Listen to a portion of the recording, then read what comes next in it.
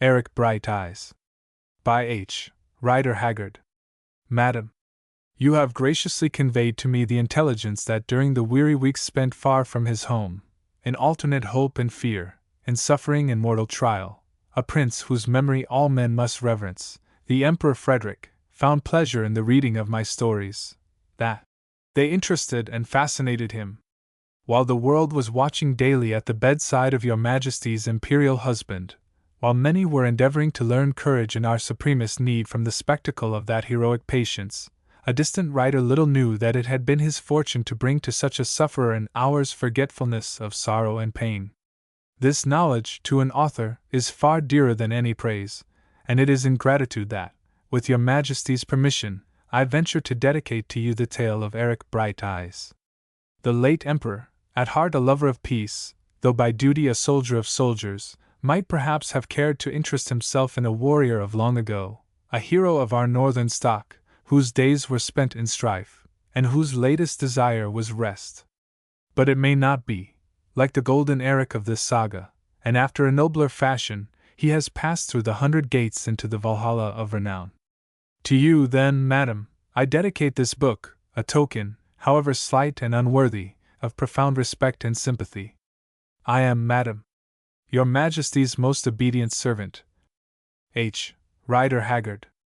November 17, 1889. To H. I am Victoria, Empress Frederick of Germany. Introduction. Eric Brighteyes is a romance founded on the Icelandic sagas. What is a saga? Is it a fable or a true story? The answer is not altogether simple. For such sagas as those of Berntjal and Grettir the Strong partake both of truth and fiction. Historians dispute as to the proportions. This was the manner of the saga's growth. In the early days of the Iceland community, that republic of aristocrats, say, between the dates 900 and 1100 of our era, a quarrel would arise between two great families. As in the case of the Njal saga, its cause, probably, was the ill doings of some noble woman. This quarrel would lead to manslaughter.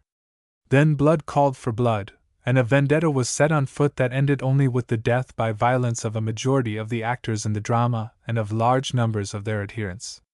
In the course of the feud, men of heroic strength and mold would come to the front and perform deeds worthy of the Iron Age which bore them. Women also would help to fashion the tale, for good or ill, according to their natural gifts and characters. At last the tragedy was covered up by death and time, leaving only a few dinted shields and haunted cairns to tell of those who had played its leading parts. But its fame lived on in the minds of men.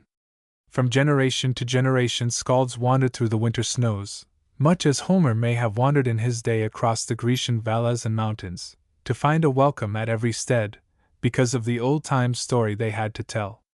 Here, night after night, they would sit in the ingle and while away the weariness of the dayless dark with histories of the times when men carried their lives in their hands, and thought them well lost if there might be a song in the ears of folk to come. To alter the tale was one of the greatest of crimes. The skald must repeat it as it came to him. But by degrees undoubtedly the sagas did suffer alteration. The facts remained the same indeed, but around them gathered a mist of miraculous occurrences and legends.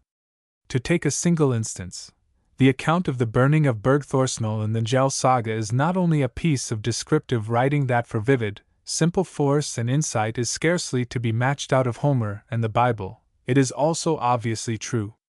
We feel as we read, that no man could have invented that story, though some great skald threw it into shape. That the tale is true, the writer of Eric can testify, for, saga in hand, he has followed every act of the drama on its very site. There he who digs beneath the surface of the lonely mound that looks across plain and sea to Westman Isles may still find traces of the burning, and see what appears to be the black sand with which the hands of Bergthora and her women strewed the earthen floor some 900 years ago, and even the greasy and clotted remains of the way that they threw upon the flame to quench it. He may discover the places where Foci drew up his men, where Skarphedin died, singing while his legs were burnt from off him, where Carrie leapt from the flaming ruin, and the dell in which he laid down to rest. At every step, in short, the truth of the narrative becomes more obvious. And yet the tale has been added to, for, unless we may believe that some human beings are gifted with second sight, we cannot accept as true the prophetic vision that came to Runolf, Thorstein's son, or that of Njal who, on the evening of the onslaught, like Theoclymenus in the Odyssey, saw the whole board and the meats upon it. One gore of blood. Thus, in the Norse romance now offered to the reader, the tale of Eric and his deeds would be true, but the dream of Asmund, the witchcraft of Swanhild, the incident of the speaking head, and the visions of Eric and Skallagrim, would owe their origin to the imagination of successive generations of skalds. And finally, in the 15th or 16th century, the story would have been written down with all its supernatural additions. The tendency of the human mind, and more especially of the Norse mind, is to supply uncommon and extraordinary reasons for actions and facts that are to be amply accounted for by the working of natural forces. Swanhild would have needed no familiar to instruct her in her evil schemes. Eric would have wanted no love draught to bring about his overthrow. Our common experience of mankind as it is, in opposition to mankind as we fable it to be, is sufficient to teach us that the passion of one and the human weakness of the other would suffice to these ends. The natural magic, the beauty and inherent power of such a woman as Swanhild, are things more forceful than any spell magicians have invented, or any demon they are supposed to have summoned to their aid. But no saga would be complete without the intervention of such extraneous forces. The need of them was always felt, in order to throw up the acts of heroes and heroines, and to invest their persons with an added importance. Even Homer felt this need, and did not scruple to introduce not only second sight, but gods and goddesses, and to bring their supernatural agency to bear directly on the personages of his chant, and that far more freely than any Norse sagaman. A word may be added in explanation of the appearances of familiars, in the shapes of animals, an instance of which will be found in this story. It was believed in Iceland, as now by the Finns and Eskimo, that the passions and desires of sorcerers took visible form in such creatures as wolves or rats. These were called sendings, and there are many allusions to them in the sagas. Another peculiarity that may be briefly alluded to as eminently characteristic of the sagas is their fatefulness. As we read, we seem to hear the voice of doom speaking continually. Things will happen as they are fated. That is the keynote of them all. The Norse mind had little belief in free will, less even than we have today. Men and women were born with certain characters and tendencies, given to them in order that their lives should run in appointed channels, and their acts bring about an appointed end. They do not these things of their own desire, though their desires prompt them to the deeds. They do them because they must. The Norns, as they name fate, have mapped out their path long and long ago. Their feet are set therein, and they must tread it to the end. Such was the conclusion of our Scandinavian ancestors, a belief forced upon them by their intense realization of the futility of human hopes and schemings, of the terror and the tragedy of life, the vanity of its desires, and the untraveled gloom or sleep, dreamless or dreamful, which lies beyond its end. Though the sagas are entrancing, both as examples of literature of which there is but little in the world and because of their living interest, they are scarcely known to the English-speaking public.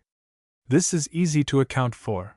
It is hard to persuade the 19th-century world to interest itself in people who lived in events that happened 1,000 years ago. Moreover, the sagas are undoubtedly difficult reading. The archaic nature of the work, even in a translation, the multitude of its actors, the Norse sagaman's habit of interweaving endless side plots, and the persistence with which he introduces the genealogy and adventures of the ancestors of every unimportant character, are none of them to the taste of the modern reader. Eric Brighteyes, therefore, is clipped of these peculiarities, and to some extent is cast in the form of the romance of our own day, archaisms being avoided as much as possible. The author will be gratified should he succeed in exciting interest in the troubled lives of our Norse forefathers, and still more so if his difficult experiment brings readers to the sagas, to the prose epics of our own race. Too ample, too prolix, too crowded with detail, they cannot indeed vie in art with the epics of Greece, but in their pictures of life, simple and heroic, they fall beneath no literature in the world, save the Iliad and the Odyssey alone. Eric Brighteyes. Chapter 1: How Asmund the Priest Found Groa the Witch. There lived a man in the south, before Tangbrand, Willibald's son, preached the White Christ in Iceland. He was named Eric Brighteyes, Thorgrimur's son, and in those days there was no man like him for strength, beauty, and daring, for in all these things he was the first. But he was not the first in good luck. 2 women lived in the south, not far from where the Westman Islands stand above the sea. Gudruda the Fair was the name of the one, and Swanhild, called the Fatherless, Groa's daughter, was the other. They were half-sisters, and there were none like them in those days, for they were the fairest of all women, though they had nothing in common except their blood and hate. Now of Eric Brighteyes, of Gudruda the Fair, and of Swanhild the Fatherless, there is a tale to tell. These 2 fair women saw the light in the selfsame hour. But Eric Brighteyes was their elder by 5 years. The father of Eric was Thorgrimur Iron-Toe. He had been a mighty man, but in fighting with a baresark, who fell upon him as he came up from sowing his wheat, his foot was hewn from him, so that afterwards he went upon a wooden leg shod with iron. Still, he slew the baresark, standing on one leg and leaning against a rock, and for that deed people honored him much. Thorgrimur was a wealthy yeoman, slow to wrath, just, and rich in friends. Somewhat late in life he took to wife Sivuna, Thurad's daughter. She was the best of women, strong in mind and second-sighted, and she could cover herself in her hair. But these 2 never loved each other overmuch, and they had but one child, Eric, who was born when Sivuna was well on in years. The father of Gudruda was Asmund Asmundsson, the priest of Middelhof. He was the wisest and the wealthiest of all men who lived in the south of Iceland in those days, owning many farms and, also, 2 ships of merchandise and 1 long ship of war, and having much money out at interest. He had won his wealth by Viking's work, robbing the English coasts, and black tales were told of his doings in his youth on the sea, for he was a red hand Viking. Asmund was a handsome man, with blue eyes and a large beard, and, moreover, was very skilled in matters of law. He loved money much, and was feared of all. Still, he had many friends, for as he aged he grew more kindly. He had in marriage Gudruda, the daughter of Bjorn, who was very sweet and kindly of nature, so that they called her Gudruda the Gentle. Of this marriage there were 2 children, Bjorn and Gudruda the Fair. But Bjorn grew up like his father in youth, strong and hard, and greedy of gain, while, except for her wonderful beauty, Gudruda was her mother's child alone. The mother of Swanhild the Fatherless was Groa the Witch. She was a Finn, and it is told of her that the ship on which she sailed, trying to run under the lee of the Westman Isles in a great gale from the northeast, was dashed to pieces on a rock, and all those on board of her were caught in the net of Ran, and drowned, except Groa herself, who was saved by her magic art. This at the least is true, that, as Asmund the priest rode down by the seashore on the morning after the gale, seeking for some strayed horses, he found a beautiful woman, who wore a purple cloak and a great girdle of gold, seated on a rock, combing her black hair and singing the while, and, at her feet, washing to and fro in a pool, was a dead man. He asked whence she came, and she answered, "Out of the Swan's Bath." Next, he asked her where were her kin. But pointing to the dead man, she said that this alone was left of them. "Who was the man, then?" said Asmund the priest. She laughed again and sang this song. "How knowest thou my name?" asked Asmund. "The sea mews cried it as the ships sank, thine and others, and they shall be heard in story."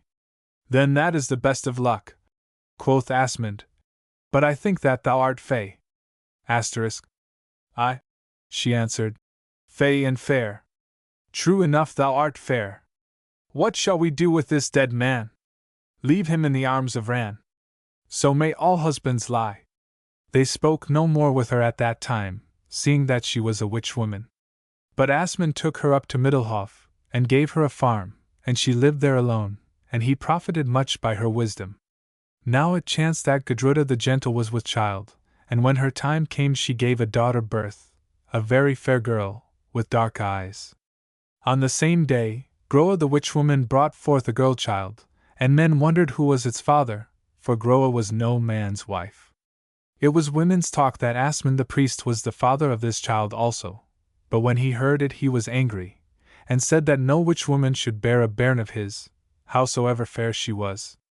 Nevertheless, it was still said that the child was his, and it is certain that he loved it as a man loves his own. But of all things, this is the hardest to know. When Groa was questioned, she laughed darkly, as was her fashion, and said that she knew nothing of it, never having seen the face of the child's father, who rose out of the sea at night. And for this cause some thought him to have been a wizard or the wraith of her dead husband, but others said that Groa lied, as many women have done on such matters. But of all this talk the child alone remained, and she was named Swanhild. Now, but an hour before the child of Gudruda the Gentle was born, Asmund went up from his house to the temple, to tend the holy fire that burned night and day upon the altar. When he had tended the fire, he sat down upon the cross-benches before the shrine, and gazing on the image of the goddess Freya, he fell asleep and dreamed a very evil dream. He dreamed that Gudruda the Gentle bore a dove most beautiful to see, for all its feathers were of silver, but that Groa the witch bore a golden snake. And the snake and the dove dwelt together, and ever the snake sought to slay the dove. At length there came a great white swan flying over Kolbak fell, and its tongue was a sharp sword. Now the swan saw the dove and loved it, and the dove loved the swan, but the snake reared itself, and hissed, and sought to kill the dove. But the swan covered her with his wings, and beat the snake away. Then he, Asmund, came out and drove away the swan, as the swan had driven the snake, and it wheeled high into the air and flew south, and the snake swam away also through the sea. But the dove drooped, and now it was blind. Then an eagle came from the north, and would have taken the dove, but it fled round and round, crying, and always the eagle drew nearer to it. At length, from the south the swan came back, flying heavily, and about its neck was twined the golden snake, and with it came a raven. And it saw the eagle, and loud it trumpeted, and shook the snake from it so that it fell like a gleam of gold into the sea. Then the eagle and the swan met in battle, and the swan drove the eagle down and broke it with his wings, and flying to the dove, comforted it. But those in the house ran out and shot at the swan with bows and drove it away, but now he, Asmund, was not with them. And once more the dove drooped. Again the swan came back, and with it the raven, and a great host were gathered against them, and among them, all of Asmund's kith and kin, and the men of his quarter, and some of his priesthood, and many whom he did not know by face. And the swan flew at Bjorn his son, and shot out the sword of its tongue and slew him, and many a man it slew thus. And the raven, with a beak and claws of steel, slew also many a man, so that Asmund's kindred fled and the swan slept by the dove. But as it slept the golden snake crawled out of the sea, and hissed in the ears of men, and they rose up to follow it.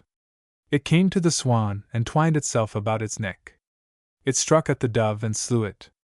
Then the swan awoke and the raven awoke, and they did battle till all who remained of Asmund's kindred and people were dead.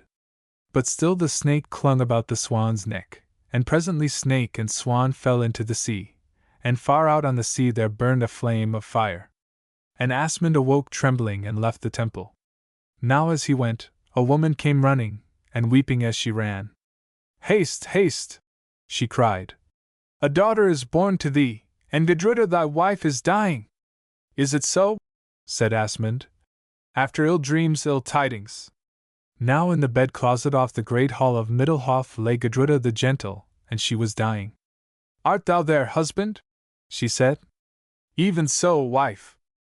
Thou comest in an evil hour, for it is my last. Now hearken. Take thou the newborn babe within thine arms and kiss it, and pour water over it, and name it with my name." This Asmund did. "Hearken, my husband. I have been a good wife to thee, though thou hast not been all good to me. But thus shalt thou atone, thou shalt swear that, though she is a girl, thou wilt not cast this bairn forth to perish, but wilt cherish and nurture her." "I swear it," he said. "And thou shalt swear that thou wilt not take the witch woman Groa to wife, nor have anything to do with her, and this for thine own sake, for, if thou dost, she will be thy death. Dost thou swear?" "I swear it," he said. "It is well, but husband, if thou dost break thine oath, either in the words or in the spirit of the words, evil shall overtake thee and all thy house. Now bid me farewell, for I die." He bent over her and kissed her, and it is said that Asmund wept in that hour, for after his fashion he loved his wife. "Give me the babe," she said, "that it may lie once upon my breast." They gave her the babe, and she looked upon its dark eyes and said, "Fairest of women shalt thou be, Gudruda, fair as no woman in Iceland ever was before thee, and thou shalt love with a mighty love, and thou shalt lose, and losing thou shalt find again." Now it is said that, as she spoke these words, her face grew bright as a spirit's, and having spoken them, she fell back dead. And they laid her in earth, but Asmund mourned her much. But when all was over and done, the dream that he had dreamed lay heavy on him. Now of all diviners of dreams Groa was the most skilled, and when Gudruda had been in earth 7 full days, Asmund went to Groa, though doubtfully, because of his oath. He came to the house and entered. On a couch in the chamber lay Groa, and her babe was on her breast, and she was very fair to see. "Greeting, lord," she said. "What wouldest thou here?" "I have dreamed a dream, and thou alone canst read it." "That is as it may be," she answered. "It is true that I have some skill in dreams. At the least I will hear it." Then he unfolded it to her every word. "What wilt thou give me if I read thy dream?" she said. "What dost thou ask? Methinks I have given thee much." "Yea, lord," and she looked at the babe upon her breast. "I ask but a little thing, that thou shalt take this bairn in thy arms, pour water over it and name it. Men will talk if I do this, for it is the father's part. It is a little thing what men say, talk goes by as the wind. Moreover, thou shalt give them the lie in the child's name, for it shall be Swanhild the fatherless. Nevertheless that is my price. Pay it if thou wilt. Read me the dream and I will name the child. Nay, first name thou the babe, for then no harm shall come to her at thy hands." So Asmund took the child, poured water over her, and named her. Then Groa spoke. "This, lord, is the reading of thy dream, else my wisdom is at fault. The silver dove is thy daughter Gudruda, the golden snake is my daughter Swanhild, and these two shall hate one the other and strive against each other. But the swan is a mighty man whom both shall love, and if he love not both, yet shall belong to both. And thou shalt send him away, but he shall return and bring bad luck to thee and thy house, and thy daughter shall be blind with love of him. And in the end he shall slay the eagle, a great lord from the north who shall seek to wed thy daughter, and many another shall he slay, by the help of that raven with the bill of steel who shall be with him. But Swanhild shall triumph over thy daughter Gudruda, and this man, and the two of them, shall die at her hands, and for the rest, who can say? But this is true, that the mighty man shall bring all thy race to an end. See now, I have read thy rede." Then Asmund was very wroth. "Thou wast wise to beguile me to name thy bastard brat," he said. "Else had I been its death within this hour. This thou canst not do, lord, seeing that thou hast held it in thy arms." Groa answered, laughing. "Go rather and lay out Gudruda the fair on Coldback Hill, so shalt thou make an end of the evil, for Gudruda shall be its very root. Learn this, moreover, that thy dream does not tell all, seeing that thou thyself must play a part in the fate. Go, send forth the babe Gudruda, and be at rest." "That cannot be, for I have sworn to cherish it, and with an oath that may not be broken." "It is well," laughed Groa. "Things will befall as they are fated, let them befall in their season. There is space for cairns on Coldback and the sea can shroud its dead." And Asmund went thence, angered at heart. Chapter 2: How Eric told his love to Gudruda in the snow on Coldback. Now, it must be told that, 5 years before the day of the death of Gudruda the Gentle, Sivuna, the wife of Thorgrimur Irontoe, gave birth to a son, at Coldback in the marsh, on Ran River, and when his father came to look upon the child he called out aloud, "Here we have a wondrous bairn, for his hair is yellow like gold, and his eyes shine bright as stars." And Thorgrimur named him Eric Brighteyes. Now, Coldback is but an hour's ride from Middlehof, and it chanced, in after years, that Thorgrimur went up to Middlehof, to keep the Yule feast and worship in the temple, for he was in the priesthood of Asmund as Munson, bringing the boy Eric with him. There also was Groa with Swanhild, for now she dwelt at Middlehof, and the 3 fair children were set together in the hall to play, and men thought it great sport to see them. Now, Gudruda had a horse of wood and would ride it while Eric pushed the horse along. But Swanhild smote her from the horse and called to Eric to make it move. But he comforted Gudruda and would not, and at that Swanhild was angry and lisped out, "Push thou must, if I will it, Eric." Then he pushed sideways and with such good will that Swanhild fell almost into the fire of the hearth, and leaping up, she snatched a brand and threw it at Gudruda, firing her clothes. Men laughed at this, but Groa, standing apart, frowned and muttered witch words. "Why lookest thou so darkly, housekeeper?" said Asmund. "The boy is bonny and high of heart." "Ah, he is bonny as no child is, and he shall be bonny all his life days. Nevertheless, she shall not stand against his ill luck. This I prophesy of him, that women shall bring him to his end, and he shall die a hero's death, but not at the hand of his foes." And now the years went by peacefully. Groa dwelt with her daughter Swanhild up at Middelhof, and was the love of Asmund Asmundsson. But though he forgot his oath thus far, yet he would never take her to wife. The witch wife was angered at this, and she schemed and plotted much to bring it about that Asmund should wed her. But still he would not, though in all things else she led him as it were by a halter. 20 full years had gone by since Gudruda the Gentle was laid in earth, and now Gudruda the Fair and Swanhild the Fatherless were women too. Eric, too, was a man of 25 years, and no such man had lived in Iceland. For he was strong and great of stature, his hair was yellow as gold, and his grey eyes shone with the light of swords. He was gentle and loving as a woman, and even as a lad his strength was the strength of 2 men, and there were none in all the quarter who could leap or swim or wrestle against Eric Brighteyes.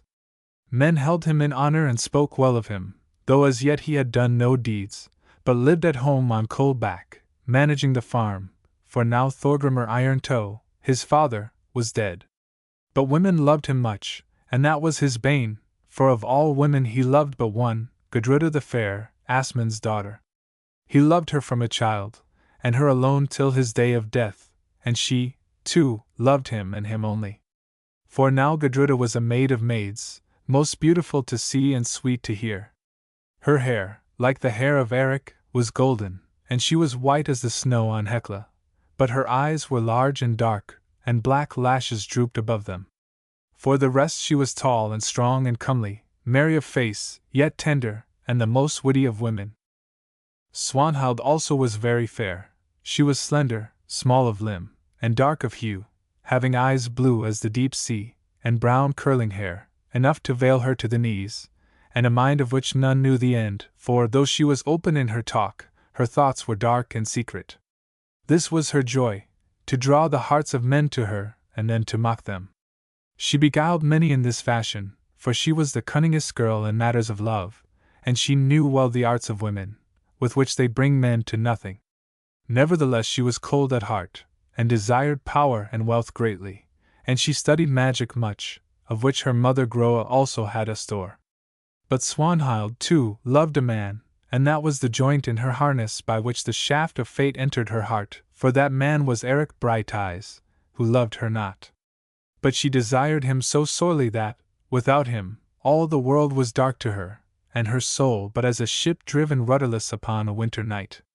Therefore she put out all her strength to win him, and bent her witcheries upon him, and they were not few nor small.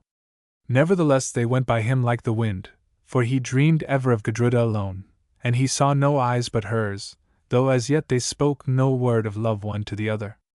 But Swanhild in her wrath took counsel with her mother Groa, though there was little liking between them, and when she had heard the maiden's tale, Groa laughed aloud. "Dost think me blind, girl?" she said. "All of this I have seen, yet and foreseen, and I tell thee thou art mad. Let this yeoman Eric go, and I will find thee finer fowl to fly at." "Nay, that I will not," quoth Swanhild. "For I love this man alone, and I would win him, and Gudruda I hate, and I would overthrow her. Give me of thy counsel." Groa laughed again. "Things must be as they are fated. This now is my rede: Asmund would turn Gudruda's beauty to account, and that man must be rich in friends and money who gets her to wife, and in this matter the mind of Bjorn is as the mind of his father.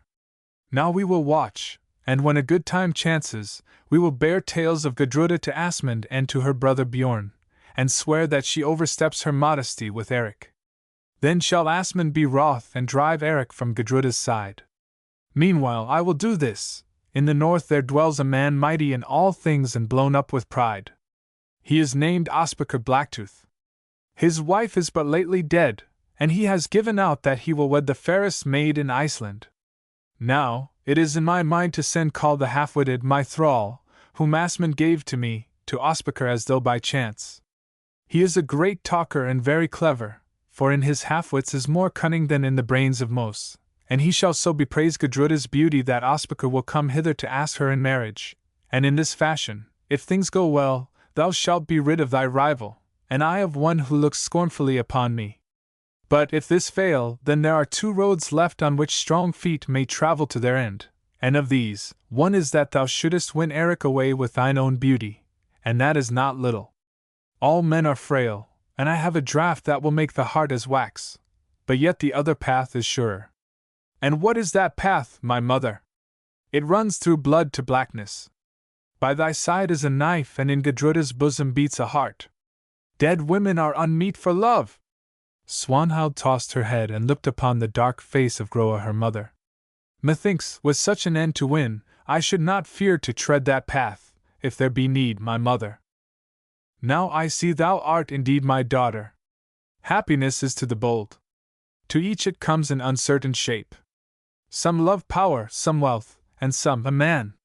Take that which thou lovest, I say, cut thy path to it and take it, else shall thy life be but a weariness. For what does it serve to win the wealth and power when thou lovest a man alone, or the man when thou dost desire gold and the pride of place?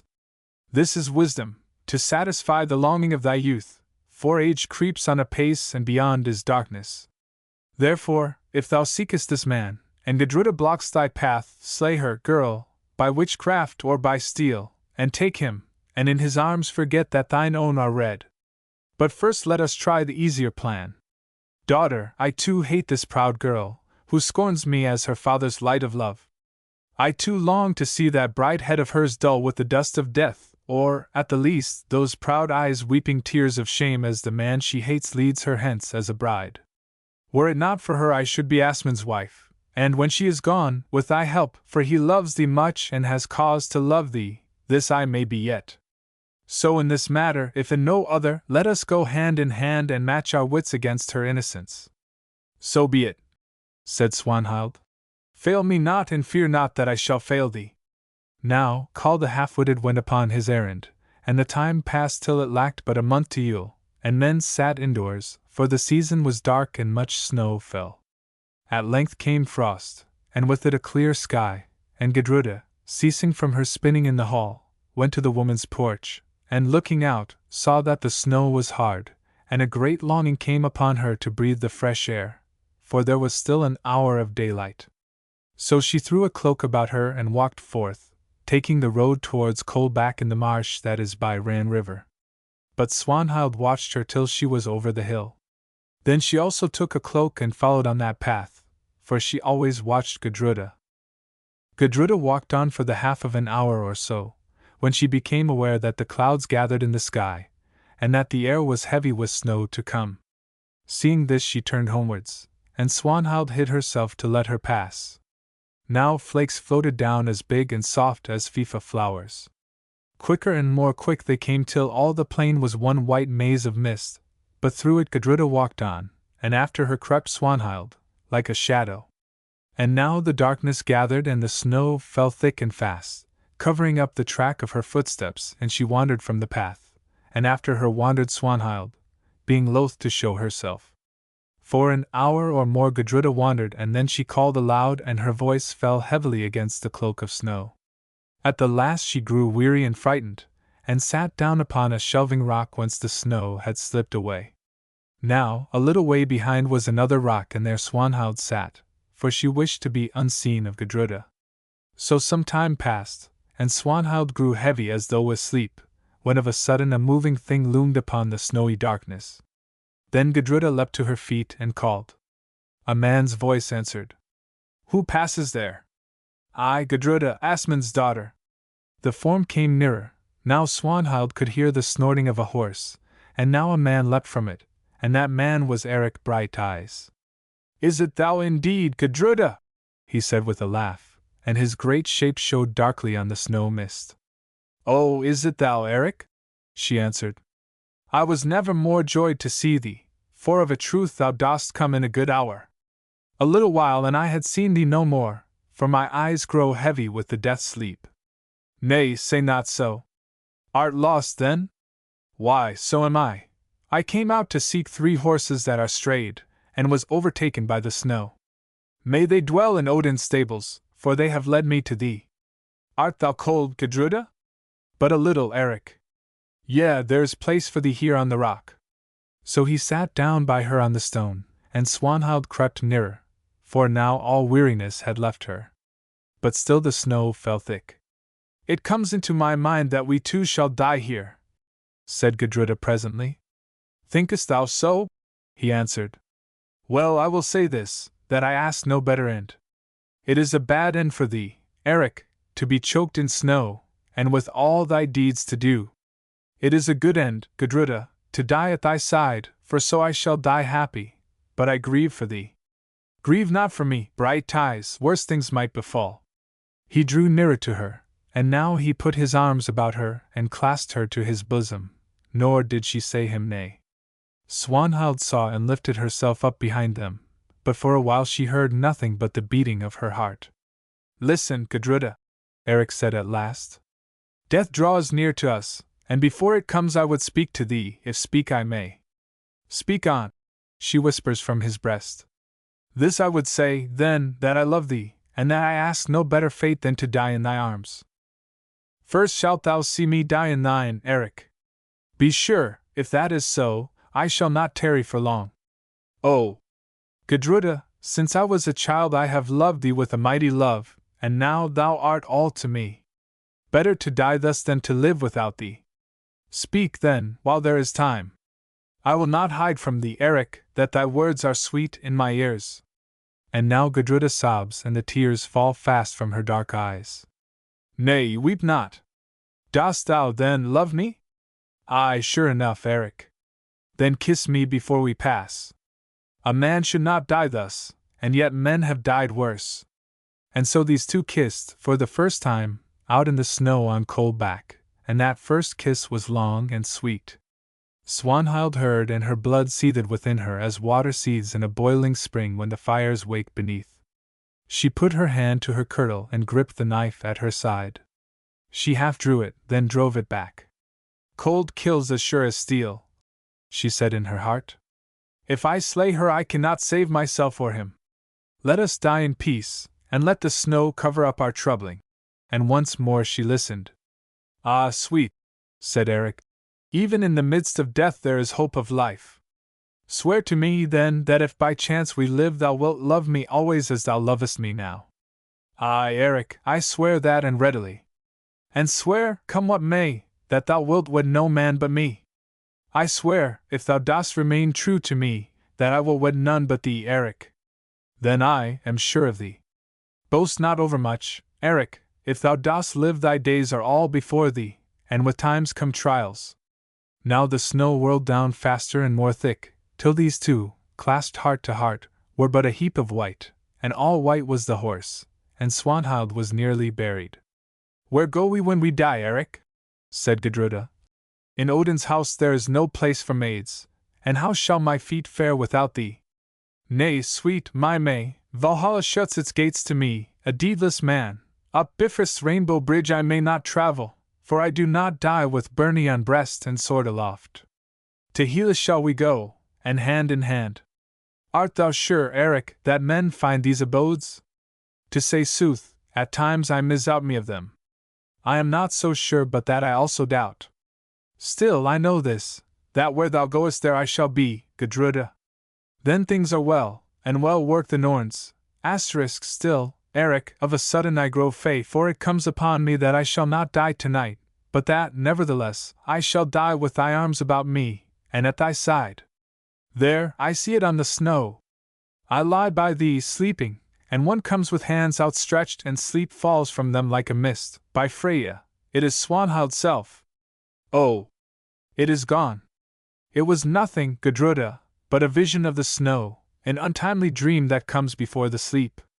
I grow cold and my eyes are heavy. Kiss me once again. It was no dream, Eric, and ever I doubt me of Swanhild, for I think she loves thee also, and she is fair and my enemy, says Gudruda, laying her snow-cold lips on his lips. Oh, Eric, awake! Awake! See, the snow is done. He stumbled to his feet and looked forth. Lo! Out across the sky flared the wild northern fires, throwing light upon the darkness. Now it seems that I know the land, said Eric. Look, yonder are golden falls, though we did not hear them because of the snow, and there, out at sea, loom the Westmans, and that dark thing is the Temple Hof, and behind it stands the stead. We are saved, Gudruda, and thus far indeed thou wast fey. Now rise, ere thy limbs stiffen, and I will set thee on the horse, if he still can run, and lead thee down to Middelhof before the witch-lights fail us. So it shall be, Eric. Now he led Gudruda to the horse, that, seeing its master, snorted and shook the snow from its coat, for it was not frozen, and set her on the saddle, and put his arm about her waist, and they passed slowly through the deep snow. And Swanhild, too, crept from her place, for her burning rage had kept the life in her, and followed after them. Many times she fell, and once she was nearly swallowed in a drift of snow and cried out in her fear. Who called aloud? Said Eric, turning. I thought I heard a voice. Nay, answers Gudruda. It was but a night hawk screaming. Now Swanhild lay quiet in the drift, but she said in her heart, a night hawk that shall tear out those dark eyes of thine, mine enemy. The two go on, and at length they come to the bank roadway that runs past the temple to Asmund's hall. Here Swanhild leaves them, and climbing over the turf wall into the home meadow, passes round the hall by the outbuildings and so comes to the west end of the house, and enters by the men's door unnoticed of any. For all the people, seeing a horse coming and a woman seated on it, were gathered in front of the hall. But Swanhild ran to that shut bed where she slept, and closing the curtain, threw off her garments, shook the snow from her hair, and put on a linen kirtle. Then she rested a while, for she was weary, and going to the kitchen, warmed herself at the fire. Meanwhile Eric and Gudruda came to the house, and their Asmund greeted them well, for he was troubled in his heart about his daughter, and very glad to know her living, seeing that men had but now begun to search for her, because of the snow and the darkness. Now Gudruda told her tale, but not all of it, and Asmund bade Eric to the house. Then one asked about Swanhild, and Eric said that he had seen nothing of her, and Asmund was sad at this, for he loved Swanhild. But as he told all men to go and search, an old wife came and said that Swanhild was in the kitchen, and while the carline spoke she came into the hall, dressed in white, very pale, and with shining eyes and fair to see. Where hast thou been, Swanhild? Said Asmund. I thought certainly thou wast perishing with Gudruda in the snow, and now all men go to seek thee while the witch-lights burn. Nay, foster father, I have been to the temple, she answered, lying. So Gudruda has but narrowly escaped the snow, thanks be to Brighteyes yonder. Surely I am glad of it, for we could ill spare our sweet sister. And, going up to her, she kissed her. But Gudruda saw that her eyes burned like fire and felt that her lips were cold as ice, and shrank back wondering. Chapter 3: How Asmund bade Eric to his Yule feast. Now it was supper time, and men sat at meat while the women waited upon them. But as she went to and fro, Gudruda always looked at Eric, and Swanhild watched them both. Supper being over, people gathered round the hearth, and having finished her service, Gudruda came and sat by Eric, so that her sleeve might touch his. They spoke no word, but there they sat and were happy. Swanhild saw and bit her lip. Now, she was seated by Asmund and Bjorn his son. Look, foster father, she said. Yonder sit a pretty pair. That cannot be denied, answered Asmund. One may ride many days to see such another man as Eric Brighteyes, and no such maid as Gudruda flowers between Middelhof and London town, unless it be thou, Swanhild. Well, so her mother said that it should be, and without doubt she was foresight at her death. Nay, name me not with Gudruda, foster father, I am but a grey goose by thy white swan. but these shall be well wed, and that will be a good match for Eric.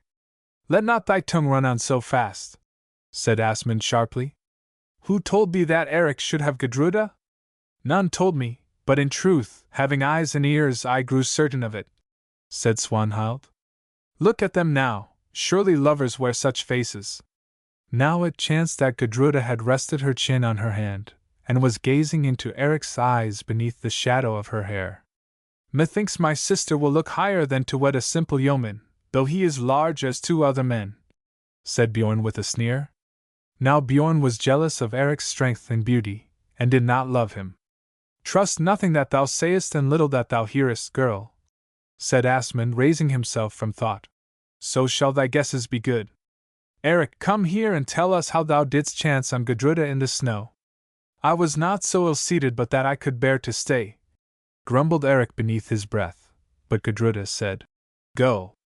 So he went and told his tale, but not all of it, for he intended to ask Gudruda in marriage on the morrow, though his heart prophesied no luck in the matter, and therefore he was not over-swift with it. In this thing thou hast done me and mine good service, said Asmund coldly, searching Eric's face with his blue eyes.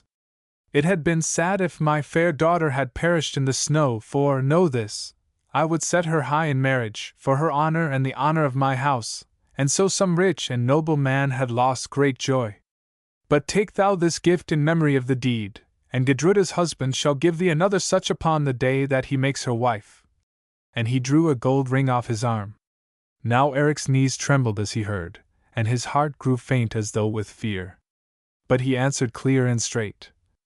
Thy gift had been better without thy words, ring-giver, but I pray thee to take it back, for I have done nothing to win it, though perhaps the time will come when I shall ask thee for a richer. My gifts have never been put away before, said Asmund, growing angry. This wealthy farmer holds the good gold of little worth. It is foolish to take fish to the sea, my father, sneered Bjorn. Nay, Bjorn, not so, Eric answered. But, as thou sayest, I am but a farmer, and since my father, Thorgrimur Iron-Toe, died, things have not gone too well on Ran River. But at the least I am a free man, and I will take no gifts that I cannot repay worth for worth. Therefore I will not have the ring. As thou wilt, said Asmund. Pride is a good horse if thou ridest wisely. And he thrust the ring back upon his arm. Then people go to rest, but Swanhild seeks her mother, and tells her all that has befallen her, nor does Groa fail to listen. Now I will make a plan, she says, for these things have chanced well and Asmund is in a right humor. Eric shall come no more to Middlehof till Gudruda is gone hence, led by Ospakar Blacktooth. And if Eric does not come here, how shall I see his face? For, mother, I long for the sight of it. That is thy matter, thou lovesick fool. Know this, that if Eric comes hither and gets speech with Gudruda, there is an end of thy hopes, for, fair as thou art, she is too fair for thee, and strong as thou art, in a way she is too strong. Thou hast heard how these two love, and such loves mock at the will of fathers. Eric will win his desire or die beneath the swords of Asmund and Bjorn, if such men can prevail against his might. Nay, the wolf Eric must be fenced from the lamb till he grows hungry. Then let him search the fold and make spoil of thee, for, when the best is gone, he will desire the good. So be it, mother. As I sat crouched behind Gudruda in the snow at Coldback, I had half a mind to end her love words with this knife, for so I should have been free of her. Yes, and fast in the doom-ring, thou wildcat. The gods help this Eric, if thou winnest him. Nay, choose thy time, and if thou must strike, strike secretly and home. Remember also that cunning is mightier than strength, that lies pierce further than swords, and that witchcraft wins where honesty must fail. Now I will go to Asmund, and he shall be an angry man before tomorrow comes. Then Groa went to the shut bed where Asmund the priest slept. He was sitting on the bed and asked her why she came. For love of thee, Asmund, and thy house, though thou dost treat me ill, who hast profited so much by me and my foresight. Say now, wilt thou that this daughter of thine, Gudruda the fair, should be the light may of yonder long-legged yeoman? That is not in my mind, said Asmund, stroking his beard. Knowest thou, then, that this very day your white Gudruda sat on Eric's lap in the snow, while he fondled her to his heart's content? Most likely it was for warmth. Men do not dream on love in the hour of death. Who saw this? Swanhild, who was behind, and hid herself for shame, and therefore she held that these two must soon be wed. Ah, thou art foolish now, Asmund. Young blood makes light of cold or death. Art thou blind, or dost thou not see that these two turn on each other like birds at nesting time? They might do worse, said Asmund, for they are a proper pair, and it seems to me that each was born for each. Then all goes well. Still, it is a pity to see so fair a maid cast like rotten bait upon the waters to hook the strowlet of a yeoman. Thou hast enemies, Asmund, thou art too prosperous, and there are many who hate thee for thy state and wealth. Were it not wise to use this girl of thine to build a wall about thee against the evil day? I have been more wont, housekeeper, to trust to my own arm than to bought friends. But tell me, for at the least thou art far-seeing, how may this be done? As things are, though I spoke roughly to him last night, I am inclined to let Eric Brighteyes take Gudruda. I have always loved the lad, and he will go far. Listen, Asmund! Surely thou hast heard of Ospakar Blacktooth, the priest who dwells in the north? I have heard of him, and I know him. There is no man like him for ugliness, or strength, or wealth and power. We sailed together on a Viking cruise many years ago, and he did things at which my blood turned, and in those days I had no chicken heart. With time men change their temper. Unless I am mistaken, this Ospakar wishes above all to have Gudruda in marriage, for, now that everything is his, this alone is left for him to ask, the fairest woman in Iceland as a housewife. Think then, with Ospakar for a son-in-law, who is there that can stand against thee? I am not so sure of this matter, nor do I altogether trust thee, Groa. Of a truth it seems to me that thou hast some stake upon the race. This Ospakar is evil and hideous. It were a shame to give Gudruda over to him when she looks elsewhere. Knowest thou that I swore to love and cherish her, and how runs this with my oath? If Eric is not too rich, yet he is of good birth and kin, and, moreover, a man of men. If he take her, good will come of it. It is like thee, Asmund, always to mistrust those who spend their days in plotting for thy weal. Do as thou wilt, let Eric take this treasure of thine, for whom earls would give their state, and live to rue it. But I say this, if he have thy leave to roam here with his dove, the matter will soon grow, for these two sicken each to each, and young blood is hot and ill at waiting, and it is not always snow time. So betroth her or let him go. And now I have said, thy tongue runs too fast. The man is quite unproved, and I will try him. Tomorrow I will warn him from my door, then things shall go as they are fated. And now peace, for I weary of thy talk, and moreover it is false, for thou lackest one thing, a little honesty to season all thy craft. What fee has Ospakar paid thee, I wonder? Thou at least hadst never refused the gold ring tonight, for thou wouldst do much for gold. And more for love, and most of all for hate, Groa said, and laughed aloud, nor did they speak more on this matter that night. Now, early in the morning Asmund rose, and going to the hall, awoke Eric, who slept by the center hearth, saying that he would talk with him without. Then Eric followed him to the back of the hall. Say now, Eric, he said, when they stood in the grey light outside the house, who was it taught thee that kisses keep out the cold on snowy days? Now Eric reddened to his yellow hair, but he answered, Who was it told thee, Lord, that I tried this medicine? The snow hides much, but there are eyes that can pierce the snow. Nay, more, thou wast seen, and there's an end. Now know this, I like thee well, but Gudruda is not for thee, she is far above thee, who art but a deedless yeoman. Then I love to no end, said Eric. I long for one thing only, and that is Gudruda. It was in my mind to ask her in marriage of thee today. Then, lad, thou hast thy answer before thou askest. Be sure of one thing, if but once again I find thee alone with Gudruda, it is my axe shall kiss thee and not her lips.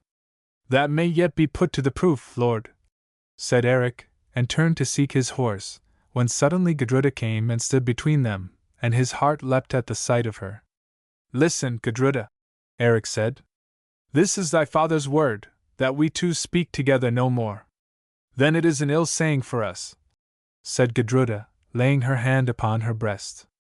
Saying good or ill, so it surely is, girl, answered Asmund. No more shalt thou go a-kissing, in the snow or in the flowers. Now I seem to hear Swanhild's voice, she said. Well, such things have happened to better folk, and a father's wish is to a maid what the wind is to the grass. Still, the sun is behind the cloud and it will shine again some day. Till then, Eric, fare thee well. It is not thy will, lord, said Eric, that I should come to thy Yule feast as thou hast asked me these 10 years past? Now Asmund grew wroth, and pointed with his hand towards the great golden falls that thunder down the mountain named Stonefell that is behind Middlehof, and there are no greater waterfalls in Iceland. A man may take 2 roads, Eric, from Kolbak to Middlehof, one by the bridle path over Kolbak and the other down Golden Falls, but I never knew traveler to choose this way. Now I bid thee to my feast by the path over Golden Falls, and if thou comest that way, I promise thee this, if thou livest I will greet thee well, and if I find thee dead in the great pool I will bind on thy hell shoes and lay thee to earth neighborly fashion. But if thou comest by any other path, then my thralls shall cut thee down at my door. And he stroked his beard and laughed. Now Asmund spoke thus mockingly because he did not think it possible that any man should try the path of the Golden Falls. Eric smiled and said, I hold thee to thy word, lord, perhaps I shall be thy guest at Yule. But Gudruda heard the thunder of the mighty falls as the wind turned, and cried, Nay, nay, it were thy death! Then Eric finds his horse and rides away across the snow. Now it must be told of Coll the half-witted that at length he came to Swanhild in the north, having journeyed hard across the snow. Here Ospakar Blacktooth had his great hall, in which day by day 100 men sat down to meat. Now Coll entered the hall when Ospakar was at supper, and looked at him with big eyes, for he had never seen so wonderful a man. He was huge in stature, his hair was black, and black his beard, and on his lower lip there lay a great black fang. His eyes were small and narrow, but his cheekbones were set wide apart and high, like those of a horse. Coll thought him an ill man to deal with and half a troll, and grew afraid of his errand, since in Coll's half-wittedness there was much cunning, for it was a cloak in which he wrapped himself. But as Ospakar sat in the high seat clothed in a purple robe, with his sword Whitefire on his knee, he saw Coll, and called out in a great voice, Who is this red fox that creeps into my earth? For, to look at, Coll was very like a fox. My name is Coll the half-witted, Groa's thrall, lord. Am I welcome here? He answered. That is as it may be. Why do they call thee half-witted? Because I love not work overmuch, lord. Then all my thralls are fellow to thee. Say, what brings thee here? This, lord. It was told among men down in the south that thou wouldst give a good gift to him who should discover to thee the fairest maid in Iceland. So I asked leave of my mistress to come on a journey and tell thee of her. Then a lie was told thee. Still, I love to hear of fair maids, and seek one for a wife if she be but fair enough. So speak on, Coll the fox, and lie not to me, I warn thee, else I will knock what wits are left there from that red head of thine. So Coll took up the tale and greatly bepraised Gudruda's beauty, nor in truth, for all his talk, could he praise it too much. He told of her dark eyes and the whiteness of her skin, of the nobleness of her shape and the gold of her hair, of her wit and gentleness, till at length Ospakar grew afire to see this flower of maids. By Thor, thou Coll, he said, if the girl be but half of what thou sayest, her luck is good, for she shall be wife to Ospakar.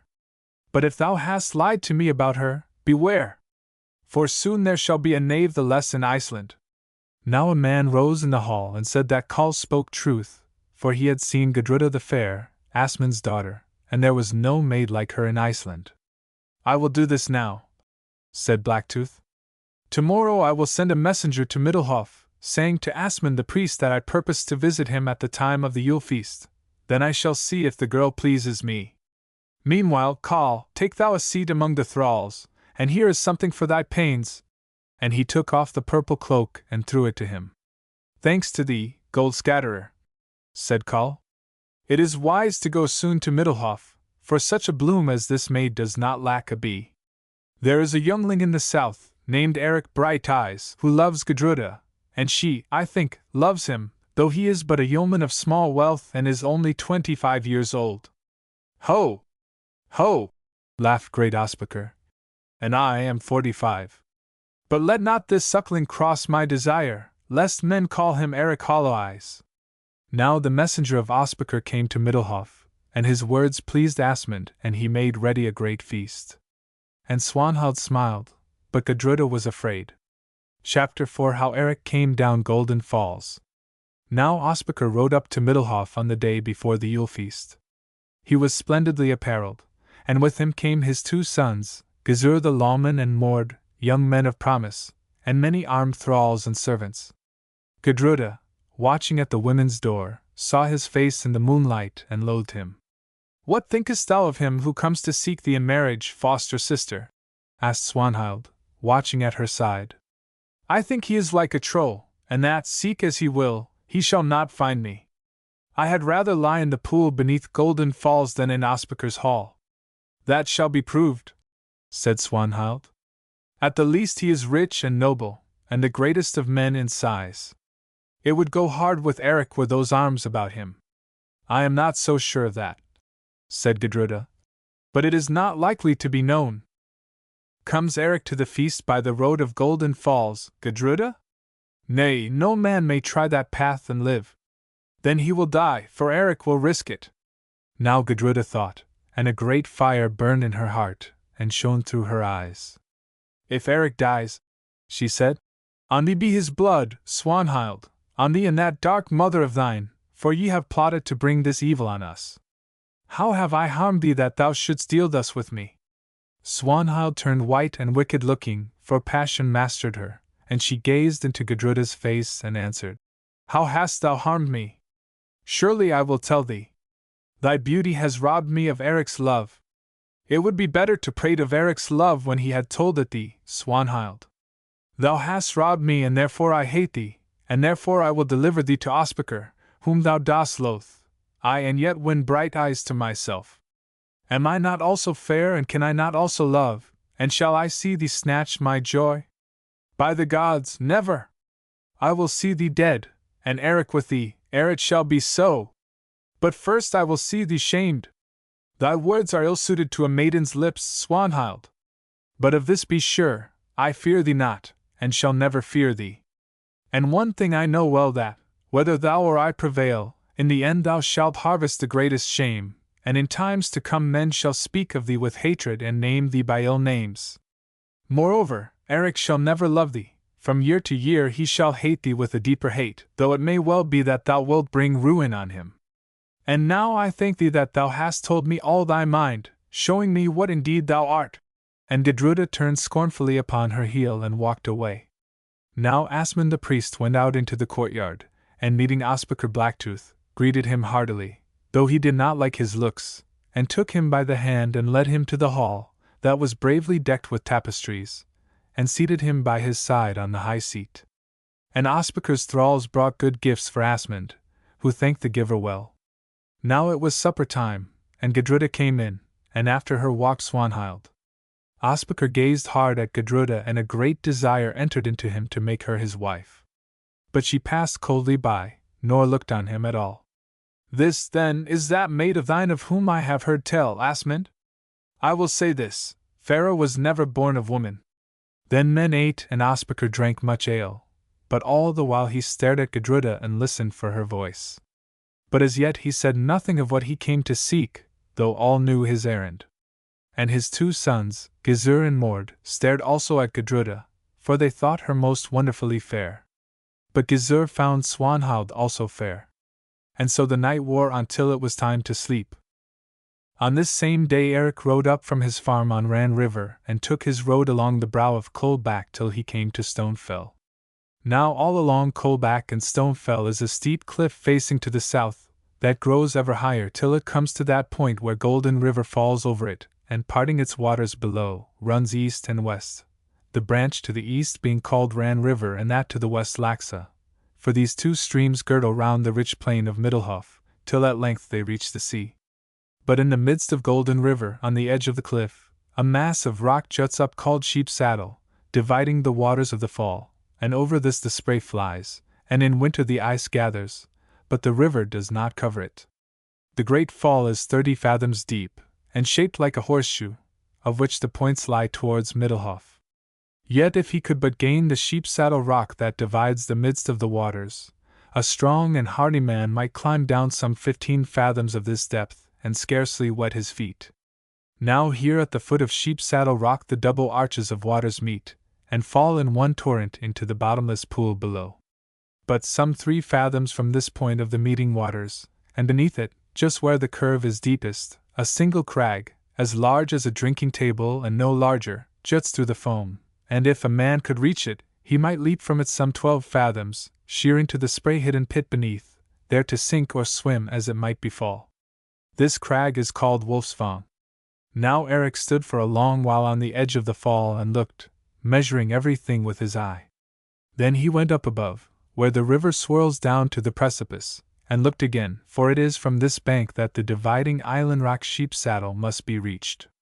A man may hardly do this thing, yet I will try it, he said to himself at last.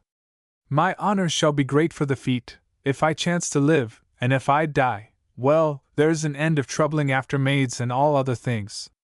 So he went home and sat silent that evening. Now, since Thorgrimur Irontoe's death, his housewife, Sivuna, Eric's mother, had grown dim of sight, and, though she peered and peered again from her seat in the ingle nook, she could not see the face of her son. What ails thee, Eric, that thou sittest so silent? Was not the meat, then, to thy mind at supper? Yes, mother, the meat was well enough, though a little undersmoked. Now I see that thou art not thyself, son, for thou hadst no meat, but only stockfish, and I never knew a man forget his supper on the night of its eating, except he was distraught or deep in love.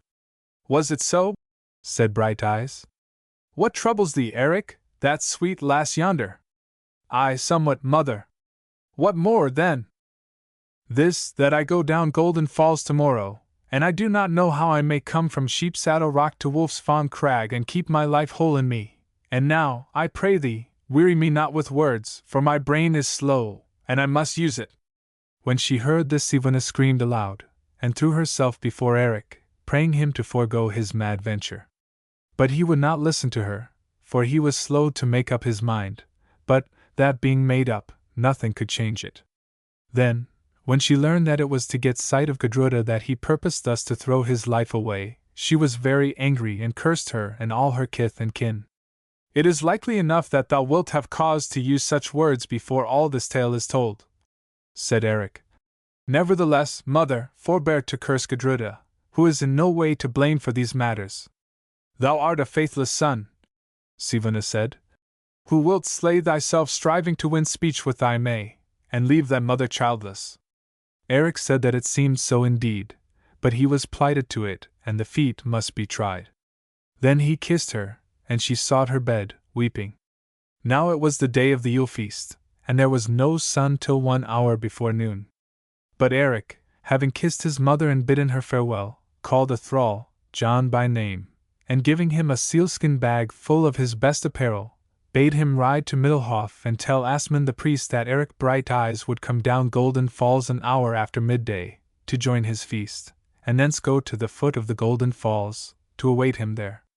And the man went, wondering, for he thought his master mad. Then Eric took a good rope, and a staff tipped with iron, and, so soon as the light served, mounted his horse, forded Ran River, and rode along Coldback till he came to the lip of Golden Falls. Here he stayed a while till at length he saw many people streaming up the snow from Middelhof far beneath, and among them, 2 women who by their stature should be Gudruda and Swanhild, and near to them, a great man whom he did not know. Then he showed himself for a space on the brink of the gulf, and turned his horse upstream. The sun shone bright upon the edge of the sky, but the frost bit like a sword. Still, he must strip off his garments, so that nothing remained on him except his sheepskin shoes, shirt and hose, and take the water. Now here the river runs mightily, and he must cross full 30 fathoms of the swirling water before he can reach Sheep-saddle, and woe to him if his foot slip on the boulders, for certainly he must be swept over the brink.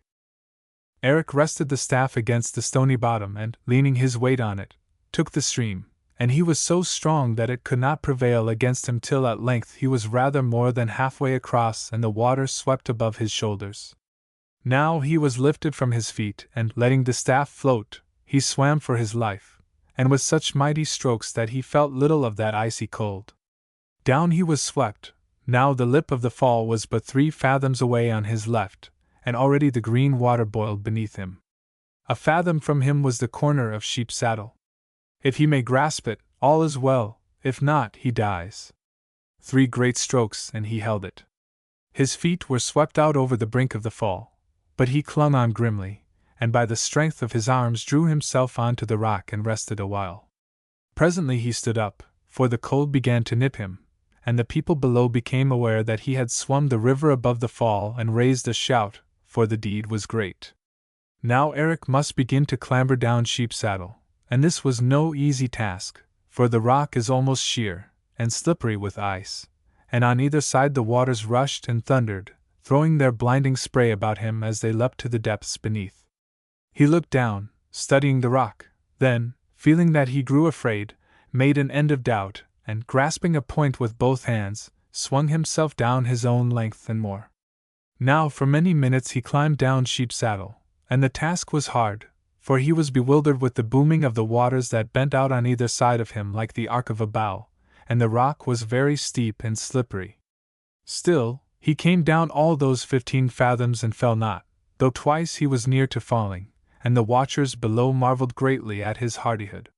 "He will be dashed to pieces where the waters meet," said Ospakar.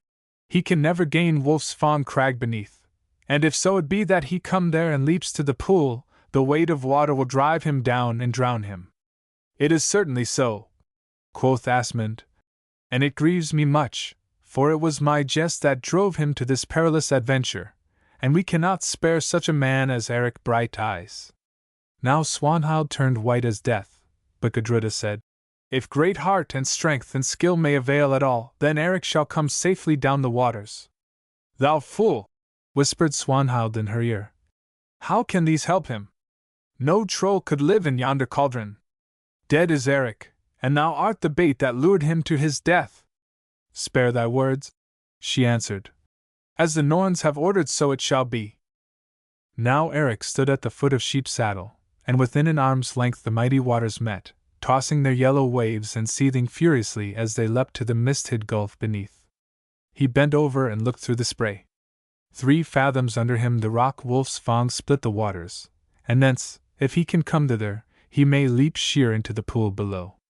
Now he unwound the rope that was about his middle, and made one end fast to a knob of rock, and this was difficult, for his hands were stiff with cold, and the other end he passed through his leathern girdle.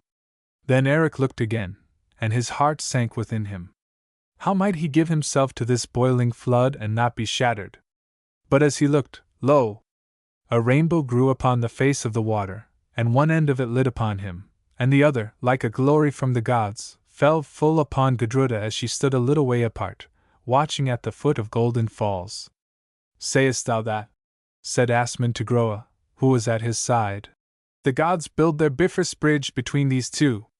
Who now shall keep them asunder? Read the portent thus," she answered. "They shall be united, but not here. Yon is a spirit bridge, and see, the waters of death foam and fall between them." Eric, too, saw the omen, and it seemed good to him, and all fear left his heart. Round about him the waters thundered, but amidst their roar he dreamed that he heard a voice calling, "Be of good cheer, Eric Brighteyes, for thou shalt live to do mightier deeds than this, and in guerdon thou shalt win Gudruda." So he paused no longer, but shortening up the rope, pulled on it with all his strength, and then leapt out upon the arch of waters. They struck him, and he was dashed out like a stone from a sling. Again he fell against them, and again was dashed away, so that his girdle burst. Eric felt it go, and clung wildly to the rope, and lo! With the inward swing, he fell on Wolf's Fang, where never a man has stood before and never a man shall stand again. Eric lay a little while on the rock till his breath came back to him, and he listened to the roar of the waters. Then, rising on his hands and knees, he crept to its point, for he could scarcely stand because of the trembling of the stone beneath the shock of the fall, and when the people below saw that he was not dead, they raised a great shout, and the sound of their voices came to him through the noise of the waters. Now, 12 fathoms beneath him was the surface of the pool, but he could not see it because of the wreaths of spray. Nevertheless, he must leap, and that swiftly, for he grew cold. So of a sudden Eric stood up to his full height, and with a loud cry and a mighty spring, bounded out from the point of Wolf's Fang far into the air, beyond the reach of the falling flood, and rushed headlong towards the gulf beneath. Now all men watching held their breath as his body traveled, and so great is the place, and so high the leap that through the mist Eric seemed but as a big white stone hurled down the face of the arching waters. He was gone, and the watchers rushed down to the foot of the pool, for there, if he rose at all, he must pass to the shallows. Swanhild could look no more, but sank upon the ground. The face of Gudruda was set like a stone with doubt and anguish. Ospakar saw and read the meaning, and he said to himself, "Now Odin grant that this youngling rise not again. For the maid loves him dearly, and he is too much a man to be lightly swept aside." Eric struck the pool. Down he sank, and down, for the water falling from so far must almost reach the bottom of the pool before it can rise again, and he with it. Now he touched the bottom, but very gently, and slowly began to rise, and, as he rose, was carried along by the stream. But it was long before he could breathe, and it seemed to him that his lungs would burst. Still, he struggled up, striking great strokes with his legs. "Farewell to Eric," said Asmund. "He will rise no more now." But just as he spoke, Gudruda pointed to something that gleamed, white and golden, beneath the surface of the current, and lo! The bright hair of Eric rose from the water, and he drew a great breath, shaking his head like a seal, and though but feebly, struck out for the shallows that are at the foot of the pool. Now he found footing, but was swept over by the fierce current, and cut his forehead, and he carried that scar till his death. Again he rose, and with a rush gained the bank unaided and fell upon the snow. Now people gathered about him in silence and wondering, for none had known so great a deed. And presently Eric opened his eyes and looked up, and found the eyes of Gudruda fixed on his, and there was that in them which made him glad he had dared the path of Golden Falls.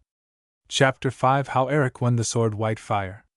Now Asmund the priest bent down, and Eric saw him and spoke. "Thou badest me to thy Yule feast, Lord, by yonder slippery road, and I have come. Dost thou welcome me well?" "No man better," quoth Asmund. "Thou art a gallant man, though foolhardy, and thou hast done a deed that shall be told of while skalds sing and men live in Iceland." "Make place, my father," said Gudruda, "for Eric bleeds." And she loosed the kerchief from her neck and bound it about his wounded brow, and taking the rich cloak from her body, threw it on his shoulders, and no man said her nay.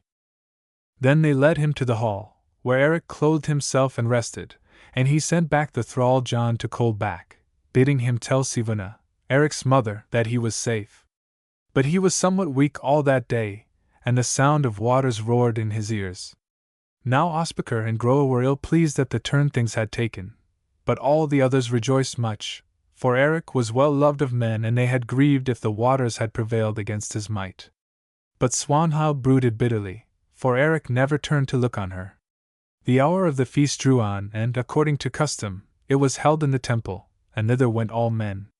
When they were seated in the nave of the Hof, the fat ox that had been made ready for sacrifice was led in and dragged before the altar on which the holy fire burned. Now Asmund the priest slew it, amid silence, before the figures of the gods, and catching its blood in the blood bowl, sprinkled the altar and all the worshippers with the blood twigs.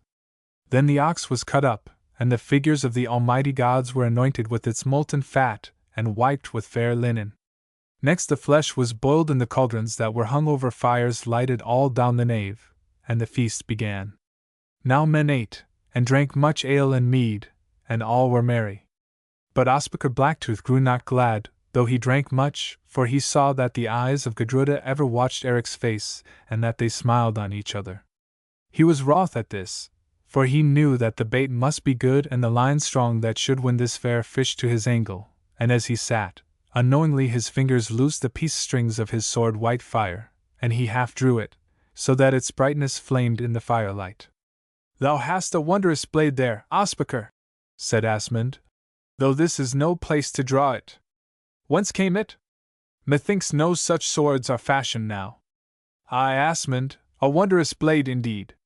There is no other such in the world, for the dwarfs forged it of old, and he shall be unconquered who holds it aloft. This was King Odin's sword, and it is named White Fire. Ralph the Red took it from King Eric's cairn in Norway, and he strove long with the Barrow Dweller, before he wrenched it from his grasp. But my father won it and slew Ralph, though he had never done this had White Fire been aloft against him. But Ralph the Red, being in drink when the ships met in battle, fought with an axe, and was slain by my father, and since then White Fire has been the last light that many a chief's eyes have seen. Look at it, Asmund. Now he drew the great sword, and men were astonished as it flashed aloft. Its hilt was of gold, and blue stones were set therein. It measured 2 ells and a half from crossbar to point, and so bright was the broad blade that no one could look on it for long, and all down its length ran runes. A wondrous weapon, truly, said Asmund. How read the runes? I know not, nor any man, they are ancient. Let me look at them, said Groa. I am skilled in runes. Now she took the sword, and heaved it up, and looked at the runes and said, A strange writing truly. How runs it, housekeeper? Said Asmund. Thus, Lord, if my skill is not at fault. Now Gudruda looked at Eric Brighteyes wonderingly, and Ospakar saw it, and became very angry. Look not so, maiden, he said, for it shall be another Eric than yon Flapperdock who holds White Fire aloft, though it may very well chance that he shall feel its edge. Now Gudruda bit her lip, and Eric burned red to the brow and spoke. It is ill, Lord, to throw taunts like an angry woman. Thou art great and strong, yet I may dare a deed with thee. Peace, boy. Thou canst climb a waterfall well, I gainsay it not, but beware ere thou settest up thyself against my strength. Say now, what game wilt thou play with Ospakar? I will go on home gang with thee, byrnie clad or baresark, and fight thee with axe or sword, or I will wrestle with thee, and White Fire yonder shall be the winner's prize. Nay, I will have no bloodshed here at Middlehof, said Asmund sternly. Make play with fists, or wrestle if ye will, for that were great sport to see, but weapons shall not be drawn. Now Ospakar grew mad with anger and drink, and he grinned like a dog, till men saw the red gums beneath his lips. Thou wilt wrestle with me, youngling, with me whom no man has ever so much as lifted from my feet? Good. I will lay thee on thy face and whip thee, and White Fire shall be the stake, I swear it on the holy altering. But what hast thou to set against the precious sword? Thy poor hovel and its lot of land shall be all too little. I set my life on it. If I lose White Fire, let White Fire slay me, said Eric.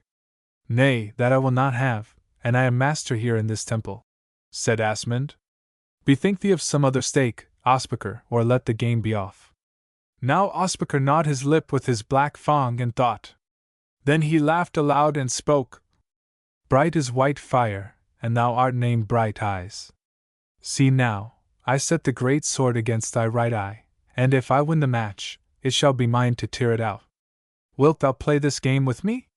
If thy heart fails thee, let it go, but I will set no other stake against my good sword. Eyes and limbs are a poor man's wealth, said Eric. So be it. I stake my right eye against the sword White Fire, and we will try the match tomorrow.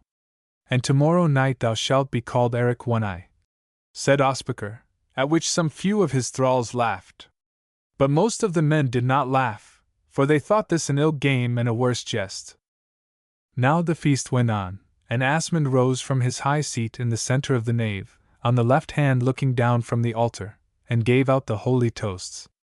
First men drank a full horn to Odin, praying for triumph on their foes. Then they drank to Frey, asking for plenty, to Thor, for strength in battle, to Freya, goddess of love, and to her Eric drank heartily, to the memory of the dead, and last of all, to Bragi, god of all delight. When this cup was drunk, Asmund rose again, according to custom, and asked if none had an oath to swear as to some deed that should be done. For a while there was no answer, but presently Eric Brighteyes stood up. Lord, he said. I would swear an oath. Set forth the matter then, said Asmund.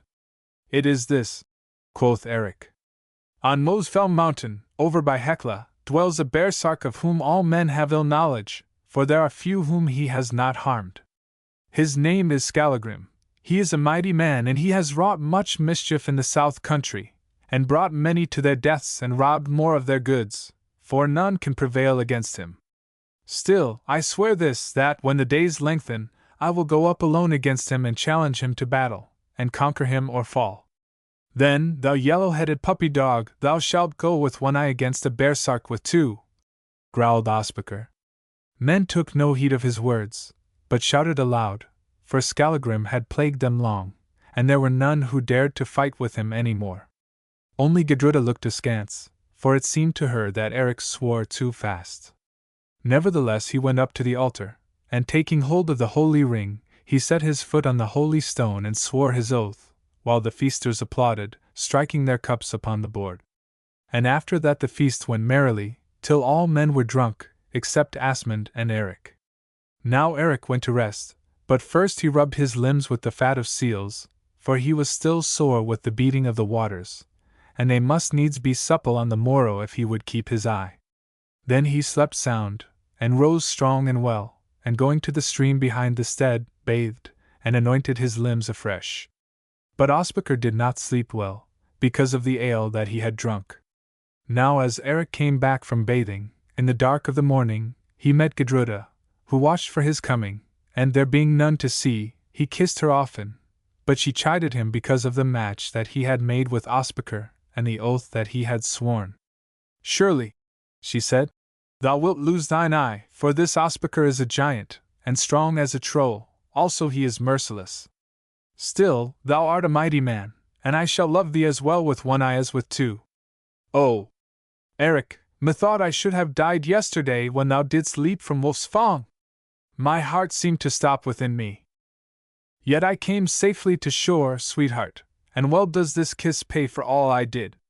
And as for Ospakar, if but once I get these arms about him, I fear him little, or any man, and I covet that sword of his greatly. But we can talk more certainly of these things tomorrow. Now Gudruda clung to him, and told him all that had befallen, and of the doings and words of Swanhild. She honors me beyond my worth, he said, who am in no way set on her, but on the only Gudruda. Art thou so sure of that, Eric? Swanhild is fair and wise. I and evil. When I love Swanhild, then thou mayest love Ospakar. It is a bargain, she said, laughing. Good luck go with thee in the wrestling. And with a kiss she left him, fearing lest she should be seen. Eric went back to the hall, and sat down by the center hearth, for all men slept, being still heavy with drink, and presently Swanhild glided up to him, and greeted him. Thou art greedy of deeds, Eric, she said. Yesterday thou camest here by a path that no man has travelled, today thou dost wrestle with a giant for thine eye, and presently thou goest up against Skallagrim. It seems that this is true, said Eric. Now all this thou doest for a woman who is the betrothed of another man. All this I do for fame's sake, Swanhild. Moreover, Gudruda is betrothed to none. Before another Yule feast is spread, Gudruda shall be the wife of Ospakar. That is yet to be seen, Swanhild. Now Swanhild stood silent for a while and then spoke. Thou art a fool, Eric, yes, drunk with folly. Nothing but evil shall come to thee from this madness of thine. Forget it and pluck that which lies to thine hand. And she looked sweetly at him. They call thee Swanhild the fatherless, he answered. But I think that Loki, the god of guile, was thy father, for there is none to match thee in craft and evil-doing, and in beauty one only. I know thy plots well and all the sorrow that thou hast brought upon us. Still, each seeks honor after his own manner, so seek thou as thou wilt, but thou shalt find bitterness and empty days, and thy plots shall come back on thine own head, yes, even though they bring Gudruda and me to sorrow and death. Swanhild laughed. A day shall dawn, Eric, when thou who dost hate me shalt hold me dear, and this I promise thee. Another thing I promise thee also, that Gudruda shall never call thee husband. But Eric did not answer, fearing lest in his anger he should say words that were better unspoken. Now men rose and sat down to meat, and all talked of the wrestling that should be. But in the morning Ospakar repented of the match, for it is truly said that ale is another man, and men do not like that in the morning which seemed well enough on yester eve. He remembered that he held Whitefire dear above all things, and that Eric's eye had no worth to him, except that the loss of it would spoil his beauty, so that perhaps Gudruda would turn from him. It would be very ill if he should chance to lose the play, though of this he had no fear, for he was held the strongest man in Iceland and the most skilled in all feats of strength, and, at the best, no fame is to be won from the overthrow of a deedless man, and the plucking out of his eye. Thus it came to pass that when he saw Eric he called to him in a big voice. "Hearken, thou Eric!" "I hear thee, thou Ospakar," said Eric, mocking him, and people laughed, while Ospakar grinned angrily and said, "Thou must learn manners, puppy. Still, I shall find no honor in teaching thee in this wise. Last night we made a match in our cups, and I staked my sword Whitefire and thou thine eye. It would be bad that either of us should lose sword or eye. Therefore, what sayest thou, shall we let it pass? Aye, Blacktooth, if thou fearest, but first pay thou forfeit of the sword." Now Ospakar grew very mad and shouted, "Thou wilt indeed stand against me in the ring? I will break thy back anon, youngster, and afterwards tear out thine eye before thou deest." "It may so befall," answered Eric, "but big words do not make big deeds." Presently the light came and thralls went out with spades and cleared away the snow in a circle 2 rods across, and brought dry sand and sprinkled it on the frozen turf, so that the wrestlers should not slip. And they piled the snow in a wall around the ring. But Groa came up to Ospakar and spoke to him apart. "Knowest thou, lord," she said, "that my heart bodes ill of this match? Eric is a mighty man, and great though thou art, I think that thou shalt lout low before him. It will be a bad business if I am overthrown by an untried man," said Ospakar, and was troubled in his mind. "And it would be evil moreover to lose the sword. For no price would I have it so. What wilt thou give me, lord, if I bring thee victory?" "I will give thee 200 in silver." "Ask no questions and it shall be so," said Groa. Now Eric was without, taking note of the ground in the ring, and presently Groa called to her the thrall called the Half-Witted, whom she had sent to Swanhild. "See," she said, "yonder by the wall stand the wrestling shoes of Eric Brighteyes. Haste thee now and take grease, and rub the soles with it, then hold them in the heat of the fire, so that the fat sinks in. Do this swiftly and secretly, and I will give thee 3 pennies. Carl grinned, and did as he was bid, setting back the shoes just as they were before. Scarcely was the deed done when Eric came in, and made himself ready for the game, binding the greased shoes upon his feet, for he feared no trick. Now everybody went out to the ring, and Ospakar and Eric stripped for wrestling. They were clad in tight woolen jerkins and hose, and sheepskin shoes were on their feet. They named Asmund master of the game, and his word must be law to both of them. Eric claimed that Asmund should hold the sword Whitefire that was at stake, but Ospakar gainsaid him, saying that if he gave Whitefire into Asmund's keeping, Eric must also give his eye, and about this they debated hotly. Now the matter was brought before Asmund as umpire, and he gave judgment for Eric. "For," he said, "if Eric yield up his eye into my hand, I can return it to his head no more if he should win. But if Ospakar gives me the good sword and conquers, it is easy for me to pass it back to him unharmed." Men said that this was a good judgment. Thus then was the arm game set.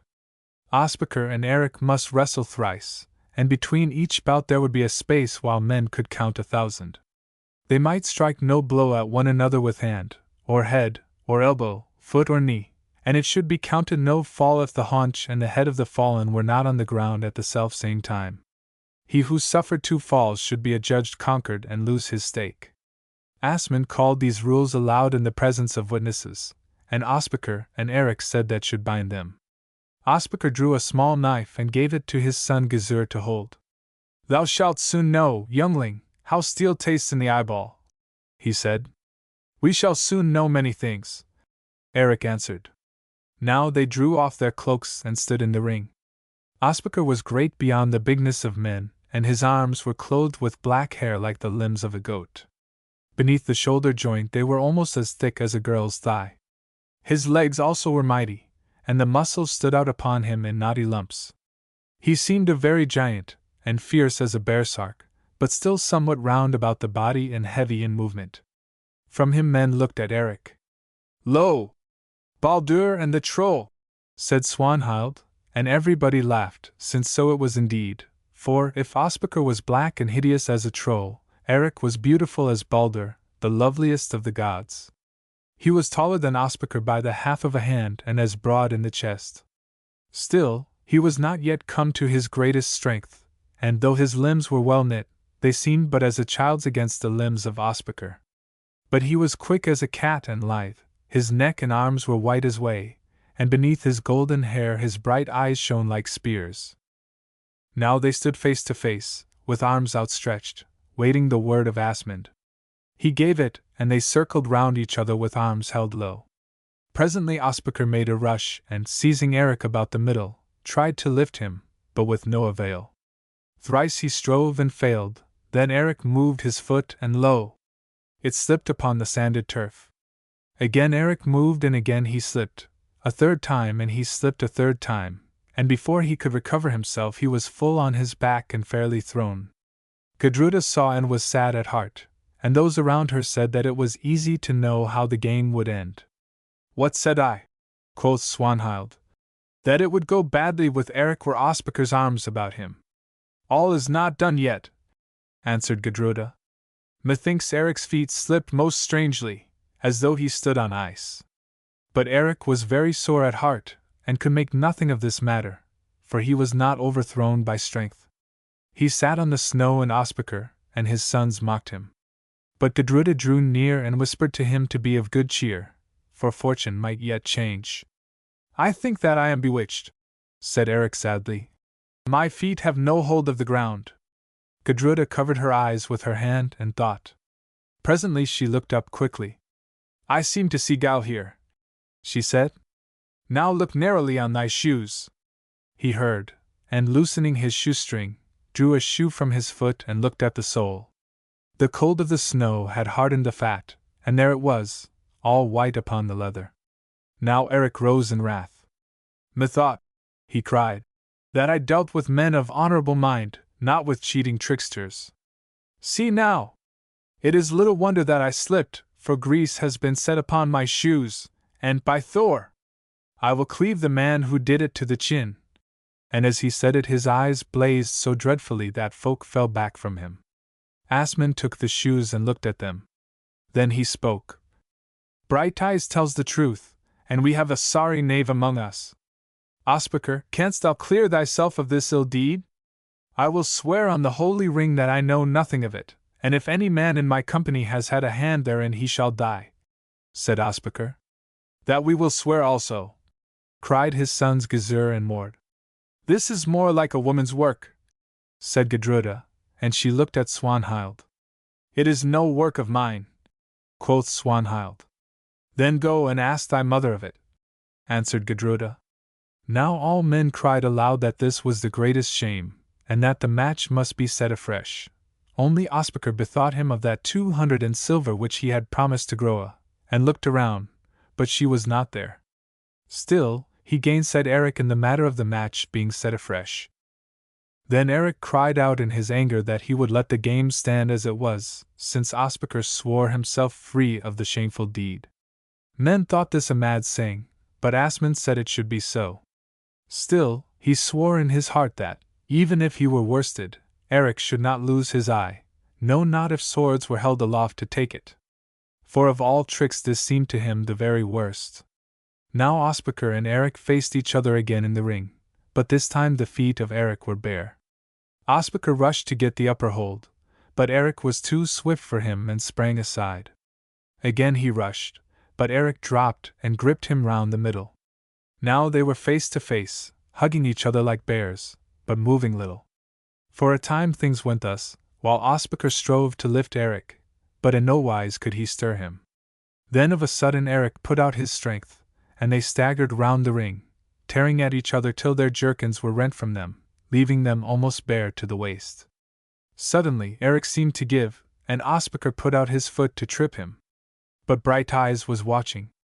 He caught the foot in the crook of his left leg, and threw his weight forward on the chest of Blacktooth. Backward he went, falling with the thud of a tree on snow, and there he lay on the ground, and Eric over him. Then men shouted, "A fall! A fair fall!" and were very glad, for the fight seemed most uneven to them, and the wrestlers rolled asunder, breathing heavily. Gudruda threw a cloak over Eric's naked shoulders. "That was well done, Brighteyes," she said. "The game is still to play, sweet," he gasped. "And Ospakar is a mighty man. I threw him by skill, not by strength. Next time it must be by strength, or not at all." Now breathing time was done, and once more the two were face to face. Thrice Ospakar rushed, and thrice did Eric slip away, for he would waste Blacktooth's strength. Again Ospakar rushed, roaring like a bear, and fire seemed to come from his eyes, and the steam went up from him and hung upon the frosty air like the steam of a horse. This time Eric could not get away, but was swept up into that great grip, for Ospakar had the lower hold. "Now there is an end of Eric," said Swanhild. "The arrow is yet on the bow," answered Gudruda. Blacktooth put out his might and reeled round and round the ring, dragging Eric with him. This way and that he twisted, and time on time Eric's leg was lifted from the ground, but so he might not be thrown.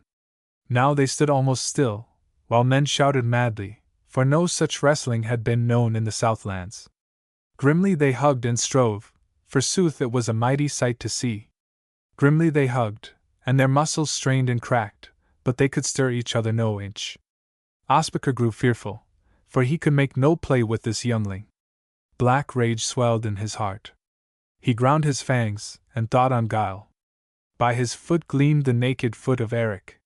Suddenly he stamped on it so fiercely that the skin burst. "Ill done! Ill done!" folk cried, but in his pain Eric moved his foot. Lo!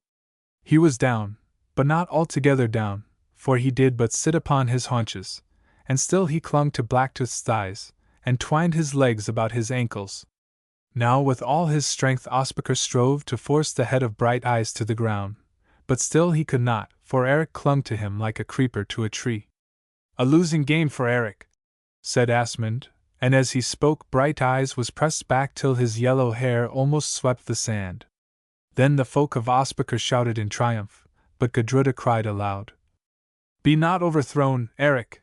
Loose thee and spring aside!" Eric heard, and of a sudden loosed all his grip. He fell on his outspread hand, then, with a swing sideways and a bound, once more he stood upon his feet. Ospakar came at him like a bull made mad with goading, but he could no longer roar aloud. They closed, and this time Eric had the better hold. For a while they struggled round and round till their feet tore the frozen turf, then once more they stood face to face.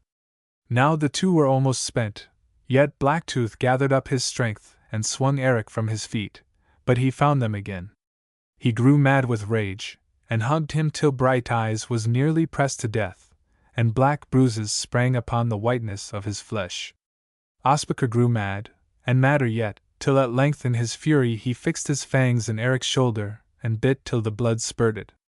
"Ill-kissed, thou rat!" gasped Eric, and with the pain and rush of blood, his strength came back to him. He shifted his grip swiftly. Now his right hand was beneath the fork of Blacktooth's thigh and his left on the hollow of Blacktooth's back. Twice he lifted, twice the bulk of Ospakar rose from the ground, a third mighty lift, so mighty that the wrapping on Eric's forehead burst, and the blood streamed down his face, and lo! Great Blacktooth flew in air. Up he flew, and backward he fell into the bank of snow, and was buried there almost to the knees. Chapter 6 How Asmund the priest was betrothed to Una. For a moment there was silence, for all that company was wonderstruck at the greatness of the deed. Then they cheered and cheered again, and to Eric it seemed that he slept, and the sound of shouting reached him but faintly, as though he heard through snow. Suddenly he woke and saw a man rush at him with axe aloft. It was Mord, Ospakar's son, mad at his father's overthrow. Eric sprang aside, or the blow had been his bane, and, as he sprang, smote with his fist, and it struck heavily on the head of Mord above the ear, so that the axe flew from his hand, and he fell senseless on his father in the snow. Now swords flashed out, and men ringed round Eric to guard him, and it came near to the spilling of blood, for the people of Ospakar gnashed their teeth to see so great a hero overthrown by a youngling, while the southern folk of Middlehof and Ran River rejoiced loudly, for Eric was dear to their hearts. "Down swords!" cried Asmund the priest, "and haul yon carcass from the snow." This then they did, and Ospakar sat up, breathing in great gasps, the blood running from his mouth and ears, and he was an evil sight to see, for what with blood and snow and rage his face was like the face of the Swanhild goblin. But Swanhild spoke in the ear of Gudruda. "Here," she said, looking at Eric, "we too have a man worth loving, foster sister." "Aye," answered Gudruda, "worth and well worth." Now Asmund drew near and before all men kissed Eric Brighteyes on the brow. "In sooth," he said, "thou art a mighty man, Eric, and the glory of the South. This I prophesy of thee, that thou shalt do deeds such as have not been done in Iceland. Thou hast ill been served, for a knave unknown greased thy shoes. Yon swarthy Ospakar, the most mighty of all men in Iceland, could not overthrow thee, though, like a wolf, he fastened his fangs in thee, and, like a coward, stamped upon thy naked foot. Take thou the great sword that thou hast won, and wear it worthily." Now Eric took snow and wiped the blood from his brow. Then he grasped white fire and drew it from the scabbard, and high aloft flashed the war blade. Thrice he wheeled it round his head, then sang aloud. And again he sang. Men thought this well sung, and turned to hear Asmund's answer, nor must they wait long. "Eric," he said, "I will promise thee this, that if thou goest on as thou hast begun, I will give Gudruda in marriage to no other man." "That is good tidings, lord," said Eric. "This I say further, in a year I will give thee full answer according as to how thou dost bear thyself between now and then, for this is no light gift thou askest, also that, if you will it, you twain may now plight troth, for the blame shall be yours if it is broken, and not mine, and I give thee my hand on it." Eric took his hand, and Gudruda heard her father's words and happiness shone in her dark eyes, and she grew faint for very joy. And now Eric turned to her, all torn and bloody from the fray, the great sword in his hand, and he spoke thus. "Thou hast heard thy father's words, Gudruda? Now it seems that there is no great need of troth-plighting between us two. Still, here before all men I ask thee, if thou dost love me and art willing to take me to husband." Gudruda looked up into his face, and answered in a sweet, clear voice that could be heard by all. "Eric, I say to thee now, what I have said before, that I love thee alone of all men, and if it be my father's wish, I will wed no other whilst thou dost remain true to me and hold me dear." "Those are good words," said Eric. "Now, in pledge of them, swear this troth of thine upon my sword that I have won." Gudruda smiled, and taking great white fire in her hand, she said the words again, and, in pledge of them, kissed the bright blade. Then Eric took back the war sword and spoke thus. "I swear that I will love thee, and the only, Gudruda the fair, Asmund's daughter, whom I have desired all my days, and if I fail of this my oath, then our troth is at an end, and thou mayst wed whom thou wilt." And in turn he put his lips upon the sword, while Swanhild watched them do the oath. Now Ospakar was recovered from the fight, and he sat there upon the snow, with bowed head, for he knew well that he had won the greatest shame, and had lost both wife and sword. Black rage filled his heart as he listened, and he sprang to his feet. "I came hither, Asmund," he said, "to ask this maid of thine in marriage, and methinks that had been a good match for her and thee. But I have been overthrown by witchcraft of this man in a wrestling bout, and thereby lost my good sword, and now I must seem to hear him betrothed to the maid before me." "Thou hast heard aright, Ospakar," said Asmund, "and thy wooing is soon sped. Get thee back whence thou camest and seek a wife in thine own quarter, for thou art unfit in age and aspect to have so sweet a maid. Moreover, here in the south we hold men of small account, however great and rich they be, who do not shame to seek to overcome a foe by foul means.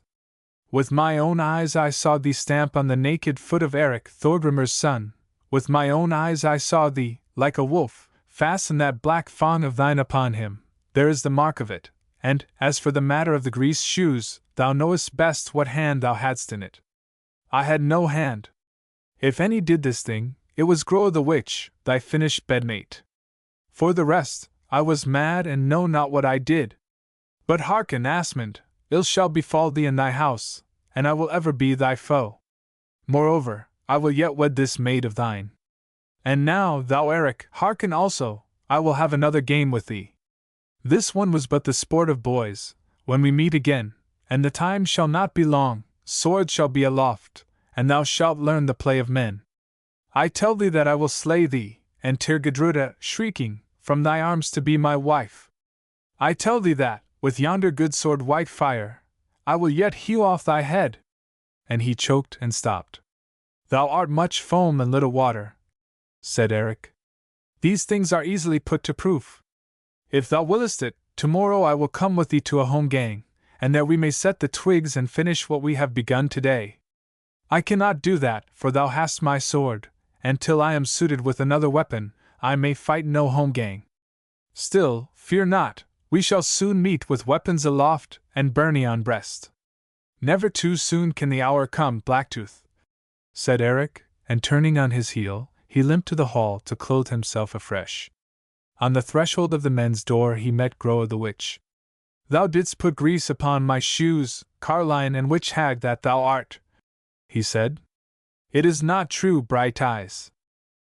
There thou liest, and for all this I will repay thee. Thou art not yet the wife of Asmund, nor shalt be, for a plan comes into my head about it.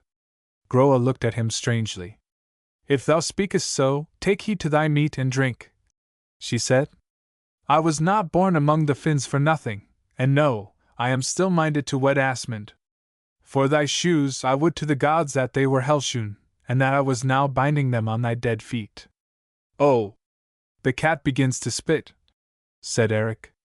But know this, thou mayst grease my shoes, fit work for a carline, but thou mayst never bind them on. Thou art a witch, and wilt come to the end of witches, and what thy daughter is, that I will not say. And he pushed past her and entered the hall. Presently Asmund came to seek Eric there, and prayed him to be gone to his stead on Ran River. The horses of Ospakar had strayed, and he must stop at Middlehof till they were found. But if these two should abide under the same roof, bloodshed would come of it, and that Asmund knew. Eric said yet to this, and when he had rested a while, he kissed Gudruda, and taking a horse, rode away to Coldback, bearing the sword Whitefire with him, and for a time he saw no more of Ospakar. When he came there, his mother Sivuna greeted him as one risen from the dead, and hung about his neck. Then he told her all that had come to pass, and she thought it a marvelous story, and sorrowed that Thorgrimur, her husband, was not alive to know it. But Eric mused a while and spoke. Mother, he said, now my uncle Thorod of Greenfell is dead, and his daughter, my cousin Una, has no home. She is a fair woman and skilled in all things. It comes into my mind that we should bid her here to dwell with us. Why, I thought thou wast betrothed to Gudruda the Fair, said Sivuna. Wherefore, then, wouldst thou bring Una hither? For this cause, said Eric. Because it seems that Asmund the priest wearies of Groa the witch, and would take another wife, and I wish to draw the bands between us tighter, if it may befall so. Groa will take it ill, said Sivuna. Things cannot be worse between us than they are now, therefore I do not fear Groa, he answered. It shall be as thou wilt, son. Tomorrow we will send to Una and bid her here, if it pleases her to come. Now Ospakar stayed 3 more days at Middlehof, till his horses were found, and he was fit to travel, for Eric had shaken him sorely. But he had no words with Gudruda and few with Asmund.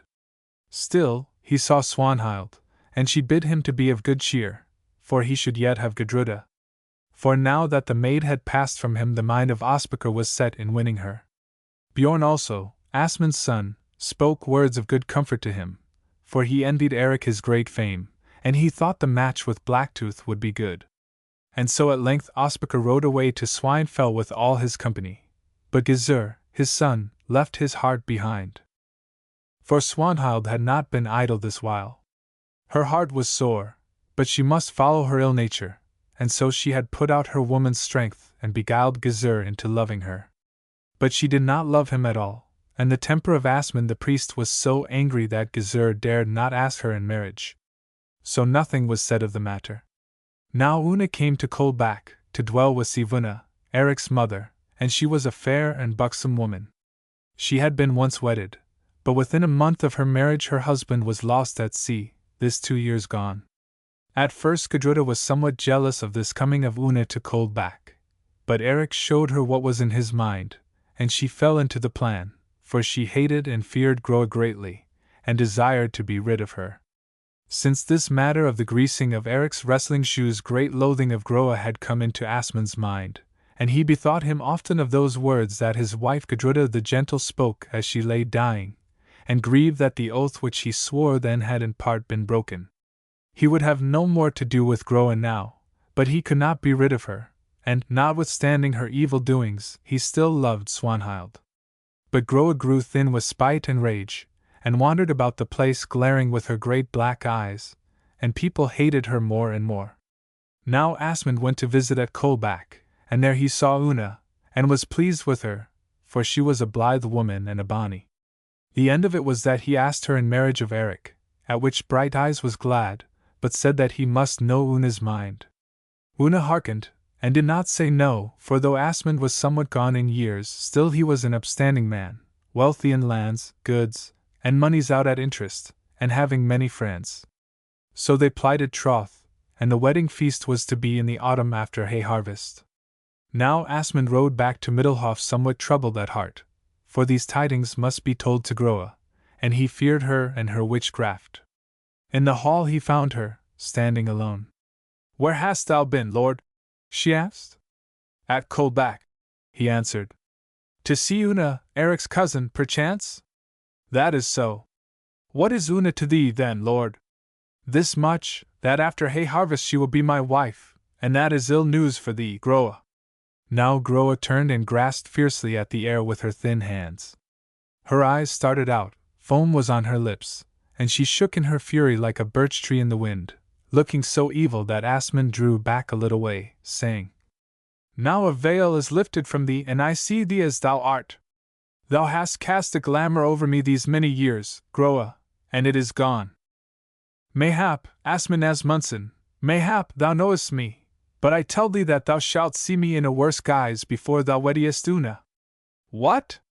Have I borne the greatest shame, lying by thy side these many years, and shall I live to see a rival, young and fair, creep into my place with honor?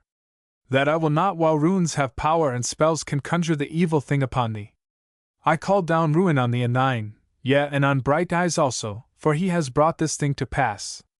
Death take ye all! May thy blood no longer run in mortal veins anywhere on the earth. Go down to Hela, Asmund, and be forgotten!" And she began to mutter runes swiftly. Now Asmund turned white with wrath. "Cease thy evil talk," he said, "or thou shalt be hurled as a witch into Goldfoss Pool." "Into Goldfoss Pool, yea, there I may lie.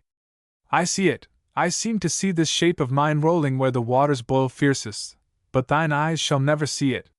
Thy eyes are shut, and shut are the eyes of Una, for ye have gone before, I do but follow after." And thrice Groa shrieked aloud, throwing up her arms, then fell foaming on the sanded floor. "An evil woman and a fey," said Asmund as he called people to her. "It had been better for me if I had never seen her dark face." Now it is to be told that Groa lay beside herself for 10 full days, and Swanhild nursed her. Then she found her sense again, and craved to see Asmund, and spoke thus to him. "It seems to me, Lord, if indeed it be aught but a vision of my dreams, that before this sickness struck me I spoke mad and angry words against thee, because thou hast plighted troth to Una, Thurad's daughter." "That is so in truth," said Asmund. "I have to say this, then, Lord, that most humbly I crave thy pardon for my ill words, and ask thee to put them away from thy mind. Sore heart makes sour speech, and thou knowest well that, howsoever great my faults, at least I have always loved thee and labored for thee, and methinks that in some fashion thy fortunes are the debtor to my wisdom. Therefore when my ears heard that thou hadst of a truth put me away, and that another woman comes an honored wife to rule in Middlehof, my tongue forgot its courtesy, and I spoke words that are of all words the farthest from my mind. For I know well that I grow old, and have put off that beauty with which I was adorned of yore, and that held thee to me. Carline Eric Brighteyes named me, and Carline I am, an old hag, no more. Now forgive me, and in memory of all that has been between us, let me creep to my place in the ingle and still watch and serve thee and thine till my service is outworn. Out of Rant's net I came to thee, and if thou drivest me hence, I tell thee that I will lie down and die upon thy threshold, and when thou sinkest into Eld surely the memory of it shall grieve thee. Thus she spoke and wept much, till Asmund's heart softened in him, and though with a doubting mind, he said it should be as she willed. So Groa stayed on at Middlehof, and was lowly in her bearing and soft of speech. Chapter 7 How Eric went up Mose fell against Skallagrim the baresark. Now Atli the Good, Earl of the Orkneys, comes into the story. It chanced that Atli had sailed to Iceland in the autumn on a business about certain lands that had fallen to him in right of his mother Helga, who was an Icelander, and he had wintered west of Brighteyes. Spring being come, he wished to sail home, and when his ship was bound, he put to sea full early in the year. But it chanced that bad weather came up from the southeast, with mist and rain, so he must needs beach his ship in a creek under shelter of the Westman Islands. Now Atli asked what people dwelt in these parts, and, when he heard the name of Asmund Asmundsen the priest, he was glad, for in old days he and Asmund had gone many a Viking cruise together. We will leave the ship here, he said, till the weather clears, and go up to Middlehof to stay with Asmund. So they made the ship snug, and left men to watch her, but two of the company, with Earl Atli, rode up to Middlehof. It must be told of Atli that he was the best of the earls who lived in those days, and he ruled the Orkneys so well that men gave him a by-name, and called him Atli the Good. It was said of him that he had never turned a poor man away unsuccored, nor bowed his head before a strong man, nor drawn his sword without cause, nor refused peace to him who prayed it. He was 60 years old, but age had left few marks on him, except that of his long white beard. He was keen-eyed, and well-fashioned of form and face, a great warrior and the strongest of men. His wife was dead, leaving him no children, and this was a sorrow to him, but as yet he had taken no other wife, for he would say, "Love makes an old man blind," and, "When age runs with youth, both shall fall," and again, "Mix grey locks and golden and spoil 2 heads," for this earl was a man of many wise sayings. Now Atli came to Middlehof just as men sat down to meat, and, hearing the clatter of arms, all sprang to their feet, thinking that perhaps Ospakar had come again as he had promised. But when Asmund saw Atli he knew him at once, though they had not met for nearly 30 years, and he greeted him lovingly, and put him in the high seat, and gave place to his men upon the crossbenches. Atli told all his story, and Asmund bade him rest a while at Middlehof till the weather grew clearer. Now the earl saw Swanhild and thought the maid wondrous fair, and so indeed she was, as she moved scornfully to and fro in her kirtle of white. Soft was her curling hair, and deep were her dark blue eyes, and bent were her red lips as is a bow above her dimpled chin, and her teeth shone like pearls. "Is that fair maid thy daughter Asmund?" asked Atli. "She is named Swanhild the Fatherless," he answered, turning his face away. "Well," said Atli, looking sharply on him, "were the maid sprung from me, she would not long be called the Fatherless, for few have such a daughter." "She is fair enough," said Asmund, "in all save temper, and that is bad to cross." "In every sort of flaw," answers Atli. "But what has an old man to do with young maids and their beauty?" And he sighed. "I have known younger men who would seem less brisk at bridals," said Asmund, and for that time they talked no more of the matter. Now Swanhild heard something of this speech, and she guessed more, and it came into her mind that it would be the best of sport to make this old man love her, and then to mock him and say him nay. So she set herself to the task, as it ever was her wont, and she found it easy. For all day long, with downcast eyes and gentle looks, she waited upon the earl, and now, At his bidding, she sang to him in a voice soft and low, and now she talked so wisely well that Atli thought no such maid had trod the earth before. But he checked himself with many learned saws, and on a day when the weather had grown fair, and they sat alone, he told her that his ship was bound for Orkney Isles.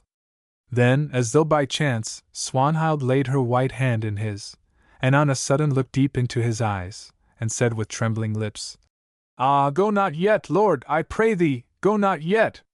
And turning, she fled away. But Atli was much moved, and he said to himself, "Now a strange thing is come to pass. A fair maid loves an old man, and yet, methinks, he who looks into those eyes sees deep waters." And he beat his brow in thought.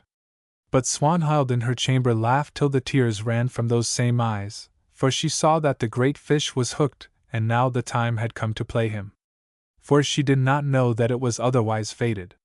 Gudruda, too, saw all these things and knew not how to read them, for she was of an honest mind, and could not understand how a woman may love a man as Swanhild loved Eric and yet make such play with other men, and that of her free will. For she guessed little of Swanhild's guilefulness, nor of the coldness of her heart to all save Eric, nor of how this was the only joy left to her, to make a sport of men and put them to grief and shame. Atli said to himself that he would watch this maid well before he uttered a word to Asmund, and he deemed himself very cunning, for he was wondrous cautious after the fashion of those about to fall. So he set himself to watching, and Swanhild set herself to smiling, and he told her tales of warfare and of daring, and she clasped her hands and said, "Was there ever such a man since Odin trod the earth?" And so it went on, till the serving women laughed at the old man in love and the wit of her that mocked him. Now upon a day, Eric, having made an end of sowing his corn, bethought himself of his vow to go up alone against Skallagrim the baresark in his den on Moe's Fell over by Hekla. Now, this was a heavy task, for Skallagrim was held so mighty among men that none went up against him any more, and at times Eric thought of Gudruda, and sighed, for it was likely that she would be a widow before she was made a wife. Still, his oath must be fulfilled, and moreover, of late Skallagrim, having heard that a youngling named Eric Brighteyes had vowed to slay him single-handed, had made a mock of him in this fashion. For Skallagrim rode down to Coldback on Ran River and at night time took a lamb from the fold.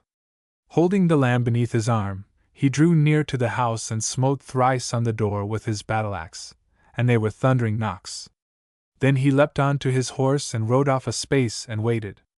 Presently Eric came out, but half-clad, a shield in one hand and white fire in the other, and looking by the bright moonlight he saw a huge black-bearded man seated on a horse, having a great axe in one hand and a lamb beneath his arm. "Who art thou?" roared Eric. "I am called Skallagrim, youngling," answered the man on the horse. "Many men have seen me once, none have wished to see me twice, and some few have never seen aught again. Now, it has been echoed in my ears that thou hast vowed a vow to go up Moe's Fell against Skallagrim the baresark, and I am come hither to say that I will make thee right welcome. See!" And with his axe he cut off the lamb's tail on the pommel of his saddle. "Of the flesh of this lamb of thine I will brew broth, and of his skin I will make me a vest. Take thou this tail, and when thou fittest it on to the skin again, Skallagrim will own a lord." And he hurled the tail towards him. "Bide thou there till I can come to thee," shouted Eric. "It will spare me a ride to Moe's Fell." "Nay, nay. It is good for lads to take the mountain air." And Skallagrim turned his horse away, laughing. Eric watched Skallagrim vanish over the knoll, and then, though he was very angry, laughed also and went in. But first he picked up the tail, and on the morrow he skinned it. Now the time was come when the matter must be tried, and Eric bade farewell to Sivuna his mother, and Una his cousin, and girt white fire round him and set upon his head a golden helm with wings on it. Then he found the byrnie which his father Thorgrimur had stripped, together with the helm, from that baresark who cut off his leg, and this was a good piece, forged of the Welshmen, and he put it on his breast, and taking a stout shield of bull's hide studded with nails, rode away with one thrall, the strong carle named John. But the women misdoubted them much of this venture, nevertheless Eric might not be gainsayed. Now, the road to Moe's Fell runs past Middlehoff, and thither he came. Atli, standing at the men's door, saw him and cried aloud, "Ho! A mighty man comes here!" Swanhild looked out and saw Eric, and he was a goodly sight in his war gear. For now, week by week, he seemed to grow more fair and great, as the full strength of his manhood rose in him, like sap in the spring grass, and Gudruda was very proud of her lover. That night Eric stayed at Middelhof, and sat hand in hand with Gudruda and talked with Earl Atli.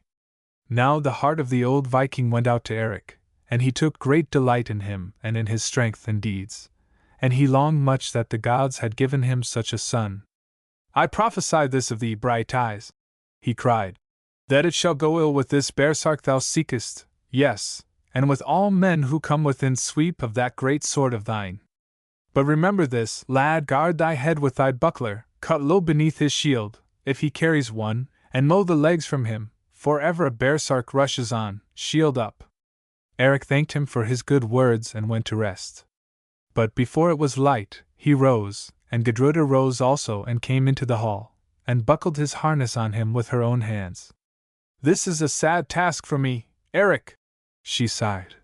"For how do I know that baresark's hands shall not loose this helm of thine?" "That is as it may be, sweet," he said, "but I fear not the baresark or any man. How goes it with Swanhild now?" "I know not. She makes herself sweet to that old earl, and he is fain of her, and that is beyond my sight." "I have seen as much," said Eric. "It would be well for us if he should wed her." "Aye, and ill for him, but it is to be doubted if that is in her mind." Now Eric kissed her soft and sweet, and went away, bidding her look for his return on the day after the morrow. Gudruda bore up bravely against her fears till he was gone, but then she wept a little.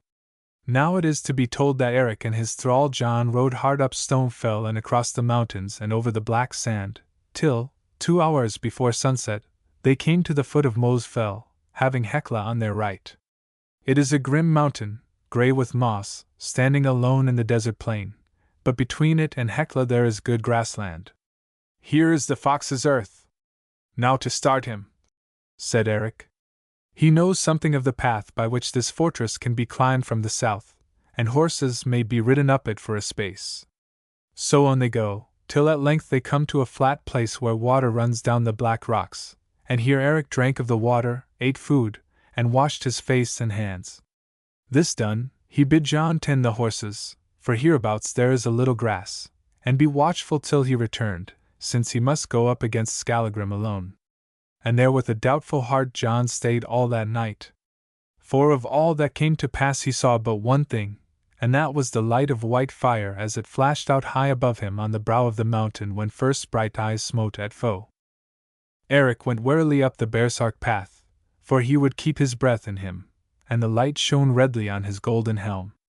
High he went, till at length he came to a pass narrow and dark and hedged on either side with sheer cliffs, such as 2 armed men might hold against a score. He peered down this path, but he saw no baresark, though it was worn by baresark feet.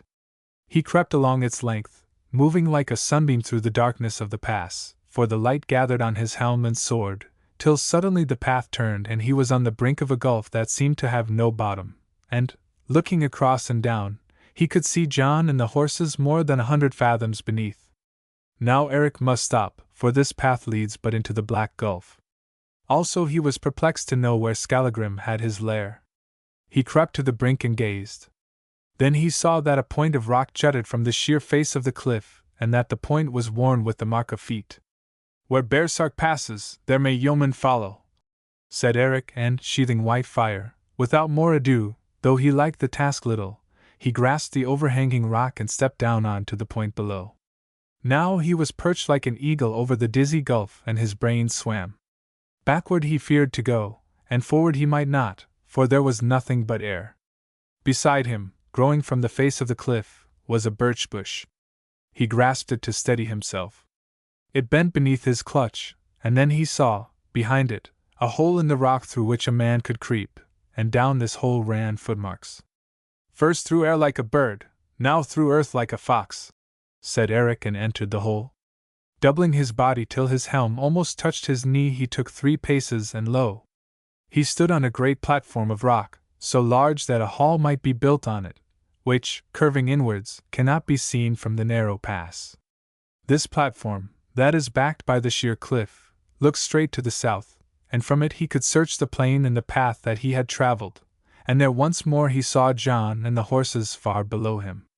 A strong place, truly, and well chosen, said Eric, and looked around.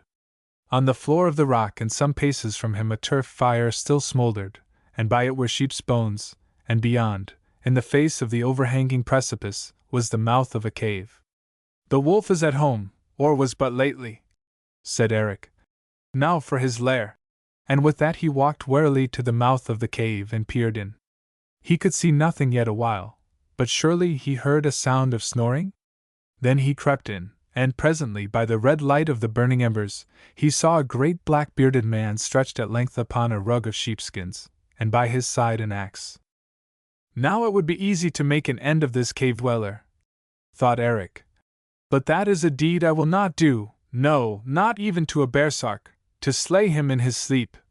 And therewith he stepped lightly to the side of Skallagrim, and was about to prick him with the point of white fire, when, as he did so, another man sat up behind Skallagrim. By Thor! For two I did not bargain, said Eric, and sprang from the cave.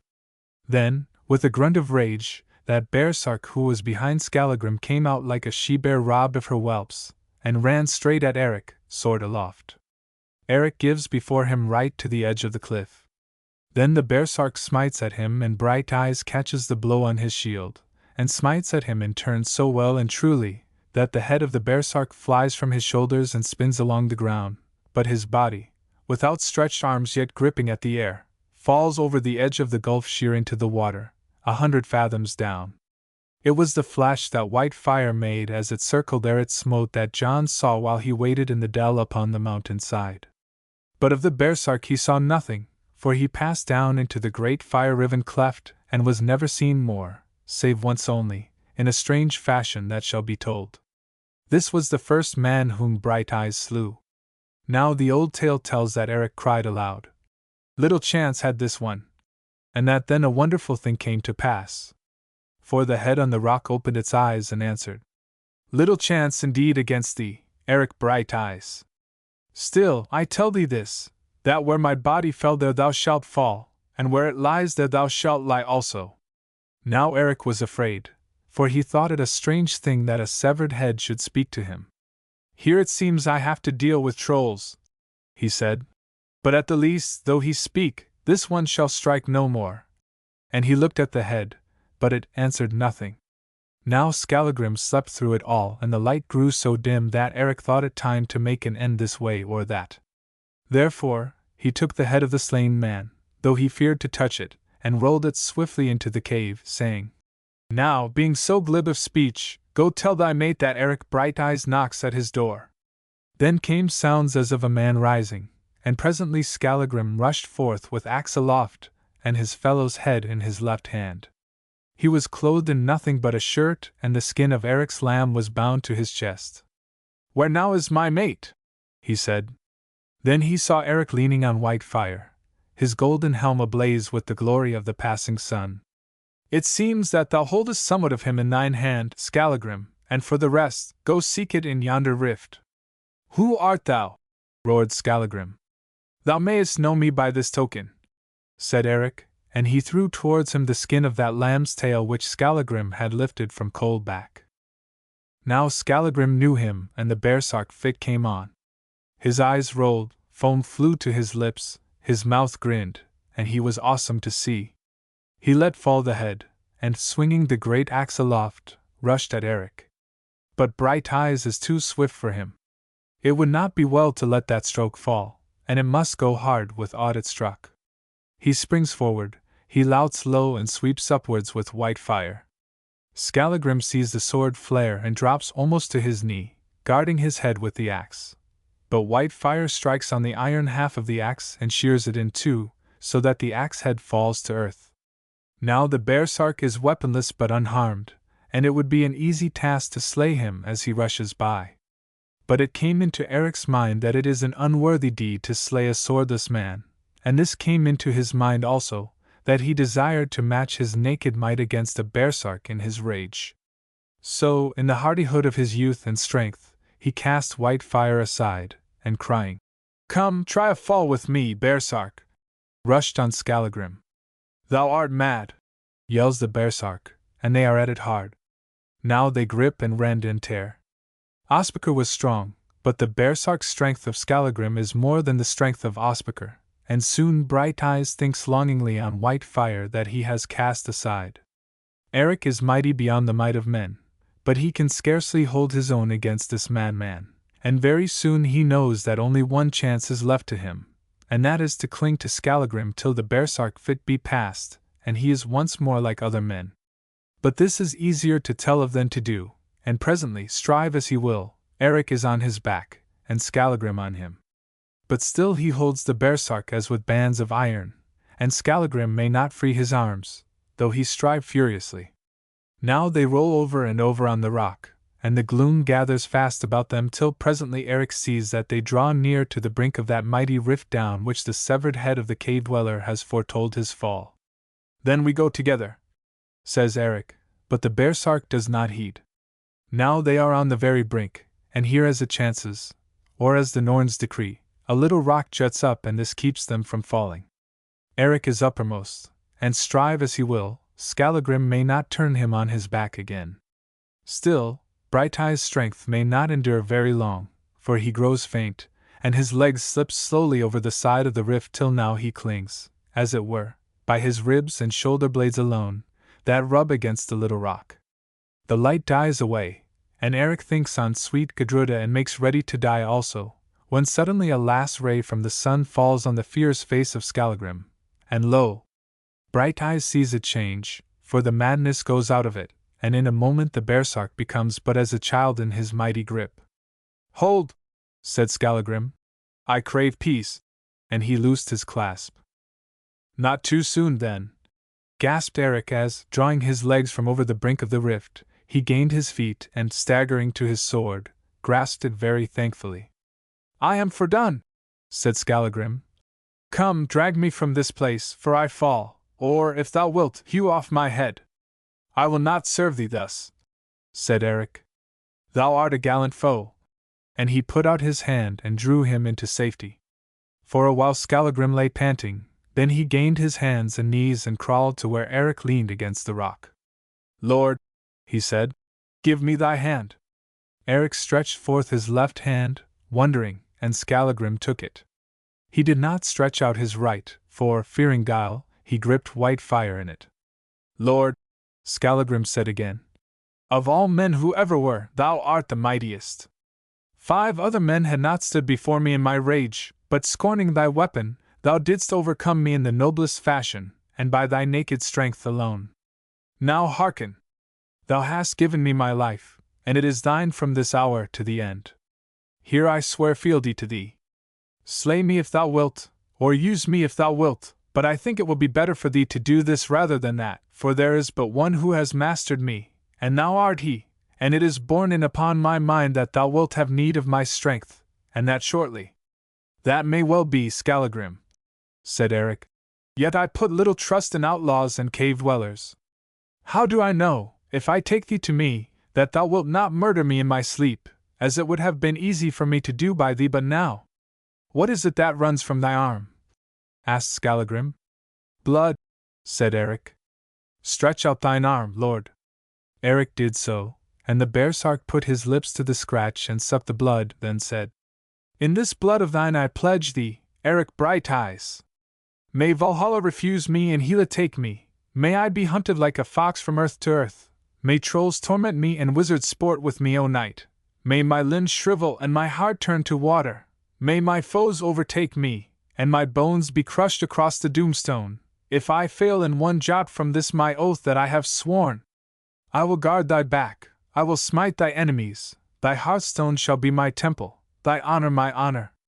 Thrall am I of thine, and thrall I will be, and whiles thou wilt we will live one life, and in the end, we will die one death. It seems that in going to seek a foe I have found a friend," said Eric, "and it is likely enough that I shall need one. Skallagrim, baresark and outlaw as thou art, I take thee at thy word. Henceforth, we are master and man, and we will do many a deed side by side, and in token of it I lengthen thy name, and call thee Skallagrim Lamb's Tail. Now, if thou hast it, give me food and drink, for I am faint from that hug of thine, old bear. Chapter 8 How Ospakar Blacktooth found Eric Brighteyes and Skallagrim Lamb's Tail on Horsehead Heights. Now Skallagrim led Eric to his cave and fed the fire and gave him flesh to eat and ale to drink.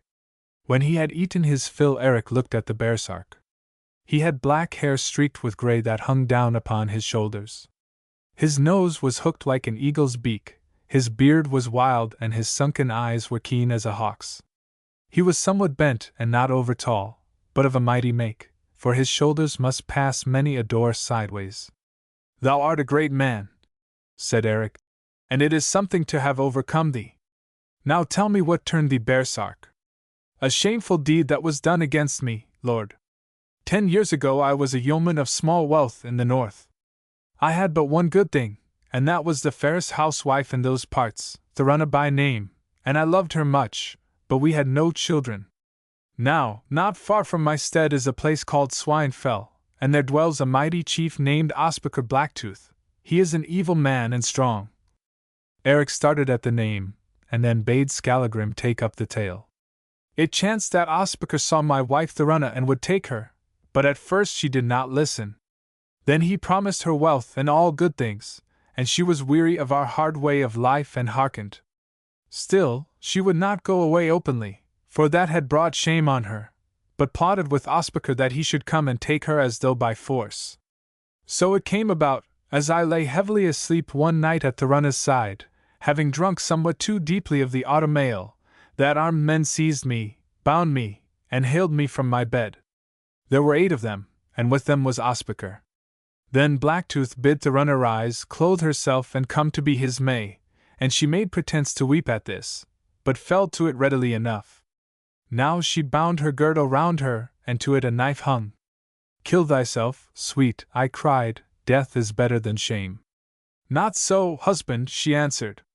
"It is true that I love but thee, yet a woman may find another love, but not another life," and I saw her laugh through her mock tears. Now Ospakar rode in hot haste away to Swanhild, and with him went Thorunna. But his men stayed a while and drank my ale, and, as they drank, they mocked me who was bound before them, and little by little all the truth was told of the doings of Ospakar and Thorunna my housewife, and I learned that it was she who had planned this sport. Then my eyes grew dark and I drew near to death from very shame and bitterness. But of a sudden something leaped up in my heart, fire raged before my eyes, and voices in my ears called on to war and vengeance. I was baresark, and like hay bands I burst my cords. My axe hung on the wainscot. I snatched it thence, and of what befell I know this alone, that, when the madness passed, 8 men lay stretched out before me, and all the place was but a gore of blood.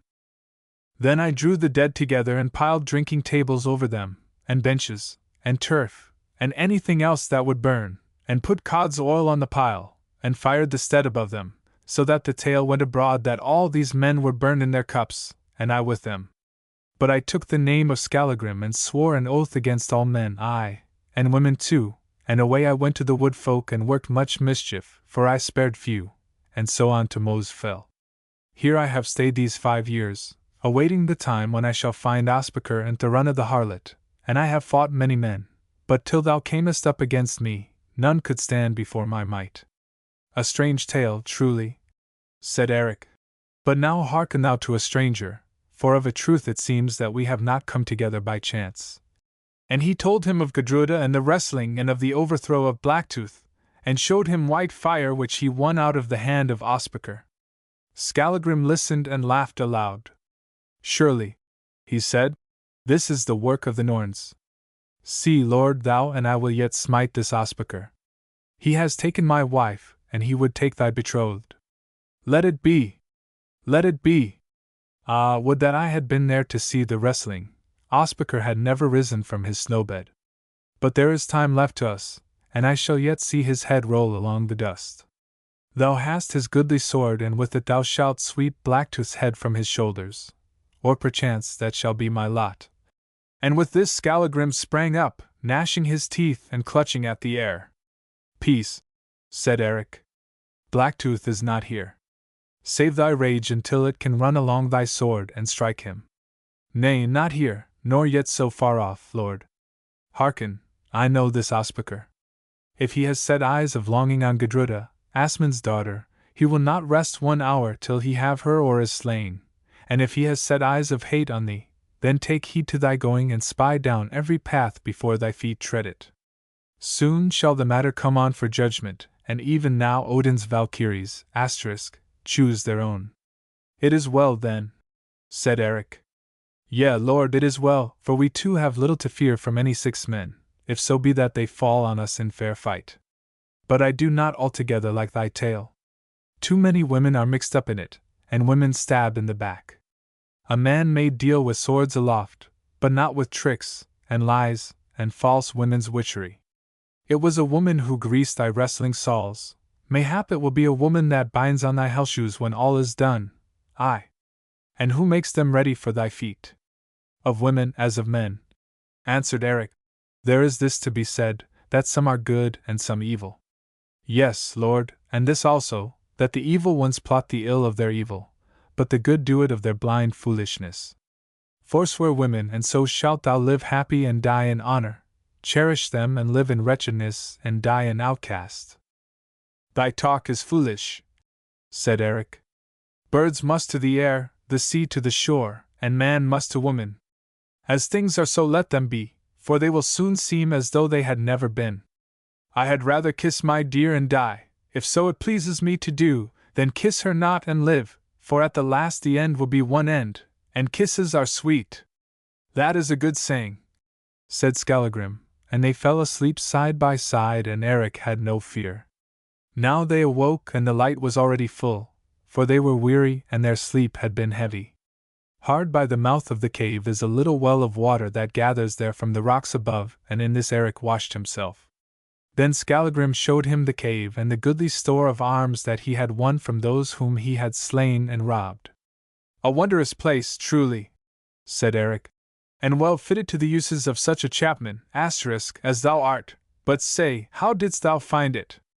I followed him who was here before me and gave him choice, to go, or to fight for the stronghold.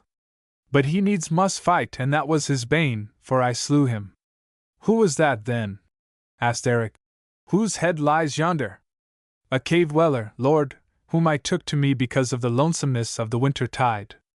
He was an evil man, for though it is good to be baresark from time to time, yet to dwell with one who is always baresark is not good, and thou didst a needful deed in smiting his head from him, and now let it go to find its trunk. And he rolled it over the edge of the great rift. Knowest thou, Skallagrim, that this head spoke to me after it had left the man's shoulders, saying that where its body fell there I should fall, and where it lay there I should lie also? Then, Lord, that is likely to be thy doom, for this man was foresight, and but the night before last, as we rode out to seek sheep, he felt his head, and said that, before the sun sank again, 100 fathoms of air should link it to his shoulders. It may be so, answered Eric. I thought as I lay in thy grip yonder that the fate was near. And now arm thyself, and take such goods as thou needest, and let us hence, for that thrall of mine who waits me yonder will think thou hast been too mighty for me.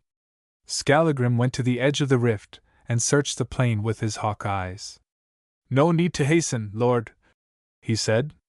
See, yonder rides thy thrall across the black sand, and with him goes thy horse. Surely he thought thou camest no more down the path by which thou wentest up, and it is not thrall's work to seek Skallagrim in his lair and ask for tidings. Wolves take him for a fool, said Eric in anger. He will ride to Middlehof and sing my death song, and that will sound sadly in some ears. It is pleasant, lord, said Skallagrim, when good tidings dog the heels of bad, and women folk can spare some tears and be little poorer. I have horses in a secret dell that I will show thee, and on them we will ride hence to Middlehof, and there thou must claim peace for me. It is well, said Eric. Now arm thyself, for if thou goest with me thou must make an end of thy baresark ways, or keep them for the hour of battle. I will do thy bidding, lord, said Skallagrim. Then he entered the cave and set a plain black steel helm upon his black locks, and a black chain byrnie about his breast. He took the great axe head also and fitted to it the half of another axe that lay among the weapons. Then he drew out a purse of money and a store of golden rings, and set them in a bag of otter skin, and buckled it about him. But the other goods he wrapped up in skins and hid behind some stones which were at the bottom of the cave, purposing to come another time and fetch them. Then they went forth by that same perilous path which Eric had trod, and Skallagrim showed him how he might pass the rock in safety. "A rough road this," said Eric as he gained the deep cleft.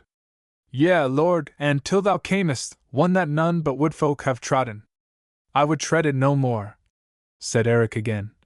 "And yet that fellow thief of thine said that I should die here." And for a while his heart was heavy. Now Skallagrim Lambstail led him by secret paths to a dell rich in grass, that is hid in the round of the mountain, and here 3 good horses were at feed. Then, going to a certain rock, he brought out bits and saddles, and they caught the horses, and mounting them, rode away from Mosfell. Now Eric and his henchman Skallagrim the baresark rode 4 hours and saw nobody, till at length they came to the brow of a hill that is named Horsehead Heights, and crossing it, found themselves almost in the midst of a score of armed men who were about to mount their horses. "Now we have company," said Skallagrim. "Yes, and bad company," answered Eric. "For yonder I spy Ospakar Blacktooth, and Gizur and Mord his sons, I and others. Down, and back to back, for they will show us little gentleness."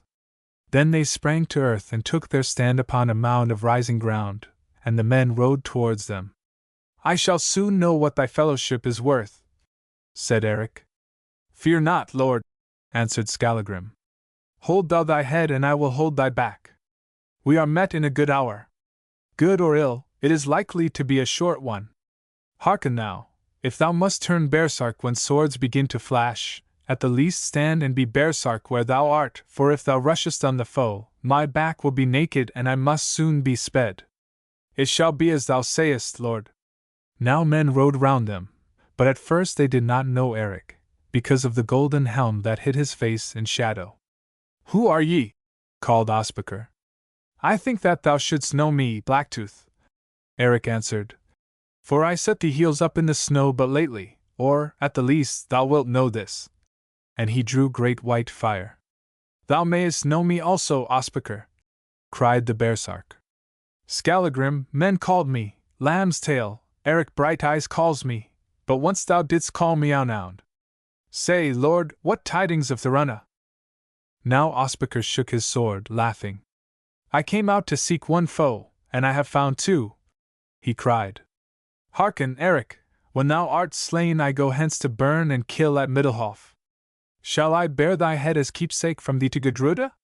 For thee, Ounound, I thought thee dead, but being yet alive, Thorunna, my sweet love, sends thee this."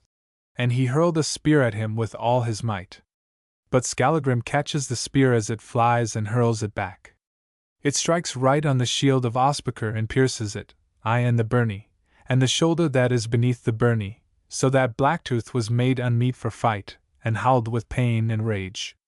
"Go, bid Thorunna draw that splinter forth," says Skallagrim, "and heal the hole with kisses." Now Ospakar, writhing with his hurt, shouts to his men to slay the 2 of them, and then the fight begins. One rushes at Eric and smites at him with an axe. The blow falls on his shield, and shears off the side of it, then strikes the byrnie beneath, but lightly. In answer Eric sweeps low at him with white fire, and cuts his leg from under him between knee and thigh, and he falls and dies. Another rushes in. Down flashes white fire before he can smite, and the carle's shield is cloven through. Then he chooses to draw back and fights no more that day. Skallagrim slays a man, and wounds another sore. A tall chief with a red scar on his face comes at Brighteyes. Twice he faints at the head while Eric watches, then lowers the sword beneath the cover of his shield, and sweeps suddenly at Eric's legs.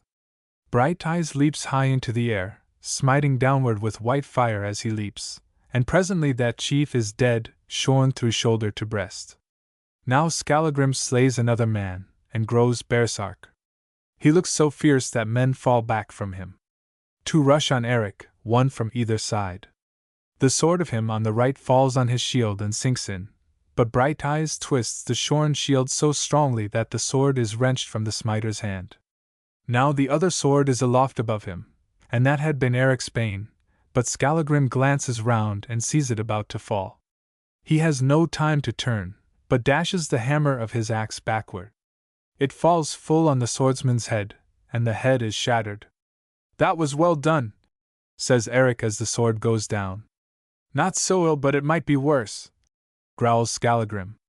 Presently all men drew back from those two, for they have had enough of white fire and the baresark's axe. Ospakar sits on his horse, his shield pinned to his shoulder, and curses aloud. "Close in, you cowards!" he yells. "Close in and cut them down!" But no man stirs. Then Eric mocks them. "There are but two of us," he says. "Will no man try a game with me? Let it not be sung that 20 were overcome of 2. Now Ospakar's son Mord hears, and he grows mad with rage. He holds his shield aloft, and rushes on. But Gizur the lawman does not come, for Gizur was a coward. Skallagrim turns to meet Mord, but Eric says, "This one for me, comrade," and steps forward. Mord strikes a mighty blow. Eric's shield is all shattered and cannot stay it. It crashes through and falls full on the golden helm, beating Brighteyes to his knee. Now he is up again and blows fall thick and fast.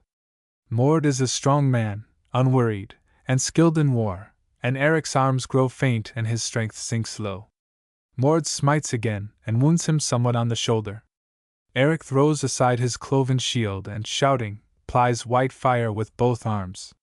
Mord gives before him, then rushes and smites. Eric leaps aside.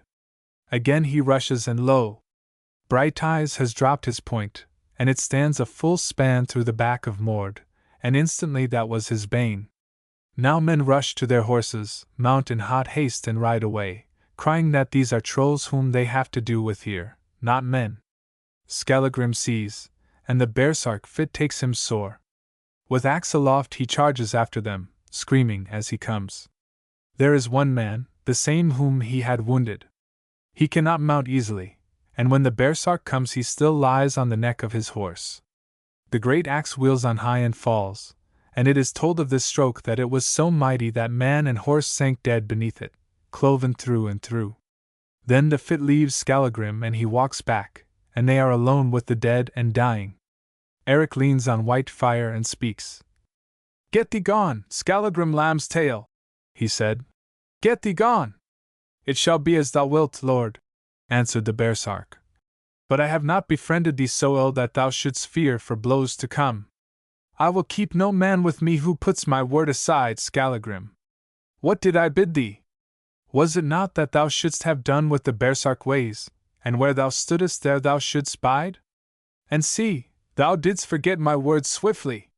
Now get thee gone!" "It is true, lord," he said. "He who serves must serve wholly." And Skallagrim turned to seek his horse. "Stay," said Eric. "Thou art a gallant man and I forgive thee, but cross my will no more.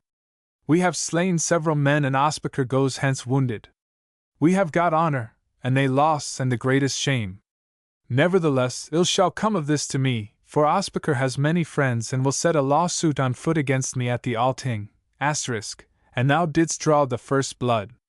Would that the spear had gone more home," said Skallagrim. "Ospakar's time is not yet," answered Eric. "Still, he has something by which to bear us in mind." Chapter 9 How Swanhild Dealt with Gudruda. Now John, Eric's thrall, watched all night on Mosfell, but saw nothing except the light of white fire as it smote the baresark's head from his shoulders. He stayed there till daylight, much afraid. Then, making sure that Eric was slain, John rode hard and fast for Middelhof, whither he came at evening. Gudruda was watching by the women's door. She strained her eyes towards Mosfell to catch the light gleaming on Eric's golden helm, and presently it gleamed indeed, white not red. "See," said Swanhild at her side. "Eric comes!" "Not Eric, but his thrall," answered Gudruda, "to tell us that Eric is sped." They waited in silence while John galloped towards them. "What news of Brighteyes?" cried Swanhild. "Little need to ask," said Gudruda. "Look at his face. Now John told his tale and Gudruda listened, clinging to the door-post. But Swanhild cursed him for a coward, so that he shrank before her eyes. Gudruda turned and walked into the hall, and her face was like the face of death. Men saw her, and Asmund asked why she wore so strange a mien. Then Gudruda sang this song. And with this she walked from the stead, looking neither to the right nor to the left. "Let the maid be," said Atli the Earl. "Grief fares best alone. But my heart is sore for Eric.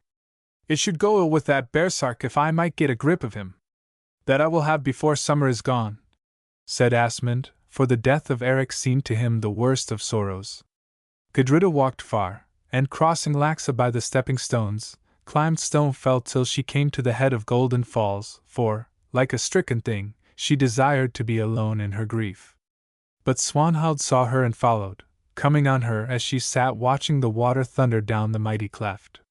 Presently Swanhild's shadow fell athwart her, and Gudruda looked up.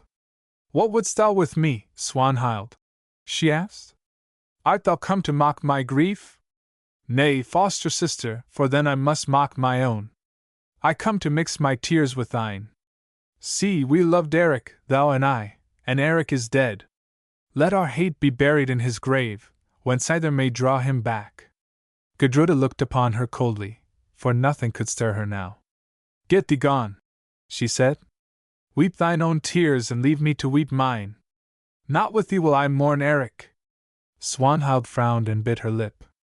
"I will not come to thee with words of peace a second time, my rival," she said. "Eric is dead, but my hate that was born of Eric's love for thee lives on and grows, and its flower shall be thy death, Gudruda. Now that Brighteyes is dead, I would fain follow on his path, so, if thou listest, throw the gates wide." Gudruda answered, and heeded her no more. Swanhild went, but not far. On the further side of a knoll of grass she flung herself to earth and grieved as her fierce heart might. She shed no tears, but sat silently, looking with empty eyes adown the past, and onward to the future, and finding no good therein. But Gudruda wept as the weight of her loss pressed in upon her, wept heavy silent tears and cried in her heart to Eric who was gone, cried to death to come upon her and bring her sleep or Eric. So she sat and so she grieved till, quite outworn with sorrow, sleep stole upon her, and she dreamed. Gudruda dreamed that she was dead and that she sat nigh to the golden door that is in Odin's house at Valhalla, by which the warriors pass and repass forever. There she sat from age to age, listening to the thunder of 10,000 tramping feet, and watching the fierce faces of the chosen as they marched out in armies to do battle in the meads. And as she sat, at length a one-eyed man, clad in gleaming garments, drew near and spoke to her. He was glorious to look on, and old, and she knew him for Odin the All-Father. "Whom seekest thou, maid Gudruda?" he asked, and the voice he spoke with was the voice of waters. "I seek Eric Brighteyes," she answered, "who passed hither 1,000 years ago, and for love of whom I am heartbroken." "Eric Brighteyes, Thorgrimr's son?" quoth Odin. "I know him well. No brisker warrior enters at Valhalla's doors, and none shall do more service at the coming of Grey Wolf Fenrir. Pass on and leave him to his glory and his god." Then, in her dream, she wept sore, and prayed of Odin by the name of Freyja that he would give Eric to her for a little space. "What wilt thou pay then, maid Gudruda?" said Odin. "My life," she answered. "Good," he said. "For a night Eric shall be thine. Then die, and let thy death be his cause of death." And Odin sang this song.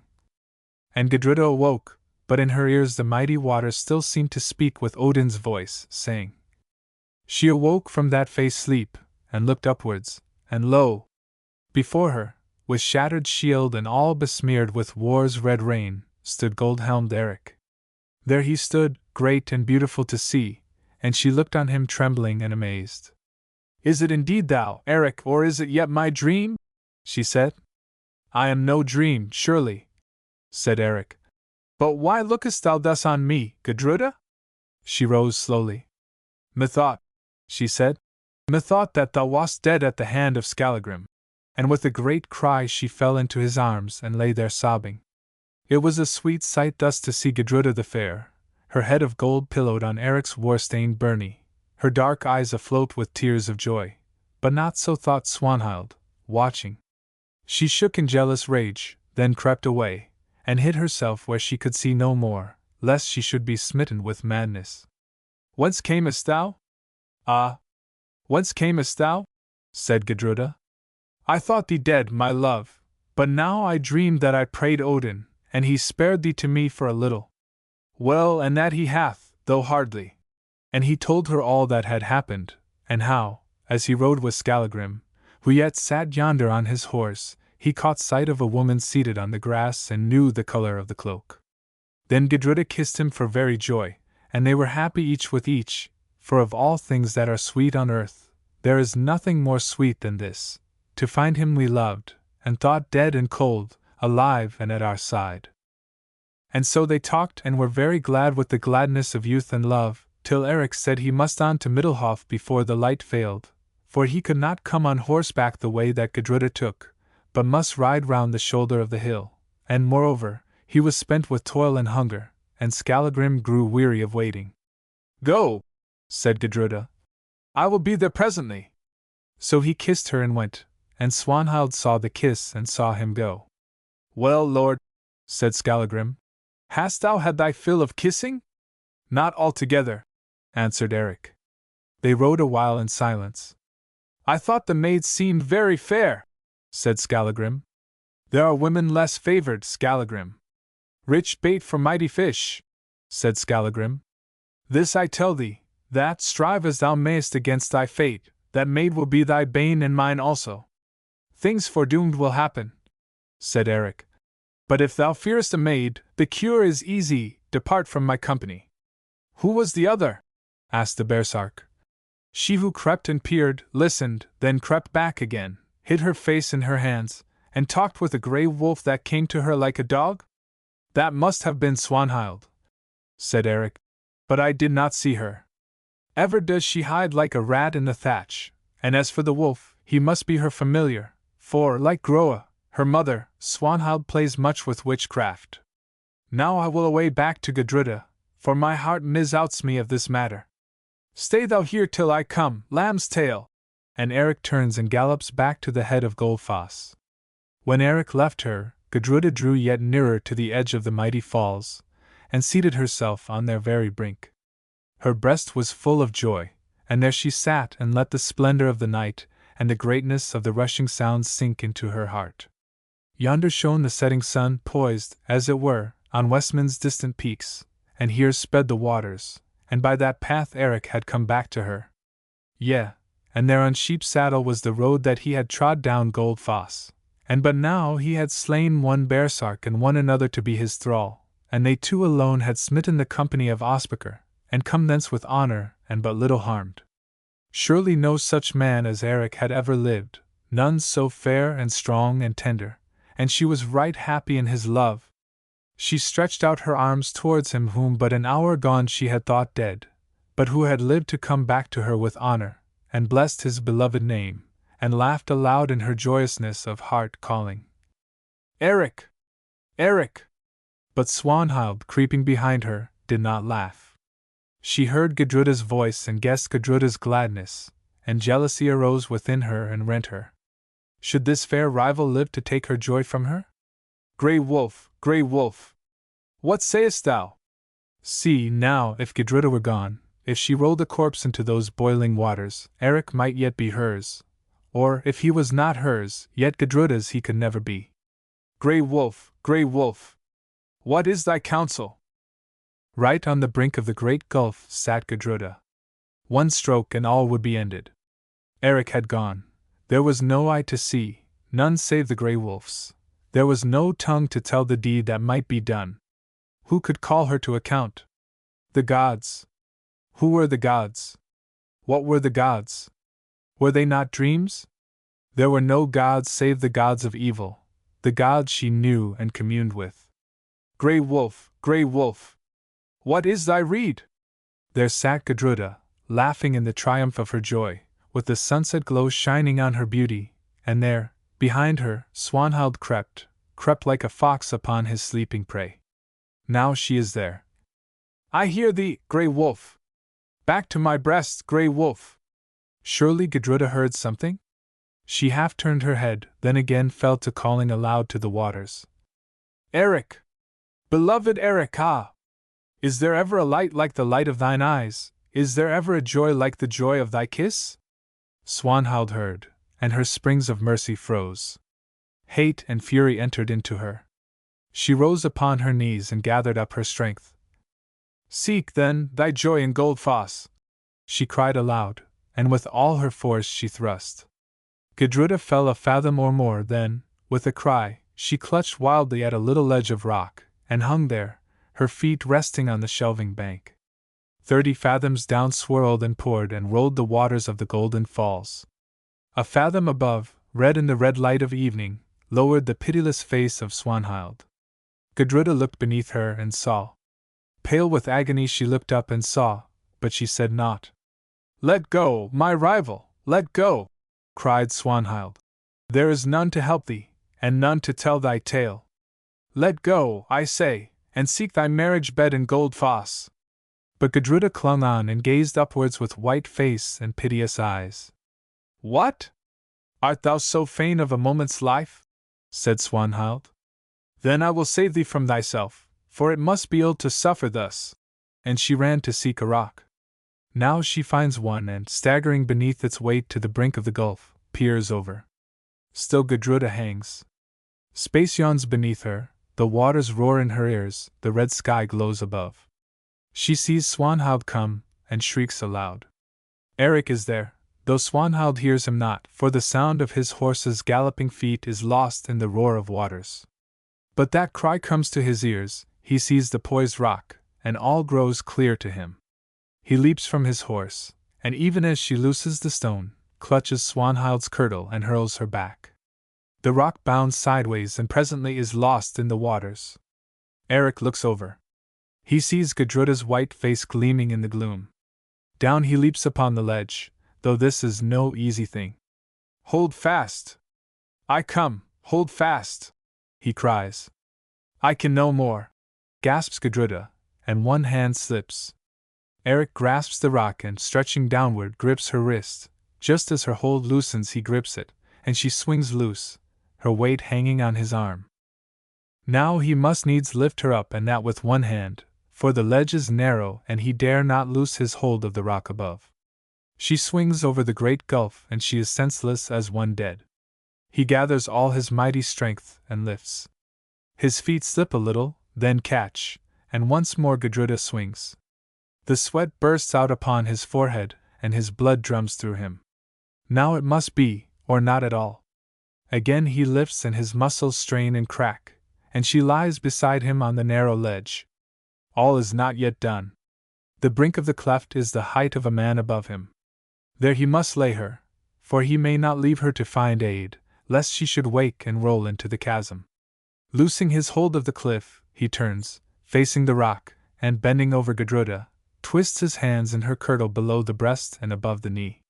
Then once more Eric puts out his might and draws her up to the level of his breast, and rests. Again with all his force he lifts her above the crest of his helm and throws her forward, so that now she lies upon the brink of the great cliff. He almost falls backward at the effort, but clutching the rock, he saves himself, and with a struggle gains her side, and lies there, panting like a wearied hound of chase. Of all trials of strength that ever were put upon his might, Eric was wont to say, this lifting of Gudruda was the greatest, for she was no light woman, and there was little to stand on, and almost nothing to cling to. Presently Brighteyes rose and peered at Gudruda through the gloom. She still swooned. Then he gazed about him, but Swanhild, the witch girl, was gone.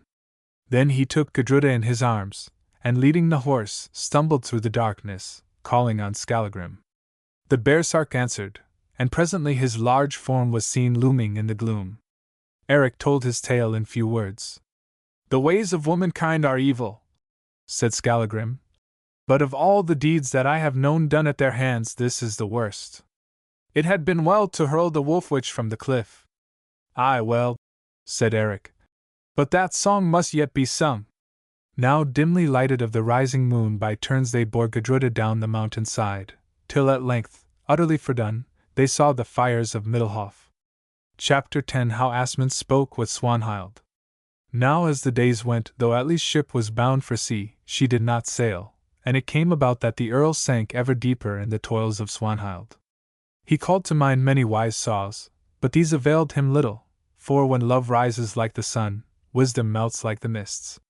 So at length it came to this, that on the day of Eric's coming back, Atli went to Asmund the priest, and asked him for the hand of Swanhild the fatherless in marriage. Asmund heard and was glad, for he knew well that things went badly between Swanhild and Gudruda, and it seemed good to him that seas should be set between them. Nevertheless, he thought it honest to warn the Earl that Swanhild was apart from other women. "Thou dost great honor, Earl, to my foster daughter and my house," he said. "Still, it behoves me to move gently in this matter. Swanhild is fair, and she shall not go hence a wife undowered. But I must tell thee this, that her ways are dark and secret, and strange and fiery are her moods, and I think that she will bring evil on the man who weds her. Now I love thee, Atli, were it only for our youth's sake, and thou art not altogether fit to mate with such a maid, for age has met thee on thy way. For, as thou wouldst say, youth draws to youth as the tide to the shore, and falls away from Eld as the wave from the rock.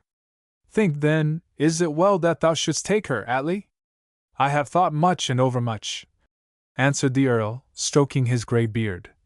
"But ships old and new drive before a gale." "Aye, Atli, and the new ship rides where the old one founders. A true rede, a heavy rede, Asmund, yet I am minded to sail this sea, and if it sink me, well, I have known fair weather. Great longing has got hold of me, and I think the maid looks gently on me, and that things may yet go well between us. I have many things to give such as women love.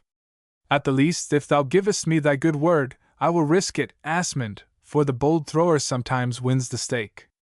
Only I say this, that if Swanhild is unwilling, let there be an end of my wooing, for I do not wish to take a bride who turns from my grey hairs." Asmund said that it should be so, and they made an end of talking just as the light faded.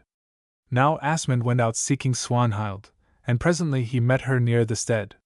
He could not see her face, and that was well, for it was not good to look on, but her mien was wondrous wild. "Where hast thou been, Swanhild?" he asked. "Mourning Eric Brighteyes," she made answer. "It is meeter for Gudruda to mourn over Eric than for thee, for her loss is heavy," Asmund said sternly. "What hast thou to do with Eric? Little or much, or all, read it as thou wilt, foster father. Still, all wept for are not lost, nor all who are lost wept for. Little do I know of thy dark reeds," said Asmund. "Where is Gudruda now? High is she or low, sleeping or perchance awakened, naught reck I.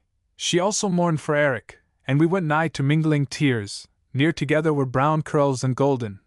And she laughed aloud. "Thou art surely fey, thou evil girl," said Asmund. "Aye, foster father, fey, yet is this but the first of my feydom. Here starts the road that I must travel, and my feet shall be red ere the journey's done." "Leave thy dark talk," said Asmund, "for to me it is as the wind's song, and listen, a good thing has befallen thee, aye, good beyond thy deserving." "Is it so? Well, I stand greatly in need of good. What is thy tidings, foster father?" "This, Atli the Earl asks thee in marriage, and he is a mighty man, well honored in his own land, and set higher, moreover, than I had looked for thee." "Aye," answered Swanhild, "set like the snow above the fells, set in the years that long are dead. Nay, foster father, this white-bearded dotard is no mate for me." "What? Shall I mix my fire with his frost, my breathing youth with the creeping palsy of his age? Never! If Swanhild weds, she weds not so, for it is better to go maiden to the grave than thus to shrink and wither at the touch of Eld. Now is Atli's wooing sped, and there's an end." Asmund heard and grew wroth, for the matter seemed strange to him, nor are maidens wont thus to put aside the word of those set over them. "There is no end," he said. "I will not be answered thus by a girl who lives upon my bounty. It is my rede that thou weddiest Atli, or else thou goest hence. I have loved thee, and for that love's sake I have borne thy wickedness, thy dark secret ways, and evil words, But I will be crossed no more by thee, Swanhild.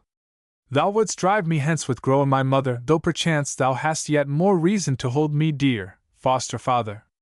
Fear not, I will go, perhaps further than thou thinkest. And once more Swanhild laughed, and passed from him into the darkness. But Asmund stood looking after her. Truly, he said in his heart, ill deeds are arrows that pierce him who shot them. I have sowed evilly, and now I reap the harvest. What means she with her talk of Gudruda and the rest? Now as he thought, he saw men and horses drawn near, and one man, whose helm gleamed in the moonlight, bore something in his arms. Who passes? He called. Eric Brighteyes, Skallagrim Lambstail, and Gudruda, Asmund's daughter, answered a voice. Who art thou? Then Asmund the priest sprang forward, most glad at heart, for he never thought to see Eric again. Welcome, and thrice welcome art thou, Eric, he cried. For, no, we deem thee dead. I have lately gone near to death, lord, said Eric, for he knew the voice. But I am hale and whole, though somewhat weary. What has come to pass, then? Asked Asmund. And why holdest thou Gudruda in thy arms? Is the maid dead? Nay, she does but swoon. See, even now she stirs. And as he spake, Gudruda awoke, shuddering, and with a little cry threw her arms about the neck of Eric. He set her down and comforted her, then once more turned to Asmund. 3 things have come about, he said. First, I have slain one baresark, and won another to be my thrall, and for him I crave thy peace, for he has served me well. Next, we 2 were set upon by Ospakar Blacktooth and his fellowship, and fighting for our hands, have wounded Ospakar, slain Mord his son, and 6 other men of his following. That is good news and bad, said Asmund. Since Ospakar will ask a great wergild, for these men, and thou wilt be outlawed, Eric. That may happen, lord. There is time enough to think of it. Now there are other tidings to tell. Coming to the head of Goldfoss, I found Gudruda, my betrothed, mourning my death, and spoke with her. Afterwards I left her, and presently returned again, to see her hanging over the gulf, and Swanhild hurling rocks upon her to crush her. These are tidings in truth, said Asmund. Such tidings as my heart feared. Is this true, Gudruda? It is true, my father, answered Gudruda, trembling. As I sat on the brink of Goldfoss, Swanhild crept behind me and thrust me into the gulf. There I clung above the waters, and she brought a rock to hurl upon me, when suddenly I saw Eric's face, and after that my mind left me and I can tell no more. Now Asmund grew as one mad. He plucked at his beard and stamped on the ground. Maid though she be, he cried, yet shall Swanhild's back be broken on the stone of doom for a witch and a murderess, and her body hurled into the pool of faithless women, and the earth will be well rid of her. Now Gudruda looked up and smiled. It would be ill to wreak such a vengeance on her, father, she said, and this would also bring the greatest shame on thee, and all our house. I am saved by the mercy of the gods and the might of Eric's arm, and this is my counsel, that nothing be told of this tale, but that Swanhild be sent away where she can harm us no more. She must be sent to the grave, then, said Asmund, and fell to thinking. Presently he spoke again. Bid yon man fall back, I would speak with you twain. And Skallagrim went grumbling. Hearken now, Eric and Gudruda. Only an hour ago hath Atli the Good asked Swanhild of me in marriage. But now I met Swanhild here, and her mien was wild. Still, I spoke of the matter to her, and she would have none of it. Now this is my counsel, that choice be given to Swanhild, either that she go hence Atli's wife, or take her trial in the doom ring. That will be bad for the Earl then, said Eric. Methinks he is too good a man to be played on thus. Bairn first, then friend, answered Asmund. Now I will tell thee something that, till this hour, I have hidden from all, for it is my shame. This Swanhild is my daughter, and therefore I have loved her and put away her evil deeds, and she is half-sister to thee, Gudruda. See, then, how sore is my strait, who must avenge daughter upon daughter. Knows thy son Bjorn of this? Asked Eric. None knew it till this hour, except Groa and I. Yet I have feared it long, father, said Gudruda. and therefore I have also borne with Swanhild, though she hates me much and has striven hard to draw my betrothed from me. Now thou canst only take one counsel, and it is, to give choice to Swanhild of these two things, though it is unworthy that at least should be deceived, and at the best little good can come of it. Yet it must be done, for honor is often slain of heavy need, said Asmund. But we must first swear this baresark thrall of thine, though little faith lives in baresark's breast. Now Eric called to Skallagrim and charged him strictly that he should tell nothing of Swanhild, and of the wolf that he saw by her, and of how Gudruda was found hanging over the gulf. Fear not, growled the baresark. My tongue is now my master's. What is it to me if women do their wickedness one on another? Let them work magic, hate and slay by stealth, so shall evil be lessened in the world. Peace, said Eric. If anything of this passes thy lips, thou art no longer a thrall of mine, and I give thee up to the men of thy quarter. And I cleave that wolf's head of thine down to thy hawk's eyes, but otherwise I give thee peace, and will hold thee from harm, wood-dweller as thou art, said Asmund. The baresark laughed. My hands will hold my head against 10 such mannikins as thou art, priest. There was never but one man who might overcome me in fair fight, and there he stands, and his bidding is my law. So waste no words and make not nittering threats against greater folk. And he slouched back to his horse. A mighty man in a ruff, said Asmund, looking after him. I like his looks little. Natheless a strong in battle, quoth Eric. Had he not been at my back some 6 hours gone, by now the ravens had torn out these eyes of mine. Therefore, for my sake, bear with him. Asmund said it should be so, and then they passed on to the stead. Here Eric stripped off his harness, washed, and bound up his wounds. Then, followed by Skallagrim, axe in hand, he came into the hall as men made ready to sit at meat. Now the tale of the mighty deeds that he had done, except that of the saving of Gudruda, had gone abroad, and as Brighteyes came all men rose and with one voice shouted till the roof of the great hall rocked. Welcome, Eric Brighteyes, thou glory of the south! Only Bjorn, Asmund's son, bit his hand, and did not shout, for he hated Eric because of the fame that he had won. Brighteyes stood still till the clamor died, then said, Much noise for little deeds, brethren. It is true that I overthrew the Mosfell baresarks. See, here is one. And he turned to Skallagrim. I strangled him in my arms on Mosfell's brink, and that was something of a deed. Then he swore fealty to me, and we are blood brethren now, and therefore I ask peace for him, comrades, even from those whom he has wronged or whose kin he has slain. I know this, that when thereafter we stood back to back and met the company of Ospakar Blacktooth, who came to slay us, I, and Asmund also, and bear away Gudruda to be his wife, he warred right gallantly, till 7 of their band lay stiff on Horsehead Heights, overthrown of us, and among them moored Blacktooth's son, and Ospakar himself went thence sore smitten of this Skallagrim.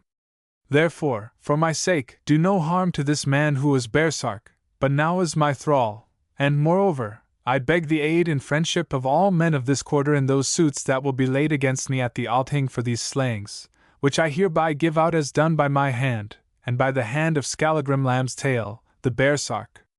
At these words all men shouted again. But Atli the Earl sprang from the high seat where Asmund had placed him, and coming to Eric, kissed him, and drawing a gold chain from his neck, flung it about the neck of Eric, crying, Thou art a glorious man, Eric Brighteyes. I thought the world had no more of such a breed. Listen to my bidding, come thou to the earldom in Orkneys and be a son to me, and I will give thee all good gifts, and when I die thou shalt sit in my seat after me. But Eric thought of Swanhild, who must go from Iceland as wife to Atli, and answered, Thou doest me great honor, Earl, but this may not be. Where the fir is planted, there it must grow and fall. Iceland I love, and I will stay here among my own people till I am driven away. That may well happen then, said Atli. For be sure Ospakar and his kin will not let the matter of these slayings rest, and I think that it will not avail thee much that thou smotest for thine own hand. Then, come thou and be my man. Where the Norns lead there I must follow, said Eric, and sat down to meat. Skallagrim sat down also at the side bench, but men shrank from him, and he glowered on them in answer. Presently Gudruda entered, and she seemed pale and faint. When he had done eating, Eric drew Gudruda onto his knee, and she sat there, resting her golden head upon his breast. But Swanhild did not come into the hall, though ever Earl Atli sought her dark face and lovely eyes of blue, and he wondered greatly how his wooing had sped. Still, at this time he spoke no more of it to Asmund. Now Skallagrim drank much ale, and glared about him fiercely, for he had this fault, that at times he was drunken. In front of him were two thralls of Asmund's. They were brothers, and large-made men, and they watched Asmund's sheep upon the fells in winter. These two also grew drunk and jeered at Skallagrim, asking him what atonement he would make for those ewes of Asmund's that he had stolen last Yule, and how it came to pass that he, a baresark, had been overthrown of an unarmed man. Skallagrim bore their jibes for a space as he drank on, but suddenly he rose and rushed at them, and seizing a man's throat in either hand, thrust them to the ground beneath him and nearly choked them there. Then Eric ran down the hall, and putting out his strength, tore the baresark from them. "This then is thy peacefulness, thou wolf!" Eric cried. "Thou art drunk!" "Aye," growled Skallagrim. "Ale is many a man's doom." "Have a care that it is not thine and mine, then," said Eric. "Go sleep, and know that if I see thee thus once more, I see thee not again." But after this men jeered no more at Skallagrim Lamb's tail, Eric's thrall. Chapter 11 How Swanhild bid farewell to Eric. Now all this while Asmund sat deep in thought, but when, at length, men were sunk in sleep, he took a candle of fat and passed to the shut bed where Swanhild slept alone. She lay on her bed, and her curling hair was all about her. She was awake, for the light gleamed in her blue eyes, and on a naked knife that was on the bed beside her, half hidden by her hair. "What wouldst thou, foster father?" she asked, rising in the couch. Asmund closed the curtains, then looked at her sternly and spoke in a low voice. "Thou art fair to be so vile a thing, Swanhild," he said. "Who now would have dreamed that heart of thine could talk with goblins and with werewolves, that those eyes of thine could bear to look on murder, and those white hands find strength to do the sin?" She held up her shapely arms and, looking on them, laughed. "Would that they had been fashioned in a stronger mold," she said. "May they wither in their woman's weakness! Else had the deed been done outright. Now my crime is as heavy upon me and nothing gained by it. Say what fate for me, foster father, the stone of doom and the pool where faithless women lie. Ah, then might Gudruda laugh indeed, and I will not live to hear that laugh. See," and she gripped the dagger at her side. "Along this bright edge runs the path to peace and freedom, and if need be, I will tread it." "Be silent," said Asmund. "This Gudruda, my daughter, whom thou wouldst have foully done to death, is thine own sister, and it is she who, pitying thee, hath pleaded for thy life." "I will not of her pity who have no pity," she answered. "And this I say to thee who art my father, shame be on thee who hast not dared to own thy child. Hadst thou not been my child, Swanhild, and had I not loved thee secretly as my child, be sure of this, I had long since driven thee hence, for my eyes have been opened to much that I have not seen to see. But at length thy wickedness has overcome my love, and I will see thy face no more. Listen, none have heard of this shameful deed of thine save those who saw it, and their tongues are sealed. Now I give thee choice, wed Atli and go, or stand in the doom ring and take thy fate. Have I not said, father, while death may be sought otherwise, that I will never do this last? Nor will I do the first. I am not all of the tame breed of you Iceland folk, other and quicker blood runs in my veins, nor will I be sold in marriage to a dotard as a mare is sold at a market. I have answered. Fool! Think again, for I go not back upon my word. Wed Atli or die by thy own hand if thou wilt, there I will not gainsay thee, or, if thou fearest this, then anon in the doom ring. Now Swanhild covered her eyes with her hands and shook the long hair about her face, and she seemed wondrous fair to Asmund the priest who watched. And as she sat thus, it came into her mind that marriage is not the end of a young maid's life, that old husbands have been known to die, and that she might rule this Atli and his earldom and become a rich and honored woman, setting her sails in such fashion that when the wind turned it would fill them. Otherwise she must die, die ashamed and leave Gudruda with her love. Suddenly she slipped from the bed to the floor of the chamber, and, clasping the knees of Asmund, looked up through the meshes of her hair, while tears streamed from her beautiful eyes. "I have sinned," she sobbed. "I have sinned greatly against thee and my sister. Hearken, I was mad with love of Eric, whom from a child I have turned to, and Gudruda is fairer than I, and she took him from me. Most of all was I mad this night when I wrought the deed of shame, for ill things counseled me, things that I did not call, and oh, I thank the gods, if there are gods, that Gudruda died not at my hand. See now, father, I put this evil from me and tear Eric from my heart," and she made as though she rent her bosom. "I will wed Atli, and be a good housewife to him, and I crave but this of Gudruda, that she forgive me her wrong, for it was not done of my will, but of my madness, and of the driving of those whom my mother taught me to know." Asmund listened, and the springs of his love thawed within him. "Now thou dost take good counsel," he said, "and of this be sure, that so long as thou art in that mood none shall harm thee, and for Gudruda, she is the most gentle of women, and it may well be that she will put away thy sin. So weep no more, and have no more dealings with thy Finnish witchcraft, but sleep, and tomorrow I will bear thy word to Atli, for his ship is bound and thou must swiftly be made a wife." He went out, bearing the light with him, but Swanhild rose from the ground and sat on the edge of the bed, staring into the darkness, and shuddering from time to time. "I shall soon be made his wife," she murmured, "who would be but one man's wife, and methinks I shall soon be made a widow also. Thou wilt have me, dotard, take me in thy fate! Well, well, better to wed an earl than to be shamed and stretched across the doomstone. Oh, weak arms that failed me at my need, no more will I put trust in you. When next I wound, it shall be with the tongue, when next I strive to slay, it shall be by another's hand. Curses on thee, thou ill counselor of darkness, who didst betray me at the last. Is it for this that I worshipped thee and swore the oath?" The morning came, and at the first light Asmund sought the earl. His heart was heavy because of the guile that his tongue must practice, and his face was dark as a winter dawn. "What news, Asmund?" asked Atli. "Early tidings are bad tidings, so runs the saw, and thy looks give weight to it. Not altogether bad, Earl. Swanhild gives herself to thee." "Of her own will, Asmund?" "Aye, of her own will. But I have warned thee of her temper." "Her temper!" "Little hangs to a maid's temper. Once a wife, and it will melt in softness like the snow when summer comes. These are glad tidings, comrade, and methinks I grow young again beneath the breath of them." "Why art thou so glum then?" "There is something that must yet be told of Swanhild," said Asmund. "She is called the Fatherless, but if thou wilt have the truth, why here it is for thee, she is my daughter, born out of wedlock, and I know not how that will please thee." Atli laughed aloud, and his bright eyes shone in his wrinkled face. "It pleases me well, Asmund, for then the maid is sprung from a sound stock. The name of the priest of Middelhof is famous far south of Iceland, and never that Iceland bred a comelier girl.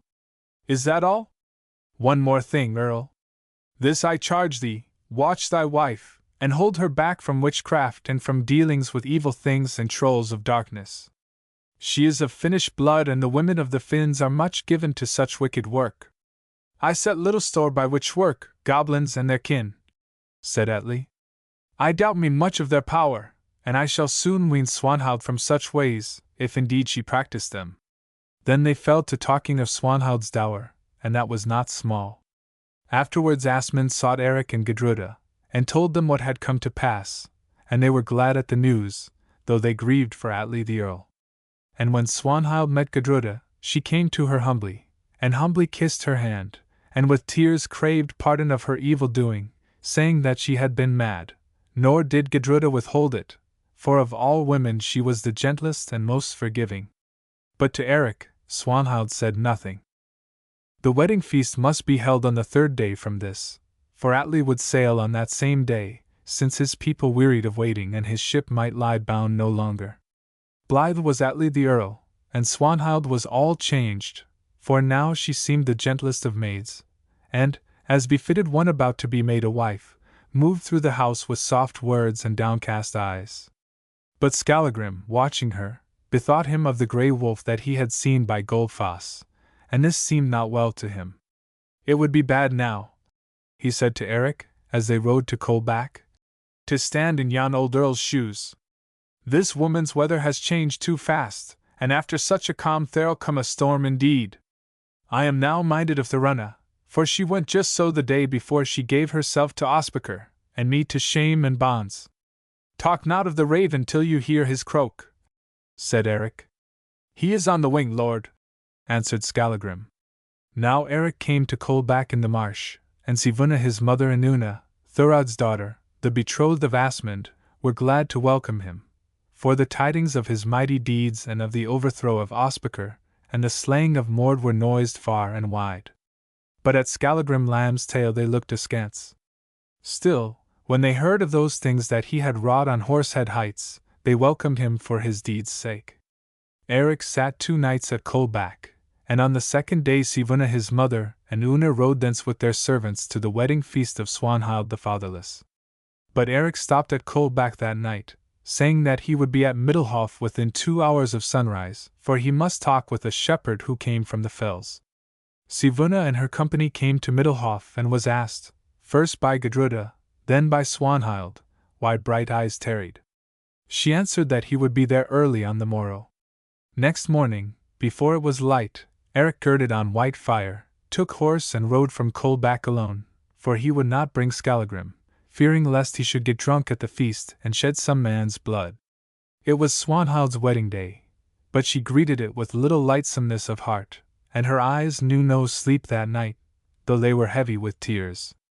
At the first light she rose, and gliding from the house, walked through the heavy dew down the path by which Eric must draw near, for she desired to speak with him. Gudruda also rose a while after, though she did not know this, and followed on the same path, for she would greet her lover at his coming. Now 3 furlongs or more from the stead stood a vetch stack, and Swanhild waited on the further side of this stack. Presently she heard a sound of singing come from behind the shoulder of the fell and of the tramp of a horse's hoofs. Then she saw the golden wings of Eric's helm all ablaze with the sunlight as he rode merrily along, and great bitterness laid hold of her that Eric could be of such a joyous mood on the day when she who loved him must be made the wife of another man. Presently he was before her, and Swanhild stepped from the shadow of the stack and laid her hand upon his horse's bridle. "Eric," she said humbly and with bowed head, "Gudruda sleeps yet. Canst thou, then, find time to hearken to my words?" He frowned and said, "Methinks, Swanhild, it would be better if thou gavest thy words to him who is thy lord." She let the bridle rein drop from her hands. "I am answered," she said. "Ride on." Now pity stirred in Eric's heart, for Swanhild's mien was most heavy, and he leaped down from his horse. "Nay," he said. "Speak on, if thou hast anything to tell me." "I have this to tell thee, Eric, that now, before we part forever, I am come to ask thy pardon for my ill-doing, aye, and to wish all joy to thee and thy fair love." And she sobbed and choked. "Speak no more of it, Swanhild," he said, "but let thy good deeds cover up the ill, which are not small, so thou shalt be happy." She looked at him strangely, and her face was white with pain. "How then are we so differently fashioned that thou, Eric, canst prate to me of happiness when my heart is racked with grief? Oh, Eric, I blame thee not, for thou hast not wrought this evil on me willingly, but I say this, that my heart is dead, as I would that I were dead. See those flowers, they smell sweet, for me they have no odor. Look on the light leaping from Coldback to the sea, from the sea to Westman Isles, and from the Westman crown of rocks far into the wide heavens above. It is beautiful, is it not? Yet I tell thee, Eric, that now to my eyes howling winter darkness is every whit as fair. Joy is dead within me, music's but a jangled madness in my ears, food hath no savour on my tongue, my youth is sped ere my dawn is day. Nothing is left to me, Eric, save this fair body that thou didst scorn, and the dreams which I may gather from my hours of scanty sleep, and such shame as befalls a loveless bride.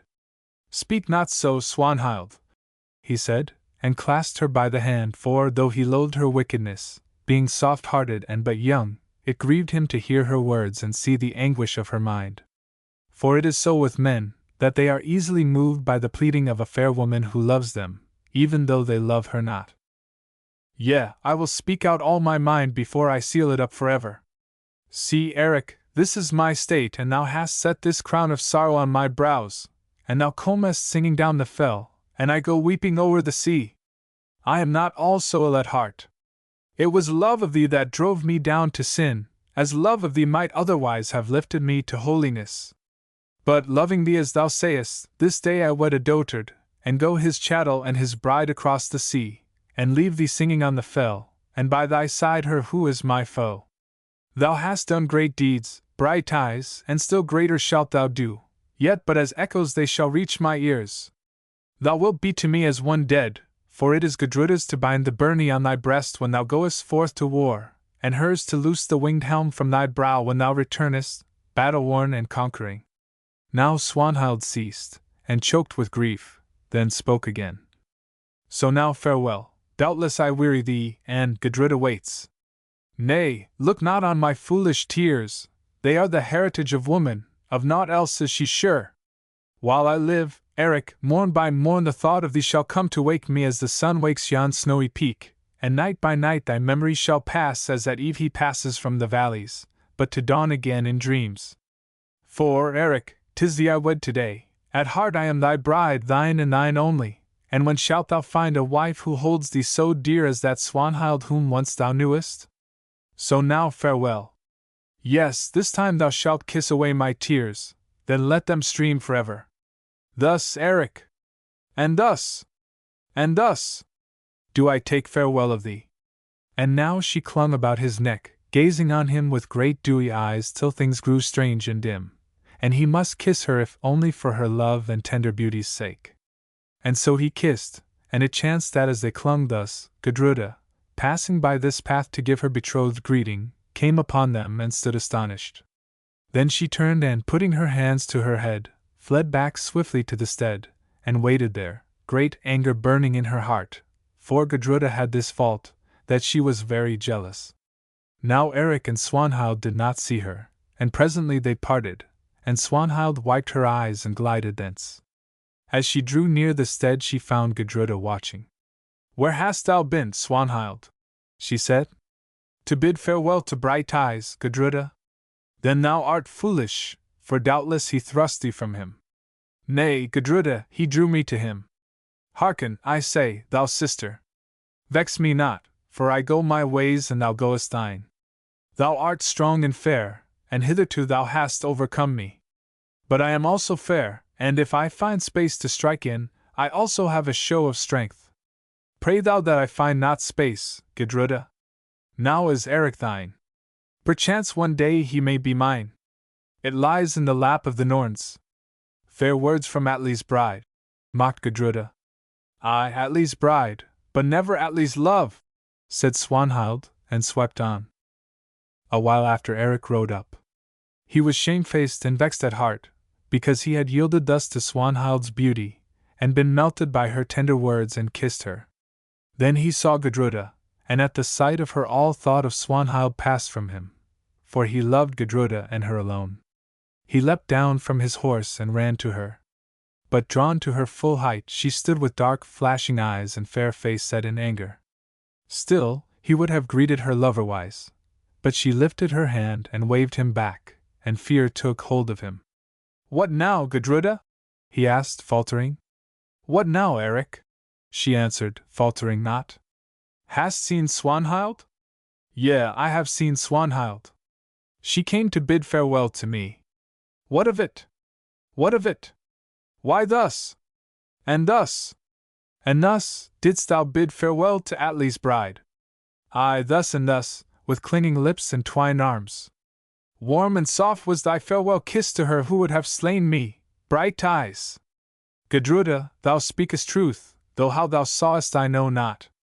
Think no ill of it, and scourge me not with words, for, sooth to say, I was melted by her grief and the music of her talk. It is shame to thee so to speak of her whom but now thou heldest in thine arms. By the grief and the music of the talk of her who would have murdered me, thou wast melted into kisses, Eric, for I saw it with these eyes. Knowest thou what I am minded to say to thee? It is this: go hence and see me no more, for I have little wish to cleave to such a feather man, to one so blown about by the first breath of woman's tempting. Yet, methinks, Gudruda, I have withstood some such winds. I tell thee that, hadst thou been in my place, thyself hadst yielded to Swanhild and kissed her in farewell, for she was more than woman in that hour. Nay, Eric, I am no weak man to be led astray thus. Yet she is more than woman, troll is she also, that I know, but less than man art thou, Eric, thus to fall before her who hates me. Time may come when she shall woo thee after a stronger sort, and what wilt thou say to her then, thou who art so ready with thy kisses? I will withstand her, Gudruda, for I love thee only, and this is well known to thee. Truly I know thou lovest me, Eric, but tell me of what worth is this love of man that eyes of beauty and tongue of craft may so readily bewray? I doubt me of thee, Eric. Nay, doubt me not, Gudruda. I love thee alone, but I grew soft as wax beneath her pleading. My heart consented not, yet I did consent. I have no more to say. Now Gudruda looked on him long and steadfastly. Thy plight is sorry, Eric, she said, and this once I forgive thee. Look to it that thou givest me no more cause to doubt thee, for then I shall remember how thou didst bid farewell to Swanhild. I will give none, he answered, and would have embraced her, but this she would not suffer then, nor for many days after, for she was angry with him. But with Swanhild she was still more angry, though she said nothing of it. That Swanhild had tried to murder her, Gudruda could forgive, for there she had failed, but not that she had won Eric to kiss her, for in this she had succeeded well. Chapter 12: How Eric was outlawed and sailed a Viking. Now the marriage feast went on, and Swanhild, draped in white and girt about with gold, sat by Atli's side upon the high seat. He was fain of her and drew her to him, but she looked at him with cold calm eyes in which hate lurked. The feast was done, and all the company rowed to the sea strand, where the Earl's ship lay at anchor. They came there, and Swanhild kissed Asmund, and talked a while with Groa, her mother, and bade farewell to all men. But she bade no farewell to Eric and to Gudruda. Why sayest thou no word to these two? Asked Atli, her husband. For this reason, Earl, she answered, because ere long we three shall meet again, but I shall see Asmund, my father, and Groa, my mother, no more. That is an ill saying, wife, said Atli. Methinks thou dost foretell their doom. Mayhap. And now I will add to my redes, for I foretell thy doom also. It is not yet, but it draws on. Then Atli bethought him of many wise saws, but spoke no more, for it seemed to him this was a strange bride that he had wed. They hauled the anchor home, shook out the great sail, and passed away into the evening night. But while land could still be seen, Swanhild stood near the helm, gazing with her blue eyes upon the lessening coast. Then she passed to the hold, and shut herself in alone, and there she stayed, saying that she was sick, till at length, after a fair voyage of 20 days, they made the Orkney Islands. But all this pleased Atli wondrous ill, yet he dared not cross her mood. Now, in Iceland the time drew on when men must ride to the Althing, and notice was given to Eric Brighteyes of many suits that were laid against him, in that he had brought Mord, Ospakar's son, to his death, dealing him a brain or a body or a marrow wound, and others of that company. But no suits were laid against Skallagrim, for he was already outlaw. Therefore he must go in hiding, for men were out to slay him, and this he did unwillingly, at Eric's bidding. Asmund took up Eric's case, for he was the most famous of all lawmen in that day, and when 13 full weeks of summer were done, they too rode to the Thing, and with them a great company of men of their quarter. Now men go up to the Logberg, and there came Ospakar, though he was not yet healed of his wound, and all his company, and laid their suits against Eric by the mouth of Gizur the lawman, Ospakar's son. The pleadings were long and cunning on either side, but the end of it was that Ospakar brought it about, by the help of his friends, and of these he had many, that Eric must go into outlawry for 3 years. But no wergild was to be paid to Ospakar and his men for those who had been killed, and no atonement for the great wound that Skallagrim Lambstail gave him, or for the death of Mord, his son, inasmuch as Eric fought for his own hand to save his life. The party of Ospakar were ill-pleased at this finding, and Eric was not over-glad, for it was little to his mind that he should sail a-warring across the seas, while Gudruda sat at home in Iceland. Still, there was no help for the matter. Now Ospakar spoke with his company, and the end of it was that he called on them to take their weapons and avenge themselves by their own might. Asmund and Eric, seeing this, mustered their army of freemen and thralls. There were 105 of them, all stout men, but Ospakar Blacktooth's band numbered 133, and they stood with their backs to the Raven's Rift. "Now I would that Skallagrim was here to guard my back," said Eric, "for before this fight is done few will be left standing to tell its tale." "It is a sad thing," said Asmund, "that so many men must die because some men are now dead." "A very sad thing," said Eric, and took this counsel. He stalked alone towards the ranks of Ospakar and called in a loud voice, saying, "It would be grievous that so many warriors should fall in such a matter. Now hearken, you company of Ospakar Blacktooth. If there be any two among you who will dare to match their might against my single sword and home gang, here I, Eric Brighteyes, stand and wait them. It is better that one man, or perchance 3 men, should fall, than that anon so many should roll in the dust. What say ye?"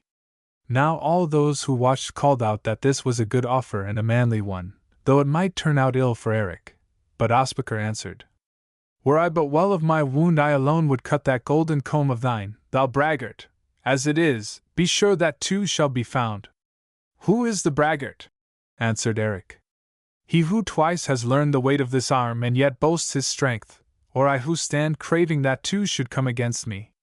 Get thee hence, Ospakar, get thee home and bid Gudruda, thy leman, whom thou didst beguile from that Aunund who now is named Skallagrim Lambstail the baresark, nurse thee whole of the wound her husband gave thee. Be sure we shall yet stand face to face, and that combs shall be cut then, combs black or golden. Nurse thee! Nurse thee!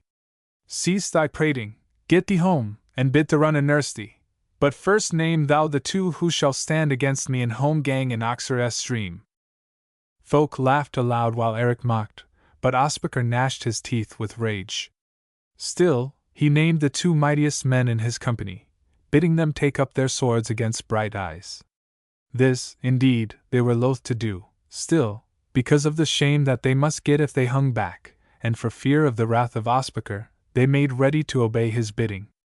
Then all men passed down to the bank of Oxara, and on the other side people came from their booths and sat upon the slope of all man's raft, for it was a new thing that 1 man should fight 2 in home gang.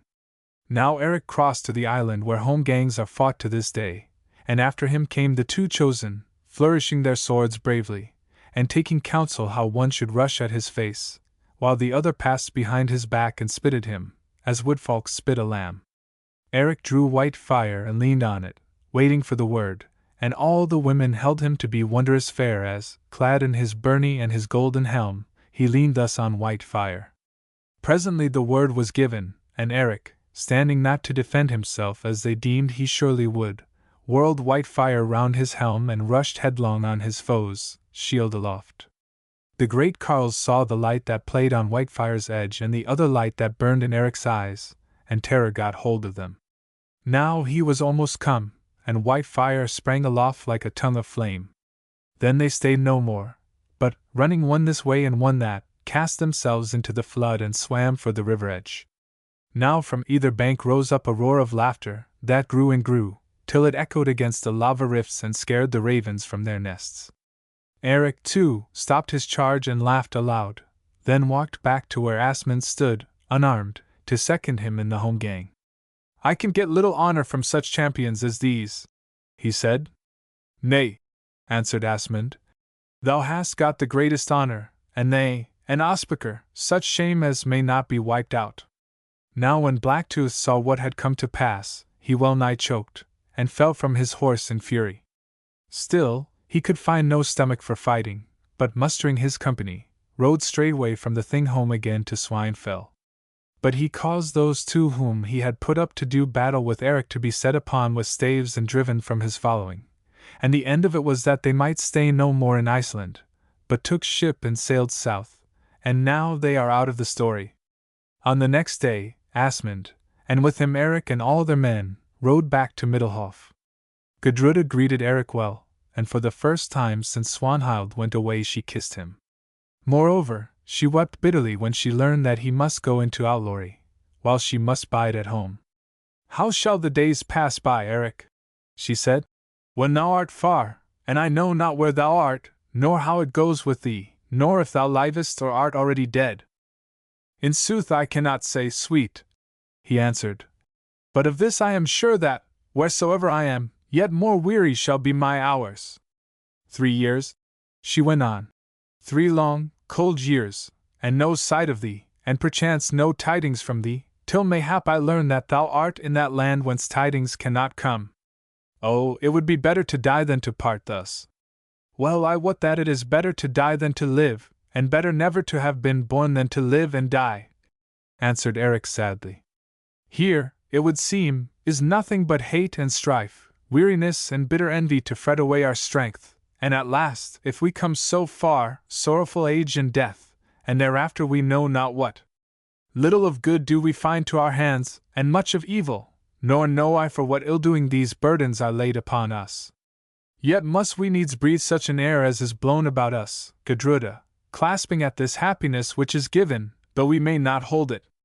At the worst, the game will soon be played, and others will stand where we have stood, and strive as we have striven, and fail as we have failed, and so on, till man has worked out his doom, and the gods cease from their wrath, or Ragnarok come upon them, and they too are lost in the jaws of grey wolf Fenrir.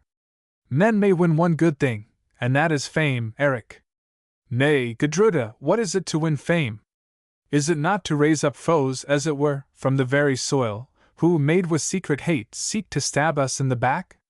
Is it not to lose peace, and toil on from height to height only to be hurled down at last? Happy, then, is the man whom fame flies from, for hers is a deadly gift. Yet there is one thing left that thou hast not numbered, Eric, and it is love, for love is to our life what the sun is to the world, and though it seems to set in death, yet it may rise again. We are happy, then, in our love, for there are many who live their lives and do not find it. So these two, Eric Brighteyes and Gudruda the Fair, talked sadly, for their hearts were heavy, and on them lay the shadow of sorrows that were to come. "Say, sweet," said Eric at length, "wilt thou that I go not into banishment? Then I must fall into outlawry, and my life will be in the hands of him who may take it. Yet I think that my foes will find it hard to come by while my strength remains, and at the worst I do but turn to meet the fate that dogs me. Nay, that I will not suffer, Brighteyes. Now we will go to my father, and he shall give thee his dragon of war. She is a good vessel, and thou shalt man her with the briskest men of our quarter, for there are many who will be glad to fare abroad with thee, Eric. Soon she shall be bound and thou shalt sail at once, Eric, for the sooner thou art gone the sooner the 3 years will be sped, and thou shalt come back to me. But oh! that I might go with thee." Now Gudruda and Eric went to Asmund and spoke of this matter. "I desired," he answered, "that thou, Eric, shouldst bide here in Iceland till after harvest, for it is then that I would take Una, Thurad's daughter, to wife, and it was meet that thou shouldst sit at the wedding feast and give her to me." "Nay, father, let Eric go," said Gudruda, "for well begun is surely half done. He must remain 3 years in outlawry, add thou no day to them, for if he stays here for long, I know this, that I shall find no heart to let him go, and if go he must, then I shall go with him." "That may never be," said Asmund. "Thou art too young and fair to sail a Viking down the sea path. Hearken, Eric, I give thee the good ship, and now we will go about to find stout men to man her." "That is a good gift," said Eric, and afterwards they rowed to the seashore and overhauled the vessel as she lay in her shed. She was a great dragon of war, long and slender, and standing high at stem and prow. She was fashioned of oak, all bolted together with iron, and at her prow was a gilded dragon most wonderfully carved. Eric looked on her, and his eyes brightened. "Here rests a wave-horse that shall bear a Viking well," he said. "Aye," answered Asmund. "Of all the things I own this ship is the very best. She is so swift that none may catch her, and she can almost go about in her own length. That gale must be heavy that shall fill her, with thee to steer, yet I give her to thee freely, Eric, and thou shalt do great deeds with this my gift, and if things go well, she shall come back to this shore at last, and thou in her. Now I will name this war gift with a new name, said Eric. Gudruda, I name her, for, as Gudruda here is the fairest of all women, so is this the fairest of all war dragons. So be it, said Asmund. Then they rowed back to Middlehof, and now Eric Brighteyes let it be known that he needed men to sail the seas with him. Nor did he ask in vain, for, when it was told that Eric went a Viking, so great was his fame grown, that many a stout yeoman and many a great-limbed carle reached down sword and shield, and came up to Middlehof to put their hands in his. For mate, he took a certain man named Hall of Lithdale, and this because Bjorn asked it, for Hall was a friend to Bjorn, and he had, moreover, great skill in all manner of seamanship, and had often sailed the northern seas, aye, and round England to the coast of France.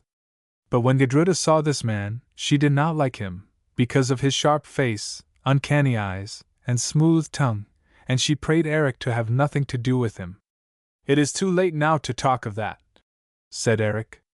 Hall is a well-skilled man, and for the rest, fear not, I will watch him.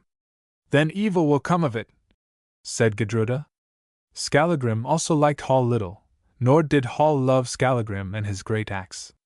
At length all were gathered. They were 50 in number, and it is said that no such band of men ever took ship from Iceland. Now the great dragon was bound and her faring goods were aboard of her, for Eric must sail on the morrow, if the wind should be fair. All day long he stalked to and fro among his men. He would trust nothing to others, and there was no sword or shield in his company, but he himself had proved it. All day long he stalked, and at his back went Skallagrim Lamb's tail, axe on shoulder, for he would never leave Eric if he had his will, and they were a mighty pair. At length all was ready and men sat down to the faring feast in the hall at Middlehof, and that was a great feast. Eric's folk were gathered on the side benches, and by the high seat at Asmund's side sat Brighteyes, and near to him were Bjorn, Asmund's son, Gudruda, Una, Asmund's betrothed, and Sivuna, Eric's mother. For this had been settled between Asmund and Eric, that his mother Sivuna, who was now somewhat sunk in age, should flit from Kolbak and come with Una to dwell at Middlehof.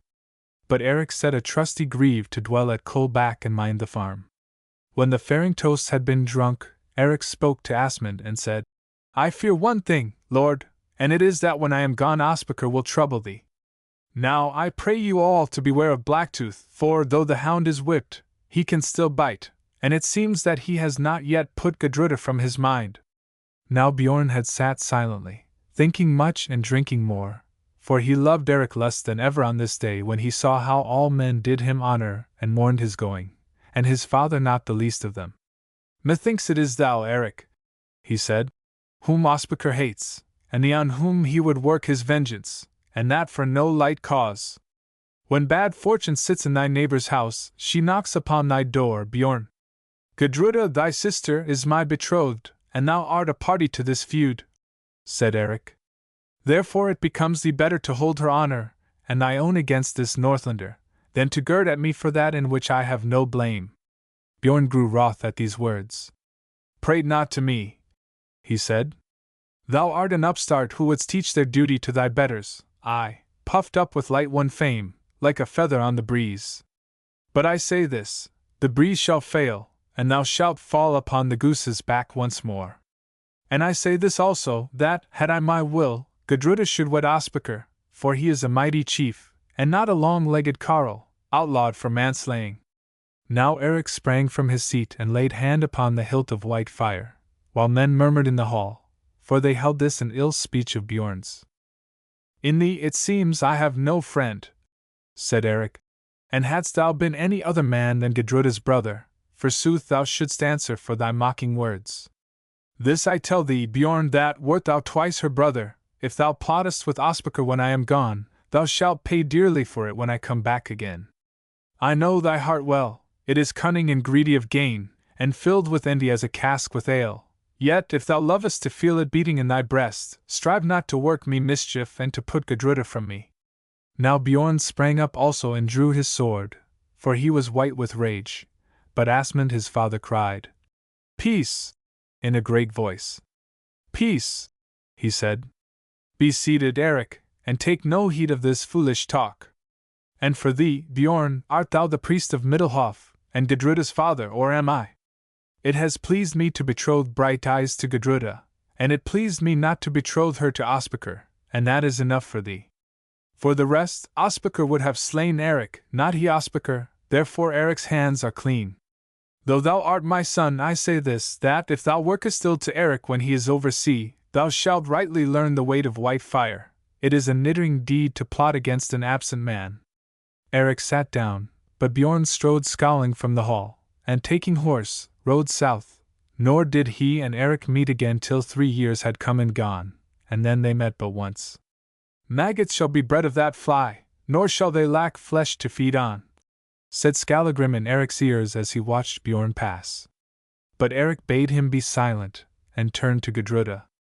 "Look not so sad, sweet," he said, "for hasty words rise like the foam on mead and pass as soon. It vexes Bjorn that thy father has given me the good ship, but his anger will soon pass, or, at the very worst, I fear him not while thou art true to me." "Then thou hast little to fear, Eric," she answered. "Look now on thy hair, it grows long as a woman's, and that is ill, for at sea the salt will hang to it. Say, shall I cut it for thee?" "Yes, Gudruda." So she cut his yellow locks, and one of them lay upon her heart for many a day. "Now thou shalt swear to me," she whispered in his ear, "that no other man or woman shall cut thy hair till thou comest back to me and I clip it again." "That I swear, and readily," he answered. "I will go long-haired like a girl for thy sake, Gudruda." He spoke low, but called the half-witted Groa's thrall, heard this oath and kept it in his mind. Very early on the morrow all men rose, and taking horse, rode once more to the seaside, till they came to that shed where the Gudruda lay. Then, when the tide was high, Eric's company took hold of the black ship's thwarts, and at his word dragged her with might and main. She ran down the greased blocks and sped on quivering to the sea, and as her dragon prow dipped in the water people cheered aloud. Now Eric must bid farewell to all, and this he did with a brave heart till at the last he came to see Vuna, his mother, and Gudruda, his dear love. "Farewell, son," said the old dame. "I have little hope that these eyes shall look again upon that bonny face of thine, yet I am well paid for my birth pains, for few have borne such a man as thou. Think of me at times, for without me thou hadst never been. Be not led astray of women, nor lead them astray, or ill shall overtake thee. Be not quarrelsome because of thy great might, for there is a stronger than the strongest. Spare a fallen foe, and take not a poor man's goods or a brave man's sword, but when thou smitest, smite home. So shalt thou win honor, and, at the last, peace, that is more than honor." Eric thanked her for her counsel, and kissed her, then turned to Gudruda, who stood, white and still, plucking at her golden girdle. "What can I say to thee?" he asked. "Say nothing, but go," she answered. "Go before I weep." "Weep not, Gudruda, or thou wilt unman me. Say, thou wilt think on me?" "Aye, Eric, by day and by night." "And thou wilt be true to me?" "Aye, till death and after, for so long as thou cleavest to me I will cleave to thee. I will first die rather than betray thee. But of thee I am not so sure. Perchance thou mayest find Swanhild in thy journeyings and crave more kisses of her? Anger me not, Gudruda! Thou knowest well that I hate Swanhild more than any other woman. When I kiss her again, then thou mayst wed Ospakar." "Speak not so rashly, Eric," she said, and as she spoke Skallagrim drew near. "If thou lingerest here, lord, the tide will serve us little round Westmans," he said, eyeing Gudruda as it were with jealousy. "I come," said Eric. "Gudruda, fare thee well!" She kissed him and clung to him, but did not answer, for she could not speak. Chapter 13 How Hall the Mate Cut the grapnel Chain. Gudruda bent her head like a drooping flower, and presently sank to earth, for her knees would bear her weight no more. But Eric marched to the lip of the sea, his head held high and laughing merrily to hide his pain of heart. Here stood Asmund, who gripped him by both hands, and kissed him on the brow, bidding him good luck. I know not whether we shall meet again, he said, but if my hours be sped before thou returnest, this I charge thee, that thou mindest Gudruda well, for she is the sweetest of all women that I have known, and I hold her the most dear. Fear not for that, lord, said Eric. And I pray thee this, that if I come back no more, as well may happen, do not force Gudruda into marriage if she wills it not, and I think she will have little leaning that way. And I say this also, do not count overmuch on Bjorn thy son, for he has no loyal heart, and beware of Groa, who is thy housekeeper, for she loves not that Una should take her place and more. And now I thank thee for many good things, and farewell. Farewell, my son, said Asmund, for in this hour thou seemest as a son to me. Eric turned to enter the sea and wade to the vessel, but Skallagrim caught him in his arms as though he were but a child, and wading into the surf till the water covered his waist-belt, bore him to the vessel and lifted him up so that Eric reached the bulwarks with his hands. Then they loosed the cable and got out the oars and soon were dancing over the sea. Presently the breeze caught them, and they set the great sail and sped away like a gull towards the Westman Isles, but Gudruda sat on the shore watching till, at length, the light faded from Eric's golden helm as he stood upon the poop, and the world grew dark to her. Now Ospakar Blacktooth had news of this sailing and took counsel of Gizur his son, and the end of it was that they made ready 2 great ships, dragons of war, and placing 60 fighting men in each of them, sailed round the Iceland coast to the Westmans and waited there to waylay Eric. They had spies on the land, and from them they learned of Brighteyes' coming, and sailed out to meet him in the channel between the greater and the lesser islands, where they knew that he must pass. Now it drew towards evening when Eric rowed down this channel, for the wind had fallen, and he desired to be clear at sea. Presently, as the Gudruda came near to the mouth of the channel, that had high cliffs on either hand, Eric saw 2 long dragons of war, for their bulwarks were shield-hung, glide from the cover of the island and take their stations side by side between him and the open sea. Now here are Vikings, said Eric to Skallagrim. Now here is Ospakar Blacktooth, answered Skallagrim, for well I know that raven banner of his. This is a good voyage, for we must seek but a little while before we come to fighting. Eric bade the men lay on their oars, and spoke. Before us is Ospakar Blacktooth and 2 great dragons, and he is here to cut us off. Now 2 choices are left to us, one is to bout ship and run before him, and the other to row on and give him battle. What say ye, comrades? Hall of Lithdale, the mate, answered, saying, Let us go back, lest we die. The odds are too great, Eric. But a man among the crew cried out, When thou didst go on home gang at Thingvalla, Eric, Ospakar's 2 chosen champions stood before thee, yet at Whitefire's flash they scurried through the water like startled ducks. It was an omen, for so shall his great ships fly when we swoop on them.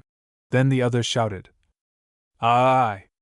Never let it be said that we fled from Ospakar, fie on thy woman's talk, Hall!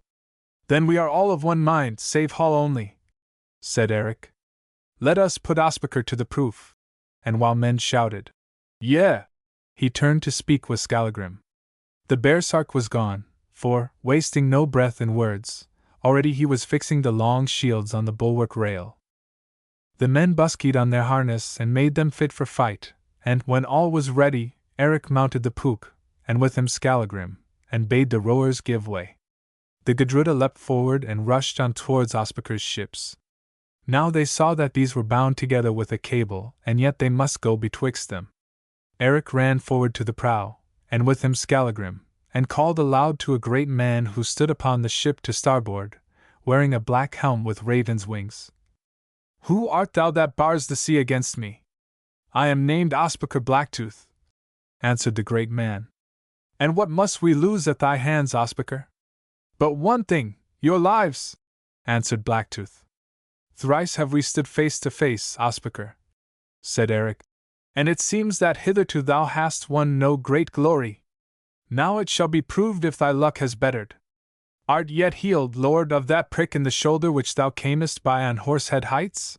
Roared Skallagrim. For answer, Ospakar seized a spear and hurled it straight at Eric, and it had been his death had he not caught it in his hand as it flew. Then he cast it back, and that so mightily that it sped right through the shield of Ospakar, and was the bane of a man who stood beside him. "A gift for a gift!" laughed Eric. On rushed the Gudruda, but now the cable was strained 6 fathoms from her bow that held together the ships of Ospakar, and it was too strong for breaking. Eric looked and saw. Then he drew white fire, and while all men wondered, leaped over the prow of the ship and, clasping the golden dragon's head with his arm, set his feet upon its claws and waited. On sped the ship, and spears flew thick and fast about him, but their bright eyes hung. Now the Gudruda's bow caught the great rope and strained it taut, and, as it rose beneath her weight, Eric smote swift and strong with white fire and clove it in two, so that the severed ends fell with a splash into the quiet water. Eric sprang back to deck while stones and spears hissed about him. "That was well done, Lord," said Skallagrim. "Now we shall be snugly berthed." "In oars and out grappling irons," shouted Eric. Up rose the rowers, and their war gear rattled as they rose. They drew in the long oars, and not before it was time, for now the Gudruda forced her way between the 2 dragons of Ospakar and lay with her bow to their sterns. Then with a shout Eric's men cast the irons, and soon the ships were locked fast, and the fight began. The spears flew thick, and on either side some got their death before them. Then the men of that vessel, named the Raven, which was to larboard of the Gudruda, made ready to board. On they came with a rush, and were driven back, though hardly, for they were many, and those who stood against them few. Again they came, scrambling over the bulwarks, and this time a score of them leapt aboard. Eric turned from the fight against the dragon of Ospakar, and saw it. Then, with Skallagrim, he rushed to meet the boarders as they swarmed along the hold, and naught might they withstand the axe and sword. Through and through them swept the mighty pair, now white fire flashed, and now the great axe fell, and at every stroke a man lay dead or wounded. 6 of the boarders turned to fly, but just then the grappling iron broke and their ship drifted out with the tide towards the open sea, and presently no man of that 20 was left alive. Now the men of the ship of Ospakar and of the Gudruda pressed each other hard. Thrice did Ospakar strive to come aboard, and thrice he was pushed back. Eric was ever where he was most needed, and with him Skallagrim, for these 2 threw themselves from side to side, and were now here and now there, so that it seemed as though there were not 1 golden helm and 1 black, but rather 4 on board the Gudruda. Eric looked and saw that the other ship was drawing round, though somewhat slowly, to come alongside of them once more. "Now we must make an end of Ospakar, else our hands will be overfull," he said, and therewith sprang up upon the bulwarks, and after him many men. Once they were driven back, but came on again, and now they thrust all Ospakar's men before them and passed up his ship on both boards. By the mast stood Ospakar, and with him Gizur his son, and Eric strove to come to him. But many men were between them, and he could not do this. Presently, while the fight yet went on hotly and men fell fast, Brighteyes felt the dragon of Ospakar strike, and looking, saw that they had drifted with the send of the tide on to the rocks of the island. There was a great hole in the hull amidships, and the water rushed in fast. "Back! Men, back!" he cried, and all his folk that were unhurt ran, and leapt on board the Gudruda. But Ospakar and his men sprang into the sea and swam for the shore. Then Skallagrim cut loose the grappling irons with his axe, and that not too soon, for scarcely had they pushed clear with great toil when the long warship slipped from the rock and foundered, taking many dead and wounded men with her. Now Ospakar and some of his people stood safe upon the rocks, and Eric called to him in mockery, bidding him come aboard the Gudruda. Ospakar made no answer, but stood gnawing his hand, while the water ran from him. Only Gizur his son cursed them aloud. Eric was greatly minded to follow them, and land and fight them there, but he might not do this, because of the rocks and of the other dragon that hung about them, fearing to come on and yet not willing to go back. "We will have her, at the least," said Eric, and bade the rowers get out their oars. Now, when the men on board the other ships saw the Gudruda drawing on, they took to their oars at once and rowed swiftly for the sea, and at this a great roar of laughter went down Eric's ship. "They shall not slip from us so easily," said Eric. Give way, comrades, and after them. But the men were much wearied with fighting, and the decks were all cumbered with dead and wounded, so that by the time that the Gudruda had put about and come to the mouth of the waterway, Ospakar's vessel had shaken out her sails and caught the wind, that now blew strong offshore, and sped away 6 furlongs or more from Eric's prow. Now we shall see how the Gudruda sails, said Eric, and they spread their canvas and gave chase. Then Eric bade men clear the decks of the dead, and tend the wounded. He had lost 7 men slain outright, and 3 were wounded, 1 to death. But on board the ship there lay of Ospakar's force 20, and 3 dead men. When all were cast into the sea, men ate and rested. We have not done so badly, said Eric to Skallagrim. We shall do better yet, said Skallagrim to Eric. Rather had I seen Ospakar's head lying in the scuppers than those of all his carles, for he may get more men, but never another head. Now the wind freshened till by midnight it blew strongly.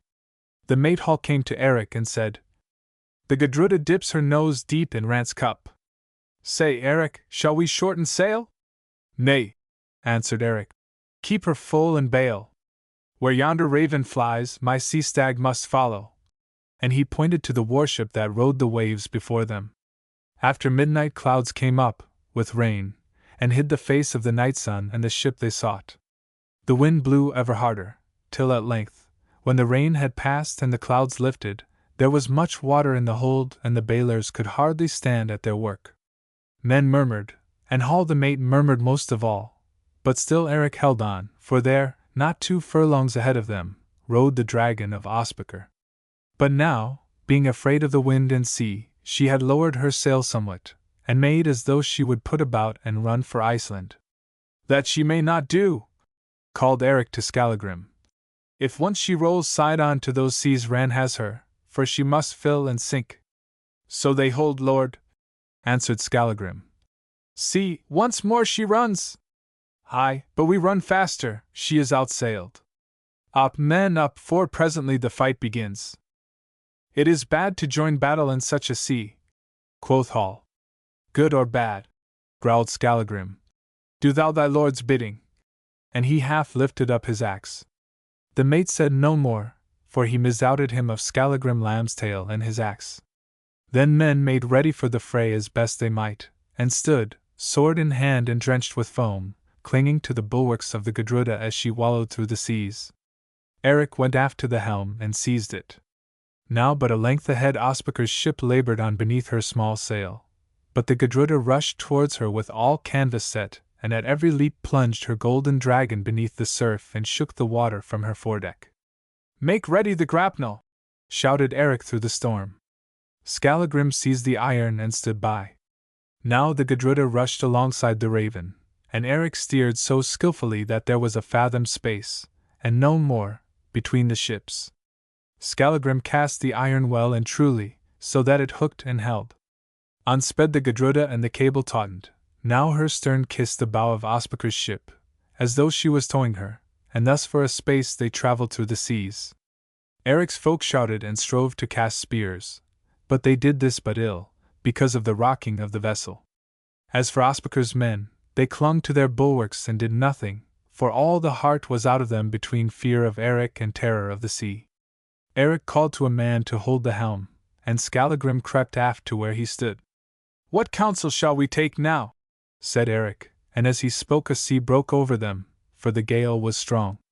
Board them and make an end, answered Skallagrim. Rough work, still, we will try it, said Eric, for we may not lie thus for long, and I am loath to leave them. Then Eric called for men to follow him, and many answered, creeping as best they might to where he stood. Thou art mad, Eric, said Hall the mate. Cut loose and let us drive, else we shall both founder, and that is a poor tale to tell. Eric took no heed, but watching his chance, leapt on to the bows of the Raven, and after him leapt Skallagrim. Even as he did so, a great sea came and swept past and over them, so that half the ship was hid for foam. Now, Hall the mate stood near to the grapnel cable, and fearing lest they should sink, out of the cowardice of his heart, he let his axe fall upon the chain, and severed it so swiftly that no man saw him, except Skallagrim only.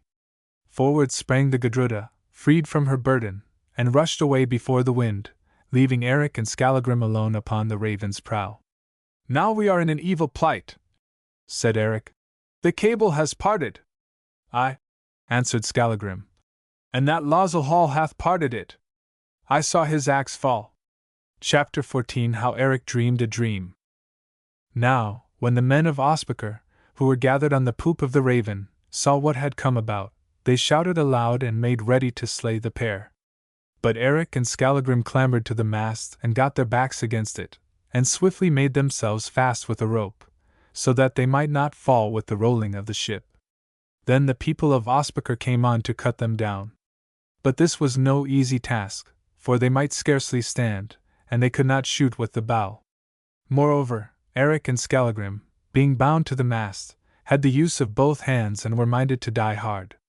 Therefore Ospakar's folks got but one thing by their onslaught, and that was death, for 3 of their number fell beneath the long sweep of white fire, and 1 bowed before the axe of Skallagrim.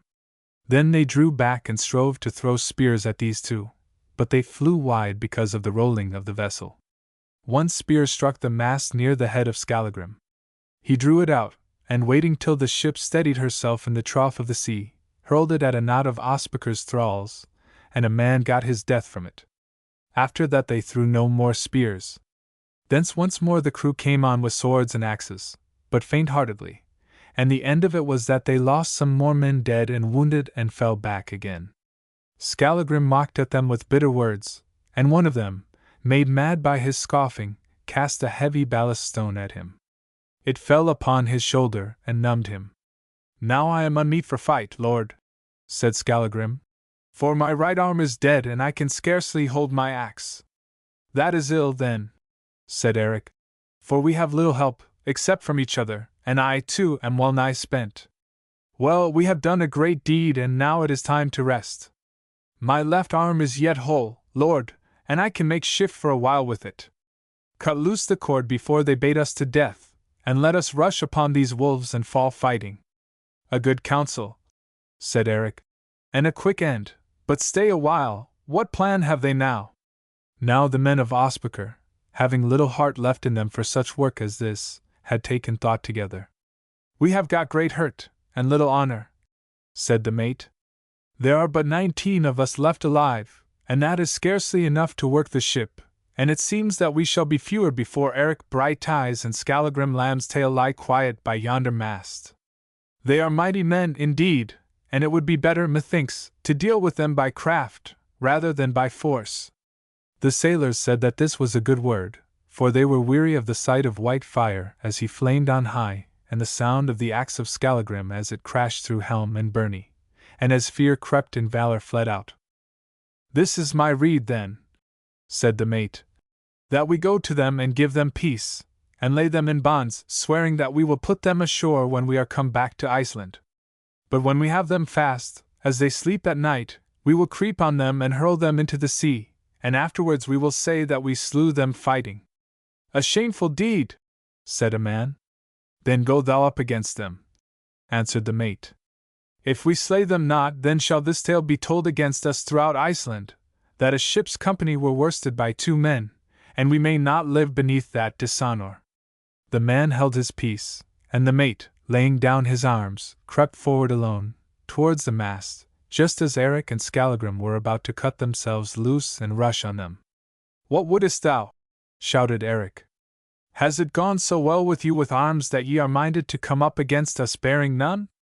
"It has gone ill, Eric," said the mate, "for ye twain are too mighty for us. We have lost many men, and we shall lose more ere ye are laid low. Therefore we make you this offer, that you lay down your weapons and suffer yourselves to be bound till such time as we touch land, where we will set you ashore, and give you your arms again. Meanwhile, we will deal with you in friendly fashion, giving you of the best we have, nor will we set foot any suit against you for those of our number whom ye 2 have slain." "Wherefore then should we be bound?" said Eric. "For this reason only, that we dare not leave you free within our ship.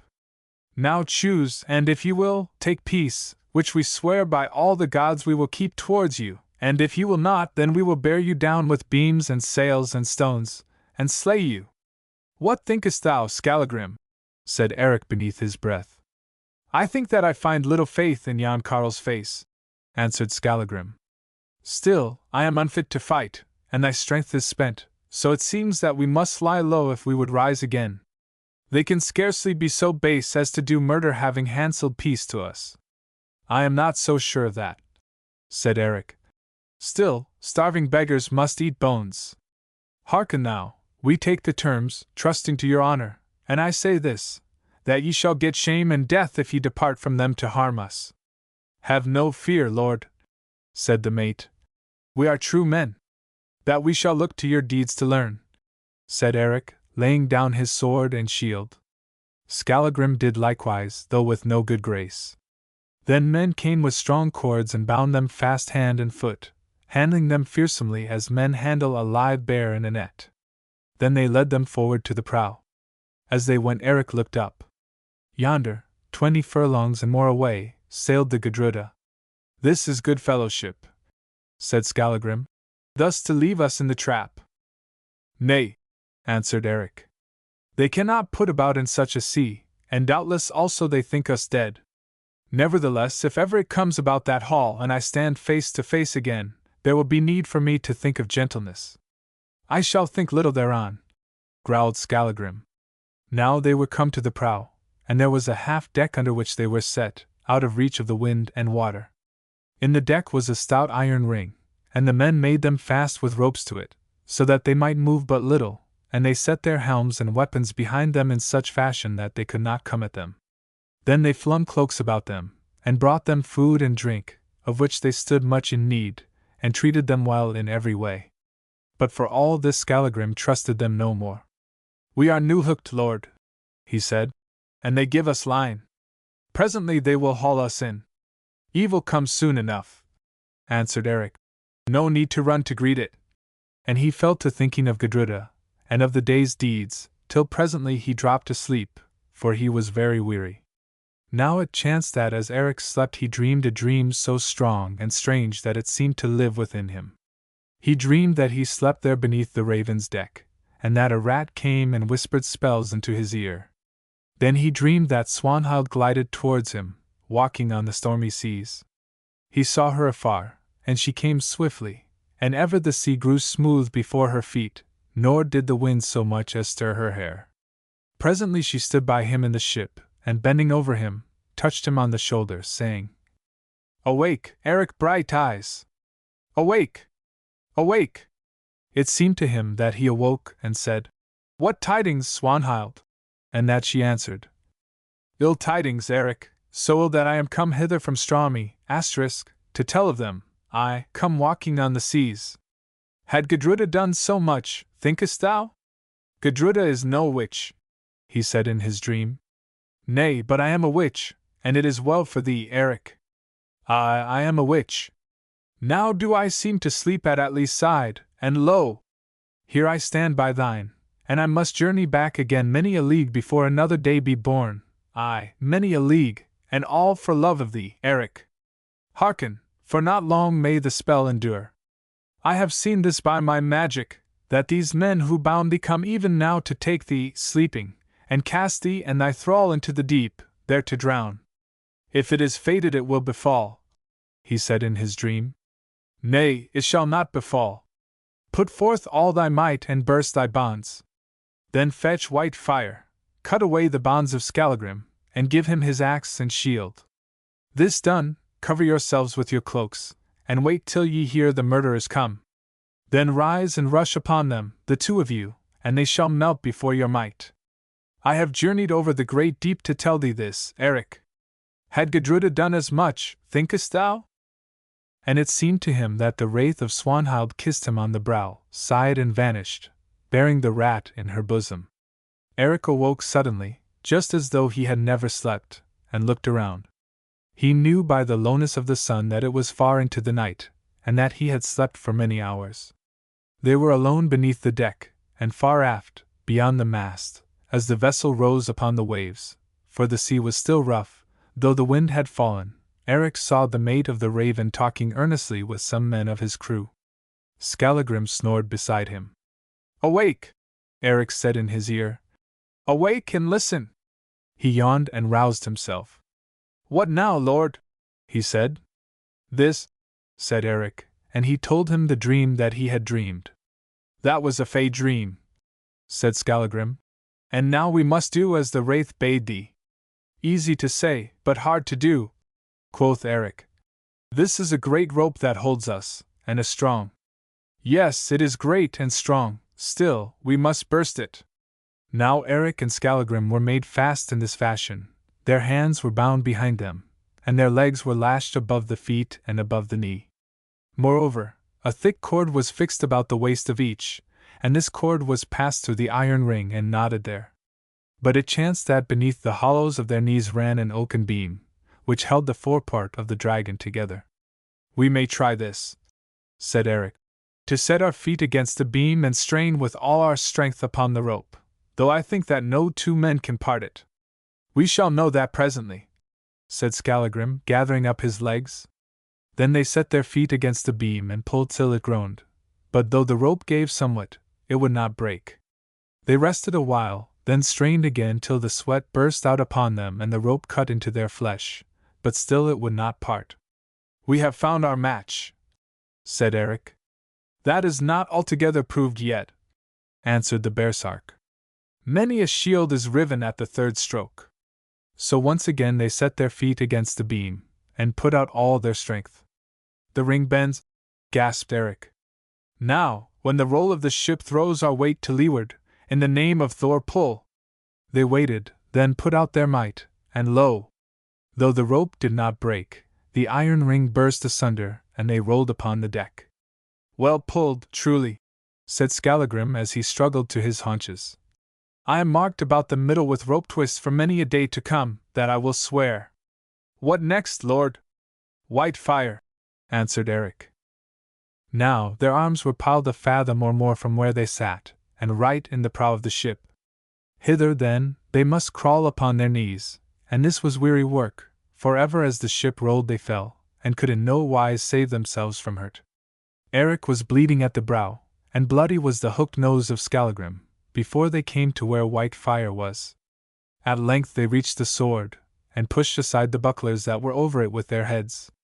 The great war blade was sheathed, and Eric must needs lie upon his breast and draw the weapon somewhat with his teeth. "This is an ill razor to shave with," he said, rising, for the keen blade had cut his chin. "So some have thought, and perchance more shall think," answered Skallagrim.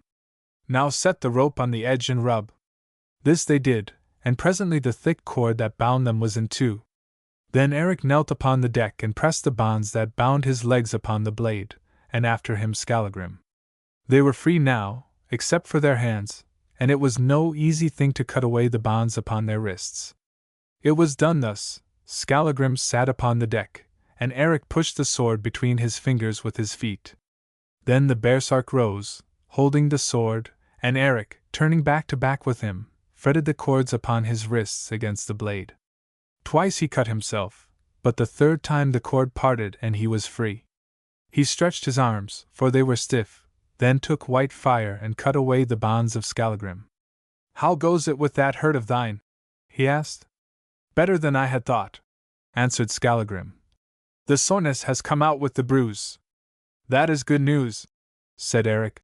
"For methinks, unless Swanhild walked the seas for nothing, thou wilt soon need thine arms." "They have never failed me yet," said Skallagrim, and took his axe and shield. "What counsel now?" "This, Skallagrim, that we lie down as we were, and put the cloaks about us as though we were yet in bonds. Then, if these knaves come, we can take them unawares as they think to take us." So they went again to where they had been bound, and lay down upon their shields and weapons, drawing cloaks over them. Scarcely had they done this and rested a while, when they saw the mate and all the crew coming along both boards towards them. They bore no weapons in their hands. "None too soon did Swanhild walk," said Eric. "Now we shall learn their purpose. Be thou ready to leap forth when I give the word." "Aye, Lord," answered Skallagrim as he worked his stiff arms to and fro. "In such matters few have thought me backward." "What news, friends?" cried Eric as the men drew near. "Bad news for thee, Brighteyes," answered the mate. "And that baresark thrall of thine, for we must loose your bands." "That is good news, then," said Eric, "for our limbs are numb and dead because of the nipping of the cords. Is land in sight?"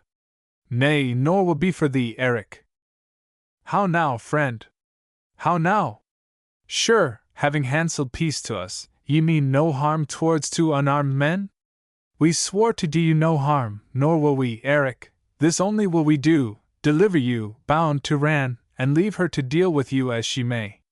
"Bethink you, sirs," said Eric, "this is a cruel deed and most unmanly. We yielded to you in faith, will ye break your troth?"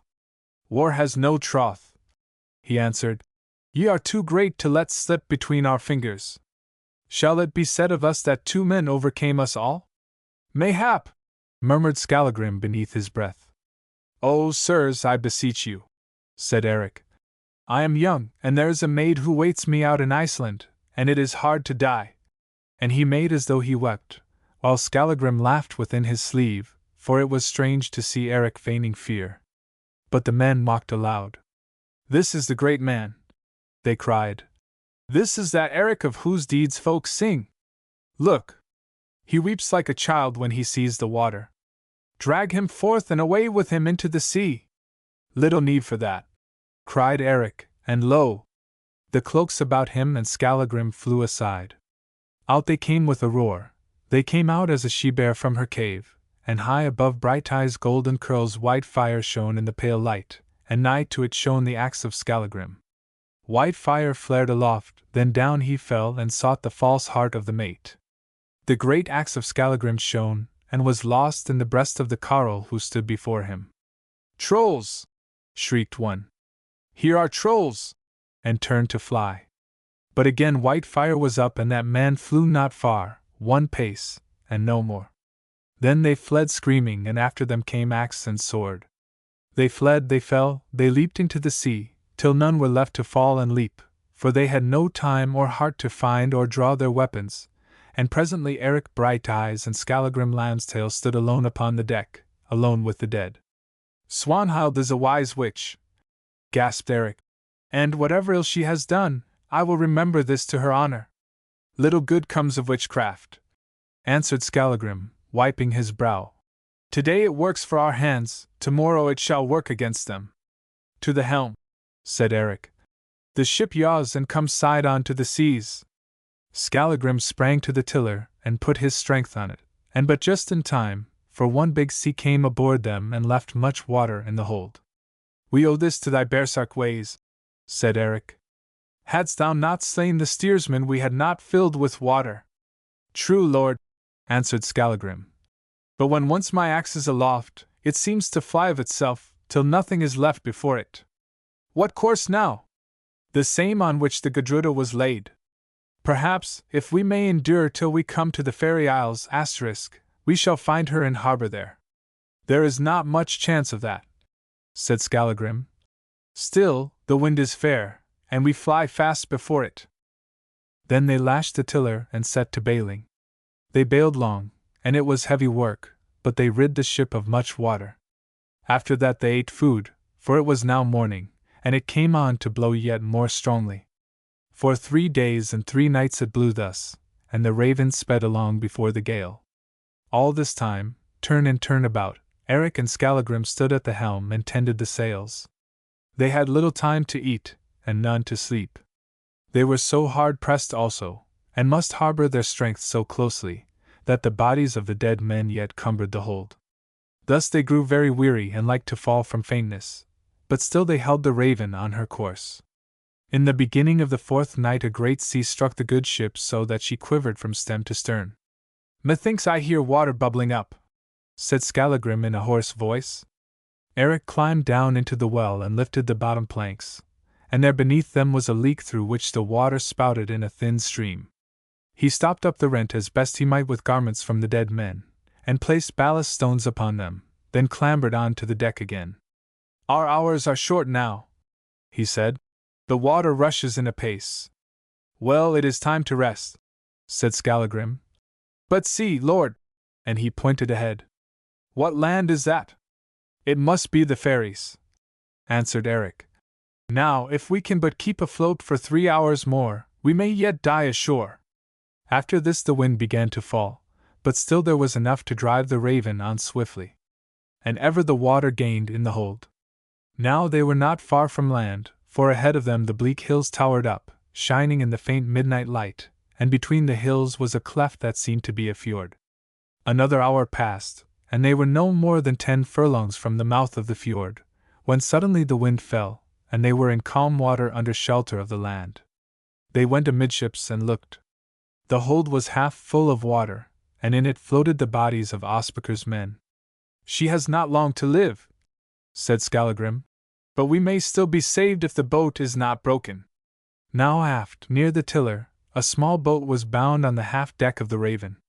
They went to it and looked. It was whole, with oars lashed in it, but half full of water, which they must bail out.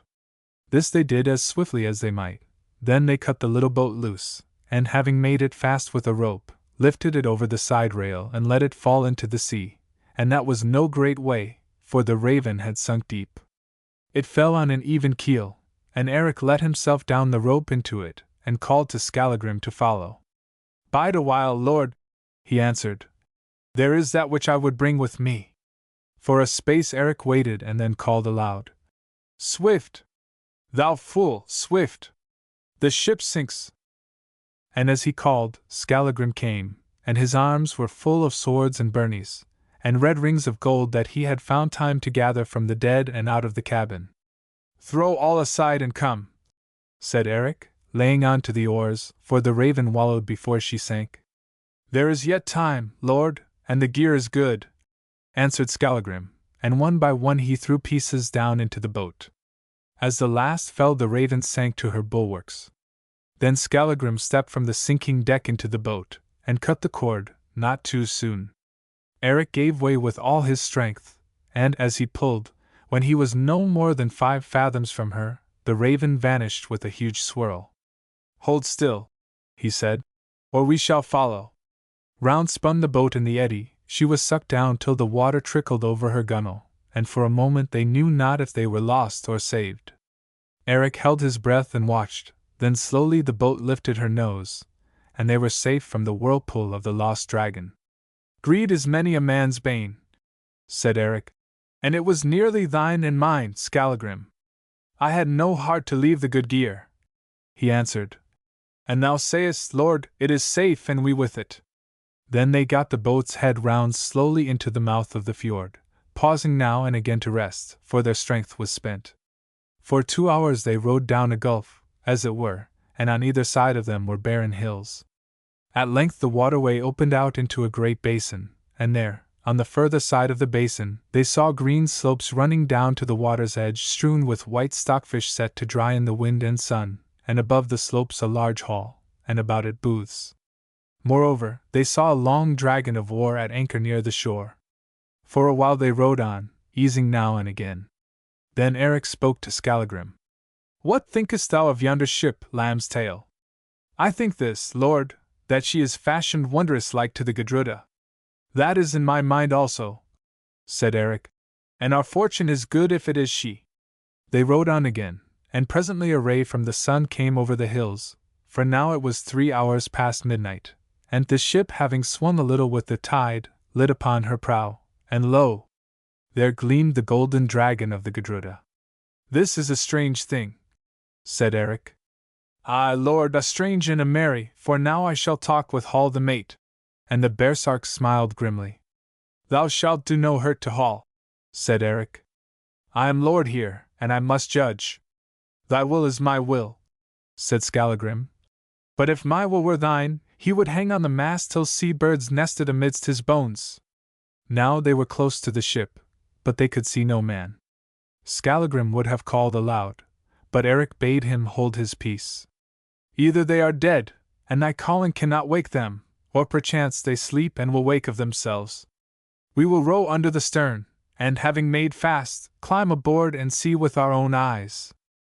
This, then, they did as silently as might be, and saw that the Gudruda had not been handled gently by the winds and waves, for her shield rail was washed away. This they found also, that all men lay deep in sleep. Now amidships a fire still burned, and by it was food. They came there and ate of the food, of which they had great need. Then they took 2 cloaks that lay on the deck, and throwing them about them, warmed themselves over the fire, for they were cold and wet, aye, and utterly outworn. As they sat thus warming themselves, a man of the crew awoke and saw them, and being amazed, at once called to his fellows, saying that 2 giants were aboard, warming themselves at the fire. Now men sprang up, and seizing their weapons, ran towards them, and among them was Hall the mate. Then suddenly Eric Brighteyes and Skallagrim Lambstail threw aside the cloaks and stood up. They were gaunt and grim to see. Their cheeks were hollow, and their eyes stared wide with want of sleep. Thick was their harness with brine, and open wounds gaped upon their faces and their hands. Men saw and fell back in fear, for they held them to be wizards risen from the sea in the shapes of Eric and the baresark. Then Eric sang this song. Hall heard and slunk back, for now he saw that these were indeed Eric and Skallagrim come up alive from the sea, and that they knew his baseness. Eric looked at him and sang again. Chapter 15 How Eric Dwelt in London Town. Men stood astonished, but Hall the mate slunk back. Hold, comrade, said Eric. I have something to say that songs cannot carry. Hearken, my shieldmates, we swore to be true to each other, even to death, is it not so? What then shall be said of that man who cut loose the Gudruda and left us 2 to die at the foeman's hand? Who was the man? Asked a voice. That man was Hall of Lithdale, said Eric. It is false, said Hall, gathering up his courage. The cable parted beneath the straining of the ship, and afterwards we could not put about because of the great sea. Thou art false, roared Skallagrim. With my eyes I saw thee let thine axe fall upon the cable. Liar art thou and dastard! Thou art jealous also of Brighteyes thy lord, and this was in thy mind, to let him die upon the raven and then to bind his shoes upon thy cowardly feet. Though none else saw, I saw, and I say this, that if I may have my will, I will string thee, living, to the prow in that same cable till gulls tear out thy fox heart. Now Hall grew very white, and his knees trembled beneath him. It is true, he said, that I cut the chain, but not from any thought of evil. Had I not cut it, the vessel must have sunk and all been lost. Did we not swear, Hall, said Eric sternly, together to fight and together to fall, together to fare and, if need be, together to cease from faring, and dost thou read the oath thus? Say, mates, what reward shall be paid to this man for his good fellowship to us and his tenderness for your lives? As with one voice the men answered, Death. Thou hearest, Hall? Said Eric. Yet I would deal more gently with one to whom I swore fellowship so lately. Get thee gone from our company, and let us see thy cur's face no more. Get thee gone, I say, before I repent of my mercy. Then amidst a loud hooting, Hall took his weapons and without a word slunk into the boat of the Raven that lay astern, and rowed ashore, nor did Eric see his face for many months. Thou hast done foolishly, Lord, to let that weasel go, said Skallagrim, for he will live to nip thy hand. For good or evil he is gone, said Eric, and now I am worn out and desire to sleep. After this Eric and Skallagrim rested 3 full days, and they were so weary that they were awake for little of this time. But on the 3rd day they rose up, strong and well, except for their hurts and soreness. Then they told the men of that which had come to pass, and all wondered at their might and hardihood.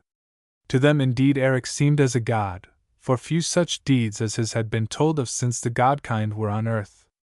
But Brighteyes thought little of his deeds, and much of Gudruda. At times also he thought of Swanhild, and of that witch dream she sent him, for it was wonderful to him that she should have saved him thus from Rant's net. Eric was heartily welcomed by the Earl of the Fairy Isles, for, when he heard his deeds, he made a feast in his honor, and set him in the high seat. It was a great feast, but Skallagrim became drunk at it, and ran down the chamber, axe aloft, roaring for Hall of Lithdale.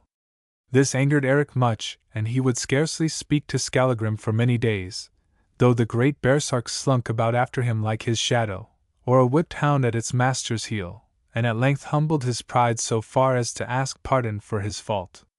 I grant it for thy deed's sake, said Eric shortly. But this is upon my mind, that thou wilt err thus again, and it shall be my cause of death, aye, and that of many more. First may my bones be white, said Skallagrim. They shall be white thereafter, answered Eric. At Ferries Eric shipped 12 good men and true, to take the seats of those who had been slain by Ospakar's folk. Afterwards, when the wounded were well of their hurts, except one man who died, and the Gudruda was made fit to take the sea again, Brighteyes bade farewell to the Earl of those Isles, who gave him a good cloak and a gold ring at parting, and sailed away. Now it were too long to tell of all the deeds that Eric and his men did. Never, so skalds sing, was there a Viking like him for strength and skill and hardihood, and in those days, no such war dragon as the Gudruda had been known upon the sea. Wherever Eric joined battle, and that was in many places, he conquered, for none prevailed against him, till at last foes would fly before the terror of his name, and earls and kings would send from far craving the aid of his hands. Withal he was the best and gentlest of men. It is said of Eric that in all his days he did no base deed, nor hurt the weak, nor refused peace to him who prayed it, nor lifted sword against prisoner or wounded foe. From traders he would take a toll of their merchandise only and let them go, and whatever gains he won he would share equally, asking no larger part than the meanest of his band. All men loved Eric, and even his foes gave him honor and spoke well of him. Now that Hall of Lithdale was gone, there was no man among his mates who would not have passed to death for him, for they held him dearer than their lives. Women, too, loved him much, but his heart was set upon Gudruda, and he seldom turned to look on them. The first summer of his outlawry Eric warred along the coast of Ireland, but in the winter he came to Dublin, and for a while served in the bodyguard of the king of that town, who held him in honor, and would have had him stay there. But Eric would not bide there, and next spring, the Gudruda being ready for sea, he sailed for the shores of England. There he gave battle to 2 Viking ships of war, and took them after a hard fight. It was in this fight that Skallagrim Lambstail was wounded almost to death. For when, having taken one ship, Eric boarded the other with but few men, he was driven back and fell over a beam, and would have been slain, had not Skallagrim thrown himself across his body, taking on his own back that blow of a battle-axe which was aimed at Eric's head. This was a great wound, for the axe shore through the steel of the byrnie and sank into the flesh. But when Eric's men saw their lord down, and Skallagrim, as they deemed, dead athwart him, they made so fierce a rush that the foemen fell before them like leaves before a winter gale, and the end of it was that the Vikings prayed peace of Eric. Skallagrim lay sick for many days, but he was hard to kill, and Eric nursed him back to life. After this these two loved each other as brother loves twin brother, and they could scarcely bear to be apart. But other people did not love Skallagrim, nor he them. Eric sailed on up the Thames to London, bringing the Viking ships with him, and he delivered their captains bound to Edmund, Edward's son, the king who was called Edmund the Magnificent. These captains the king hung, for they had wrought damage to his ships. Eric found much favor with the king, and, indeed, his fame had gone before him. So when he came into the court, bravely clad, with Skallagrim at his back, who was now almost recovered of his wound, the king called out to him to draw near, saying that he desired to look on the bravest Viking and most beauteous man who sailed the seas, and on that fierce baresark whom men called Eric's death shadow. So Eric came forward up the long hall that was adorned with things more splendid than ever his eyes had seen, and stood before the king. With him came Skallagrim, driving the 2 captive Viking chiefs before him with his axe, as a flesher drives lambs. Now, during these many months Brighteyes had grown yet more great in girth and glorious to look on than he was before. Moreover, his hair was now so long that it flowed like a flood of gold down towards his girdle, for since Gudruda trimmed it no shears had come near his head, and his locks grew fast as a woman's. The king looked at him, and was astonished. "Of a truth," he said, "men have not lied about thee, Icelander, nor concerning that great wolfhound of thine." And he pointed at Skallagrim with his sword of state. "Never saw I such a man." And he bade all the mightiest men of his bodyguard stand forward that he might measure them against Eric. But Brighteyes was an inch taller than the tallest, and measured half a span more round the chest than the biggest. "What wouldest thou of me, Icelander?" asked the king. This, lord, said Eric, to serve thee a while, and all my men with me. That is an offer that few would turn from, answered the king. Thou shalt go into my bodyguard, and if I have my will, thou shalt be near me in battle, and thy wolf dog also. Eric said that he asked no better, and thereafter he went up with Edmund the king to make war on the Danes of Mercia, and he and Skallagrim did great deeds before the eyes of the Englishmen. That winter Eric and his company came back to London, and abode with the king in much state and honor.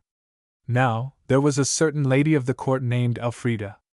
She was both fair and wealthy, the sweetest of women, and of royal blood by her mother's side.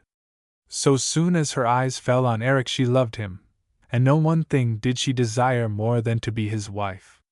But Brighteyes kept aloof from her, for he loved Gudruda alone, and so the winter wore away, and in the spring he went away warring, nor did he come back till autumn was at hand.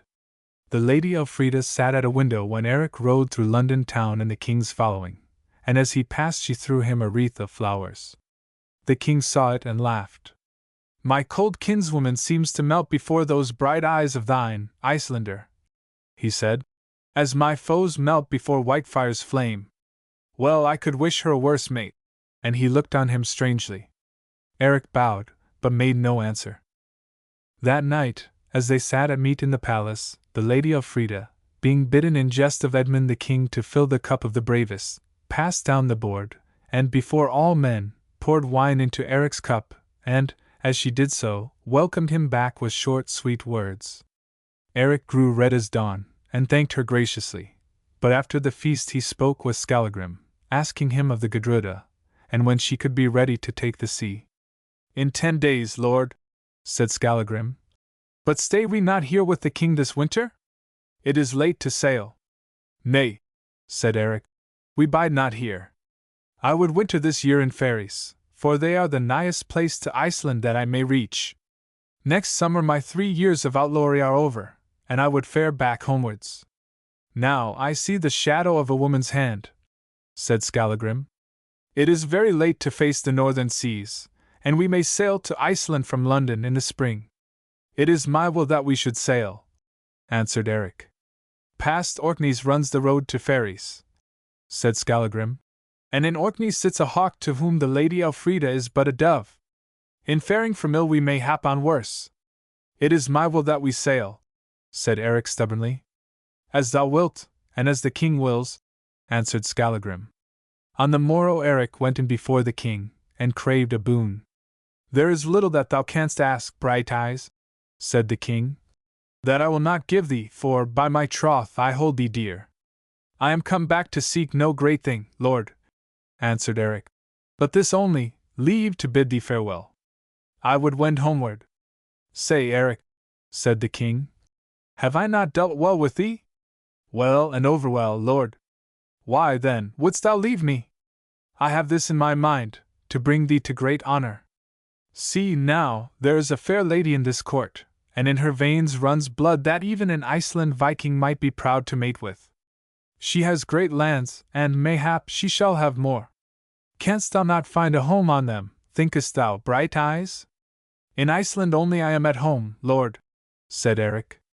Then the king was wroth, and bade him begone when it pleased him, and Eric bowed before him and went out. 2 days afterwards, while Eric was walking in the palace gardens, he met the Lady Elfrida face to face. She held white flowers in her hand, and she was fair to see and pale as the flowers she bore. He greeted her, and after a while, she spoke to him in a gentle voice. They say that thou goest from England, Brighteyes? She said. Yes, lady, I go, he answered. She looked on him once and twice, and then burst out weeping. Why goest thou hence to that cold land of thine? She sobbed. That hateful land of snow and ice. Is not England good enough for thee? I am at home there, lady, and there my mother waits me. There thy mother waits thee, Eric? Say, does a maid called Gudruda the Fair wait thee there also? There is such a maid in Iceland, said Eric. Yes, I know it all, she answered, drying her tears, and of a sudden growing cold and proud. Eric, thou art betrothed to this Gudruda, and for thy welfare, somewhat over-faithful to thy troth. For hearken, Eric Brighteyes. I know this, that little luck shall come to thee from the maid Gudruda.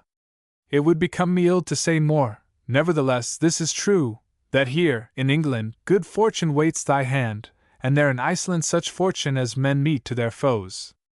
Knowest thou this? Eric looked at her and answered.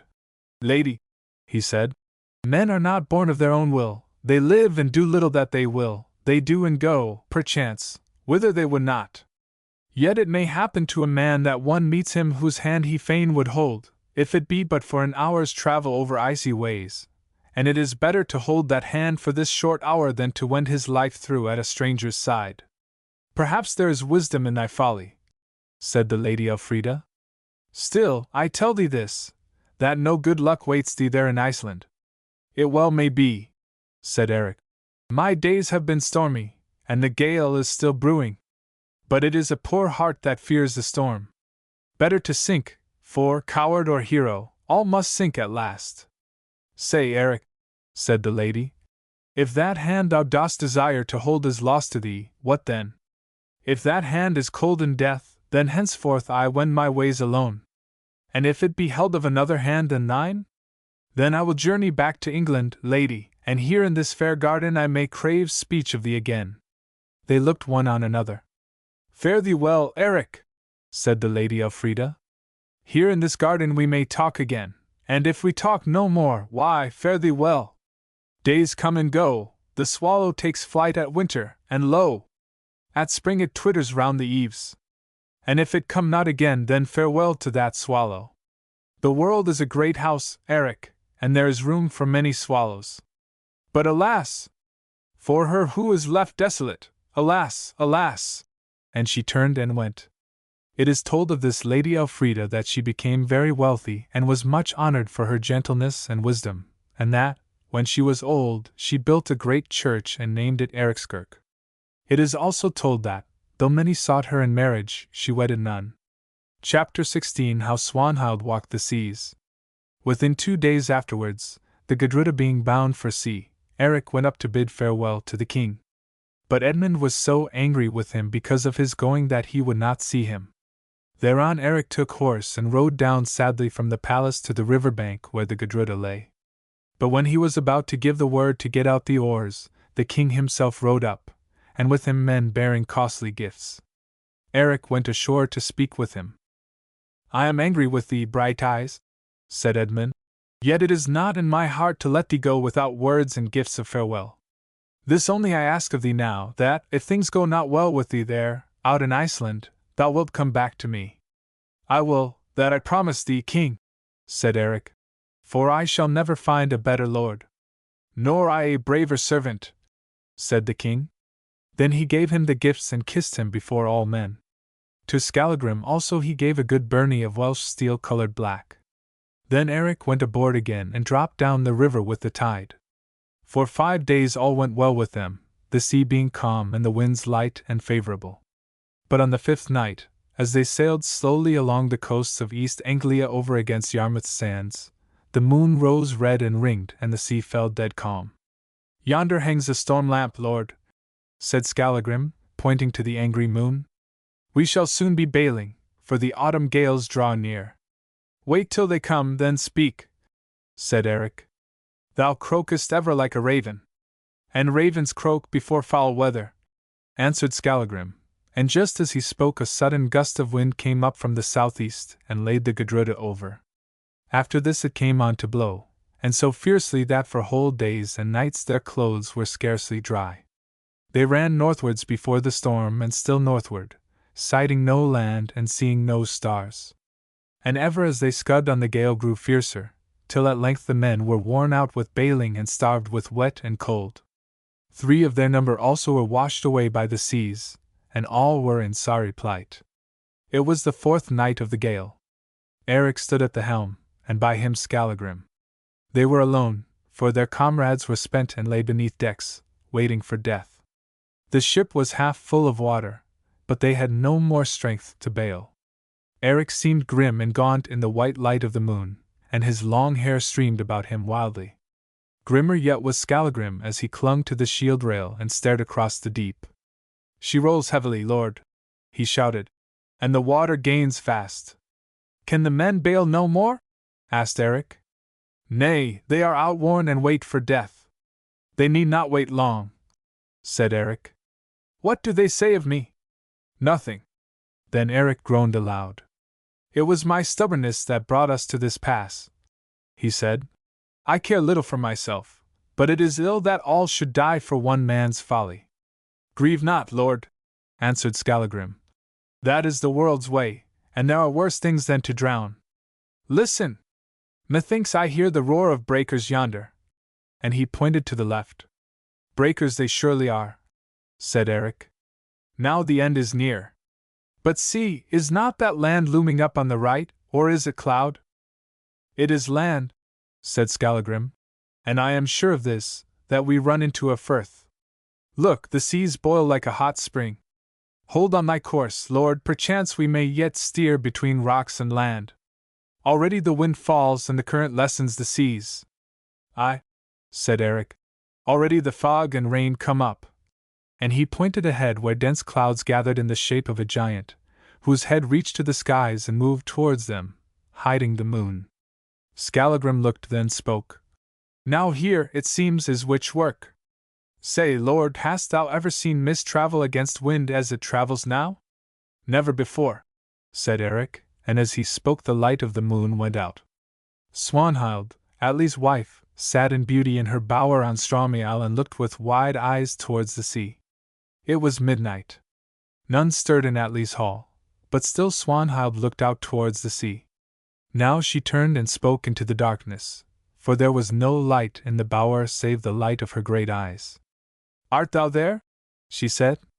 I have summoned thee thrice in the words thou knowest. Say, Toad, art there?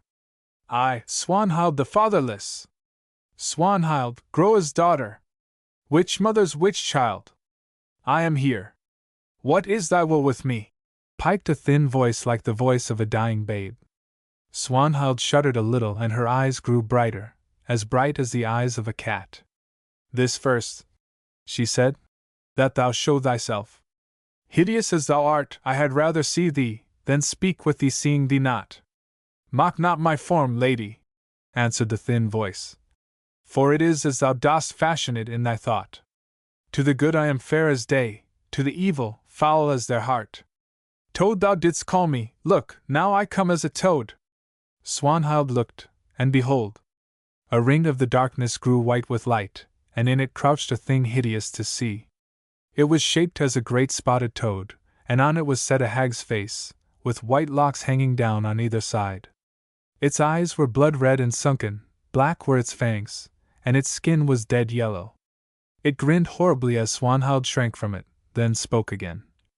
Grey wolf thou didst call me once, Swanhild, when thou wouldst have thrust Gudruda down Goldfoss Gulf, and as a grey wolf I came, and gave thee counsel that thou tookest but ill.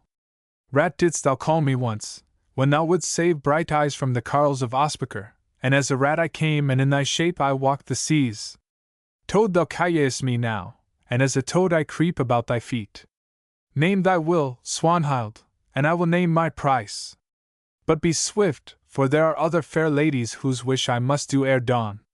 Thou art hideous to look on, said Swanhild, placing her hand before her eyes. Say not so, lady, say not so. Look at this face of mine. Knowest thou it not? It is thy mother's, dead Groa lent it me. I took it from where she lies, and my toad skin I drew from thy spotted heart, Swanhild, and more hideous than I am shalt thou be in a day to come, as once I was more fair than thou art today. Swanhild opened her lips to shriek, but no sound came. Troll, she whispered, mock me not with lies, but hearken to my bidding. Where sails Eric now? Look out into the night, lady, and thou shalt see. Swanhild looked, and the ways of the darkness opened before her witch sight. There at the mouth of Pentland Firth the Gudruda laboured heavily in the great seas, and by the tiller stood Eric, and with him Skallagrim. Sayest thou thy love? asked the familiar. Yea, she answered, full clearly. He is worn with wind and sea, but more glorious than aforetime, and his hair is long. Say, what shall befall him if thou aidest not? This, that he shall safely pass the firth, for the gale falls, and comes safely to Ferries, and from Ferries Isles to Gudruda's arms. And what canst thou do, goblin? This, I can lure Eric's ship to wreck, and give his comrades, all save Skallagrim, to Rant's net, and bring him to thy arms, Swanhild, which mother's which child? She hearkened. Her breast heaved, and her eyes flashed. And thy price, Toad? Thou art the price, lady, piped the goblin. Thou shalt give thyself to me when thy day is done, and merrily will we sisters dwell in Hela's halls, and merrily forever will we fare about the earth o' nights, doing such tasks as this task of thine, Swanhild, and working wicked woe till the last woe is worked on us. Art thou content? Swanhild thought. Twice her breath went from her lips in great sighs. Then she stood, pale and silent. Safely shall he sail the firth, piped the thin voice. Safely shall he sit in Ferries. Safely shall he lie in white Gudruda's arms, he. Think of it, lady! Then Swanhild shook like a birth tree in the gale, and her face grew ashen. I am content, she said. He! Brave lady! She is content. Ah, we sisters shall be merry. Hearken, if I aid thee thus I may do no more. Thrice has the night all come at thy call, now it must wing away. Yet things will be as I have said, thine own wisdom shall guide the rest. Ere morn Brighteyes shall stand in Atli's hall, ere spring he will be thy love, and ere autumn Gudruda shall sit on the high seat in the hall of Middlehof the bride of Ospakar. Draw nigh, give me thine arm, sister, that blood may seal our bargain. Swanhild drew near the Toad, and, shuddering, stretched out her arm, and then and there the red blood ran, and there they sealed their sisterhood. And as the nameless deed was wrought, it seemed to Swanhild as though fire shot through her veins, and fire surged before her eyes, and in the fire a shape passed up weeping. It is done, blood sister, piped the voice. Now I must away in thy form to be about thy tasks. Seat thee here before me, so. Now lay thy brow upon my brow, fear not, it was thy mother's, life on death. Curling locks on corpse hair. See, so we change. Now thou art the death toad and I am Swanhild, Atli's wife, who shall be Eric's love. Then Swanhild knew that her beauty had entered into the foulness of the toad, and the foulness of the toad into her beauty, for there before her stood her own shape, and here she crouched a toad upon the floor. Away to work, away! Said a soft low voice, her own voice speaking from her own body that stood before her, and lo! It was gone. But Swanhild crouched, in the shape of a hag-headed toad, upon the ground in her bower of Atli's hall, and felt wickedness and evil longings and hate boil and seethe within her heart. She looked out through her sunken horny eyes, and she seemed to see strange sights. She saw Atli, her lord, dead upon the grass. She saw a woman asleep, and above her flashed a sword. She saw the hall of Middlehof red with blood. She saw a great gulf in a mountain's heart, and men fell down it. And last she saw a warship sailing fast out on the sea, afire, and vanished there. Now the witch hag who wore Swanhild's loveliness stood upon the cliffs of Straumy, and tossed her white arms towards the north.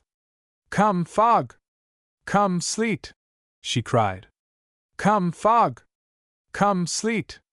Put out the moon and blind the eyes of Eric! And as she called, the fog rose up like a giant, and stretched his arms from shore to shore. Move, fog! Beat, rain! She cried. Move and beat against the gale, and blind the eyes of Eric! And the fog moved on against the wind, and with it sleet and rain. Now I am afeard, said Eric to Skallagrim, as they stood in darkness upon the ship. The gale blows from behind us, and yet the mist drives fast in our faces. What comes now? This is witch work, lord, answered Skallagrim. And in such things no counsel can avail. Hold the tiller straight and drive on, say I. Methinks the gale lessens more and more. So they did for a little while, and all around them sounded the roar of breakers. Darker grew the sky and darker yet, till at the last, though they stood side by side, they could not see each other's shapes. This is strange sailing, said Eric. I hear the roar of breakers as it were beneath the prow. Lash the helm, lord, and let us go forward. If there are breakers, perhaps we shall see their foam through the blackness, said Skallagrim. Eric did so, and they crept forward on the starboard board right to the prow of the ship, and there Skallagrim peered into the fog and sleet. Lord, he whispered presently, and his voice shook strangely.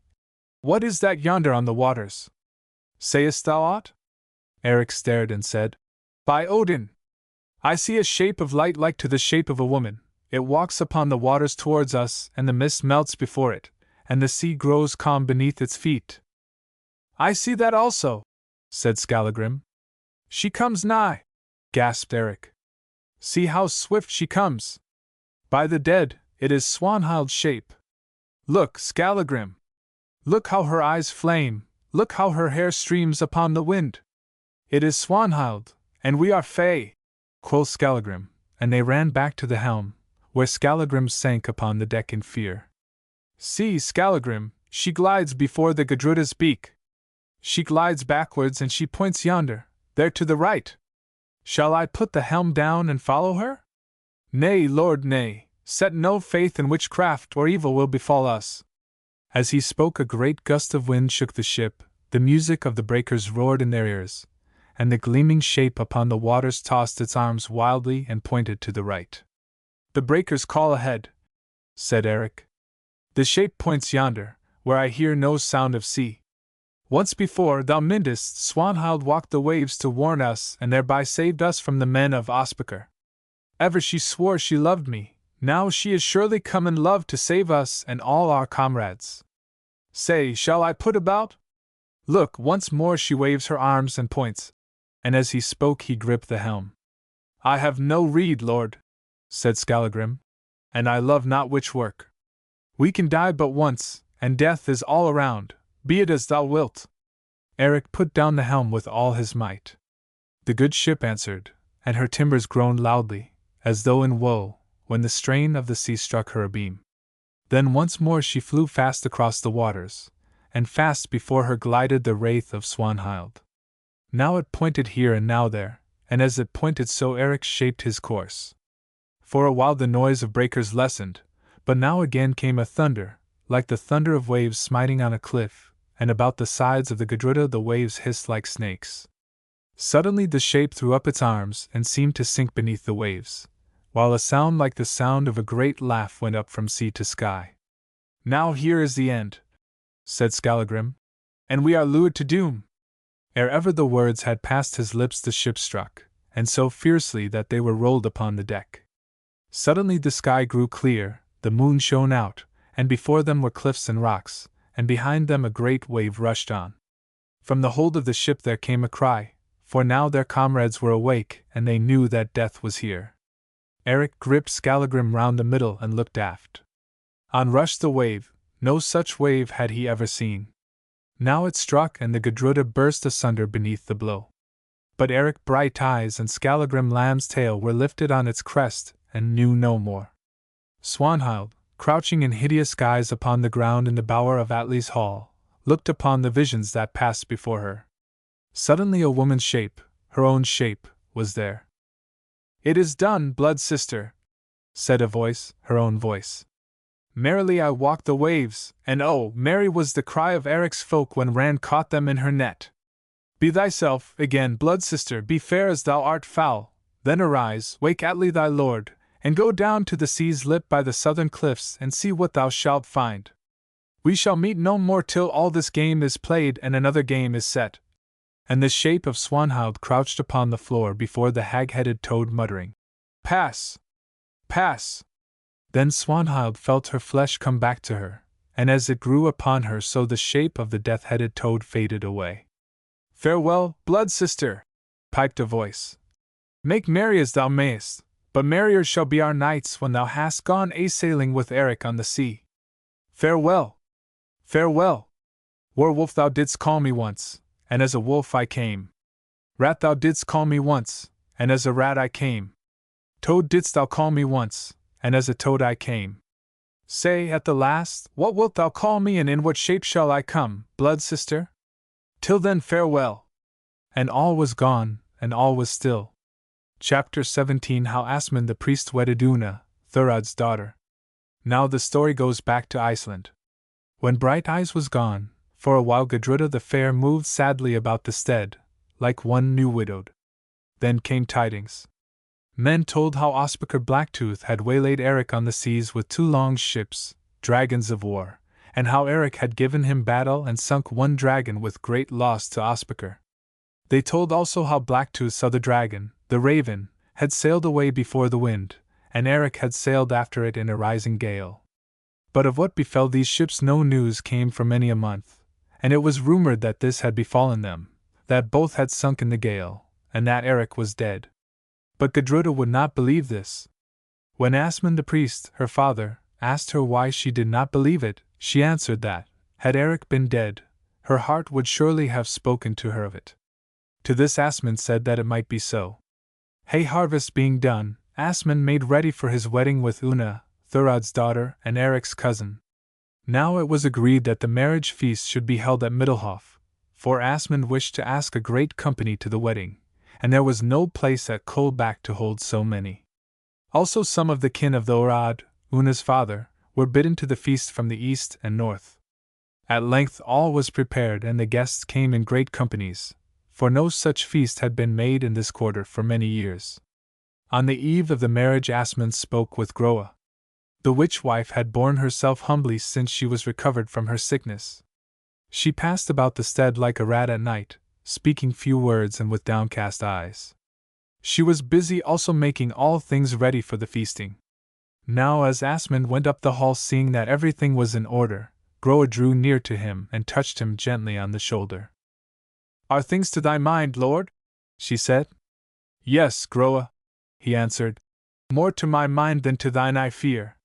"Fear not, lord, thy will is my will. Say, Groa, is it thy wish to bide here in Middlehof when Una is my housewife?" "It is my wish to serve thee as aforetime," she answered softly. "If so be that Una wills it." "That is her desire," said Asmund and went his ways. But Groa stood looking after him, and her face was fierce and evil. "While Bane has virtue, while runes have power, and while hand has cunning, never, Una, shalt thou take my place at Asmund's side. Out of the water I came to thee, Asmund, into the water I go again. Unquiet shall I lie there, unquiet shall I wend through Hela's halls, but Una shall rest at Asmund's side, in Asmund's cairn." Then again she moved about the hall, making all things ready for the feast. But at midnight, when the light was low and folks slept, Groa rose, and veiled in a black robe, with a basket in her hand, passed like a shadow through the hall out upon the meads. Then she glided into the mists that hang about the river's edge, and in silence, always looking behind her, like one who fears a hidden foe, culled flowers of noisome plants that grow in the marsh.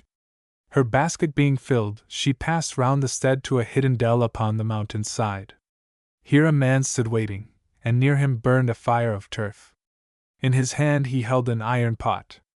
It was called the half-witted Groa's thrall. "Are all things ready, Coll?" she said. "Yes," he answered. "But I like not these tasks of thine, mistress. Say now, what wouldst thou do with the fire and the pot?" "This, then, Coll. I would brew a love potion for Asmund the priest as he has bidden me to do. I have done many an ill deed for thee, mistress, but of all of them I love this the least," said the thrall doubtfully. "I have done many a good deed for thee, Coll. It was I who saved thee from the doomstone, seeming to prove thee innocent, aye, even when thy back was stretched on it, because thou hadst slain a man in his sleep. Is it not so?" "Yea, mistress." "And yet thou wast guilty, Coll. And I have given thee many good gifts, is it not so?" "Yes, it is so."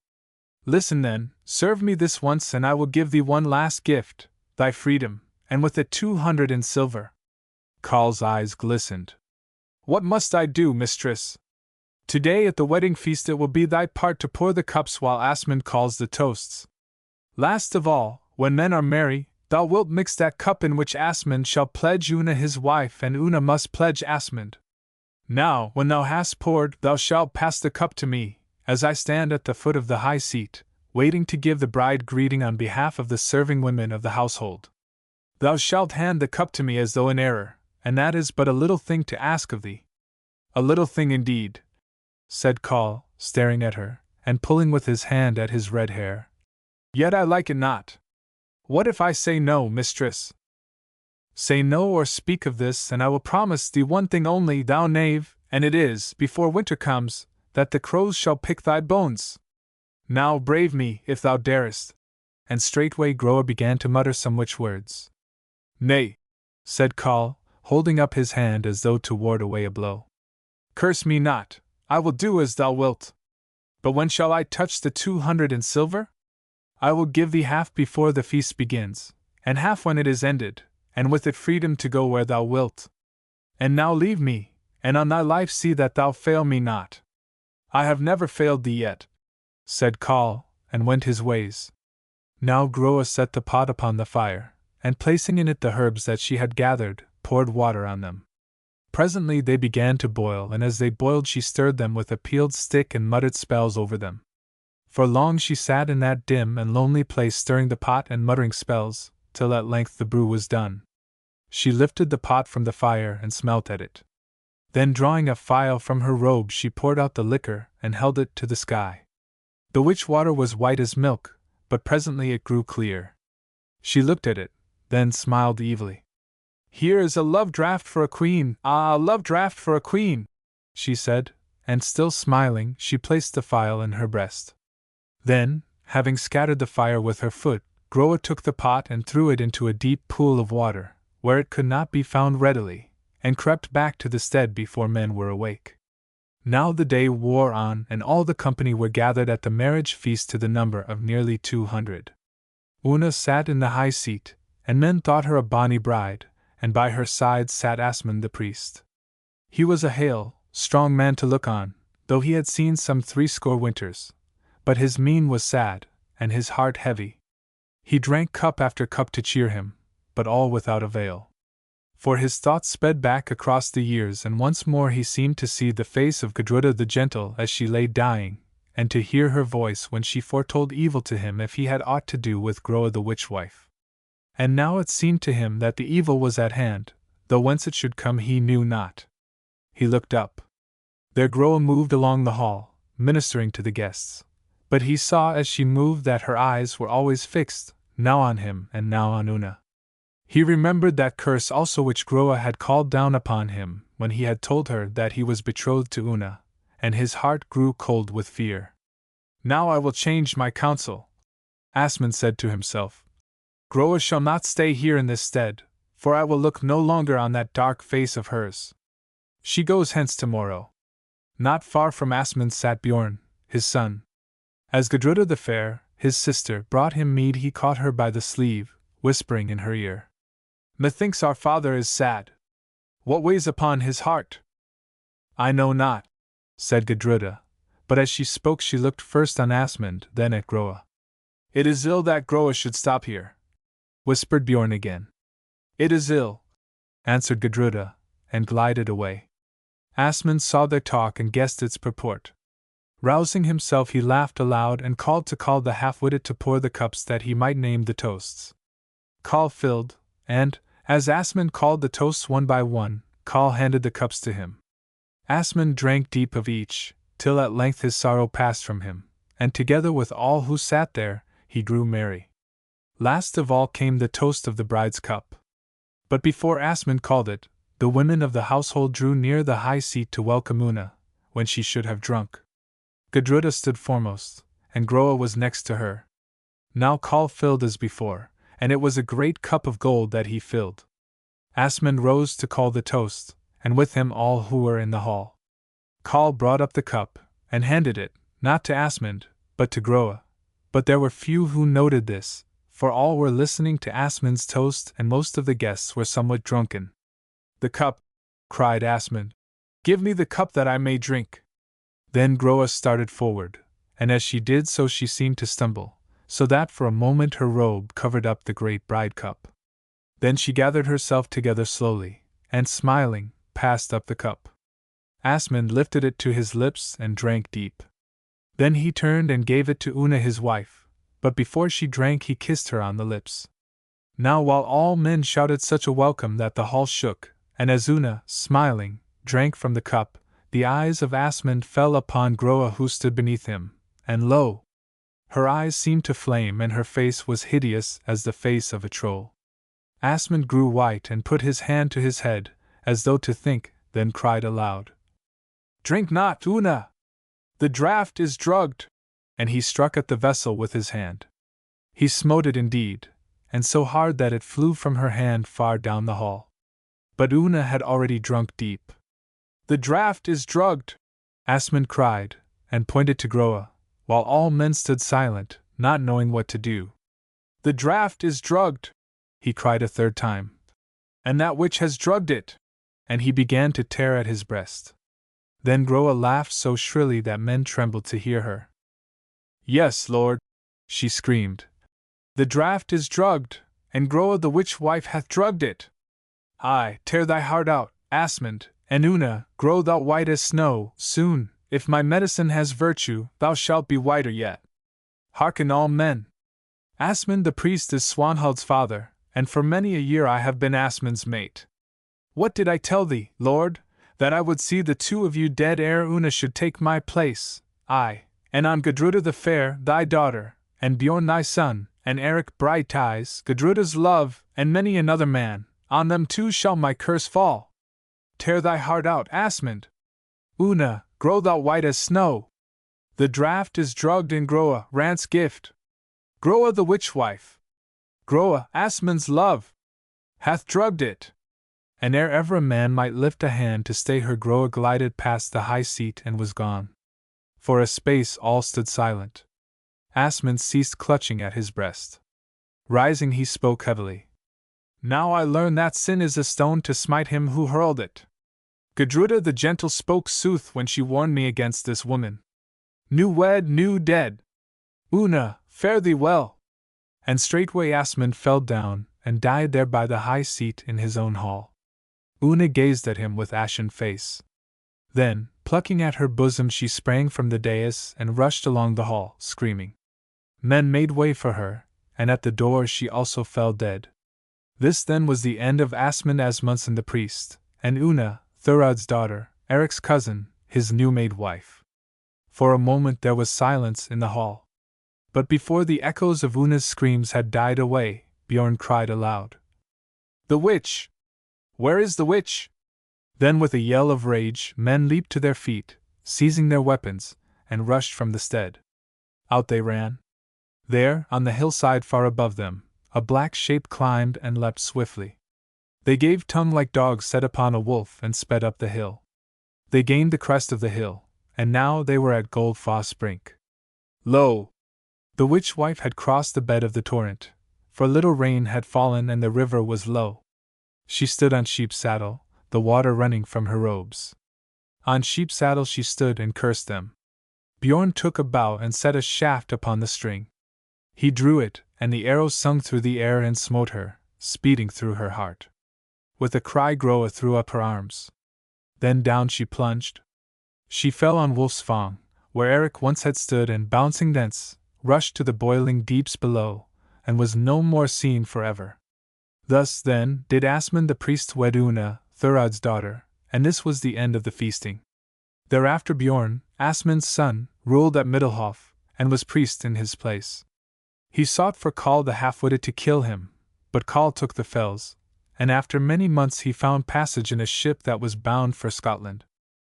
Now Bjorn was a hard man and a greedy. He was no friend to Eric Brighteyes, and always pressed it on Gudruda that she should wed Ospakar Blacktooth. But to this counsel Gudruda would not listen, for day and night she thought upon her love. Next summer there came tidings that Eric was safe in Ireland, and men spoke of his deeds, and of how he and Skallagrim had swept the ship of Ospakar single-handed. Now after these tidings, for a while Gudruda walked singing through the meads, and no flower that grew in them was half so fair as she. That summer also Ospakar Blacktooth met Bjorn, Asmund's son, at the Thing, and they talked much together in secret. Chapter 18 How Earl Atli found Eric and Skallagrim on the southern rocks of Stormy Isle. Swanhild, robed in white, as though new risen from sleep, stood, candle in hand, by the bed of Atli the Earl, her lord, crying, "Awake! What passes now?" said Atli, lifting himself upon his arm. What passes, Swanhild, and why dost thou ever wander alone at nights, looking so strangely? I love not thy dark witch ways, Swanhild, and I was wed to thee in an ill hour, wife who art no wife. In an ill hour indeed, Earl Atli, she answered. An ill hour for thee and me, for, as thou hast said, Eld and youth are strange yoke fellows and pull different paths. Arise now, Earl, for I have dreamed a dream. Tell it to me on the morrow, then, quoth Atli. There is small joyousness in thy dreams, that always point to evil, and I must bear enough evil of late. Nay, lord, my rede may not be put aside so. Listen now. I have dreamed that a great dragon of war has been cast away upon Straumi's southwestern rocks. The cries of those who drowned rang in my ears. But I thought that some came living to the shore, and lie there senseless, to perish of the cold. Arise, therefore, take men and go down to the rocks. I will go at daybreak, said Atli, letting his head fall upon the pillow. I have little faith in such visions, and it is too late for ships of war to try the passage of the Firth. Arise, I say, answered Swanhild sternly, and do my bidding, else I will myself go to search the rocks. Then Atli rose grumbling, and shook the heavy sleep from his eyes, for of all living folk he most feared Swanhild his wife. He donned his garments, threw a thick cloak about him, and going to the hall where men snored around the dying fires, for the night was bitter, he awoke some of them. Now among those men whom he called was Hall of Lithdale, Hall the mate who had cut the grapnel chain. For this Hall, fearing to return to Iceland, had come hither saying that he had been wounded off Ferris, in the great fight between Eric and Ospakar's men, and left there to grow well of his hurt or die. Then Atli, not knowing that the carle lied, had bid him welcome for Eric's sake, for he still loved Eric above all men. But Hall loved not labor and night-farings to search for shipwrecked men of whom the Lady Swanhild had chanced to dream. So he turned himself upon his side and slept again. Still, certain of Atli's folk rose at his bidding, and they went together down to the southwestern rocks.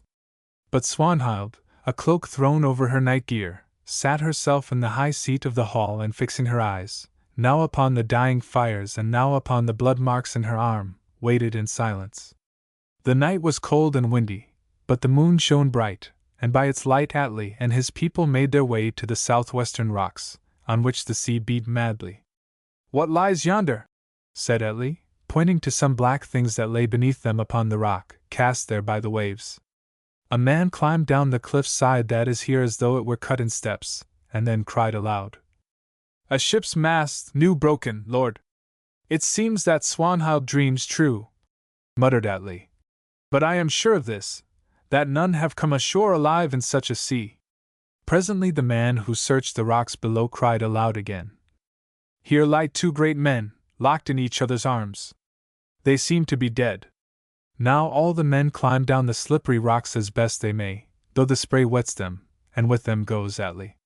The Earl is a brisk man, though old in years, and he comes first to where the two lie. He who was undermost lay upon his back, but his face is hid by the thick golden hair that flowed across it.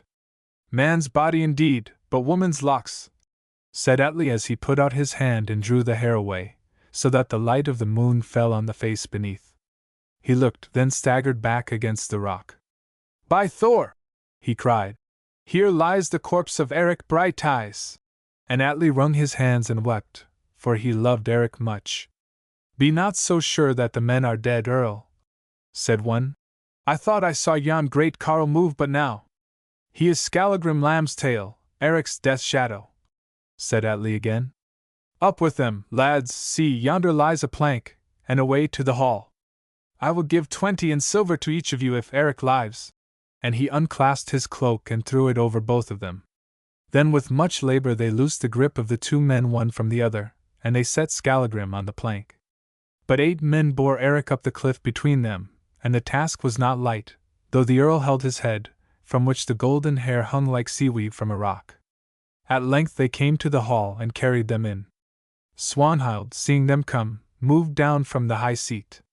Bring lamps, and pile up the fires, cried Atli. A strange thing has come to pass, Swanhild, and thou dost dream wisely indeed, for here we have Eric Brighteyes and Skallagrim Lambstail. They were locked like lovers in each other's arms, but I know not if they are dead or living. Now Swanhild started and came on swiftly. Had the familiar tricked her, and had she paid the price for nothing? Was Eric taken from Gudruda and given to her indeed, but given dead? She bent over him, gazing keenly on his face. Then she spoke. He is not dead but senseless. Bring dry clothes and make water hot. And kneeling down, she loosed Eric's helm and harness and ungirded white fire from his side. For long Swanhild and Atli tended Eric at one fire, and the serving women tended Skallagrim at the other. Presently there came a cry that Skallagrim stirred, and Atli with others ran to see. At this moment also the eyes of Eric were unsealed, and Swanhild saw them looking at her dimly from beneath.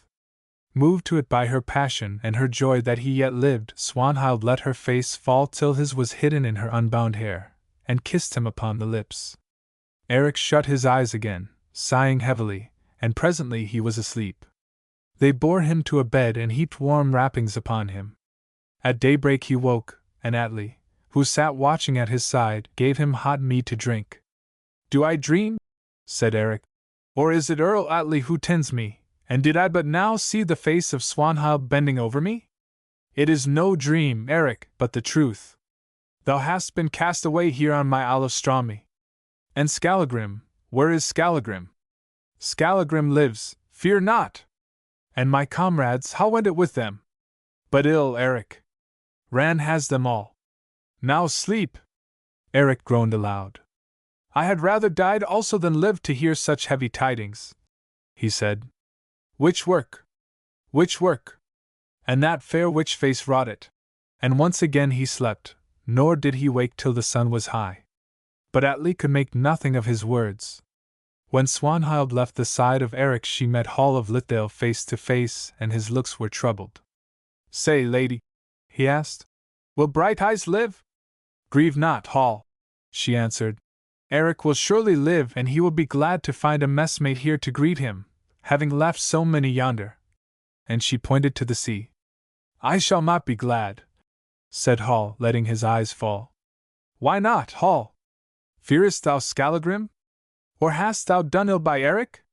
Ay, lady, I fear Skallagrim, for he swore to slay me, and that kind of promise he ever keeps. Also, if the truth must out, I have not dealt altogether well with Eric, and of all men I least wish to talk with him. Speak on, she said. Then, being forced to it, Hall told her something of the tale of the cutting of the cable, being careful to put another color on it. Now it seems that thou art a coward, Hall, Swanhild said when he had done, and I scarcely looked for that in thee.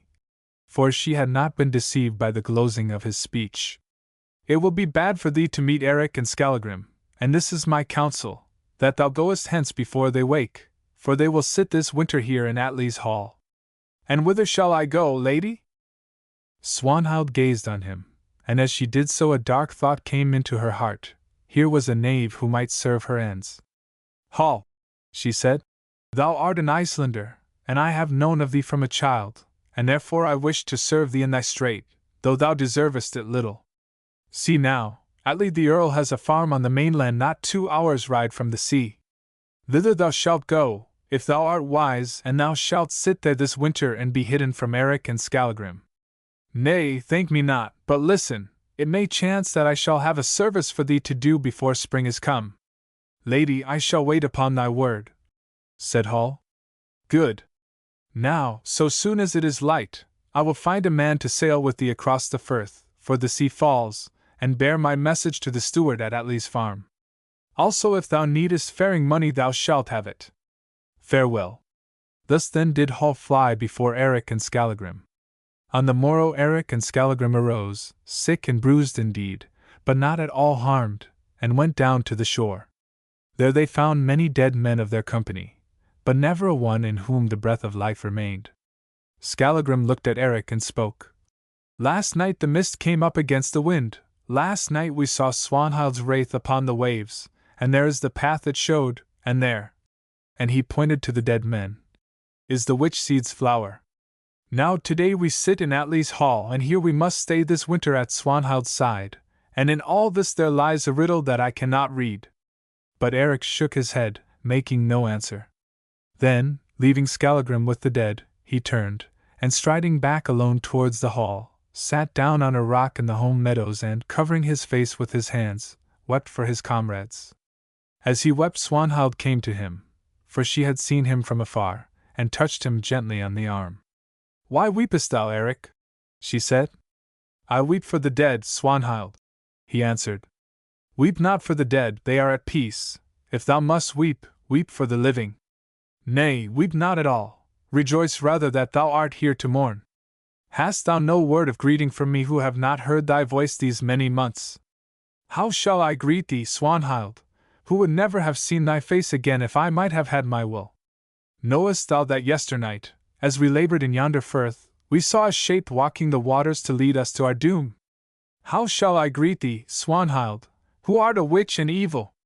And knowest thou, Eric, that yesternight I woke from sleep, having dreamed that thou didst lie upon the shore, and thus I saved thee alive, as perchance I have saved thee aforetime? If thou didst see a shape walking the waters, it was that shape which led thee here. Hadst thou sailed on, not only those thou mournest, but Skallagrim and thou thyself had now been numbered with the lost. Better so than thus, said Brighteyes. Knowest thou also, Swanhild, that when last night my life came back again in Atli's hall, methought that Atli's wife leaned over me and kissed me on the lips? That was an ill dream, Swanhild. Some had found it none so ill, Eric, she made answer, looking on him strangely. Still, it was but a dream. Thou didst dream that Atli's wife breathed back the breath of life into thy pale lips. Be sure of it, thou didst but dream. Ah, Eric, fear me no more. Forget the evil that I have wrought in the blindness and folly of my youth. Now things are otherwise with me. Now I am a wedded wife and faithful-hearted to my lord. Now, if I still love thee, it is with a sister's love. Therefore forget my sins, remember only that as children we played upon the Iceland fells. Remember that, as boy and girl, we rode along the marshes, while the sea mews clamored round our heads. The world is cold, Eric, and few are the friends we find in it. Many are already gone, and soon the friendless dark draws near. So put me not away, my brother and my friend, but for a little space, whilst thou art here in Atli's hall, let us walk hand in hand as we walked long years ago in Iceland, gathering up the fifa bloom, and watching the midnight shadows creep up the icy Jökul's crest. Thus Swanhild spoke to him most sweetly, in a low voice of music, while the tears gathered in her eyes, talking ever of Iceland that he loved, and of days long dead, till Eric's heart softened in him. Almost do I believe thee, Swanhild, he said, stretching out his hand. But I know thus, that thou art never twice in the same mood, and that is beyond my measuring. Thou hast done much evil, and thou hast striven to do more. Also I love not those who seem to walk the seas o' nights. Still, hold thou to this last saying of thine, and there shall be peace between us while I bide here. She touched his hand humbly and turned to go. But as she went, Eric spoke again. Say, Swanhild, hast thou tidings from Iceland yonder? I have heard no word of Asmund or of Gudruda for 2 long years and more. She stood still, and a dark shadow that he could not see flitted across her face. I have few tidings, Eric, she said, turning, and those few, if I may trust them, bad enough. For this is the rumor that I have heard, that Asmund the priest, my father, is dead, that Groa, my mother, is dead, how I know not, and lastly, that Gudruda the fair, thy love, is betrothed to Ospakar Blacktooth and weds him in the spring. Now Eric sprang up with an oath and grasped the hilt of white fire. Then he sat down again upon the stone, and covered his face with his hands. Grieve not, Eric, she said gently. I put no faith in this news, for rumor, like the black-backed gull, often changes color in its flight across the seas. Also I had it but at 5th hand. I am sure of this, at least, that Gudruda will never forsake thee without a cause. It shall go ill with Ospakar if this be true, said Eric, smiling grimly. For white fire is yet left me, and with it one true friend. Run not to meet the evil, Eric. Thou shalt come to Iceland with the summer flowers and find Gudruda faithful and yet fairer than of yore. Knowest thou that Hall of Lithdale, who was thy mate, has sat here these 2 months? He is gone but this morning, I know not whither, leaving a message that he returns no more. He did well to go, said Eric, and he told her how Hall had cut the cable. Aye, well indeed, answered Swanhild. Had Atli known this, he would have scourged Hall hence with rods of seaweed. And now, Eric, I desire to ask thee one more thing. Why wearest thou thy hair long like a woman's? Indeed, few women have such hair as thine is now. For this cause, Swanhild, I swore to Gudruda that none should cut my hair till she cut it once more. It is a great burden to me surely, for never did hair grow so fast and strong as mine, and once in a fray I was held fast by it, and went near to the losing of my life. Still, I will keep the oath even if it grows onto my feet. And he laughed a little and shook back his golden locks. Swanhild smiled also and, turning, went. But when her face was hidden from him, she smiled no more. As I live, she said in her heart, before spring rains fall I again will cause thee to break this oath, Eric. Aye, I will cut a lock of that bright hair of thine and send it for a love token to Gudruda. But Eric still sat upon the rock thinking. Swanhild had set an evil seed of doubt in his heart, and already it put forth roots. What if the tale were true? What if Gudruda had given herself to Ospakar? Well, if so, she should soon be a widow, that he swore.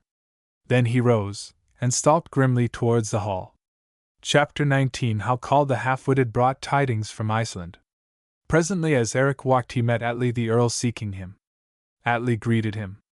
I have seen strange things, Eric, he said, but none more strange than this coming of thine and the manner of it. Swanhild is foresight, and that was a doom dream of hers. I think her foresight also, said Eric. And now, Earl, knowest thou this, that little good can come to thee at the hands of one whom thou hast saved from the sea? I set no faith in such old wives' tales, answered Atli. Here thou art come, and it is my will that thou shouldest sit here. At the least, I will give thee no help to go hence.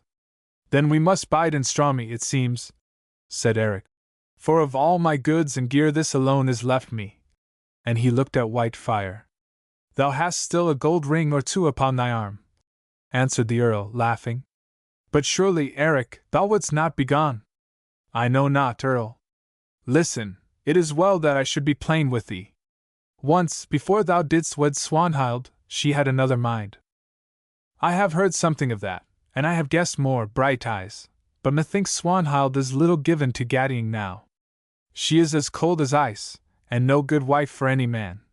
And Atli sighed. Snow melts not if sun shines not, so runs the saw. Thou art an honest man, Eric, and no whisperer in the ears of others' wives. I am not minded indeed to do thee such harm, Earl, but this thou knowest, that woman's guile and beauty are swords few shields can brook. Now I have spoken, and they are hard words to speak, be it as thou wilt. It is my will that thou shouldest sit here this winter, Eric. Had I my way, indeed, never wouldest thou sit elsewhere. Listen, things have not gone well with me of late. Age hath a grip of me, and foes rise up against one who has no sons. That was an ill marriage, too, which I made with Swanhild yonder, for she loves me not, and I have found no luck since first I saw her face. Moreover, it is in my mind that my days are almost sped. Swanhild has already foretold my death, and, as thou knowest well, she is foresight. So I pray thee, Eric, bide thou here while thou mayest, for I would have thee at my side. It shall be as thou wilt, Earl, said Eric. So Eric Brighteyes and Skallagrim Lambstail sat that winter in the hall of Atli the Earl at Strami. For many weeks all things went well and Eric forgot his fears. Swanhild was gentle to him, and kindly. She loved much to talk with him, even of Gudruda her rival, but no word of love passed her lips. Nevertheless, she did but bide her time, for when she struck she determined to strike home. Atli and Eric were ever side by side, and Eric gave the Earl much good counsel. He promised to do this also, for now, being simple-minded, his doubts had passed, and he had no more fear of Swanhild. On the mainland lived a certain chief who had seized large lands of Atli's, and held them for a year or more. Now Eric gave his word that, before he sailed for Iceland in the early summer, he would go up against this man and drive him from the lands, if he could. For Brighteyes might not come to Iceland till hard upon midsummer, when his 3 years of outlawry were spent. The winter wore away and the spring came. Then Atli gathered his men and went with Eric in boats to where the chief dwelt who held his lands. There they fell on him, and there was a fierce fight. But in the end the man was slain by Skallagrim, and Eric did great deeds, as was his wont. Now in this fray Eric was wounded in the foot by a spear, so that he must be borne back to Strami, and he lay there in the hall for many days. Swanhild nursed him, and most days he sat talking with her in her bower. When Eric was nearly healed of his hurt, the Earl went with all his people to a certain island of the Orkneys to gather scat, that was unpaid, and Skallagrim went with him. But Eric did not go, because of his hurt, fearing lest the wound should open if he walked overmuch. Thus it came to pass that, except for some women, he was left almost alone with Swanhild. Now, when Atli had been gone 3 days, it chanced on an afternoon that Swanhild heard how a man from Iceland sought speech with her. She bade them bring him in to where she was alone in her bower, for Eric was not there, having gone down to the sea to fish. The man came, and she knew him at once for Karl the half-witted, who had been her mother Groa's thrall. On his shoulders was the cloak that Ospakar Blacktooth had given him. It was much torn now, and he had a worn and hungry look. "Whence comest thou, Karl?" she asked. "And what are thy tidings?" "From Scotland, last, lady, where I sat this winter, before that from Iceland. As for my tidings, they are heavy, if thou hast not heard them. Asmund the priest is dead, and dead is Una his wife, poisoned by thy mother, Groa, at their marriage feast. Dead, too, is thy mother, Groa. Bjorn, Asmund's son, shot her with an arrow, and she lies in Goldfoss pool." Now Swanhild hid her face for a while in her hands. Then she lifted it, and it was white to see. "Speakest thou truth, fox? If thou liest this, I swear to thee, thy tongue shall be dragged from thee by the roots." "I speak the truth, lady," he answered. But still he spoke not all the truth, for he said nothing of the part which he had played in the deaths of Asmund and Una. Then he told her of the manner of their end. Swanhild listened silently, then said, "What news of Gudruda, Asmund's daughter? Is she wed?"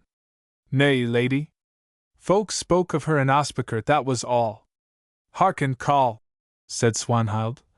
"Bearing such heavy tidings, canst thou not wait the ship a little more? Eric Brighteyes is here.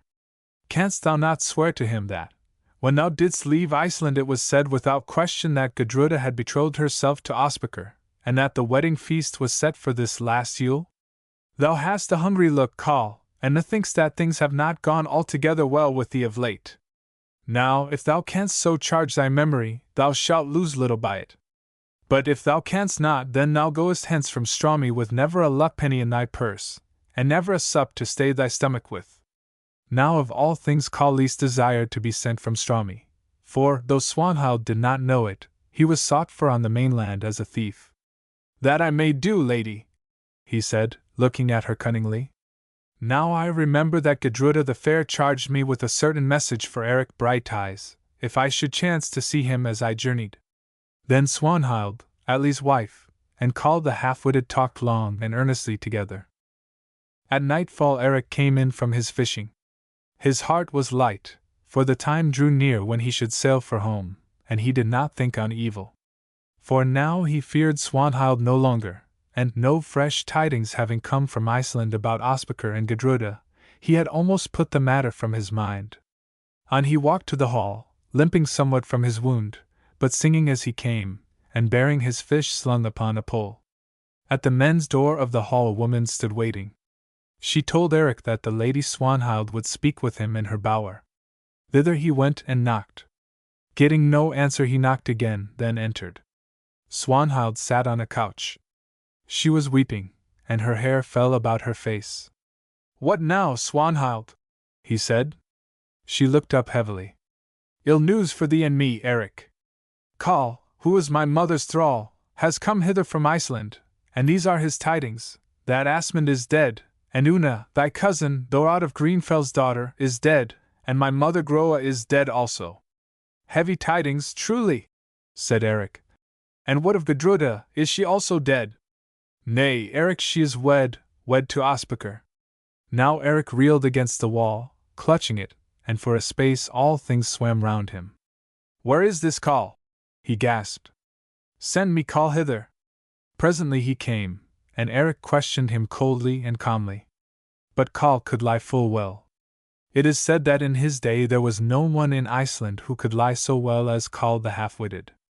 He told Eric how it was said that Gudruda was plighted to Ospakar, and how the match had been agreed on at the Althing in the summer that was gone, and indeed there had been some such talk, and how that the feast was to be at Middlehof on last Yule Day. "Is that all thy tidings?" said Eric. "If so, I give no heed to them, for ever, Coll, I have known thee for a liar." "Nay, Eric, it is not all," answered Coll. "As it chanced, 2 days before the ship in which I sailed was bound, I saw Gudruda the fair. Then she asked me whither I was going, and I told her that I would journey to London, where men said thou wert, and asked her if she would send a message. Then she alighted from her horse, Black Mane, and spoke with me apart. 'Coll,' she said, 'it well may happen that thou wilt see Eric Brighteyes in London town. Now, if thou sayest him, I charge thee straightly tell him this. Tell him that my father is dead, and my brother Bjorn, who rules in his place, is a hard man, and has ever urged me on to wed Ospakar, till at last, having no choice, I have consented to it. And say to Eric that I grieve much and sorely, and that, though we twain should never meet more, yet I shall always hold his memory dear.'" "It is not like Gudruda to speak thus," said Eric. "She had ever a stout heart, and these are craven words. Coll, I hold that thou liest, and if indeed I find it so, I'll wring the head from off thee." "Nay, Eric, I lie not. Wherefore should I lie? Hearken, thou hast not heard all my tale." When the Lady Gudruda had made an end of speaking, she drew something from her breast and gave it me, saying, "Give this to Eric, in witness of my words." "Show me the token," said Eric. Now, many years ago, when they were yet boy and girl, it chanced that Eric had given to Gudruda the half of an ancient gold piece that he had found upon the shore. He had given her half, and half he had kept, wearing it next his heart. But he knew not this, for she feared to tell him that Gudruda had lost her half. Nor indeed had she lost it, for Swanhild had taken the love token and hidden it away. Now she brought it forth for Coll to build his lies upon. Then Coll drew out the half-piece from a leather purse and passed it to him. Eric plunged his hand into his breast and found his half. He placed the two side by side, while Swanhild watched him. Lo! They fitted well. Then Eric laughed aloud, a hard and bitter laugh. "There will be slaying," he cried, "before all this tale is told. Take thy fee and begone, thou messenger of ill!" And he cast the broken piece at Coll. "For once thou hast spoken the truth." Coll stooped, found the gold and went, leaving Brighteyes and Swanhild face to face. He hid his brow in his arms and groaned aloud. Softly Swanhild crept up to him, softly she drew his hands away, holding them between her own. "Heavy tidings, Eric," she said. "Heavy tidings for thee and me. She is a murderess who gave me birth, and she has slain my own father, and thy cousin Una also. Gudruda is a traitress fair and false. I did ill to be born of such a woman, thou didst ill to put thy faith in such a woman. Together let us weep, for our woe is equal." "Aye, let us weep together," Eric answered. "Nay, why should we weep? Together let us be merry, for we know the worst. All words are said, all hopes are sped. Let us be merry, then, for now we have no more tidings to fear." "Aye," Swanhild answered, looking on him darkly. "We will be merry and laugh our sorrows down. Ah! Thou foolish Eric, under what unlucky star wast thou born that thou knewest not true from false?" And she called the serving women, bidding them bring food and wine. Now Eric sat alone with Swanhild in her bower and made pretense to eat. But he could eat little, though he drank deep of the southern wine. Close beside him sat Swanhild, filling his cup. She was wondrous fair that night, and it seemed to Eric that her eyes gleamed like stars. Sweetly she spoke also and wisely. She told strange tales and she sang strange songs, and ever her eyes shone more and more, and ever she crept closer to him. Eric's brain was afire, though his heart was cold and dead. He laughed loud and mightily, he told great tales of deeds that he had done, growing boastful in his folly. And still Swanhild's eyes shone more and more, and still she crept closer, wooing him in many ways. Now of a sudden Eric thought of his friend, Earl Atli, and his mind grew clear. "This may not be, Swanhild," he said. "Yet I would that I had loved thee from the first, and not the false Gudruda, for, with all thy dark ways, at least thou art better than she." "Thou speakest wisely, Eric," Swanhild answered, though she meant not that he should go. "The Norns have appointed us an evil fate, giving me as wife to an old man whom I do not love, and thee for a lover to a woman who has betrayed thee. Ah, Eric Brighteyes, thou foolish Eric! Why knewest thou not the false from the true while yet there was time? Now are all words said and all things done, nor can they be undone. Go hence, Eric, ere ill come of it, but before thou goest, drink one cup of parting, and then farewell." And she slipped from him and filled the cup, mixing in it a certain love potion that she had made ready. "Give it me that I may swear an oath on it," said Eric. Swanhild gave him the cup and stood before him, watching him. "Hearken," he said. "I swear this, that before snow falls again in Iceland I will see Ospakar dead at my feet or lie dead at the feet of Ospakar." "Well spoken, Eric," Swanhild answered. "Now, before thou drinkest, grant me one little boon. It is but a woman's fancy, and thou canst scarce deny me. The years will be long when thou art gone, for from this night it is best that we should meet no more, and I would keep something of thee to call back thy memory and the memories of our youth when thou hast passed away and I grow old." "What wouldst have then, Swanhild?" "I have nothing left to give, except white fire alone." "I do not ask white fire, Eric, though white fire shall kiss the gift. I ask nothing but one tress of that golden hair of thine. Once I swore that none should touch my hair again except Gudruda's self. It will grow long then, Eric, for now Gudruda tends black locks and thinks little on golden. Broken are all oaths." Eric groaned. "All oaths are broken in sooth," he said. "Have then thy will." And loosing the peace strings, he drew white fire from its sheath and gave her the great war sword. Swanhild took it by the hilt, and lifting a tress of Eric's yellow hair, she shore through it deftly with Whitefire's razor edge, smiling as she shore. With the same war blade on which Eric and Gudruda had pledged their troth, did Swanhild cut the locks that Eric had sworn no hand should clip except Gudruda's. He took back the sword and sheathed it, and, knotting the long tress, Swanhild hid it in her bosom. "Now drink the cup, Eric," she said. "Pledge me and go." Eric drank to the dregs and cast the cup down, and lo! All things changed to him, for his blood was afire, and seas seemed to roll within his brain. Only before him stood Swanhild like a shape of light and glory, and he thought that she sang softly over him, always drawing nearer, and that with her came a scent of flowers like the scent of the Iceland meads in May. "All oaths are broken, Eric," she murmured. "All oaths are broken indeed, and now must new oaths be sworn. For cut is thy golden hair, Brighteyes, and not by Gudruda's hand." Chapter 20 How Eric was named anew. Eric dreamed. He dreamed that Gudruda stood by him looking at him with soft, sad eyes, while with her hand she pointed to his hair, and spake.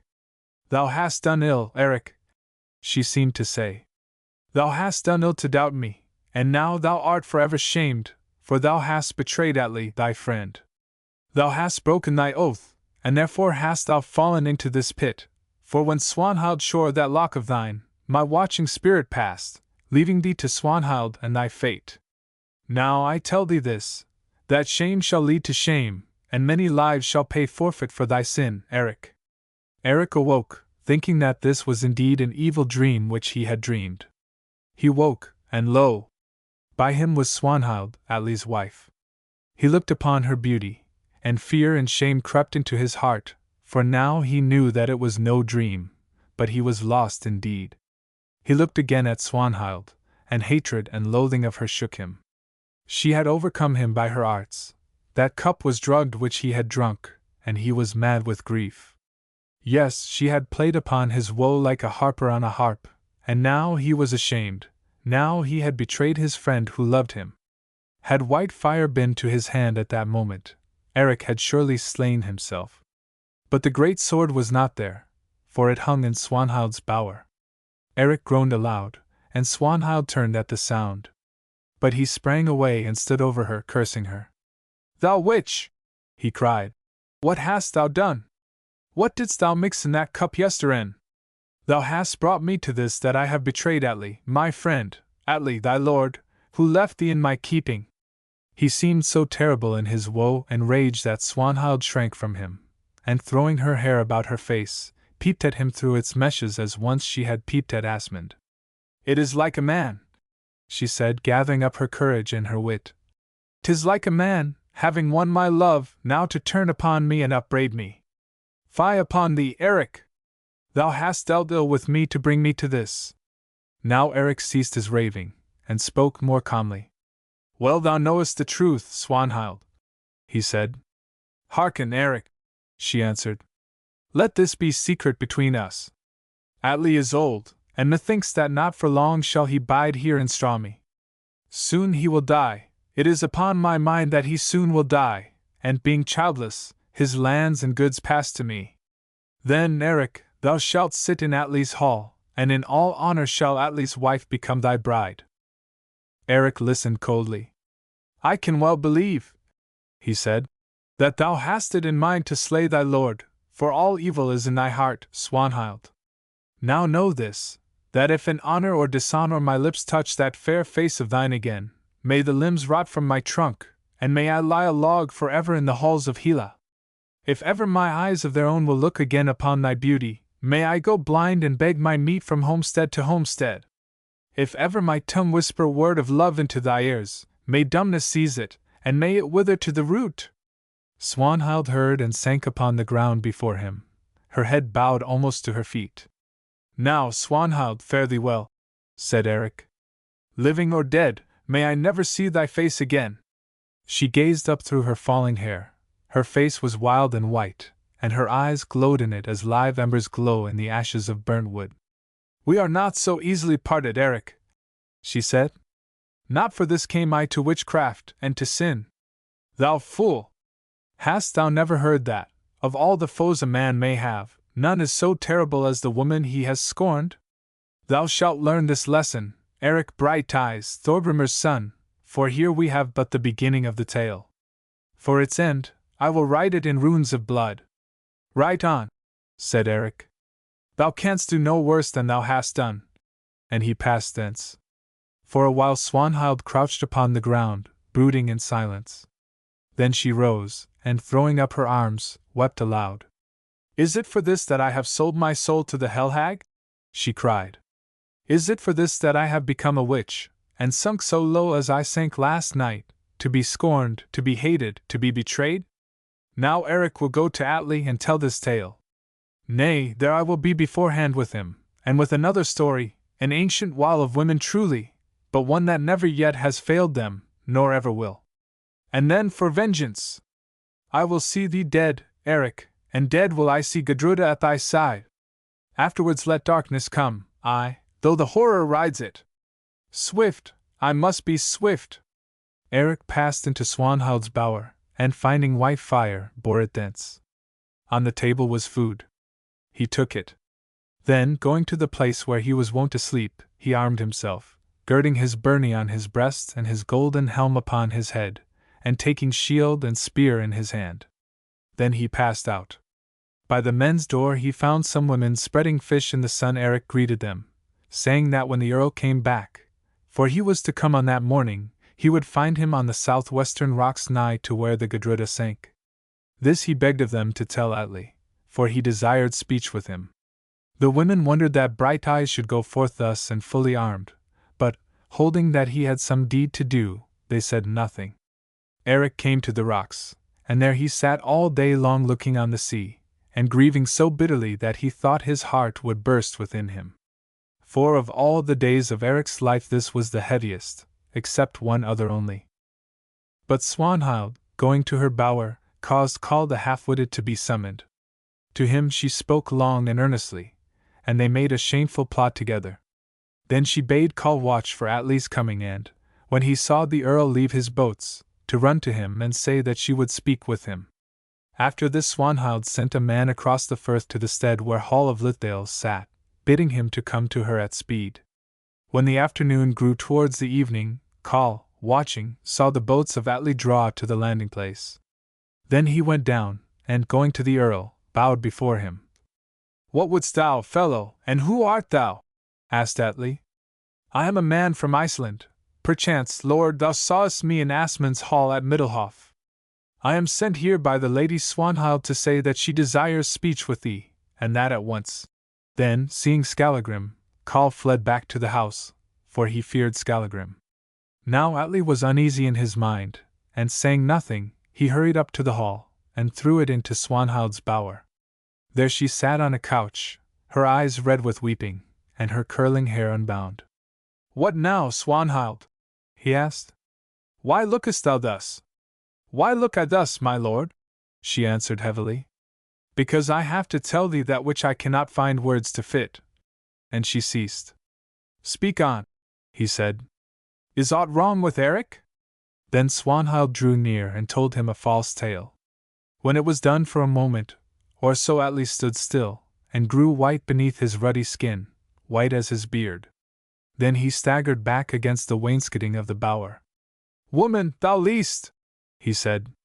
"Never will I believe so vile a thing of Eric Brighteyes, whom I have loved." "Would that I could not believe it," she answered. "Would that I could think it was but an evil dream! But alas! Nay, I will prove it.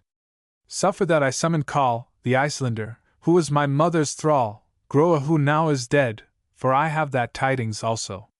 He saw something of this thing, and he will bear me witness." "Call the man," said Atli sternly. So Coll was summoned, and told his lies with a bold face. He was so well taught, and so closely did his story tally with that of Swanhild, that Atli could find no flaw in it. "Now I am sure, Swanhild, that thou speakest truth," said the Earl when Coll had gone. "And now also I have somewhat to say to this Eric. For thee, rest thyself, that which cannot be mended must be borne." And he went out. Now, when Skallagrim came to the house he asked for Eric. The women told him that Brighteyes had gone down to the sea, fully armed, in the morning, and had not returned. "Then there must be fighting toward, and that I am loath to miss," said Skallagrim, and axe aloft he started for the southwestern rocks at a run. Skallagrim came to the rocks. There he found Eric, sitting in his harness, looking out across the sea.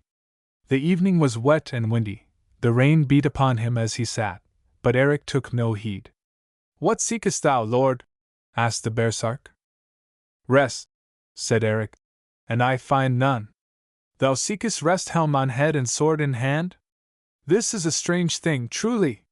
Stranger things have been, Skallagrim. Wouldst thou hear a tale?" And he told him all. "What said I?" asked Skallagrim.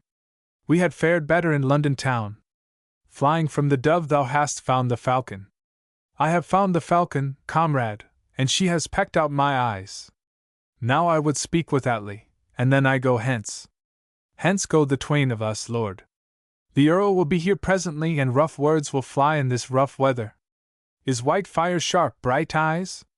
"White fire was sharp enough to shear my hair, Skallagrim, but if Atli would strike, let him lay on. White fire will not be aloft for him." "That we shall see," said Skallagrim. "At least, if thou art harmed because of this loose queen, my axe will be aloft." "Keep thou thine axe in its place," said Eric, and as he spoke Atli came, and with him many men. Eric rose and turned to meet the Earl, looking on him with sad eyes. For Atli, his face was as the face of a trapped wolf, for he was mad with rage at the shame that had been put upon him, and the ill tale that Swanhild had told of Eric's dealings with her. "It seems that the Earl has heard of these tidings," said Skallagrim. "Then I shall be spared the telling of them," answered Eric. Now they stood face to face. Atli leaned upon his drawn sword, and his wrath was so fierce that for a while he could not speak. At length he found words. "See ye that man, comrades?" he said, pointing at Eric with the sword. "He has been my guest these many months. He has sat in my hall and eaten of my bread, and I have loved him as a son. And wot ye how he has repaid me? He has put me to the greatest shame, me and my wife the Lady Swanhild, whom I left in his guard, to such shame, indeed, that I cannot speak it. True words, Earl, said Eric, while folk murmured and handled their swords. True, but not all the truth, growled Skallagrim. Methinks the Earl has heard a garbled tale. True words, thyself thou sayest it, went on Atli. Thou hound that I saved from the sea! Ran's gift, Hela's gift, so runs the saw, and now from Ran to Hela thou shalt go, thou mishandler of defenseless women. Here is somewhat of which I know nothing, said Eric. And here is something of which thou shalt know, answered Atli, and he shook his sword before Eric's eyes. Guard thyself! Nay, Earl, thou art old, and I have done the wrong, I may not fight with thee.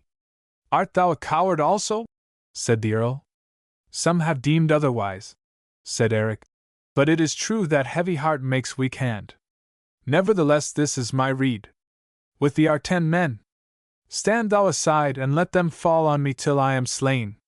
The odds are too heavy even for thee, said Skallagrim. Back to back, Lord, as we have stood aforetime, and let us play this game together. Not so, cried Atli. This shame is mine, and I have sworn to Swanhild that I will wipe it out in Eric's blood. Stand thou before me and draw. Then Eric drew white fire and raised his shield. Atli the Earl rushed at him and smote a great two-handed blow.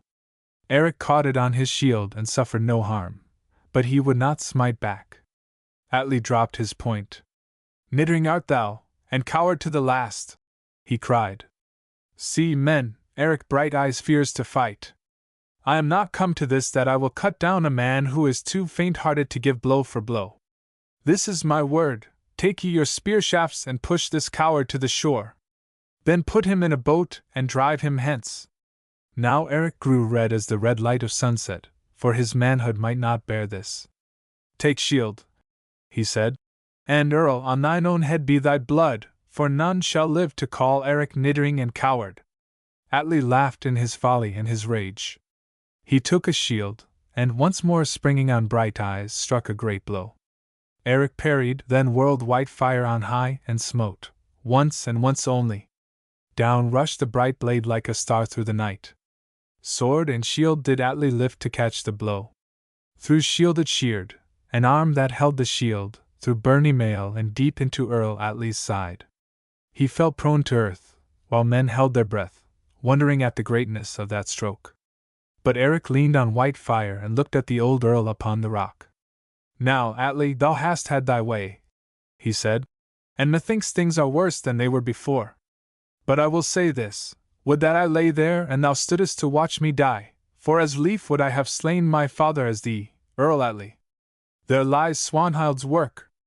Atli gazed upwards into Eric's sad eyes, and while he gazed so, his rage left him, and of a sudden a light brake upon his mind, as even then the light of the setting sun brake through the driving mist. Eric, he said, draw near and speak with me ere I am sped. Methinks that I have been beguiled and that thou didst not do this thing that Swanhild said and Call bore witness to. What did Swanhild say then, Earl Atli? The Earl told him. It was to be looked for from her, said Eric, though I never thought of it. Now hearken! And he told him all. Atli groaned aloud. I know this now, Eric, he said, that thou speakest truth, and once more I have been deceived. Eric, I forgive thee all, for no man may fight against woman's witchcraft, and witch's wine. Swanhild is evil to the heart. Yet, Eric, I lay this doom upon thee. I do not lay it of my own will, for I would not harm thee, whom I love, but because of the words that the Norns put in my mouth, for now I am fey in this the hour of my death. Thou hast sinned, and that thou didst sin against thy will shall avail thee nothing, for of thy sin fate shall fashion a handle to the spear which pierces thee. Henceforth thou art accursed. For I tell thee that this wicked woman Swanhild shall drag thee down to death, and worse than death, and with thee those thou lovest. By witchcraft she brought thee to straw me, by lies she laid me here before thee. Now by hate and might and cruel deeds shall she bring thee to lie more low than I do. For, Eric, thou art bound to her, and thou shalt never loose the bond. Atli ceased a while, then spoke again more faintly. Hearken, comrades, he cried. My strength is well nigh spent. Ye shall swear 4 things to me, that ye will give Eric Brighteyes and Skallagrim Lambstail safe passage from Strami.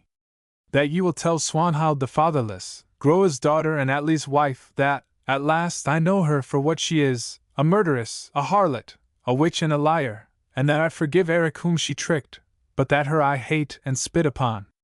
That ye will slay Call the half-witted, Groa's thrall, who came hither about 2 days gone, since by his lies he hath set an edge upon this sword of falsehood. That ye will raise no blood feud against Eric for this my slaying, for I goaded him to the deed. Do ye swear? We swear, said the men. Then farewell. And to thee farewell, also, Eric Brighteyes. Now take my hand and hold it while I die. Behold, I give thee a new name, and by that name thou shalt be called in story.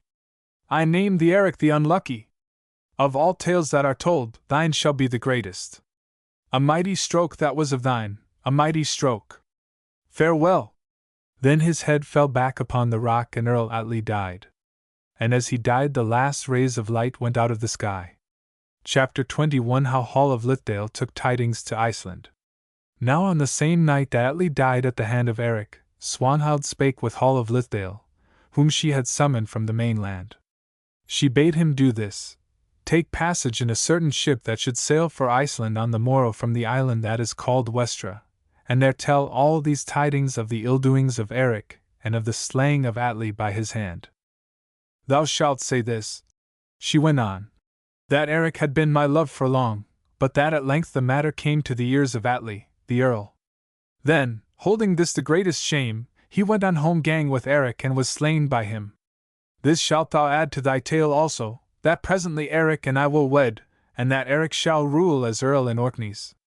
Now these tidings must soon come to the ears of Gudruda the Fair, and she will send for thee, and question thee straitly concerning them, and thou shalt tell her the tale as thou toldest it at first. Then thou shalt give Gudruda this packet, which I sent her as a gift, saying, that I bade her remember a certain oath which Eric took as to the cutting of his hair. And when she sees that which is within the packet is somewhat stained, tell her that is but the blood of Atli that is upon it, as his blood is upon Eric's hands. Now remember thou this, Hall, that if thou fail in the errand thy life shall pay forfeit, for presently I will also come to Iceland and hear how thou hast sped. Then Swanhild gave him faring money and gifts of wad mal and gold rings, promising that he should have so much again when she came to Iceland. Hall said that he would do all these things, and went at once, nor did he fail in his tasks. Atli being dead, Eric loosed his hand and called to the men to take up his body and bear it to the hall. This they did. Eric stood and watched them till they were lost in the darkness. Whither now, lord? Said Skallagrim. It matters little, said Eric. What is thy counsel? This is my counsel. That we take ship and sail back to the king in London. There we will tell all this tale. It is a far cry from Strami to London town, and there we shall sit in peace, for the king will think little of the slaying of an Orkney earl and a brawl about a woman. Mayhap, too, the Lady Elfrida will not set great store by it. Therefore, I say, let us fare back to London. In but one place am I at home, and that is Iceland, said Eric. Thither I will go, Skallagrim, though it be but to miss friend from stead and bride from bed. At the least I shall find Ospakar there. Listen, lord, said Skallagrim. Was it not my rede that we should bide this winter through in London? Thou wouldst none of it, and what came about? Our ship is sunk, gone are our comrades, thine honor is tarnished, and dead is thy host at thine own hand. Yet I say all is not lost. Let us hence south, and see no more of Swanhild, of Gudruda, of Bjorn and Ospakar. So shall we break the spell. But if thou goest to Iceland, I am sure of this, that the evil fate which Atli foretold will fall on thee, and the days to come shall be even more unlucky than the days that have been. It may be so, said Eric.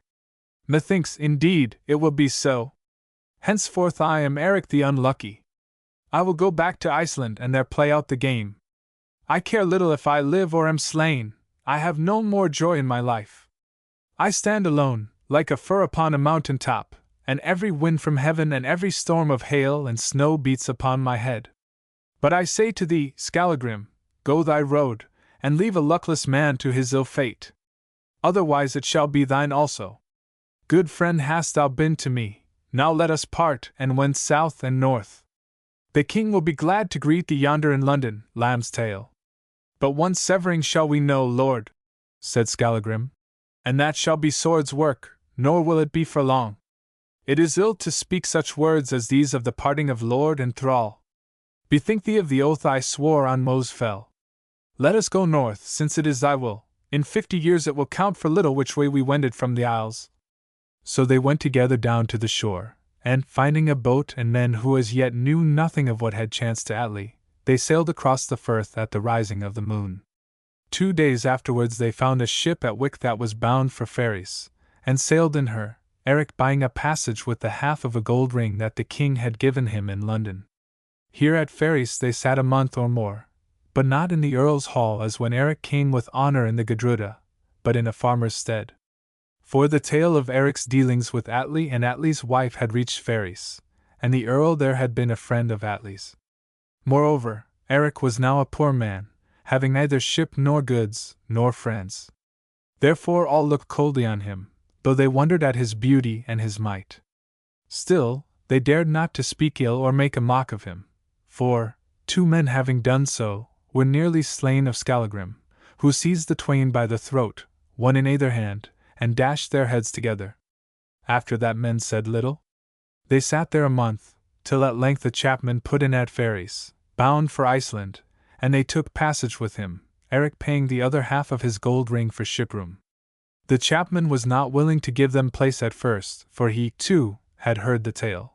But Skallagrim offered him choice, either to do so or to go on home-gang with him. Then the chapman gave them passage.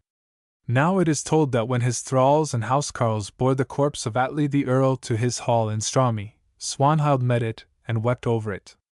And when the spokesman among them stood forward and told her those words that Atli had bidden them to say to her, sparing none, she spoke thus. My lord was distraught and weak with loss of blood when he spoke thus.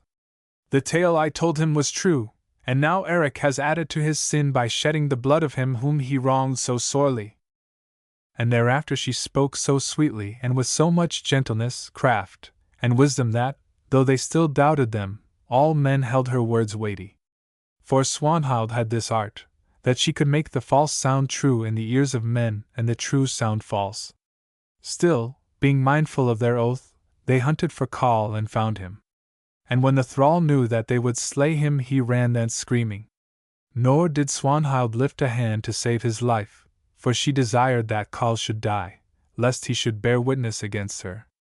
Away he ran towards the cliffs, and after him sped Atli's housecarls, till he came to the great cliffs that edge in the sea. Now they were close upon him, and their swords were aloft. Then, sooner than know the kiss of steel, the liar leapt from the cliffs and was crushed, dying miserably on the rocks below. This was the end of Coll the half-witted, Groa's thrall.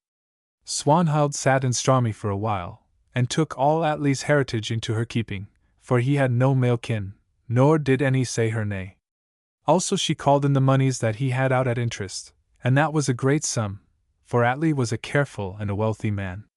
Then Swanhild made ready to go to Iceland. Atli had a great dragon of war, and she manned that ship and filled it with stores and all things needful. This done, she set stewards and grieves over the Orkney lands and farms, and when the Earl was 6 weeks dead, she sailed for Iceland, giving out that she went thither to set a blood suit on foot against Eric for the death of Atli, her lord. There she came in safety just as folk rode to the Thing. Now Hall of Lithdale came to Iceland and told his tale of the doings of Eric and the death of Atli. Oft and loud he told it, and soon people gossiped of it in field and fair and stead. Bjorn, Asmund's son, heard this talk and sent for Hall. To him also Hall told the tale. Now, said Bjorn, we will go to my sister Gudruda the Fair, and learn how she takes these tidings. So they went into where Gudruda sat spinning in the hall, singing as she span. Greeting, Gudruda, said Bjorn. Say, hast thou tidings of Eric Brighteyes, thy betrothed? I have no tidings, said Gudruda. Then here is one who brings them. Now for the first time Gudruda the Fair saw Hall of Lithdale. Up she sprang. Thou hast tidings of Eric, Hall? Ah! Thou art welcome, for no tidings have come of him for many a month. Speak on. And she pressed her hand against her heart, and leaned towards him. My tidings are ill, lady. Is Eric dead? Say not that my love is dead. He is worse than dead, said Hall. He is shamed. There thou liest, Hall, she answered. Shame and Eric are things apart. Mayst thou think so when thou hast heard my tale, lady, said Hall, for I am sad at heart to speak it of one who was my mate. Speak on, I say, answered Gudruda, in such a voice that Hall shrank from her. Speak on, but of this I warn thee, that if in one word thou liest, that shall be thy death when Eric comes. Now Hall was afraid, thinking of the axe of Skallagrim. Still, he might not go back upon his word. So he began at the beginning, telling the story of how he was wounded in the fight with Ospakar's ships and left Fairy Isles, and how he came thence to Scotland and sat in Atli's hall on Orkneys. Then he told how the Gudruda was wrecked on Straumy, and, of all aboard, Eric and Skallagrim alone were saved because of Swanhild's dream. Herein I see witch work, said Gudruda. Then Hall told that Eric became Swanhild's love, but of the other tale which Swanhild had whispered to Atli he said nothing. For he knew that Gudruda would not believe this, and moreover, if it were so, Swanhild had not sent the token which he should give. It may well be, said Gudruda proudly. Swanhild is fair and light of mind. Perchance she led Brighteyes into this snare. But though she spoke thus, bitter jealousy and anger burned in her breast, and she remembered the sight which she had seen when Eric and Swanhild met on the morn of Atli's wedding. Then Hall told of the slaying of Atli the Good by Eric, but he said nothing of the Earl's dying words, nor of how he goaded Brighteyes with his bitter words. It was an ill deed in sooth, said Gudruda, for Eric to slay an old man whom he had wronged. Still, it may chance that he was driven to it for his own life's sake. Then Hall said that he had seen Swanhild after Atli's slaying, and that she had told him that she and Eric should wed shortly, and that Eric would rule in Orkneys by her side. Gudruda asked if that was all his tale. Yes, lady, answered Hall. That is all my tale, for after that I sailed and know not what happened. But I am charged to give something to thee, and that by the Lady Swanhild. She bade me say this also, that, when thou lookest on the gift, thou shouldst think on a certain oath which Eric took as to the cutting of his hair. And he drew a linen packet from his breast and gave it to her. Thrice Gudruda looked on it, fearing to open it. Then, seeing the smile of mockery on Bjorn's cold face, she took the shears that hung at her side and cut the thread with them. And as she cut, a lock of golden hair rose from the packet, untwisting itself like a living snake. The lock was long, and its end was caked with gore. Whose hair is this? Said Gudruda, though she knew the hair well. Eric's hair, said Hall. That Swanhild cut from his head with Eric's sword. Now Gudruda put her hand to her bosom. She drew out a satchel, and from the satchel a lock of yellow hair. Side by side she placed the locks, looking first at one and then at the other. This is Eric's hair in sooth, she said. Eric's hair that he swore none but I should cut. Eric's hair that Swanhild shore with white fire from Eric's head, white fire whereon we plighted troth. Say now, whose blood is this that stains the hair of Eric? It is Atli's blood, whom Eric first dishonored and then slew with his own hand, answered Hall. Now there burned a fire on the hearth, for the day was cold. Gudruda the Fair stood over the fire, and with either hand she let the 2 locks of Eric's hair fall upon the embers. Slowly they twisted up and burned. She watched them burn, then she threw up her hands and with a great cry fled from the hall. Bjorn and Hall of Lithdale looked on each other. Thou hadst best go hence, said Bjorn. And of this I warn thee, Hall, though I hold thy tidings good, that, if thou hast spoken one false word, that will be thy death. For then it would be better for thee to face all the wolves in Iceland than to stand before Eric in his rage. Again Hall bethought himself of the axe of Skallagrim, and he went out heavily. That day a messenger came from Gudruda to Bjorn, saying that she would speak with him. he went to where she sat alone upon her bed. Her face was white as death, and her dark eyes glowed. Eric has dealt badly with thee, sister, to bring thee to this sorrow, said Bjorn. Speak no evil of Eric to me, Gudruda answered. The evil that he has done will be paid back to him. There is little need for thee to heap words upon his head. Hearken, Bjorn my brother, is it yet thy will that I should wed Ospakar Blacktooth? That is my will, surely. There is no match in Iceland as this Ospakar, and I should win many friends by it. Do this then, Bjorn. Send messengers to Swanhild and say to Ospakar that if he would still wed Gudruda the fair, Asmund's daughter, let him come to Middelhof when folk ride from the Thing, and he shall not go hence alone. Nay, I have done. Now I pray thee speak no more to me of Eric or of Ospakar. Of the one I have seen and heard enough, and of the other I shall hear and see enough in the years that are to come. Chapter 22 How Eric Came Home Again. Swanhild made a good passage from the Orkneys, and was in Iceland 35 days before Eric and Skallagrim set foot there. But she did not land by Westman Isles, for she had no wish to face Gudruda at that time, but by Reginus. Now she rode thence with her company to Thingvalla, for here all men were gathered for the Thing. At first people hung aloof from her, notwithstanding her wealth and beauty, but Swanhild knew well how to win the hearts of men. For now she told the same story of Eric that she had told to Atli, and there were none to say her nay. So it came to pass that she was believed, and Eric Brighteyes held to be shamed indeed. Now, too, she set a suit on foot against Eric for the death of Atli at his hand, claiming that sentence of the greater outlawry should be passed against him, and that his lands at Kolbak in the marsh on Ran River should be given, half to her in atonement for the earl's death, and half to the men of Eric's quarter. On the day of the opening of the Thing Ospakar Blacktooth came from the north, and with him his son Gizur and a great company of men. Ospakar was blithe, for from the Thing he should ride to Middelhof, there to wed Gudruda the fair. Then Swanhild clad herself in beautiful attire, and taking men with her, went to the booth of Ospakar. Blacktooth sat in his booth, and by him sat Gizur his son the lawman. When he saw a beauteous lady, very richly clad, enter the booth, he did not know who it might be. But Gizur knew her well, for he could never put Swanhild from his mind. Lo! Here comes Swanhild the fatherless, Atli's widow, said Gizur, flushing red with joy at the sight of her. Then Ospakar greeted her heartily, and made place for her by him at the top of the booth. Ospakar Blacktooth, she said, I am come to ask this of thee, that thou shalt befriend me in the suit which I have against Eric Brighteyes for the slaying of Earl Atli, my husband. Thou couldst have come to no man who is more willing, said Ospakar. For if thou hast something against Eric, I have yet more. I would ask this, too, Ospakar, that thy son Gizur should take up my suit and plead it, for I know well that he is the most skilful of all lawmen.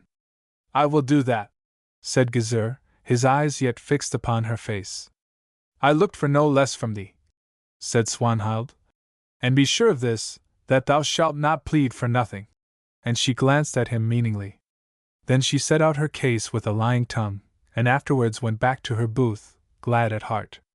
For now she learned that Hall had not failed in his errand, seeing that Gudruda was about to wed Ospakar.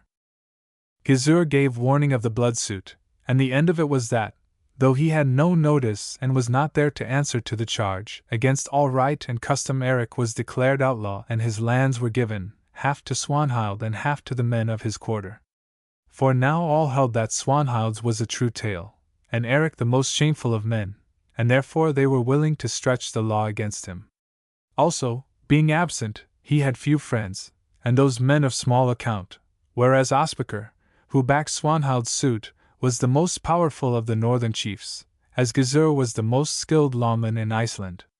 Moreover, Bjorn the priest, Asmund's son, was among the judges, and though Swanhild's tale seemed strange to him after that which he had heard from Hall of Lithdale, he loved Eric little.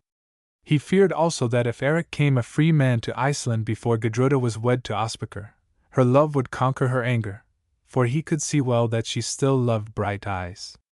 Therefore he strove with might and main that Eric should be brought in guilty, nor did he fail in this.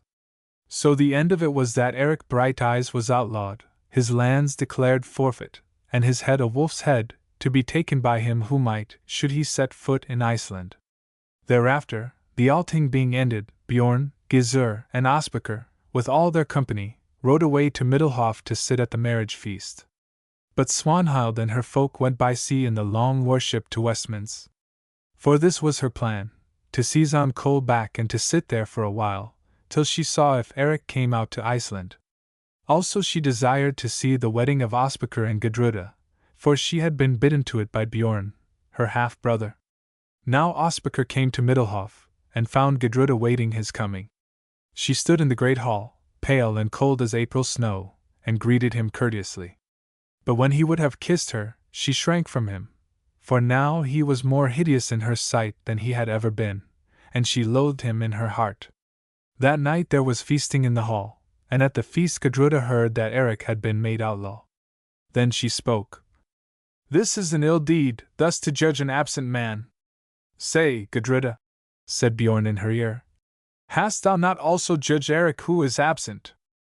She turned her head and spoke no more of Eric, but Bjorn's words fixed themselves in her heart like arrows.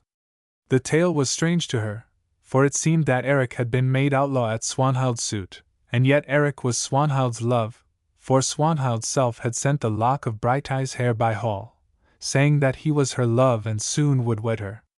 How, then, did Swanhild bring a suit against him who should be her husband? Moreover, she heard that Swanhild sailed down to Kolbak, and was bidden to the marriage feast, that should be on the 3rd day from now. Could it be, then, when all was said and done, that Eric was less faithless than she deemed? Gudruda's heart stood still and the blood rushed to her brow when she thought on it. Also, even if it were so, it was now too late. And surely it was not so, for had not Eric been made outlaw? Men were not made outlaw for a little thing. Nay, she would meet her fate, and ask no more of Eric and his doings. On the morrow, as Gudruda sat in her chamber, it was told her that Sivuna, Thorgrimer's widow and Eric's mother, had come from Kolbak to speak with her. For, after the death of Asmund and of Una, Sivuna had moved back to Kolbak on the marsh. "Nay, how can this be?" said Gudruda astonished, for she knew well that Sivuna was now both blind and bedridden. "She has been born here in a chair," said the woman who told her. "And that is a strange sight to see." At first Gudruda was minded to say her nay, but her heart softened, and she bade them bring Sivuna in. Presently she came, being set in a chair upon the shoulders of 4 men. She was white to see, for sickness had aged her much, and she stared about her with sightless eyes. But she was still tall and straight, and her face was stern to look on. To Gudruda it seemed like that of Eric when he was angered. "Am I nigh to Gudruda the fair, Asmund's daughter?" asked Sivuna. "Methinks I hear her breathe." "I am here, mother," said Gudruda. "What is thy will with me?" "Set down, carles, and begone," quoth Sivuna. "That which I have to say I would say alone. When I summon you, come." The carles set down the chair upon the floor and went. "Gudruda," said the dame, "I am risen from my deathbed, and I have caused myself to be borne on my last journey here across the meads, that I may speak with thee and warn thee. I hear that thou hast put away my son, Eric Brighteyes, to whom thou art sworn in marriage, and art about to give thyself to Ospakar Blacktooth. I hear also that thou hast done this deed because a certain man, Hall of Lithdale, whom from his youth up I have known for a liar and a knave, and whom thou thyself didst mistrust in years gone by, has come hither to Iceland from Orkneys, bearing a tale of Eric's dealings with thy half-sister Swanhild. This I hear, further, that Swanhild, Atli's widow, hath come out to Iceland and laid a suit against Eric for the slaying of Atli the Earl, her husband, and that Eric has been outlawed and his lands at Kolbak are forfeit. Tell me now, Gudruda, Asmund's daughter, if these tales be true?" "The tales are true, mother," said Gudruda. "Then hearken to me, girl. Eric sprang from my womb, who of all living men is the best and first, as he is the bravest and most strong. I have reared this Eric from a babe and I know his heart well. Now I tell thee this, that whatever Eric has done or left undone, naught of dishonor is on his hands. Mayhap Swanhild has deceived him. Thou art a woman, and thou knowest well the arts which women have, and the strength that Freya gives them. Well, thou knowest, also, of what breed this Swanhild came, and perchance thou canst remember how she dealt with thee, and with what mind she looked on Eric. Perchance thou canst remember how she plotted against thee and Eric, aye, how she thrust thee from Gold Foss brink. Say, then, wilt thou take her word? Wilt thou take the word of this witch-daughter of a witch? Wilt thou not think on Groa, her mother, and of Groa's dealings with thy father, and with Una my kinswoman? As the mother is, so shall the daughter be. Wilt thou cast Eric aside, and that unheard? There is no more room for doubt, mother, said Gudruda. I have proof of this, that Eric has forsaken me. So thou thinkest, child, but I tell thee that thou art wrong. Eric loves thee now as he loved thee aforetime, and will love thee always. Would that I could believe it, said Gudruda. If I could believe that Eric still loved me, even though he had been faithless to me, I would die ere I wed Ospakar. Thou art foolish, Gudruda, and thou shalt rue thy folly bitterly. I am outworn, and death draws near to me. Far from me now are hates and loves, hopes and fears, but I know this, that woman is mad who, loving a man, weds where she loves not. Shame shall be her portion and bitterness her bread.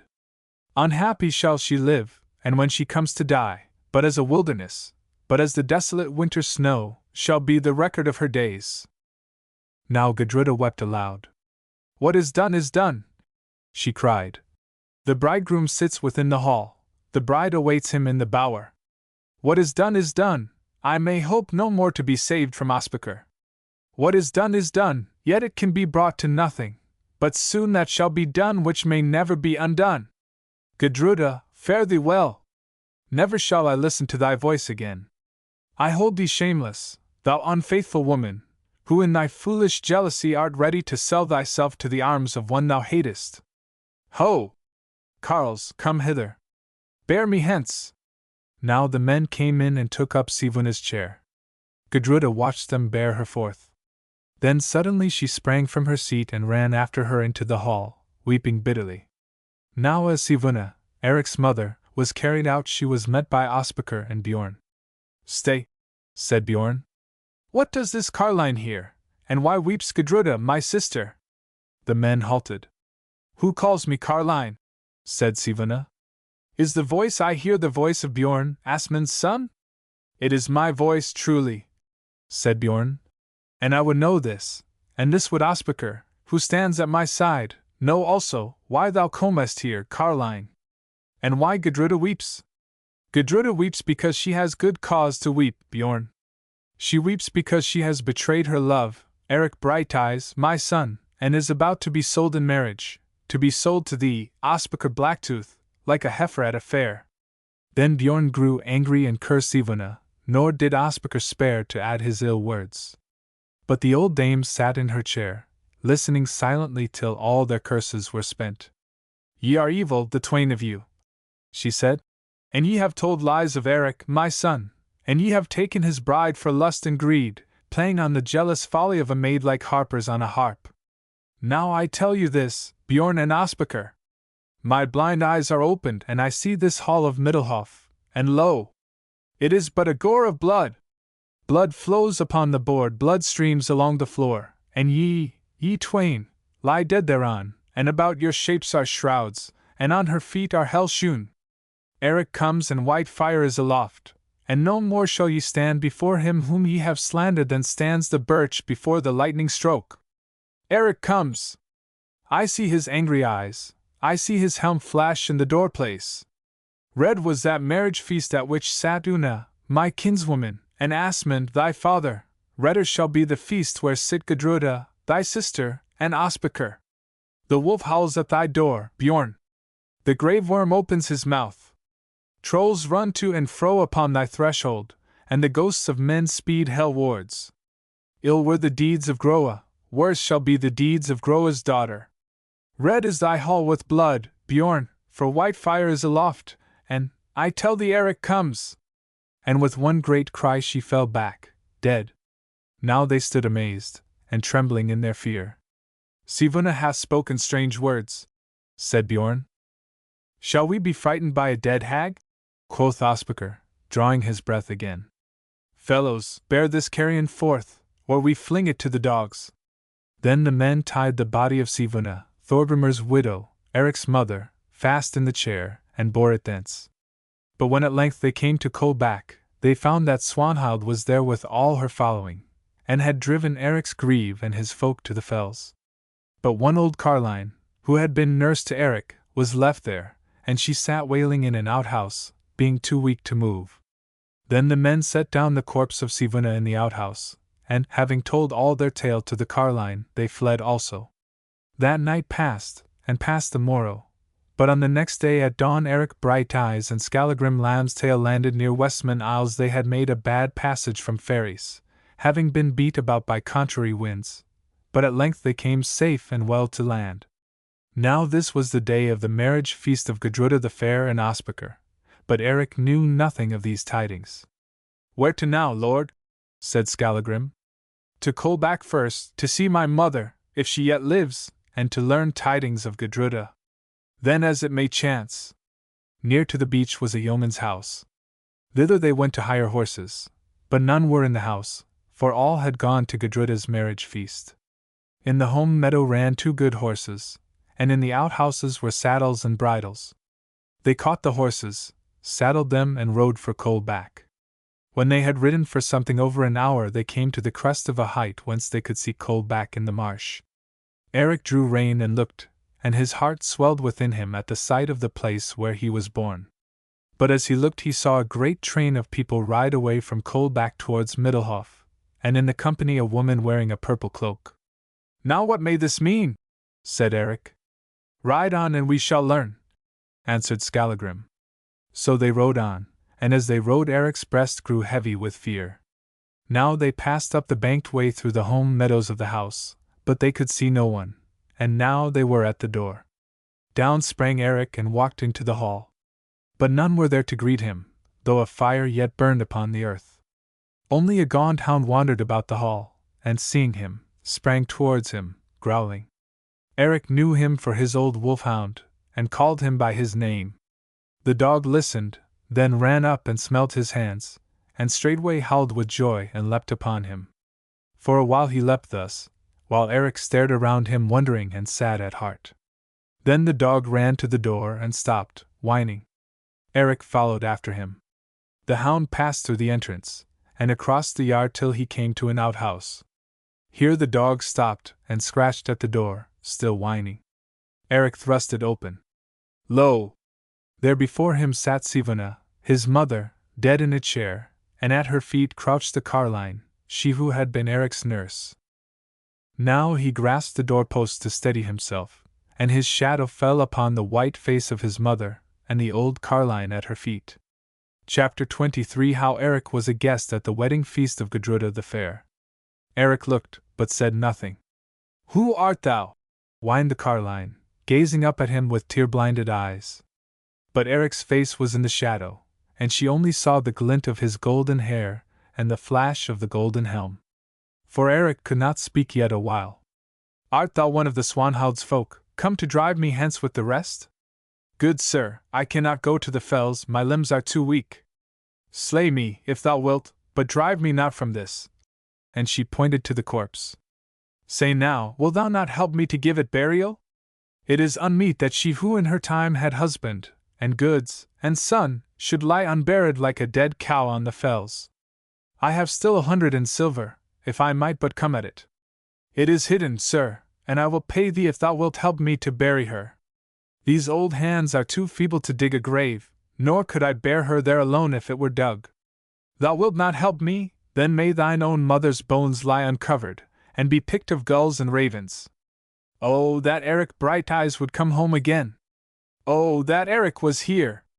There is work to do and never a man to do it." Now Eric gave a great sob and cried, "Nurse, nurse! Knowest thou me not?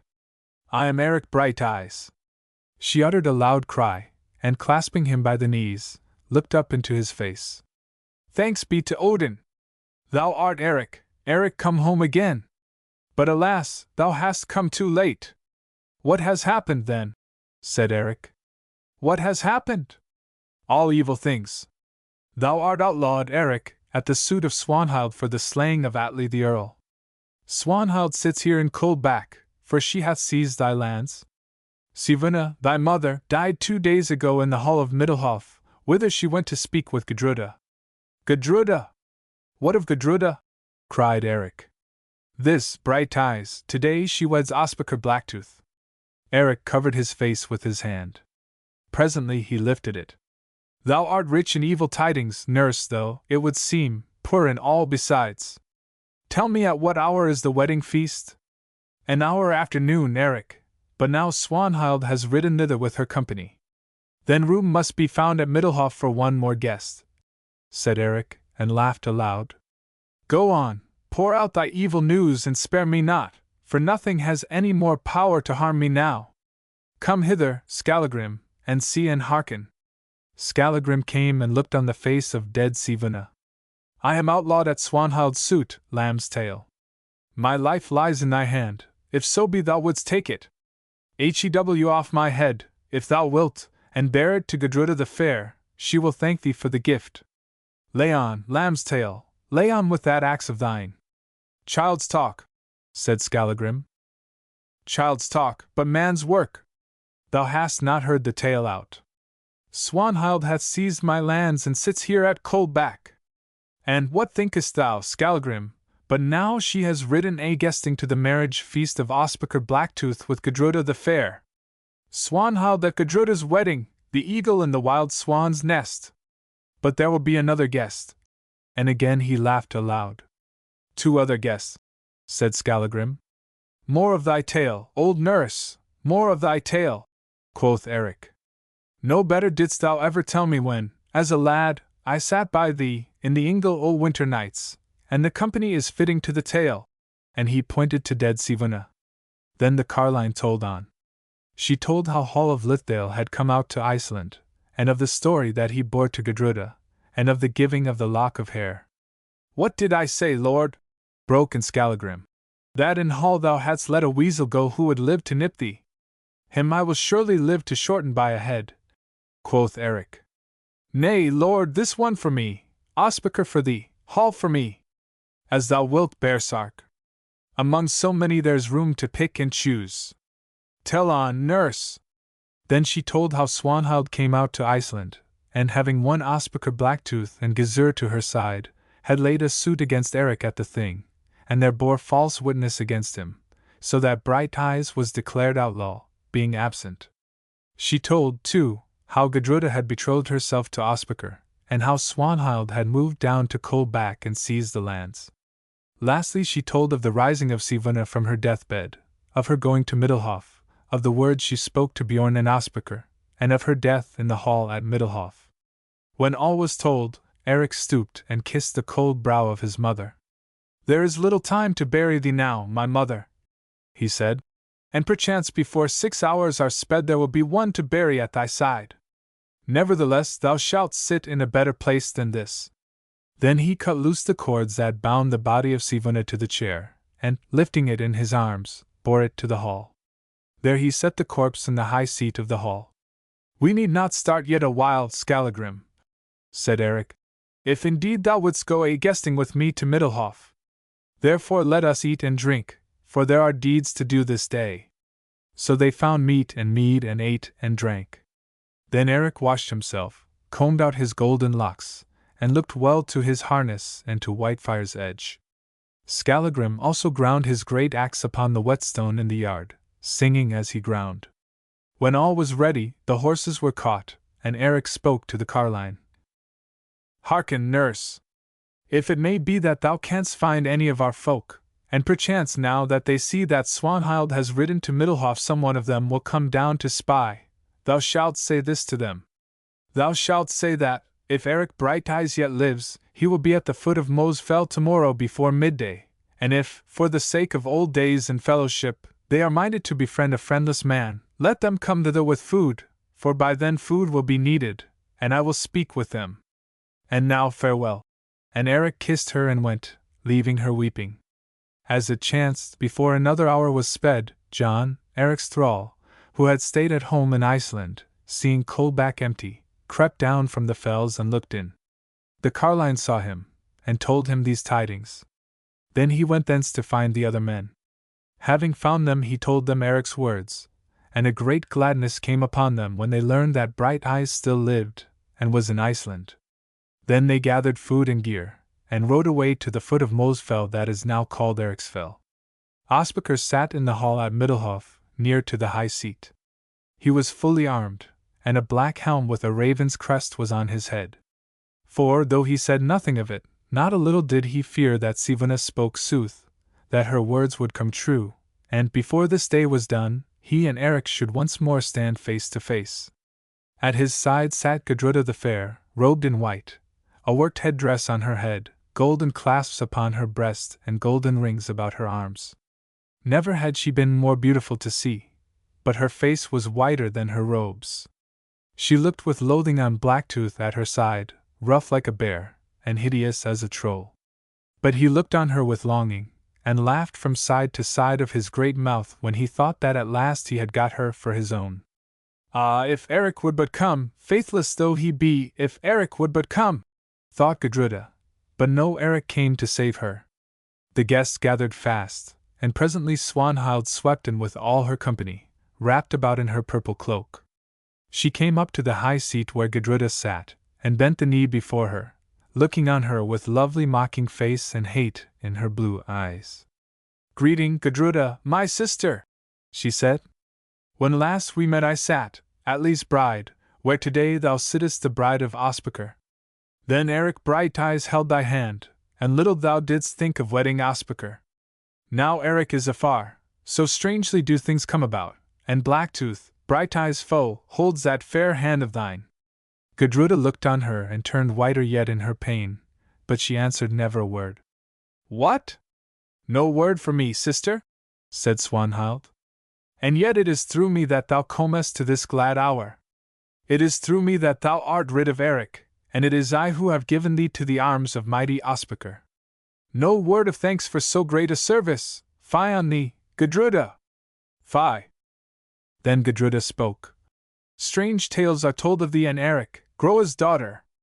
I have done with Eric, but I have done with thee also. Thou hast thrust thyself here against my will, and if I may, I would see thy face no more. Wouldst thou see Eric's face, Gudruda? Say, wouldst see Eric's face? I tell thee it is fair." But Gudruda answered nothing, and Swanhild fell back, laughing. Now the feast began, and men waxed merry. But ever Gudruda's heart grew heavier, for in it echoed those words that Sivana had spoken. Her eyes were dim, and she seemed to see naught but the face of Eric as it had looked when he came back to her that day on the brink of Gullfoss Falls, and she had thought him dead. Oh! What if he still loved her and were yet true at heart? Swanhild mocked her. What if this was a plot of Swanhild's? Had not Swanhild plotted aforetime, and could a wolf cease from ravening or a witch from witchwork? Nay, she had seen Eric's hair, that he had sworn none save she should touch. Perchance he had been drugged, and the hair shorn from him in his sleep? Too late to think. Of what use was thought? Beside her sat Ospakar. In one short hour she would be his. Ah! That she could see him dead, the troll who had trafficked her to shame, the foe she had summoned in her wrath and jealousy. She had done ill, she had fallen into Swanhild's snare, and now Swanhild came to mock her. The feast went on, cup followed cup. Now they poured the bride cup. Before her heart beat 200 times she would be the wife of Ospakar. Blacktooth took the cup, pledged her in it, and drank deep. Then he turned and strove to kiss her. But Gudruda shrank from him with horror in her eyes, and all men wondered. Still she must drink the bridal cup. She took it. Dimly she saw the upturned faces, faintly she heard the murmur of 100 voices. What was that voice she caught above them all, there, without the hall? Holding the cup in her hand, Gudruda bent forward, staring down the scaly. Then she cried aloud, pointing to the door, and the cup fell clattering from her hand and rolled along the ground. Men turned and looked. They saw this. There on the threshold stood a man, glorious to look at, and from his winged helm of gold the rays of light flashed through the dusky hall. The man was great and beautiful to see. He had long yellow hair bound in about his girdle, and in his left hand he held a pointed shield, in his right a spear, and at his thigh there hung a mighty sword. Nor was he alone, for by his side, a broad axe on his shoulder and shield in hand, stood another man, clad in black-hued mail, a man well nigh as broad and big, with hawk's eyes, eagle beak, and black hair streaked with grey. For a moment there was silence. Then a voice spoke. "Lo! Here be the gods Baldur and Thor, come from Valhalla to grace the marriage feast." Then the man with golden hair cried aloud in a voice that made the rafters ring. "Here are Eric Brighteyes and Skallagrim Lambstail, his thrall, come from over sea to grace the feast. Indeed, I could have looked for no worse guests," said Bjorn beneath his breath, and rose to bid men thrust them out. But before he could speak, lo! Gold-helmed Eric and black-helmed Skallagrim were stalking up the length of that great hall. Side by side they stalked, with faces fierce and cold, nor stayed they till they stood before the high seat. Eric looked up and round, and the light of his eyes was as the light of a sword. Men marveled at his greatness and his wonderful beauty, and to Gudruda he seemed like a god. "Here I see faces that are known to me," said Eric. "Greetings, comrades!" "Greetings, Brighteyes!" shouted the Middlehoff folk and the company of Swanhild. But the carles of Ospakar laid hand on sword. They too knew Eric. For still all men loved Eric, and the people of his quarter were proud of the deeds he had done over sea. "Greeting, Bjorn, Asmund's son!" quoth Eric. "Greeting, Ospakar Blacktooth!" "Greeting, Swanhild the fatherless, Atli's witchwife, Groa's witch-bairn!" "Greeting, Hall of Lithdale, Hall the liar, Hall who cut the grapnel chain!" "And to thee, sweet bride, to thee Gudruda the fair, greeting!" Now Bjorn spoke. "I will take no greeting from a shamed and outlawed man. Get thee gone, Eric Brighteyes, and take thy wolfhound with thee, lest thou bidest here stiff and cold." "Speak not so loud, rat, lest hound's fawn worry thee," growled Skallagrim. But Eric laughed aloud and cried, "Words must be said, and perchance men shall die, ere ever I leave this hall, Bjorn." Chapter 24 How the Feast Went. "Hearken all men," said Eric. "Thrust him out," quoth Bjorn. "Nay, cut him down," said Ospakar. "He is an outlawed man." "Words first, then deeds," answered Skallagrim.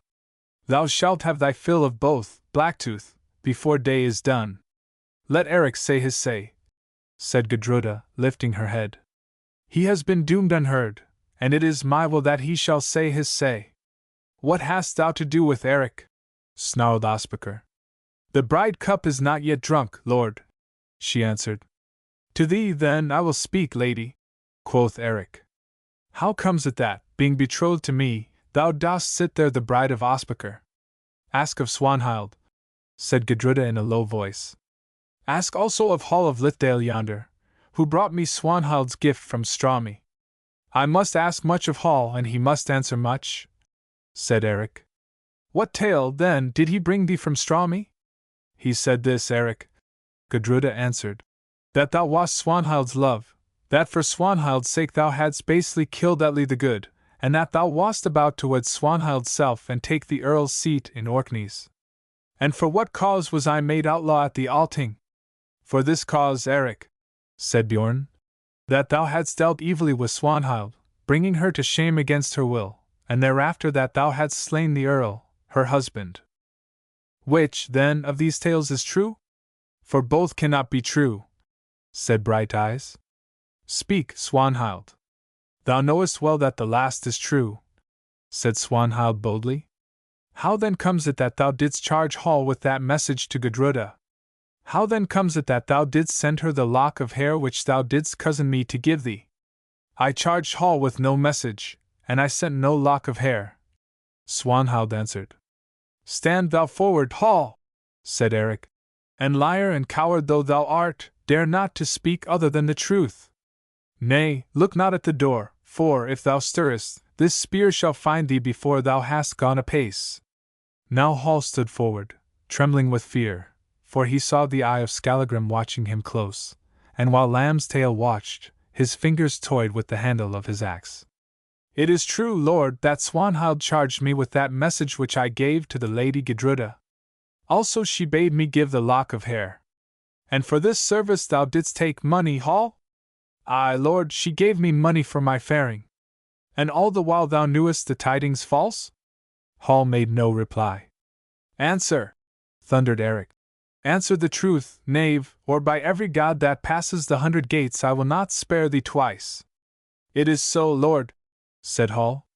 Thou least fox, cried Swanhild, white with wrath and casting a fierce look upon Hall. But men took no heed of Swanhild's words, for all eyes were bent on Eric. Is it now your pleasure, comrades, that I should tell you the truth? Said Brighteyes. The most part of the company shouted, Yea! But the men of Ospakar stood silent. Speak on, Eric, quoth Gudruda. This is the truth, then. Swanhild the fatherless, Atli's wife, has always sought my love, and she has ever hated Gudruda whom I loved. From a child she has striven to work mischief between us. Aye, and she did this, though till now it has been hidden, she strove to murder Gudruda. It was on the day that Skallagrim and I overcame Ospakar and his band on Horsehead Heights. She thrust Gudruda from the brink of Golden Falls while she sat looking on the waters, and as she hung there I dragged her back. Is it not so, Gudruda? It is so, said Gudruda. Now men murmured and looked at Swanhild. But she shrank back, plucking at her purple cloak. It was for this cause, said Eric, that Asmund, Swanhild's father, gave her choice to wed Atli the Earl and pass over sea or to take her trial in the Doom Ring. She wedded Atli and went away. Afterwards, by witchcraft, she brought my ship to wreck on Stromi's Isle. Aye, she walked the waters like a shape of light and lured us on to ruin, so that all were drowned except Skallagrim and myself. Is it not so, Skallagrim? It is so, Lord. I saw her with my eyes. Again folk murmured. Then we must sit in Atli's hall, said Eric, and there we dwelt last winter. For a while Swanhild did no harm, till I feared her no more. But some 3 months ago, I was left with her, and a man called Kall, Groa's thrall, of whom ye know, came out from Iceland, bringing news of the death of Asmund the priest, of Una my cousin, and of Groa the witch. To these ill tidings Swanhild bribed him to add something. She bribed him to add this, that thou, Gudruda, wast betrothed to Ospakar, and wouldst wed him on last Yule day. Moreover, he gave me a certain message from thee, Gudruda, and, in token of its truth, the half of that coin which I broke with thee long years ago. Say now, lady, didst thou send the coin? Nay, never, cried Gudruda. Many years ago I lost the half thou gavest me, though I feared to tell thee. Perchance one stands there who found it, said Eric, pointing with his spear at Swanhild. At the least I was deceived by it. Now the tale is short. Swanhild mourned with me, and in my sorrow I mourned bitterly. Then it was she asked a boon, that lock of mine, Gudruda, and thinking thee faithless, I gave it, holding all oaths broken. Then too, when I would have left her, she drugged me with a witch draught. Aye, she drugged me, and I woke to find myself false to my oath, false to Atli, and false to thee, Gudruda. I cursed her and I left her, waiting for the Earl, to tell him all. But Swanhild outwitted me. She told him that other tale of shame that ye have heard, and brought Kall to him as witness of the tale. Atli was deceived by her, and not until I had cut him down in anger at the bitter words he spoke, calling me coward and niddering, did he know the truth. But before he died he knew it, and he died, holding my hand and bidding those about him find Kall and slay him. Is it not so, ye who were Atli's men? It is so, Eric, they cried. We heard it with our own ears, and we slew Kall. But afterwards Swanhild brought us to believe that Earl Atli was distraught when he spoke thus, and that things were indeed as she had said. Again men murmured, and a strange light shone in Gudruda's eyes. Now, Gudruda, thou hast heard all my story, said Eric. Say, dost thou believe me? I believe thee, Eric. Say then, wilt thou still wed Jan Ospakar? Gudruda looked on Blacktooth. Then she looked at Golden Eric and opened her lips to speak. But before a word could pass them Ospakar rose in wrath, laying his hand upon his sword. Thinkest thou thus to lure away my dove, outlaw? First I will see thee food for crows. Well spoken, Blacktooth, laughed Eric. I waited for such words from thee. Thrice have we striven together, once out yonder in the snow, once on Horsehead Heights, and once by Westman Isles, and still we live to tell the tale. Come down, Ospakar, come down from that soft seat of thine in here, and now let us put it to the proof who is the better man. When we met before, the stake was white fire set against my eye. Now the stake is our lives and fair Gudruda's hand. Talk no more, Ospakar, but fall to it. Gudruda shall never wed thee, while I live, said Bjorn. Thou art a landless loon, a brawler, and an outlaw. Get thee gone, Eric, with thy wolf-hound. Squeak not so loud, rat, squeak not so loud, lest hounds fawn worry thee, said Skallagrim. Whether I wed Gudruda or whether I wed her not is a matter that shall be known in its season, said Eric. For thy words I say this, that it is risky to hurl names at such as I am, Bjorn, lest perchance I answer them with spear thrusts. Thy answer, Ospakar! What need to wait? Thy answer! Now Ospakar looked at Brighteyes and grew afraid. He was a mighty man, but he knew the weight of Eric's arm. I will not fight with thee, Carl, he said, who hast naught to lose. Then thou art coward and niddering, said Eric. Ospakar niddering, I named thee here before all men. What? Thou couldst plot against me, thou couldst waylay me, 10 to 1 and 2 ships to 1, but face to face with me alone thou dost not dare to stand. Comrades, look on your lord, look at Ospakar the niddering. Now the swarthy brow of Blacktooth grew red with rage, and his breath came in great gasps. Ho, men! He cried. Drive this knave away. Strip his harness off him and whip him hence with rods. Let but a man stir towards me and this spear flies through thy heart, niddering, cried Eric. Gudruda, what thinkest thou of thy lord? I know this, said Gudruda, that I will not wed a man who is named niddering in the face of all and lifts no sword. Gudruda spoke thus, because she was mad with love and fear and shame, and she desired that Eric should stand face to face with Ospakar Blacktooth, for thus, alone, she might perhaps be rid of Ospakar. Such words do not come well from gentle lips, said Bjorn. Is it to be borne, brother, answered Gudruda, that the man who would call me wife should be named Ospakar the niddering? When that shame is washed away, and then only, can I think on marriage. I will never be Nidring's bride. Thou hearest, Ospakar niddering? Said Eric. Then he gave the spear in his hand to Skallagrim, and gripping Whitefire's hilt, he burst the peace strings, and tore it from the scabbard. Now the great sword shone on high like lightning leaping from a cloud, and as it shone men shouted, Ospakar! Ospakar niddering! Come, win back Whitefire from Eric's hand, or be forever shamed. Blacktooth could endure this no more. He snatched sword and shield, and, like a bear from a cave, like a wolf from his lair, rushed roaring from his seat. On he came, and the ground shook beneath his bulk. At last, niddering! Cried Eric, and sprang to meet him. Back! All men, back! Shouted Skallagrim. Now we shall see blows. As he spoke, the great swords flashed aloft, and clanged upon the iron shields. So heavy were the blows that fire leapt out from them. Ospakar reeled back beneath the shock, and Eric was beaten to his knee. Now he was up, but as he rushed, Ospakar struck again and swept away half of Brighteyes' pointed shield so that it fell upon the floor. Eric smote also, but Ospakar dropped his knee to earth, and the sword hissed over him. Blacktooth cut at Eric's legs, but Brighteyes sprang from the ground and took no harm. Now some cried, Eric! Eric! And some cried, Ospakar! Ospakar!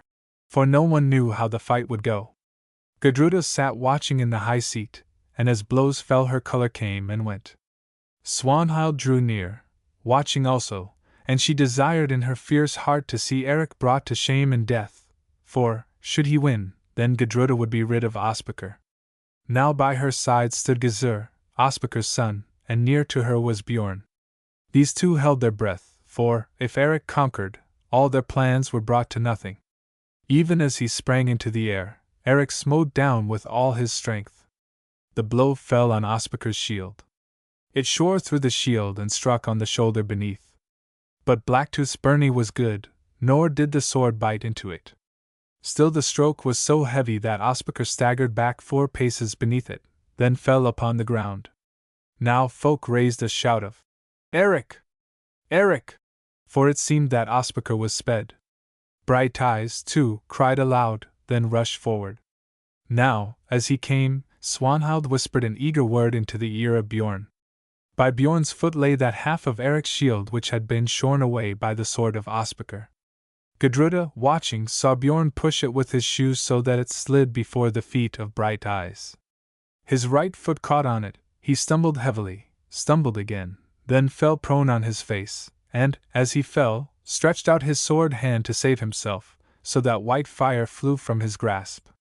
The blade struck its hilt against the ground, then circled in the air and fixed itself, point downwards, in the clay of the flooring. The hand of Ospakar rising from the ground smote against the hilt of white fire. He saw it. With a shout he cast his own sword away and clasped white fire. Away circled the sword of Ospakar, and of that cast this strange thing is told, false or true. Far in the corner of the hall lurked the Runna, she who had betrayed Skallagrim when he was named Aunound. She had come with a heavy heart to Middlehof in the company of Ospakar, but when she saw Skallagrim, her husband, whom she had betrayed, and who had turned baresark because of her wickedness, shame smote her, and she crept away and hid herself behind the hangings of the hall. The sword sped along point first, it rushed like a spear through the air. It fell on the hangings, piercing them, piercing the heart of the Runna, who cowered behind them, so that with one cry she sank dead to earth, slain by her lover's hand. Now when men saw that Ospakar once more held white fire in his hand, white fire that Brighteyes had won from him, they called aloud that it was an omen. The sword of Blacktooth had come back to Blacktooth, and now Eric would surely be slain of it. Eric sprang from the ground. He heard the shouts and saw white fire blazing in Ospakar's hand. "Now thou art weaponless, fly! Brighteyes, fly!" cried some. Gudruda's cheek grew white with fear, and for a moment Eric's heart failed him. "Fly not!" roared Skallagrim. "Bjorn tripped thee. Yet hast thou half a shield." Ospakar rushed on, and white fire flickered over Eric's helm. Down it came and shore one wing from the helm. Again it shone and fell, but Brighteyes caught the blow on his broken shield. Then, while men waited to see him slain, Eric gave a great war shout and sprang forward. "Thou art mad!" shouted the folk. "Ye shall see! Ye shall see!" screamed Skallagrim. Again Ospakar smote and again Eric caught the blow, and behold! He struck back, thrusting with the point of the shorn shield straight at the face of Ospakar. "Peck! Eagle, peck!" cried Skallagrim. Once more white fire shone above him. Eric rushed in beneath the sword, and with all his mighty strength thrust the buckler point at Blacktooth's face. It struck fair and full, and lo! The helm of Ospakar burst asunder. He threw wide his giant arms, then fell as a pine falls upon the mountain edge. He fell back, and he lay still. But Eric, stooping over him, took white fire from his hand. Chapter 25 How the Feast Ended. For a moment there was silence in the hall, for men had known no such fight as this. "Why then, d'ye gape?" laughed Skallagrim, pointing with the spear. "Dead is Ospakar, slain by the swordless man! Eric Brighteyes has slain Ospakar Blacktooth!" Then there went up such a shout as never was heard in the hall of Middlehof. Now when Gudruda knew that Ospakar was sped, she looked at Eric as he rested, leaning on his sword, and her heart was filled with awe and love. She sprang from her seat, and coming to where Brighteyes stood, she greeted him. "Welcome to Iceland, Eric," she said. "Welcome, thou glory of the south." Now Swanhild grew wild, for she saw that Eric was about to take Gudruda in his arms and kiss her before all men. "Say, Bjorn," she cried, "wilt thou suffer that this outlaw, having slain Ospakar, should lead Gudruda hence as wife?" "He shall never do so while I live," cried Bjorn, nearly mad with rage. "This is my command, sister, that thou dost see Eric no more." "Say, Bjorn," answered Gudruda, "did I dream, Or did I indeed see thee thrust the broken buckler before Eric's feet, so that he stumbled on it and fell? That thou sawest, lady, said Skallagrim. For I saw it also. Now Bjorn grew white in his anger. He did not answer Gudruda, but called aloud to his men to slay Eric and Skallagrim. Gizur called also to the folk of Ospakar, and Swanhild to those who came with her. Then Gudruda fled back to her seat. But Eric cried aloud also, Ye who love me, cleave to me. Suffer it not that Brighteyes be cut down of northerners and outland men. Hear me, Atli's folk, hear me, carles of Kolbak and of Middelhof. And so greatly did many love Eric that half of the thralls of Bjorn, and almost all of the company of Swanhild who had been Atli's shield men and Brighteyes' comrades, drew swords, shouting, Eric! Eric! But the carles of Ospakar came on to make an end of him. Bjorn saw, and drawing sword, smote at Brighteyes, taking him unawares. But Skallagrim caught the blow upon his axe, and before Bjorn could smite again white fire was aloft, and down fell Bjorn, dead. That was the end of Bjorn, Asmund's son. Thou hast squeaked thy last, rat? What did I tell thee? Cried Skallagrim. Take Bjorn's shield and back to back, lord, for here come foes. There goes one, answered Eric, pointing to the door. Now Hall of Lithdale slunk through the doorway, Hall, the liar, who cut the grapnel chain, for he wished to see the last of Skallagrim.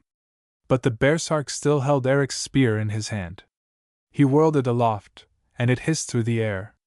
The aim was good, for, as he crept away, the spear struck Hall between neck and shoulder, pinning him to the doorpost, and there the liar died.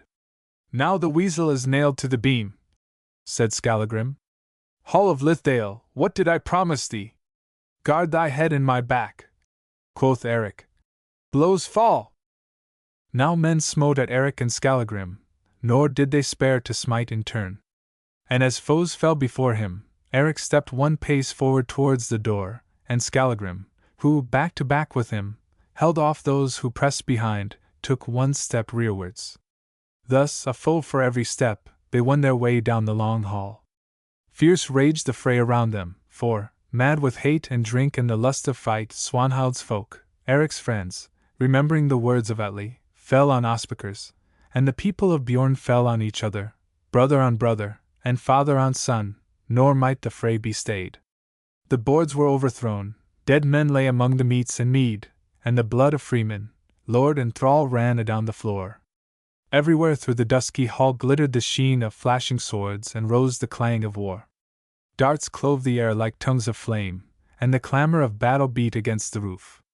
Blinded of the Norns who brought these things to pass, men sought no mercy and they gave none, but smote and slew till few were left to slay.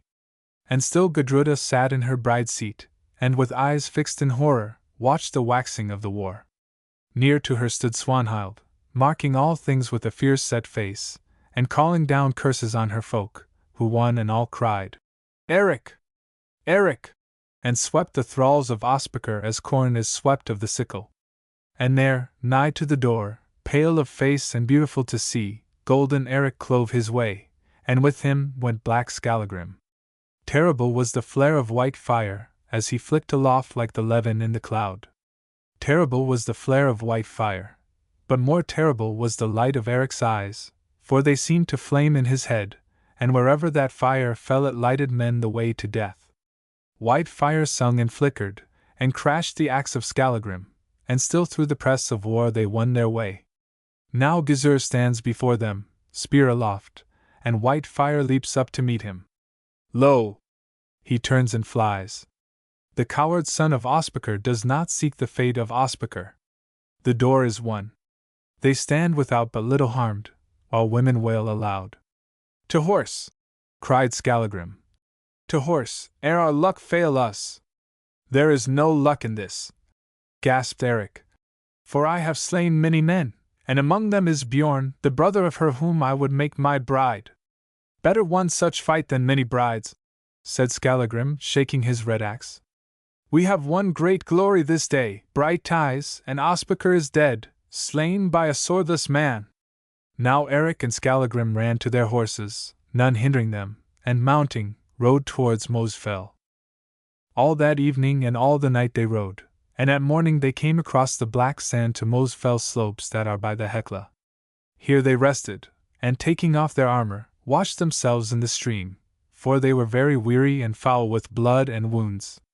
When they had finished washing and had buckled on their harness again, Skallagrim, peering across the plain with his hawk's eyes, saw men riding fast towards them. "Foes are soon afoot, lord," he said. "I thought we had stayed their hunger for a while." "Would that I might stay mine," quoth Eric. "I am weary and unfit for fight." "I have still strength for one or two," said Skallagrim, "and then good night. But these are no foes. They are of the cold-back folk. The carline has kept her word." Then Eric was glad, and presently 6 men, headed by John his thrall, the same man who had watched on Mosfell when Eric went up to slay the baresark, rode to them and greeted them. "Beggar women," said John, whom they met at Ran River, had told them of the death of Ospakar, and of the great slaying at Middelhof, and they would know if the tidings were true. "It is true, John," said Eric. "But first give us food, if ye have it, for we are hungered and spent. When we have eaten we will speak." So they led up a pack horse and from it took stockfish and smoked meat, of which Eric and Skallagrim ate heartily, till their strength came back to them. Then Eric spoke. "Comrades," he said, "I am an outlawed man, and though I have not sought it, much blood is on my head. Atli is dead at my hand, Ospakar is dead at my hand, Bjorn the priest, Asmund's son, is dead at my hand, and with them many another man.